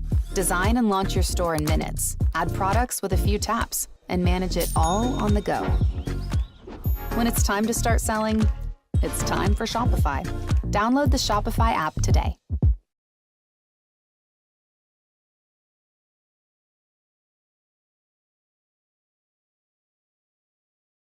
of income streams from YouTube. We're going to talk about how much money I really feel would be comfortable for you being a full-time content creator, because a lot of people don't know about the tax situations. They don't know about the profit first business model. They don't know about what a business model would look like in general as a content creator. There's just a lot of things that people don't know. So I would appreciate everyone sharing the replay of this video in any places that you think creators spend time. So if you're in Reddit, post this to the YouTuber subreddits. If you're in Facebook groups with YouTube, then I would really appreciate you sharing there. Discord, just anywhere and everywhere you can share both the live stream and the replay would definitely be appreciated, because it will help more people out. And we're really going to be talking about the economics of YouTube, because I don't think a lot of people understand it beyond YouTube monetization and AdSense. So we're going to be dealing with that. Benji Travis is here in the chat. You're welcome to hop on a little bit later. I think you're wrapping up some stuff in Clubhouse right now. So shout out to all the Clubhouse gang. And I also want to shout out the sponsor of this, because we will talk about sponsorships and brand deals. I want to shout out our two sponsors, both StreamYard, the simplest live streaming solution that there absolutely is. It's letting us live stream to a Facebook group, a Facebook page, a LinkedIn live page, a YouTube channel, and a Twitter via Periscope all at the same time. It is the simplest solution for live streaming, and it's also free to start with most of the features. So that is linked down below if you guys want to check that out. Also, shout out to our friends at TubeBuddy, the best SEO tool for YouTube, also the best productivity tool for YouTube, in my opinion. I've been using it for a number of years, been also partnered with them as an affiliate and them sponsoring content for quite a while. They support content creators, and you can go ahead and get a free trial of TubeBuddy, or rather not a free trial, it's the free version of TubeBuddy with the link down below. So you can get free versions of StreamYard and TubeBuddy. Both of them are linked down below. Thank you to them for sponsoring today's live stream.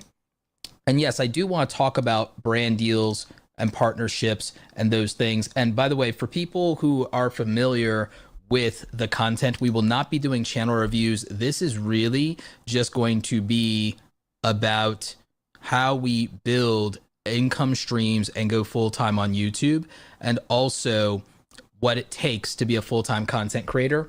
So just for a little bit of transparency right off the start, and this isn't necessary and you'll almost never see people do this, I want to show you guys some of the back end of my YouTube channel. I want to show you a little bit of my YouTube dashboard. And this is going to include the money that I make from YouTube specifically. Now I make more money than this from my YouTube channel, but this is specifically AdSense, and we'll get into that, or rather YouTube Partner Program, because it's more than AdSense, but we'll get into that in a minute. But this is how much I've made in the last 28 days, and here is January as well, and you kind of get a look that YouTube income can be sporadic. It can be great. Now, I know that this CPM rate seems absurd and ridiculous to the majority of you, because it's a point that I've been wanting to make about YouTube, is that not all YouTube niches and views are equal or are going to be because of the way that advertising works. It's also sporadic due to things like the virus, for example. Ad revenue can fluctuate because the ads for your niche might be different. The ads for your niche might be different than the ads for someone else's niche, and the industry that your niche gets ads from could be wildly different than another creator's. So there's no point in comparing your views to estimate somebody's income.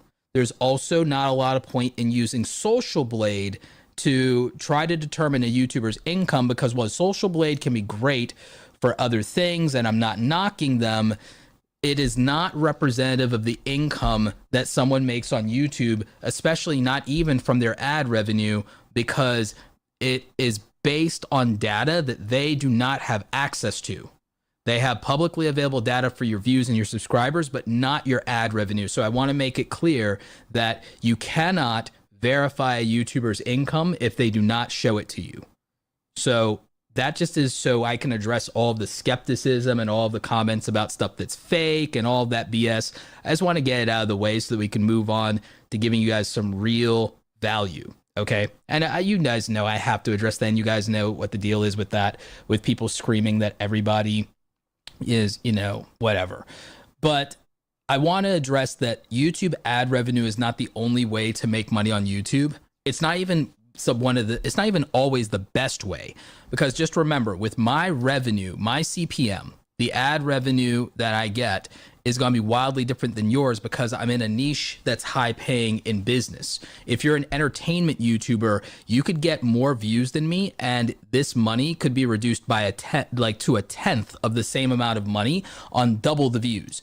I might make a penny or more per view. You might make a tenth of a penny per view if you are an entertainment-based YouTube channel. I mean, and if you're comfortable in the chat, if you want to tell us what niche you're in and what CPM rate you're getting, that might help a lot of people in the live stream understand exactly what I'm talking about. Gaming does not get high CPMs at all, but yet a lot of people want to do gaming. There are different niches like outdoor, and there are a lot of things outside of business that do $10 CPMs. Tech can do high CPMs, like gaming, and pranks and entertainment does very low CPM numbers with a lot of things. So I would just want to make that abundantly clear that there are different ways to earn on YouTube that are very important, because you won't be able to always rely on AdSense, and AdSense isn't always consistent. So I want to make that abundantly clear. So we're going to see a bunch of people in the chat bringing that up and showing you guys their CPMs. I want to give you some real value here that I think is going to help you. Here are some different ways that you can approach ad revenue and things on YouTube, and not just ad revenue, but here are some different ways, some different income sources. This is not all of them, but here are different income sources for YouTube. So you could obviously make money from your YouTube AdSense, and that can be very powerful for a lot of you, okay? A lot of you should be looking at the ability to make money from ads, though, by repurposing your YouTube content to Facebook. A lot of you don't like Facebook, but if you can get 10,000 followers on Facebook, and I think it's about maybe 1,000 hours of watch time versus YouTube's 4,000. It's kind of flipping the numbers a little bit, but if you can get 10,000, and I believe it's 1,000 watch hours and 10,000 followers on Facebook, you can earn ad revenue that might actually be higher than YouTube right now. So you have that for ad revenue. So those are options in terms of ad revenue. Then a lot of you could be doing more things with e-commerce, and e-commerce doesn't have to be selling online courses or digital products. E-commerce can also be print on demand. It could also be going into something with a partner and being able to create a physical product of some type beyond merchandise or beyond a clothing line. Some of you could do e-commerce by actually selling digital downloads of things like photo LUTs, templates, things like that. I do template assets for YouTube content creators. I have the YouTube starter kit, which is also linked down below if you want to check out the YouTube starter kit. It's over 100 Photoshop templates, but artists and creative people can make an unlimited amount of products, and it doesn't have to be online courses. I don't think there's anything wrong with online courses as long as you're giving real value, by the way. So you can do e-commerce. You can do affiliate marketing like I talk about, and that can be more than Amazon affiliate marketing, although that's usually people's gateway into it. So you could do affiliate marketing, and that could be extremely lucrative for a lot of you. So that's another way to monetize. So we've already talked about ads, we've talked about e-commerce, we've talked about affiliate marketing. There are a lot of other things. Some of you are musicians. You could make royalty income from streaming. Some of you, because you can make content and earn royalties on other platforms. You could earn money on Skillshare, and that would be comparable somewhat to YouTube for a lot of you using the same skill set. So there are a ton of opportunities. There's actually a ton of opportunities. And again, if you're doing something, someone asked about woodworking. Okay, someone asked about woodworking, power tools, and machines. You could become an affiliate, not just through Amazon, but there's a lot of places you can become affiliate of, and then you would make like quite a bit of money potentially off of that.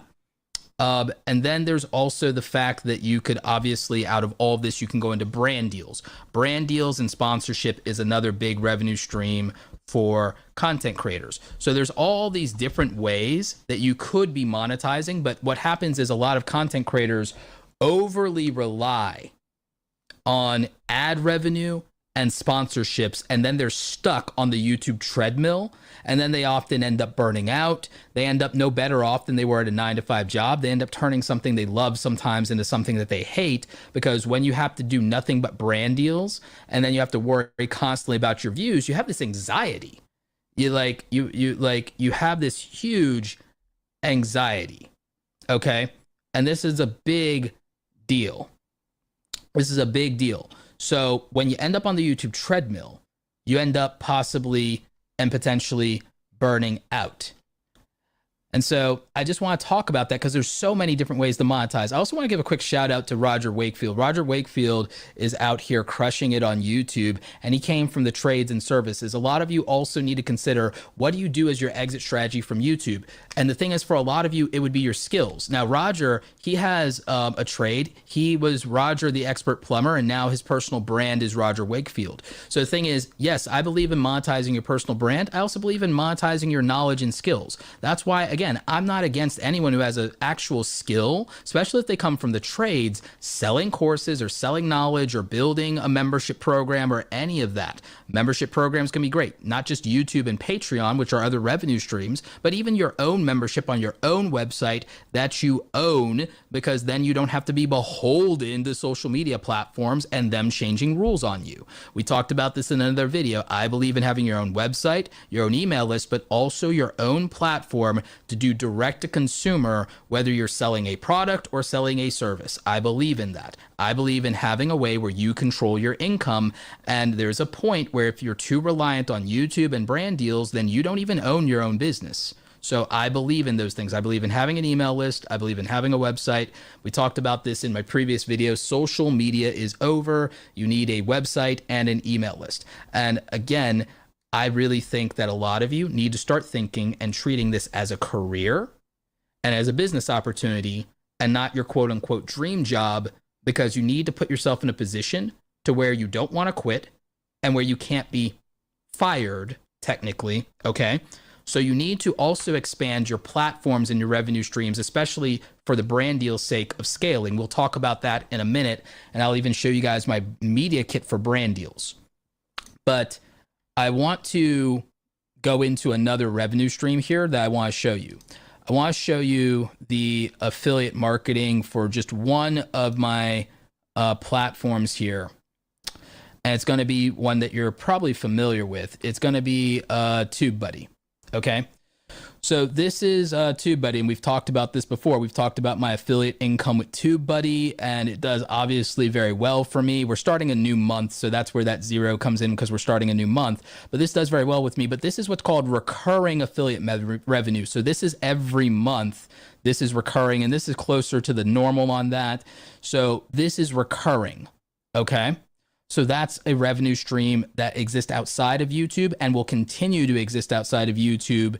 And then here is another one. This one is my own platform within Kajabi. This is for awesomecreatoracademy.com. And no, we're not doing channel reviews, and we're not doing any exceptions on channel reviews. But this is awesomecreatoracademy.com's backend. Now, this isn't every single month or anything. This isn't every single month. Let's, I wonder if I can... How can I do this? I think there's a toggle for me to do the last, hang on, let me try this toggle here. Let me do this. Okay. Hang on. Okay. So Awesome Creator Academy does very well for me. Obviously, I actually make more money technically through other means than by selling my coaching. I don't have a $500 course as of the making of this video, so I'm not making this from course sales. I'm making this from membership, which is me selling my time at scale to a group, and I'm making it from selling my time through one-on-one calls in terms of coaching. This isn't even the consulting that I do sometimes one-on-one with brands. I started this at the end of 2017, so I've been doing this for about 3 years. None of that happens overnight. Now, the reason that I wanted to show you guys both of those is I wanted to show you two things aside from YouTube ad revenue that I do to give myself a stable and secure income as a content creator, because I want you to think of yourself as a full-time content creator instead of a full-time YouTuber. I do not want you to be beholden to the YouTube platform. As much as I love the YouTube platform, I'm one of the people who believes they get it more right than wrong. I'm one of the people who gets criticized for not criticizing YouTube enough, ironically. So what I want to do is I want you to think about how you monetize outside of YouTube AdSense. I showed you my AdSense. I showed you the reality of that, but I have a genuine concern, and I want to teach you guys how to budget around the idea of what you need as a full-time income as a creator. And that's why I'm also going to teach you about business on this chat today. I'm going to teach you about something called the profit first business model, and why I believe this is essential to anyone in the creator economy, and why I kind of try to approach it from eventually, not right off the bat, not in your first year, not in your second year, but eventually I want to get you to having a six-figure income as a content creator, not necessarily as a YouTuber, but as a content creator. I want you to make six figures. And it's because I've made a determination that if you want to be self-employed, that's probably the most reasonable place to go, even without working in New York and California. Now, a lot of people say that's far-fetched. Now, a lot of people think that that's let's shoot for rich people problems, and that doesn't make you rich. It doesn't even make you privileged. It makes you comfortable, because like you have to look at what this breakdown is, because almost no one will teach you this. If we made $100,000 a year, if we're spending money on our business properly to grow it, we're probably going to spend money to make money. And that money is probably going to be $30,000. If we're not living in New York and California, to be able to reasonably, as a self-employed person, be comfortable and safe, we need to make about $50,000 a year that we're pocketing after spending money on the business, and we need money for our taxes, and then we need to be putting away some additional capital for the business, for emergencies for the business, not emergencies for us in our life and our piggy bank, but for the business. And then we have to take that same 50,000 and we have to do a 50, 30, 20 model in our personal household budget. I also want to caveat, this is not financial advice. Talk to a CPA, talk to a tax person, talk to a lawyer, talk to a financial planner. I am not those things.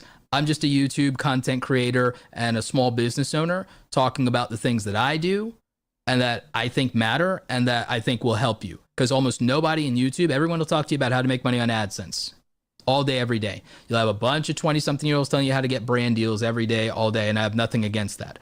This is important, especially for the over 30 crowd in here that's trying to do this. This is important. You got bills to pay. You got a household to run.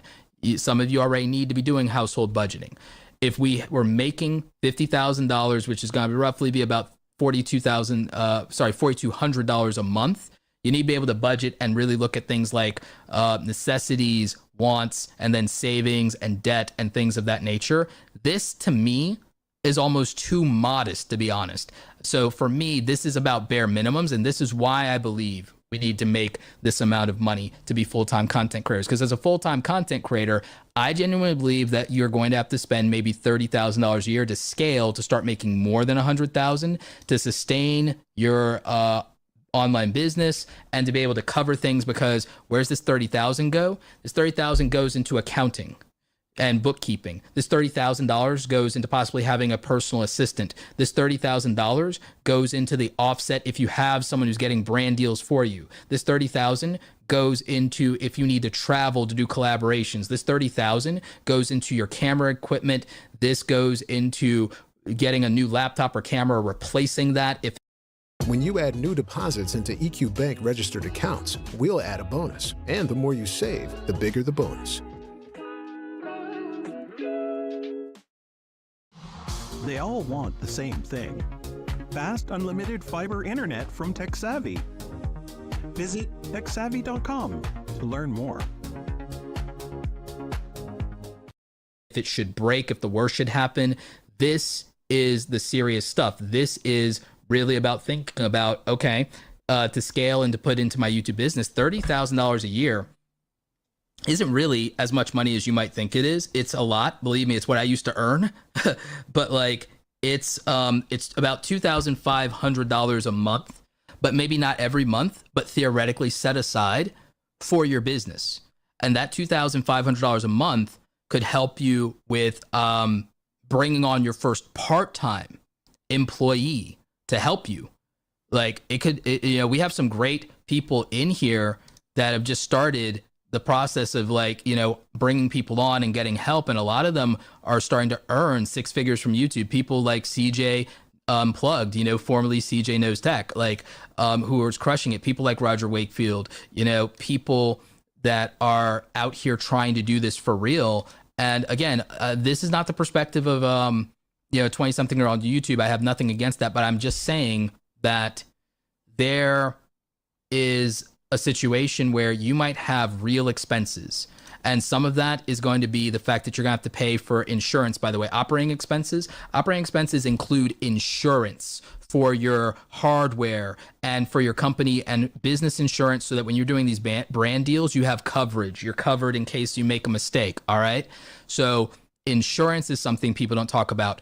Paying your taxes, you're usually going to end up, if you're in that $100,000 range, with a 15% effective tax rate. I'm not a tax person, but I used two of these profit first calculators, and they really do help you with managing that. But you have to think about things like self-employment taxes because you don't have an employer to cover that for you anymore. You have to cover your own healthcare coverage and insurance and all of these things. So that's why, again, we need to be thinking about, are we pocketing and paying ourselves at least $50,000 a year to take care of home? Do we have $30,000 a year in the coffers to do everything that our business needs to not only stay alive, but to grow in the future? Okay. And that makes this huge difference. I mean, Dr. Scott here is saying people aren't ready for that first tax filing when they get started to make full-time money. And he's absolutely right. Even I wasn't. Okay. And I ended up having to pay some back taxes because I didn't have anyone to tell me any of this. So I'm trying to help you really, truly, deeply understand this because it's that important and it's powerful to understand how you're going to plan for this.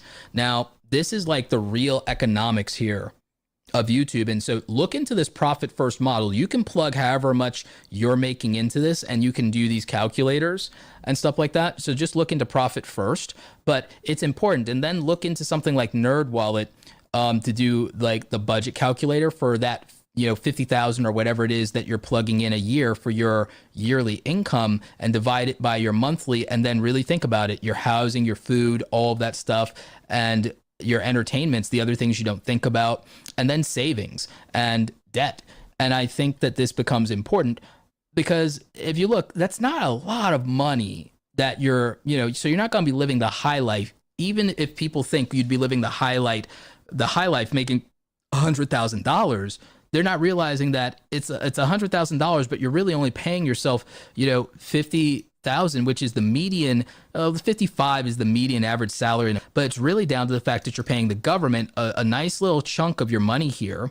And then you're paying your business, you're investing in the growth of your business and the maintenance of your business. So it's really important, and Snugs here actually started breaking everything into thirds. And then you put a third back into the business, a third for taxes, and a third for your pocket. And I like that. That works mentally for a lot of people. It's kind of similar here, but what we're doing instead is we're being realistic about the effective tax rate, because when you get into higher tax brackets, it will be a third when you get into higher tax brackets, but that's a nice problem to have. But the reason we're paying ourselves 50% is because that's reasonable to live off of if we're talking about $100,000. And the reason that I bring this up is people quit their job too early to do YouTube. So there are a lot of creators here. Like, if you're a full-time content creator, just let people in the chat know and let them know, like, hey, full-time content creator here. You don't have to tell them how much you make. But the reason I bring this up is people quit their day job too soon. And no one talks about this in YouTube. And so what would a practical version of becoming a full-time YouTuber look like? When is it okay to quit your day job? And the thing is, the problem is that people don't realize that they're going to have to pay a lot of these self-employment taxes. A lot of people don't think about the taxes situation, what they're going to have to give to Uncle Sam, right? They also don't think about all of the expenses that they have to cover now that they don't have the benefits that came with being an employee. When you're an employee, you might be taking for granted some of your employment benefits, healthcare insurance, okay, and things like that. I'm not going to tell you how much I make. I showed you a lot of how much I make. I showed you how much I make in AdSense. I showed you how much I made on one of my affiliates, and I showed you the back end of one of my e-commerce platforms. I do not literally need to tell you my yearly income. Maybe one of these days I'll do it. It's like, I'll tell you what, I'll tell you when it's $1 million a year. How about that? I'll tell you when it's $1 million a year.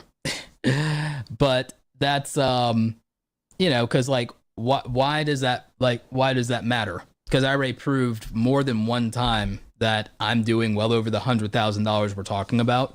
My brand exists beyond my YouTube channel. Okay, my brand exists beyond my YouTube channel.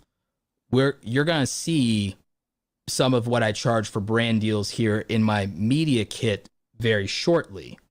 But you've already seen that right now I'm doing over $6,000 a month in AdSense. Right now, or rather the YouTube partner program, because it's more than AdSense. It's YouTube super chats, AdSense, memberships, etc. It's like, so we already know that I'm doing over $6,000 a month in YouTube partner revenue. We already know that I'm doing $5,000 plus a month on the TubeBuddy affiliate program as one of my affiliate programs, and we know I have like a ton of affiliate programs, right? We already know that. We already know that there are 2 sponsors sponsoring this current live stream. So in terms of speculation of my legitimacy or my income, that's not important because we're here to help you, but it's really not that far-fetched to say, oh, gee, this guy might know what he's talking about, or this guy's making X amount of money, So if people are questioning that, literally I covered it in the first 10 minutes, and if you're reading the chat, now you see why I had to cover it in the first 10 minutes. But I digress. There is more than one way to make money on YouTube. So we talked about the fact that you can make money from YouTube AdSense, but hey, you can make money on your YouTube content, repurposing it to Facebook right now by just uploading it, not putting a link to YouTube, uploading to Facebook. And if you meet the qualifications, you would get ad revenue from Facebook. Now, there are other platforms out there. I wouldn't sign any exclusivity deals personally. I wouldn't sign any exclusivity deals. You might have to for Twitch if you become a Twitch affiliate and a Twitch partner as a streamer, to where that content is exclusive to Twitch for 24 hours, but then you should move after 24 hours or 48 hours, you should do clips and you should put those on YouTube and start to earn the AdSense revenue from YouTube. But I would also be posting to Facebook after the fact and just get ad revenue from there if you're capable of doing that. So there is that. So I would go to other platforms that allow you to monetize. You could also potentially, I think you should make original content for TikTok, but if you want to try the repurposing aspect of some of your content there, there's a way to do it. It might be doing it similar to some of the stuff Gary Vee does with the vertical format of a minute or 30-second snippet. So that could be valuable and you could be monetized in TikTok as well. Again, I just don't believe in signing exclusivity deals. So I want to warn you about that. I also don't recommend joining MCNs, multi-channel networks. I don't recommend them. There are rare exceptions where they might be able to help you with copyright. I think you can solve a lot of your copyright issues on your own. Devin Stone from Legal Eagle has a copyright course that could help you. So I just think that there are a lot of ways to approach this. And I think one of the smartest things you could do is be non-exclusive and start to think platform agnostic, which is why I wanted to title this How to Be a Full-Time Content Creator. I just knew that less of you would click on it if I don't put YouTuber in the title. So I have to hedge there.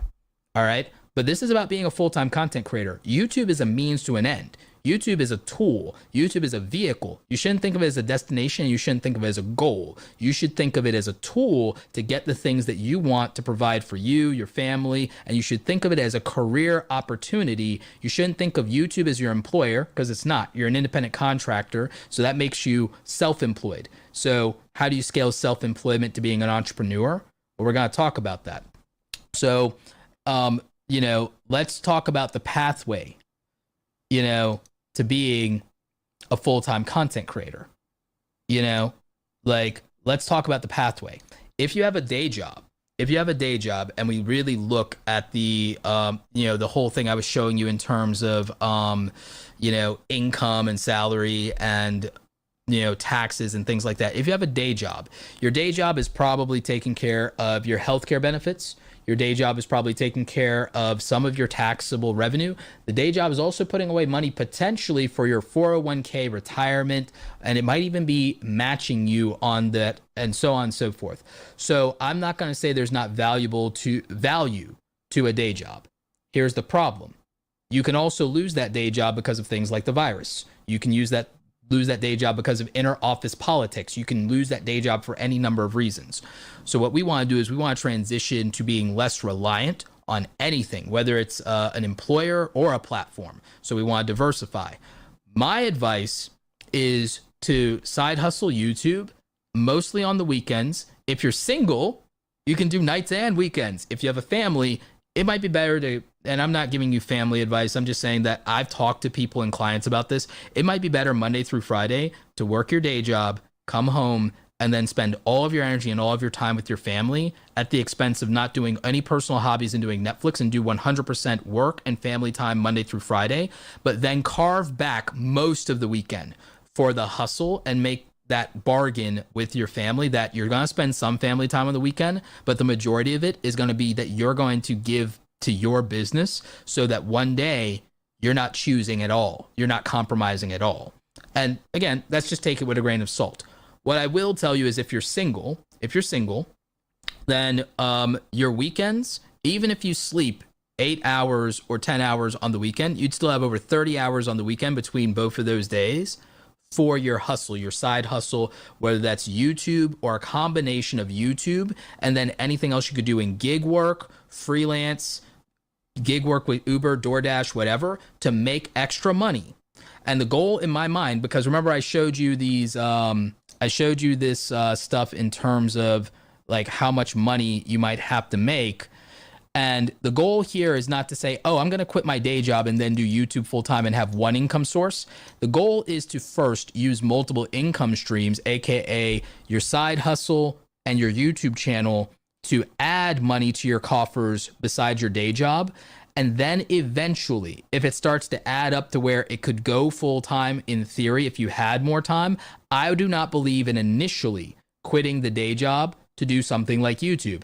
I would say reduce yourself to part-time hours or negotiate in a position to where you leave the day job to get a higher paying day job, because now you don't stress about money as much because you have money saved. You have 2 new income streams potentially. And then you can say you have leverage. So now if your employer won't give you a raise, you could theoretically quit and go to a job that gives you a better raise, a better work-life balance, allows you to do remote work, or allows you to do flex time, because now you have money to bargain for time. Or you could go to a different position, go to reduce hours, or do part-time work so that you still have a steady income, healthcare benefits, some tax offsets, and some of those things. And yes, it's going to be work, but it's a season of hustle to avoid a lifetime of hardship. Okay, it's a season of hustle. Now, if you've been laid off and you're unemployed and you're thinking, now's my time to crush it, now's my time to go YouTube full-time, my time to go Twitch full-time, to go TikTok full-time, I would tell you that what you're better off doing is this. I would do these, I would do YouTube or Twitch or TikTok or all of them if you got laid off, but I would also immediately pick up gig work or freelance work. So I'd either do Fiverr, DoorDash, Uber, Postmates, or all of them, and work when I can and make money where I can, because the issue you will have is a cash flow issue. It'd be a cash flow issue. So that's the thing, you know? So what I like to do is I look at cash flow. When it comes down to everything, is I look at how do we get cash flow, because the problem with, say, YouTube or Twitch or TikTok is that it's going to pay you once a month. You went from getting a paycheck twice a week and spreading out your income to once a month. But if you do gig work, you can make money any day you want. You can make money any day you want. You can make money every day, every week, whatever. And then we're also adding multiple paychecks. So remember I showed you guys my affiliate dashboard? So think about that. This is one affiliate program. There are about maybe 8 or 10 solid affiliate programs that pay me a couple $100 to a couple $1,000 every month. And then I have YouTube ad revenue. So so that means I have multiple paydays, you guys. Every website and platform, and by the way, with Kajabi, with my e-commerce digital business around my coaching business, right? AwesomeCreatorAcademy.com. Like, because I have PayPal and Stripe, I make money pretty much every day. I literally make money every day. So that's cash flow. So I believe in a cash flow centric mindset to creative entrepreneurship, or being a full-time content creator, or being part of the creator economy. So here's the thing. If you work a 9-to-5 day job or a day job, you're probably getting paid either every 2 weeks or every week, but you're getting paid from one income source. That makes you vulnerable because, again, inter-office politics, can get you, you could get in a situation where you get laid off or fired because either the economy can tank, your boss can drive the company to the ground, or inter-office politics with your manager or supervisor, whatever. So you're vulnerable on that. Okay. If you're on YouTube only and you're only doing YouTube AdSense and YouTube brand deals, you're vulnerable to many different things. You're vulnerable to demonetization, deplatforming, any number of problems there. Brand deals can go high or dry because of things like the virus. So you're too vulnerable there. That's why I believe in diversifying and building the multiple streams of income in different categories. So for a lot of you, you should have some kind of e-commerce play. You guys might notice while I'm live streaming that there's a merch shelf down here for YouTube for you guys to buy merchandise. You can use Spreadshop, Teespring, Redbubble, any number of places do print on demand, and it's $0 cost up front. For many of you, this will be your first foray into e-commerce. For other people, you could do like Peter McKinnon and you could sell Lutz packs. You could do, Peter McKinnon has Selfie, or is it Selfie, however you want to pronounce it. And so do great other content creators. There's so many of them that do this with regard to their assets, their Lutz packs, their templates, their sounds, their presets, and everything like that. So again, $30, $25, $15. So think about it. Instead of thinking, oh gee, I'm going to get a penny per view on YouTube AdSense, or a tenth of a penny per view on YouTube AdSense, you literally could be making dollars instead of fractions of a penny from the handful of people that want to buy. You want a $30 CPM? Think about it. If you sell a $30 product, then out of 1,000 people, surely one person will buy. That's how you get real money, and that's how you have a direct-to-consumer business. That's how you get a direct-to-consumer business. Then you don't have to worry about, gee, how do I increase my CPM or RPM as a gaming channel? Short answer is you can't. Your CPM and RPM, if you're a gaming channel, the only way you can increase it, your RPM and CPM as a gaming channel, is put more ads in your videos, which would alienate your audience. If you're cursing, you might have to stop cursing, which will alienate your audience. So if you think that the answer is that you're going to get YouTube to start paying you more in AdSense revenue, I'm sorry, but I'm going to kill that dream dead right now. I'm going to kill that dream. You are not going to get YouTube to pay you more money on your gaming channel. That's not going to happen. So what can you do? Well, not for gaming channels specifically. You guys can't probably sell stuff like this, but you'll have to diversify. You will have to think about how you're going to build different revenue streams. So a great question in the chat is, how many streams of income do you recommend? It's not about how many, because that could change over a period of time. It's not necessarily about how many, but it is about the categories. And so the thing is, I want you to think about, do you have an e-commerce income stream? Okay. Do you have an e-commerce income stream? I'm writing on my white desk right now. Do you have an e-commerce income stream? Is there something that your audience can buy from you? It does not have to be a digital product like Peter McKinnon does. It could be merchandise. It could be print on demand products. So it is not just about clothing, hats, and sweaters. It could also be artwork. It could be posters, okay? It could be posters. There is some stuff now also with NFTs and crypto assets in terms of digital art, but that's a whole nother thing and deserves its own video, and it's very new. But you need an e-commerce play. You need a, how does my audience support me directly? Some of you, this will be writing a book. Some of you, this will be writing a book, whether it's a print book or an ebook. My friend Tim Schmoyer started out with some of this. For some of you, it will be merchandise in the form of t-shirts and hoodies. If you go t-shirts and hoodies, I don't think you need to slap your face or logo on it. I think you need to make something so dope that people who don't know you would still buy it. I think that's the answer. So think more like an e-commerce clothing line than merchandise for your own brand. Think of a clothing line that anybody would want to buy. So think in that way. So that's an e-commerce play. So you have e-commerce, royalties. Your YouTube income is being taxed now as royalty income, which just counts as ordinary income unless you live outside of the US. Now, I'm not an accountant and I'm not a CPA, so I won't go heavily into that. I'll just tell you some things about what I look at when it comes to taxes. And again, if you're only doing YouTube for fun, this doesn't apply to you until you're making money. So, I mean, if you're doing YouTube for fun, I appreciate you supporting the stream, but this isn't really geared toward you. None of this conversation is geared toward you. And again, this is about being a full-time content creator. I'm saying YouTuber because you guys care about YouTube. I think about being a full-time content creator. I think about whether this applies to you, whether you're doing YouTube, TikTok, Twitch, Instagram, Facebook, anything that comes along in the next 5 years, Spotify. It doesn't matter what platform. We're supposed to try to become platform independent and platform agnostic, and that's why we need to think like business owners, and that's why we need our own product and our own thing. So that's why we have to have a e-commerce income stream. So my question becomes, do you have an e-commerce income stream? Let me know in the chat. Do you have an e-commerce income stream? And what is it? Is it print on demand? Is it digital? What is your e-commerce income stream? Leave that in the live chat or even in the replay. Okay, so what's your e-commerce play? Royalty income. Royalty income can be YouTube AdSense. Royalty income could be Twitch income. Royalty income could be Facebook ads. Royalty income could also be Spotify plays if you're a music channel. I now have the Zenbuster music channel. If you guys did not know, I have yet another YouTube channel, and we're getting close to that being monetized. But in addition to getting close to that being monetized, because of your support, it also is a music brand.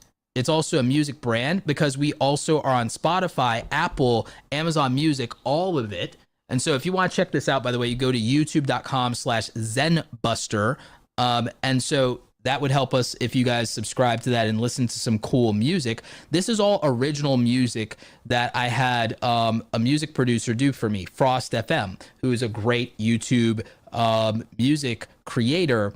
And so what we did was we have this channel and we have the original music and we have the rights to it. So we're doing a royalty split model on it. But the thing is, we will make royalty income on these tracks on Apple, Spotify, Amazon, Tidal, all of it. Okay. So I decided to split into another royalty income stream.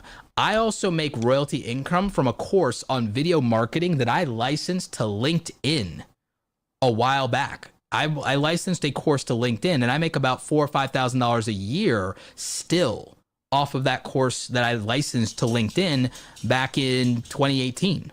Okay, so royalty income. Some of you are vloggers and travel content creators.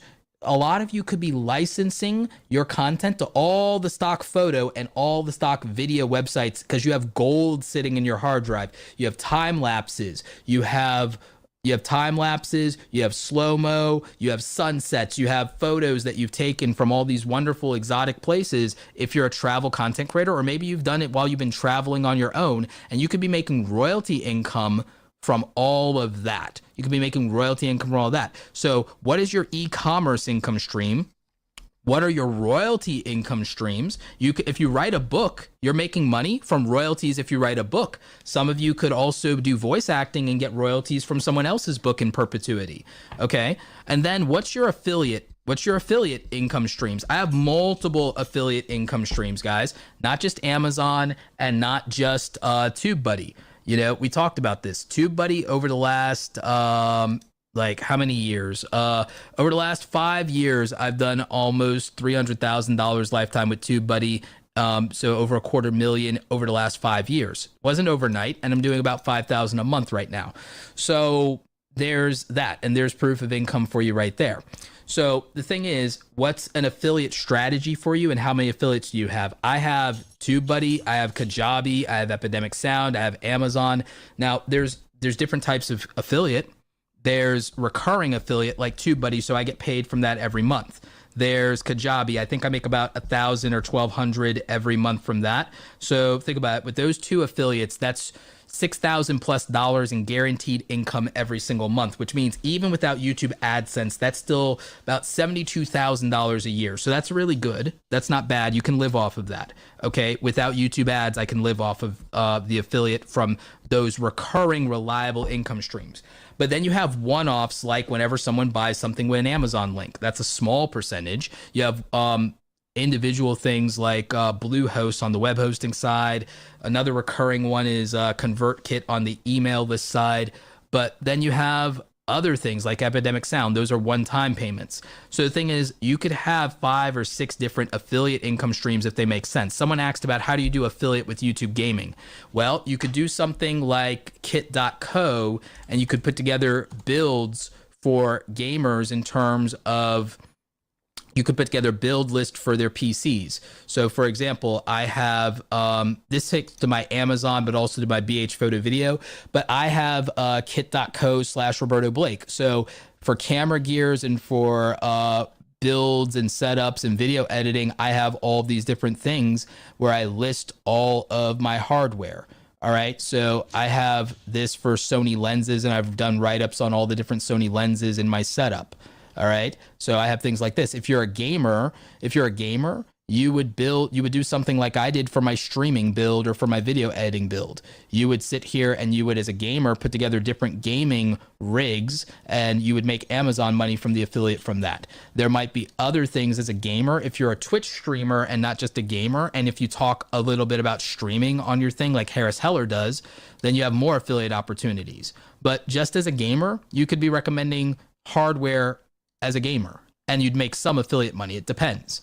It may not feel like a lot. It may not be nearly what I make from TubeBuddy, but it'd be something. Okay, so there's options. But I'm not getting into the specific economics of gaming. You know, I would probably bring a gamer on that's full time that could do that.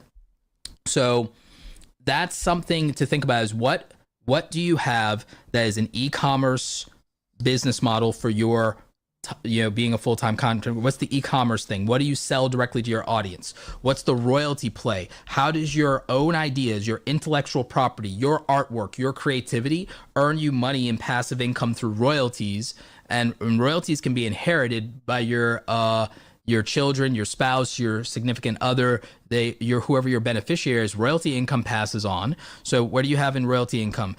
E-commerce, something that if people keep buying it, that you don't have to be the face of it. Think about that for long term. So you have a real business that can be passed on to people. Someone can have that business if you pass away. What is the affiliate income? What is the affiliate income from working with different affiliate platforms, whether it's Amazon or whatever else? Okay. And then we have other things we can talk about. We have brand deals. Okay. A lot of you, I've done videos on brand deals that none of you watched. I'm going to probably just make a playlist for that. And I'm going to make some more videos. I have like 10 video ideas for brand deals, but a lot of you don't know what to charge. You don't have media kits. You don't have any of those things. Someone asked if the songs are copyright free. The songs are copyright free on Zenbuster Music. So if you go to youtube.com/Zenbuster Music, it's copyright free music. So yes, there's so many opportunities. There's so many opportunities when it comes to how you can make money here. And so my actual answer to many of you is, in terms of your diversity, let's look at beyond YouTube AdSense, because, okay, there's a lot that can go wrong there, but let's look as a content creator, how we branch out. And even if it could seem overwhelming to do multiple platforms, but let's think about where it's appropriate to repurpose some of those things and how you can, do that. All right. So there's that. How do you sell directly to your audience? Look, some of you are scared to sell directly to your audience and you don't want to look like a sellout or feel like that or something like that. Look, just make things of quality, whether you're doing digital products, online courses, merchandise, print on demand, whatever you're making, just make it the best that you can make it and charge what you think you want to charge for it. And people will say yes or people will say no. And it's okay if 99% of your audience says no. All you're trying to do is get to a place to where you have 1,000 real hardcore true fans, the 1,000 true fans theory. I forget who came up with that originally, but I heard it from Pat Flynn, a good friend of mine. You should definitely read his book, Superfans. But when you have 1,000 true fans, one way or another, that support what you're doing financially, if you create $100 in value for 1,000 true fans at any point in time, that's how you get to $100,000. So if you're a content creator, it's absolutely attainable to get 1,000 people that love and support what you're doing and will put their money behind it. And closed mouths don't get fed. You have to tell people that you need their support, that you want their support, and you have to provide them some kind of substantial value for that. There are people who are doing that right now in the super chat. Thank you, Zeta, for the $5 euro. Thank you. You helped me get monetized on YouTube first, and there are big differences from a personal account to a brand account for monetization. I would say, Zeta, that no one needs to switch to a brand account. Those are often for companies, but they've given those features to other people. Don't switch to a brand account. It could actually mess up your channel, so don't switch to a brand account. It's not like Instagram, so don't do it. But yeah, I would say that a lot of you need to really think about your expansion strategy in both diversification of income, diversification of platforms, and then also owning your income and owning your platforms. Because again, if you don't sell something, then you're still at the mercy of a platform. Now, you could be using the platform for traffic for that, and that's fine. YouTube's my main traffic source right now, but it's not my only one. I have an Instagram for a reason. I do post stuff up there. I have Facebook for a reason, and not just for my private Facebook group. I have these different things in place because you should always look to how you can have ownership of every aspect of your brand and every aspect of your business. And I desperately want more of you to do that and not be beholden to YouTube as a platform or be beholden to the brands. I want you to be independent, and that's going to mean diversifying in as many ways as you can. I just don't want you to also get overwhelmed. You don't have to do all of this at once. I certainly didn't do all of this at once. and someone who can speak to the power of diversifying, someone who can speak to the long game, the marathon that is YouTube, is my good friend, Benji Travis, co-author of YouTube Secrets. Welcome, Benji, to the show. What's Benji. going on? I got my little baby here. I hope you don't mind. I don't mind, but your audio is not coming through your mic, Benji. You might want to adjust for that. Okay. Hold on a second. Yeah. No, nothing? No, it's coming through, but it's not through your mic. It's super echoey, so I think it's coming through your webcam. Yeah. So Benji's going to get that set up in the meantime. But I mean, again, I just want to tell you guys, first of all, I'm sorry if I'm not getting to all the super chats, because I'm trying to give you guys the most value possible here. But I do appreciate you. I appreciate you, Ben's Gaming Life, for the super chats. You know, DIY Scholar Homestead, thank you for helping all of us. I still need weekly tips. Yeah, no doubt. You know, there's a lot here, but I want you guys to really think about the YouTube AdSense revenue thing and think of it as a starting point or extra. I don't like the idea of replacing your full-time income with something as unreliable as that. And I'd like for you guys to just diversify a little bit more, because in order to go to a full-time content creator, and I know that a lot of people say, hey, Roberto, I took the leap with AdSense, so I wouldn't be where I am today if I didn't do that. You keep trashing AdSense. I am scared for people who rely on AdSense because I've seen it go horribly wrong. I've seen people be demonetized. I've seen people lose their channel. I've seen people go through the adpocalypse. I've seen people had their AdSense account hacked. So I always worry about a lot of these things, and it could sound like I'm being paranoid, but I'm just really trying to look out for people and say that if you're not relying on one thing to keep you alive, you'll feel a lot less anxiety long term. And so I'm just really trying to be as transparent about that as possible. Let's see if Benji's audio issues are over. And Benji, that's perfect. Sharp audio. Love you. Hey, everybody. So glad to be here. Honored, Roberto, that you invited me. Appreciate the shout out to, of course, YouTube Secrets. But, you know, I'm here as a learner, just like you. I love listening to what you are thinking. Literally, I'm sure you've seen me a few times at events. I literally just lurk. I just lurk around you when you're chatting with your viewers. You know, people are looking to learn from you. And I think this is such a great topic, because going full time doesn't have to be like 2 or 3 years down the road. It could probably be sooner. And there's one thing, by the way, learning a lot myself, but also I agree with you on basically everything. One thing you didn't mention, I think that everybody can learn from, is number one way to get closer to going full time is just lower your expenses. You know, one reason why people are holding on to paychecks and careers or even a business is because they've got some bills they got to pay. Sometimes the bills aren't even necessary. You know, we're talking everything from Netflix to subscriptions. By the way, all you really need to do, and if you've got a family, obviously there are certain bills that come along with it, but especially if you're single, all you got to do is have a roof over your head, pay for the utilities, have food in your belly, clean water, hopefully, and just be paying for the minimal expenses of life. And the number one if you eliminate the wants, that gets super easy. Exactly. And I love that you're so transparent with your numbers, because I think people, you know, need to have that inspiration, and they have to understand different sources of income. But one of the things I would suggest, in addition to lowering your expenses, is literally focusing on 1 or 2 monetization strategies. So most people, they want to do everything at the very beginning. Remember, Roberto Blake did not start off as this guy making this kind of bank. He started off growing his influence first. That's what you really need to do. You need to put out content, build an influence, and then once you have that influence, you'll have options.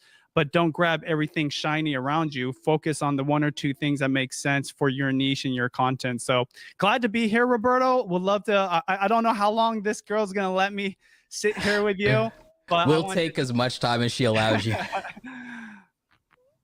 So yeah, those are my 2 thoughts, I thought. But of course, I think this is practical too for everyone, because, you know, Shauna and we started Video Influencers to help you build your influence, income, and impact. I think making money right from the get-go is important. Even if Oh yeah, is that true? You don't want to be premature with some of your monetization strategies, but you definitely want to be thinking about them right from the get-go. I agree 100%. And for me, the thing is, I think that some monetization strategies or income streams are easier to, well, not easier, I would say faster in terms of momentum and also cash flowing. Because remember what I said, like, I like the idea of taking your same content creator skills and having a side hustle that can pay you, that you can make money delivering on that. So I went with the freelance model. That's what I did. I was freelancing. I wasn't selling a product. I wasn't doing anything. I was selling my skills, but selling them outside of the 9 to 5, because that's how actually I became self-employed. I went from 9 to 5, not to YouTube content creator, but to self-employed. And for me, my next income source after self-employed through freelancing was affiliate. Just like Sean, I benefited from the Amazon affiliate program and tech reviews and things of that nature. I was doing maybe, I want to say $1,200, $1,500 a month, Benji, fairly early with that, because I already had built up some of my YouTube channel and my content to be able to facilitate that. To your point, I built my influence, and then the income came later from that with affiliate, to where I lived in North Carolina at the time. You can get by really well in North Carolina, making $1,200 a month as an affiliate and living hand to mouth as a freelancer, and then start to actually get really comfortable. And that YouTube AdSense, which wasn't a lot for me at the time, it's like maybe $300 a month, which you can't live off of when you're a new YouTuber or anybody. That was able to go back into my channel. Yeah. You know, another thing you brought up is, depending on your location, second to lowering your expenses, sometimes you just live in an area that is too expensive. You know, this is the number one killer of motivation and inspiration, is when you're trying to save up for a house, or, you know, provide a certain level of living standard for your family, but you live in LA or Hollywood, or the Bay Area. I know Atlanta is a lot better. You know, I've been down there. I know what the houses cost over there. That might make the difference between being full-time right now versus like 2 or 3 years later. I still live in the same neighborhood that me and Sean grew up in, like the same area, since like 30 years ago. And so when I went to go build my house, it cost me $270,000 to build. Basically my dream house. It's not like a mansion.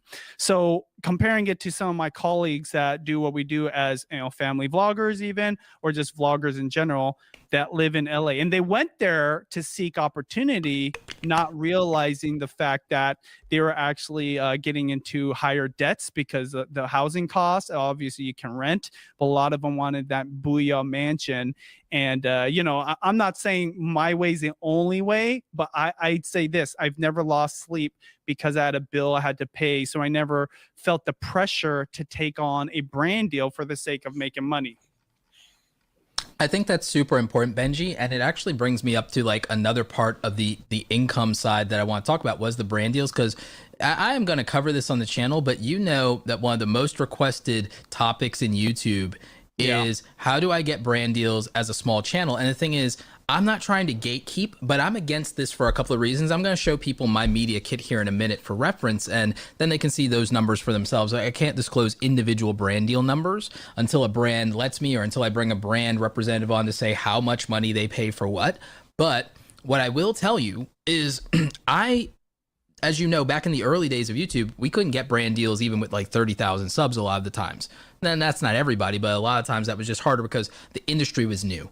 But I will say that the reason that I prefer people start thinking about that at maybe 10,000 subscribers, and I don't say that to gatekeep, is I think if you're someone who is capable of 10,000 subscribers, that you now know what you're consistent at, you know what you're good at, you've been able to make that resonate in terms of impact and influence with an audience, and you also probably have a lot more confidence. You probably have a lot more confidence once you hit that number because you've probably just unlocked almost every feature as a YouTuber. So now I feel like you're in the position to really start thinking of this as like you are at the beginnings of like a career that is starting to actually show some results and some fruit, and that you know your audience because you got that 10,000 subscribers. You knew what you were doing. It's not a fluke. No one can tell you otherwise. You've got that. You've got these features. So you have every resource to be a YouTuber now, in terms of the platform features. And you probably understand at least some of your analytics. So you know how to communicate that to a brand. That's why I feel like those are not about gatekeeping. I think it's about qualifiers that put you in a position to negotiate from a place of strength. Negotiate from a place of strength. Now, I'm not saying you can't do brand deals before that. I've helped people do it before that. But what do you think on that, Benji? Oh, agree. Like that's totally premature unless a brand's willing to pay you the cost that it costs you and any other business to create quality content that you're providing. This is one thing. The number one reason why most people shouldn't do brand deals, oh, she's going there, is because they're not charging enough. By the way, I believe that even Roberto and myself, and I this is ironic because I come from doing brand deals as a majority of my income, but I do charge a premium rate both on what I do on video influencers as well as a lifestyle vlogger. The reason we charge less is because the market demands it. Too many influencers are underrating their value. So then the rate that they charge tanking is the low. market. Exactly. And so you coming into this game, you're competing against not necessarily like people like me and Roberto, but other people at 10 and 20,000 subscribers that are charging less. So it's not worth it for you. I do feel you should have a number one quality audience. That means an audience that's very specific. It's niche. It's around something like a similar interest. And secondly, you should really be an authority within that niche and your space, because that's the number one way to charge more money is not be a general influencer, is be a specialized influencer. By the way, Sean and I we were charging the kind of rates that me and Judy had to charge like in our third or fourth year as YouTubers in our first year on video influencers, because we had a very valuable audience. So it just all depends on where you're at. So we were actually at 10,000, but remember, I was already an influencer, so I had the clout on the social media side. Sean, like obviously is one of the best when it comes to our space. So like different dynamic. But if you're just starting out, in fact, I mean, I don't know what the threshold is, but I'd say for the first year, you really shouldn't do any brand deals, no matter what your subscriber level is, because it takes about that long to understand the market, understand, the brands in your space, and just get good. Let's be honest here. Brand deals can take a lot of your time. I have a whole That's team. my biggest issue. That's exactly. my biggest issue. issue. I have a whole team that helps manage it, right? And, me and Roberto go back about this, but I've got a brand manager, I've got an assistant, I've got an attorney, all to make it. And this is why we're able to charge more money, because we're very professional about this. But if you're coming into this and it's already a full-time effort trying to create content, engage with their audience, fit in a brand deal where you have to talk about deliverables in certain terms, read your own contracts, it can be a nightmare really quick. And take it from somebody who was in this before influencer marketing was a thing and didn't have the kind of leverage that our industry had yet. So I'd say this, Roberto, you already shared a whole bunch of very lucrative ways to make money that you can start implementing almost right away. You can sell a product literally from day one. If you know more than somebody else, you can coach them. If you've got a book like this, you could put up on Amazon and potentially be making money from it from day one. Really, day zero, yeah, exactly. So, brand deals I think are very lucrative, but you have to know when the time is right, and you have to make sure you charge enough money.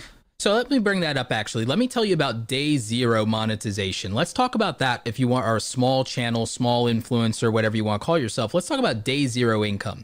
Day zero income is any affiliate link, including Amazon, but also anything else that's a valid affiliate link. Okay. Day zero income is your own intellectual property. So your beats, your music, your books, anything like that. any product that you have. Day zero income. If you come from an educator background or a professional background, you're a photographer, whatever, you can teach something. Like Jared Polin with Fro Knows Photo. One of the best photography products I ever bought was his course on flash photography. Best purchase I think I ever made in the photography space aside from gear. Okay, so you can do that. Tim Schmoyer sold his ebook for $30 from day zero. That's valid to do if you've proven your experience. So I'm not against courses or selling anything or selling your knowledge. I'm not one of those people. And again, I don't sell a $500 course yet, but I'm not against it. I don't care if you sell one. As long as you're delivering value and people are happy with it and you have a good refund policy, you know, like, God bless, peace and love. I don't care. I just want you to do business right by your people, and I don't care what you do. I have no ideology about it. I love it. I want you as a creator making your money. I'm happy for you.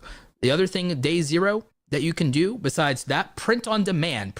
Make a cool t-shirt that people want to wear. Like something cool, positivity, whatever, something people would buy even if they don't know you. So day zero income, you can do print on demand, you can do affiliate, you can sell a physical or a digital product, you can sell Let's Packs like Peter McKinnon, you can sell your music, your sound effects, your beats, your books. You have so many opportunities, not beholden to YouTube and not beholden to the brands. You can do it yourself, and that's great. You could also sell your services. You could be in the business of letting it get to the point that where you are monetized on YouTube. You know what my favorite thing is, Benji? YouTube pays me to advertise and market my business instead of me paying Google to for the ads, which I also do. But by the way, and you know, one thing I did, it's not necessarily that I disagree with you, but I've been listening since the beginning of this stream, by the way. But you mentioned one thing: I don't rely on the AdSense. One thing about AdSense that is nice, that actually differentiates YouTube as a platform from every other social media platform, that it's there. That it's very democratic. It's based off of your content and the audience. And so the audience is kind of voting with their views to support you, even if they agree or don't agree with it, right? Yeah, so it's meritocracy. And so take it seriously, because know this. I know influencers who literally make like over $100,000 a month from AdSense. Of course, they're doing a lot of views, or in your case, I don't know if you're making $100,000 a month, but I know that this, like, depending on your CPA, the point I'm But if I was getting Graham Stephan's views, I would be. But the point I'm trying to make is this: it is there. It's a nice little cushion. It is, for example, if I wanted to, I could quit all my other monetization strategies, fall back on that, because, by the way, going back to my first point, low expenses. I don't have a crazy like Lamborghini. I didn't go out and buy a huge mansion. You know, my kids, they're already spoiled enough with all the free products that they get sent, so they're not getting all this fancy stuff. Luckily, Judy's not into jewelry. So the point I'm trying to make is this: having that option is really important, but AdSense can be a powerful little insurance policy, right? I agree with that 1,000%.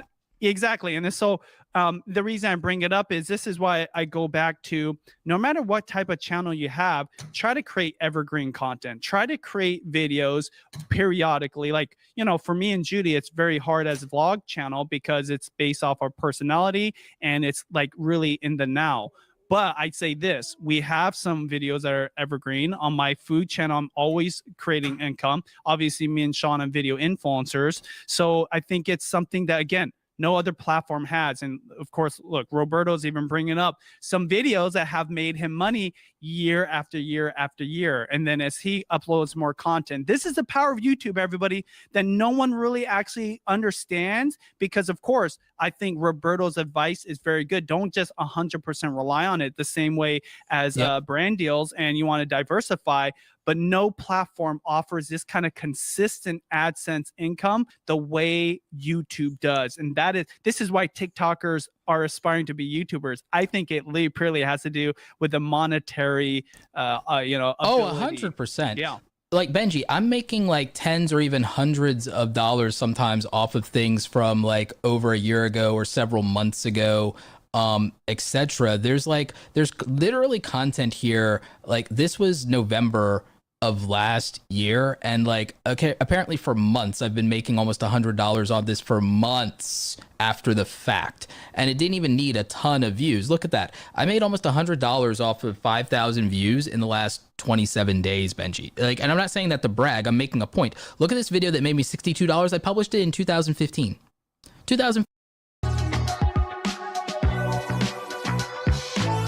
Investly. It's that easy. 15, still making me money. This is the power of an evergreen library and that strategy. Now, again, it won't work for everybody because, like you said, it won't necessarily work for vloggers sometimes, but it could if you, from a lifestyle standpoint, if the content is entertaining enough. Entertainment channels can do this. I don't want people to get twisted. Mr. Beast content, for example, is evergreen entertainment. There's ways to approach that. You could watch a Mr. Beast video anytime and enjoy it. So I just want people to kind of understand what we're saying, and I agree with you 1,000%.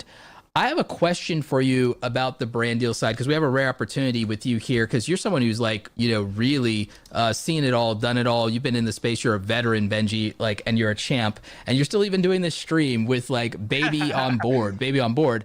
And I'm going to get to, because I want to tease this, I'm going to get to stuff from my 2019 media kit and even show you guys pricing on some of my brand deal stuff. But I want to ask if you're comfortable with this. If you're not, it's okay, but you can just give a range. But back in the day, back in the day when like you and Judy and you guys were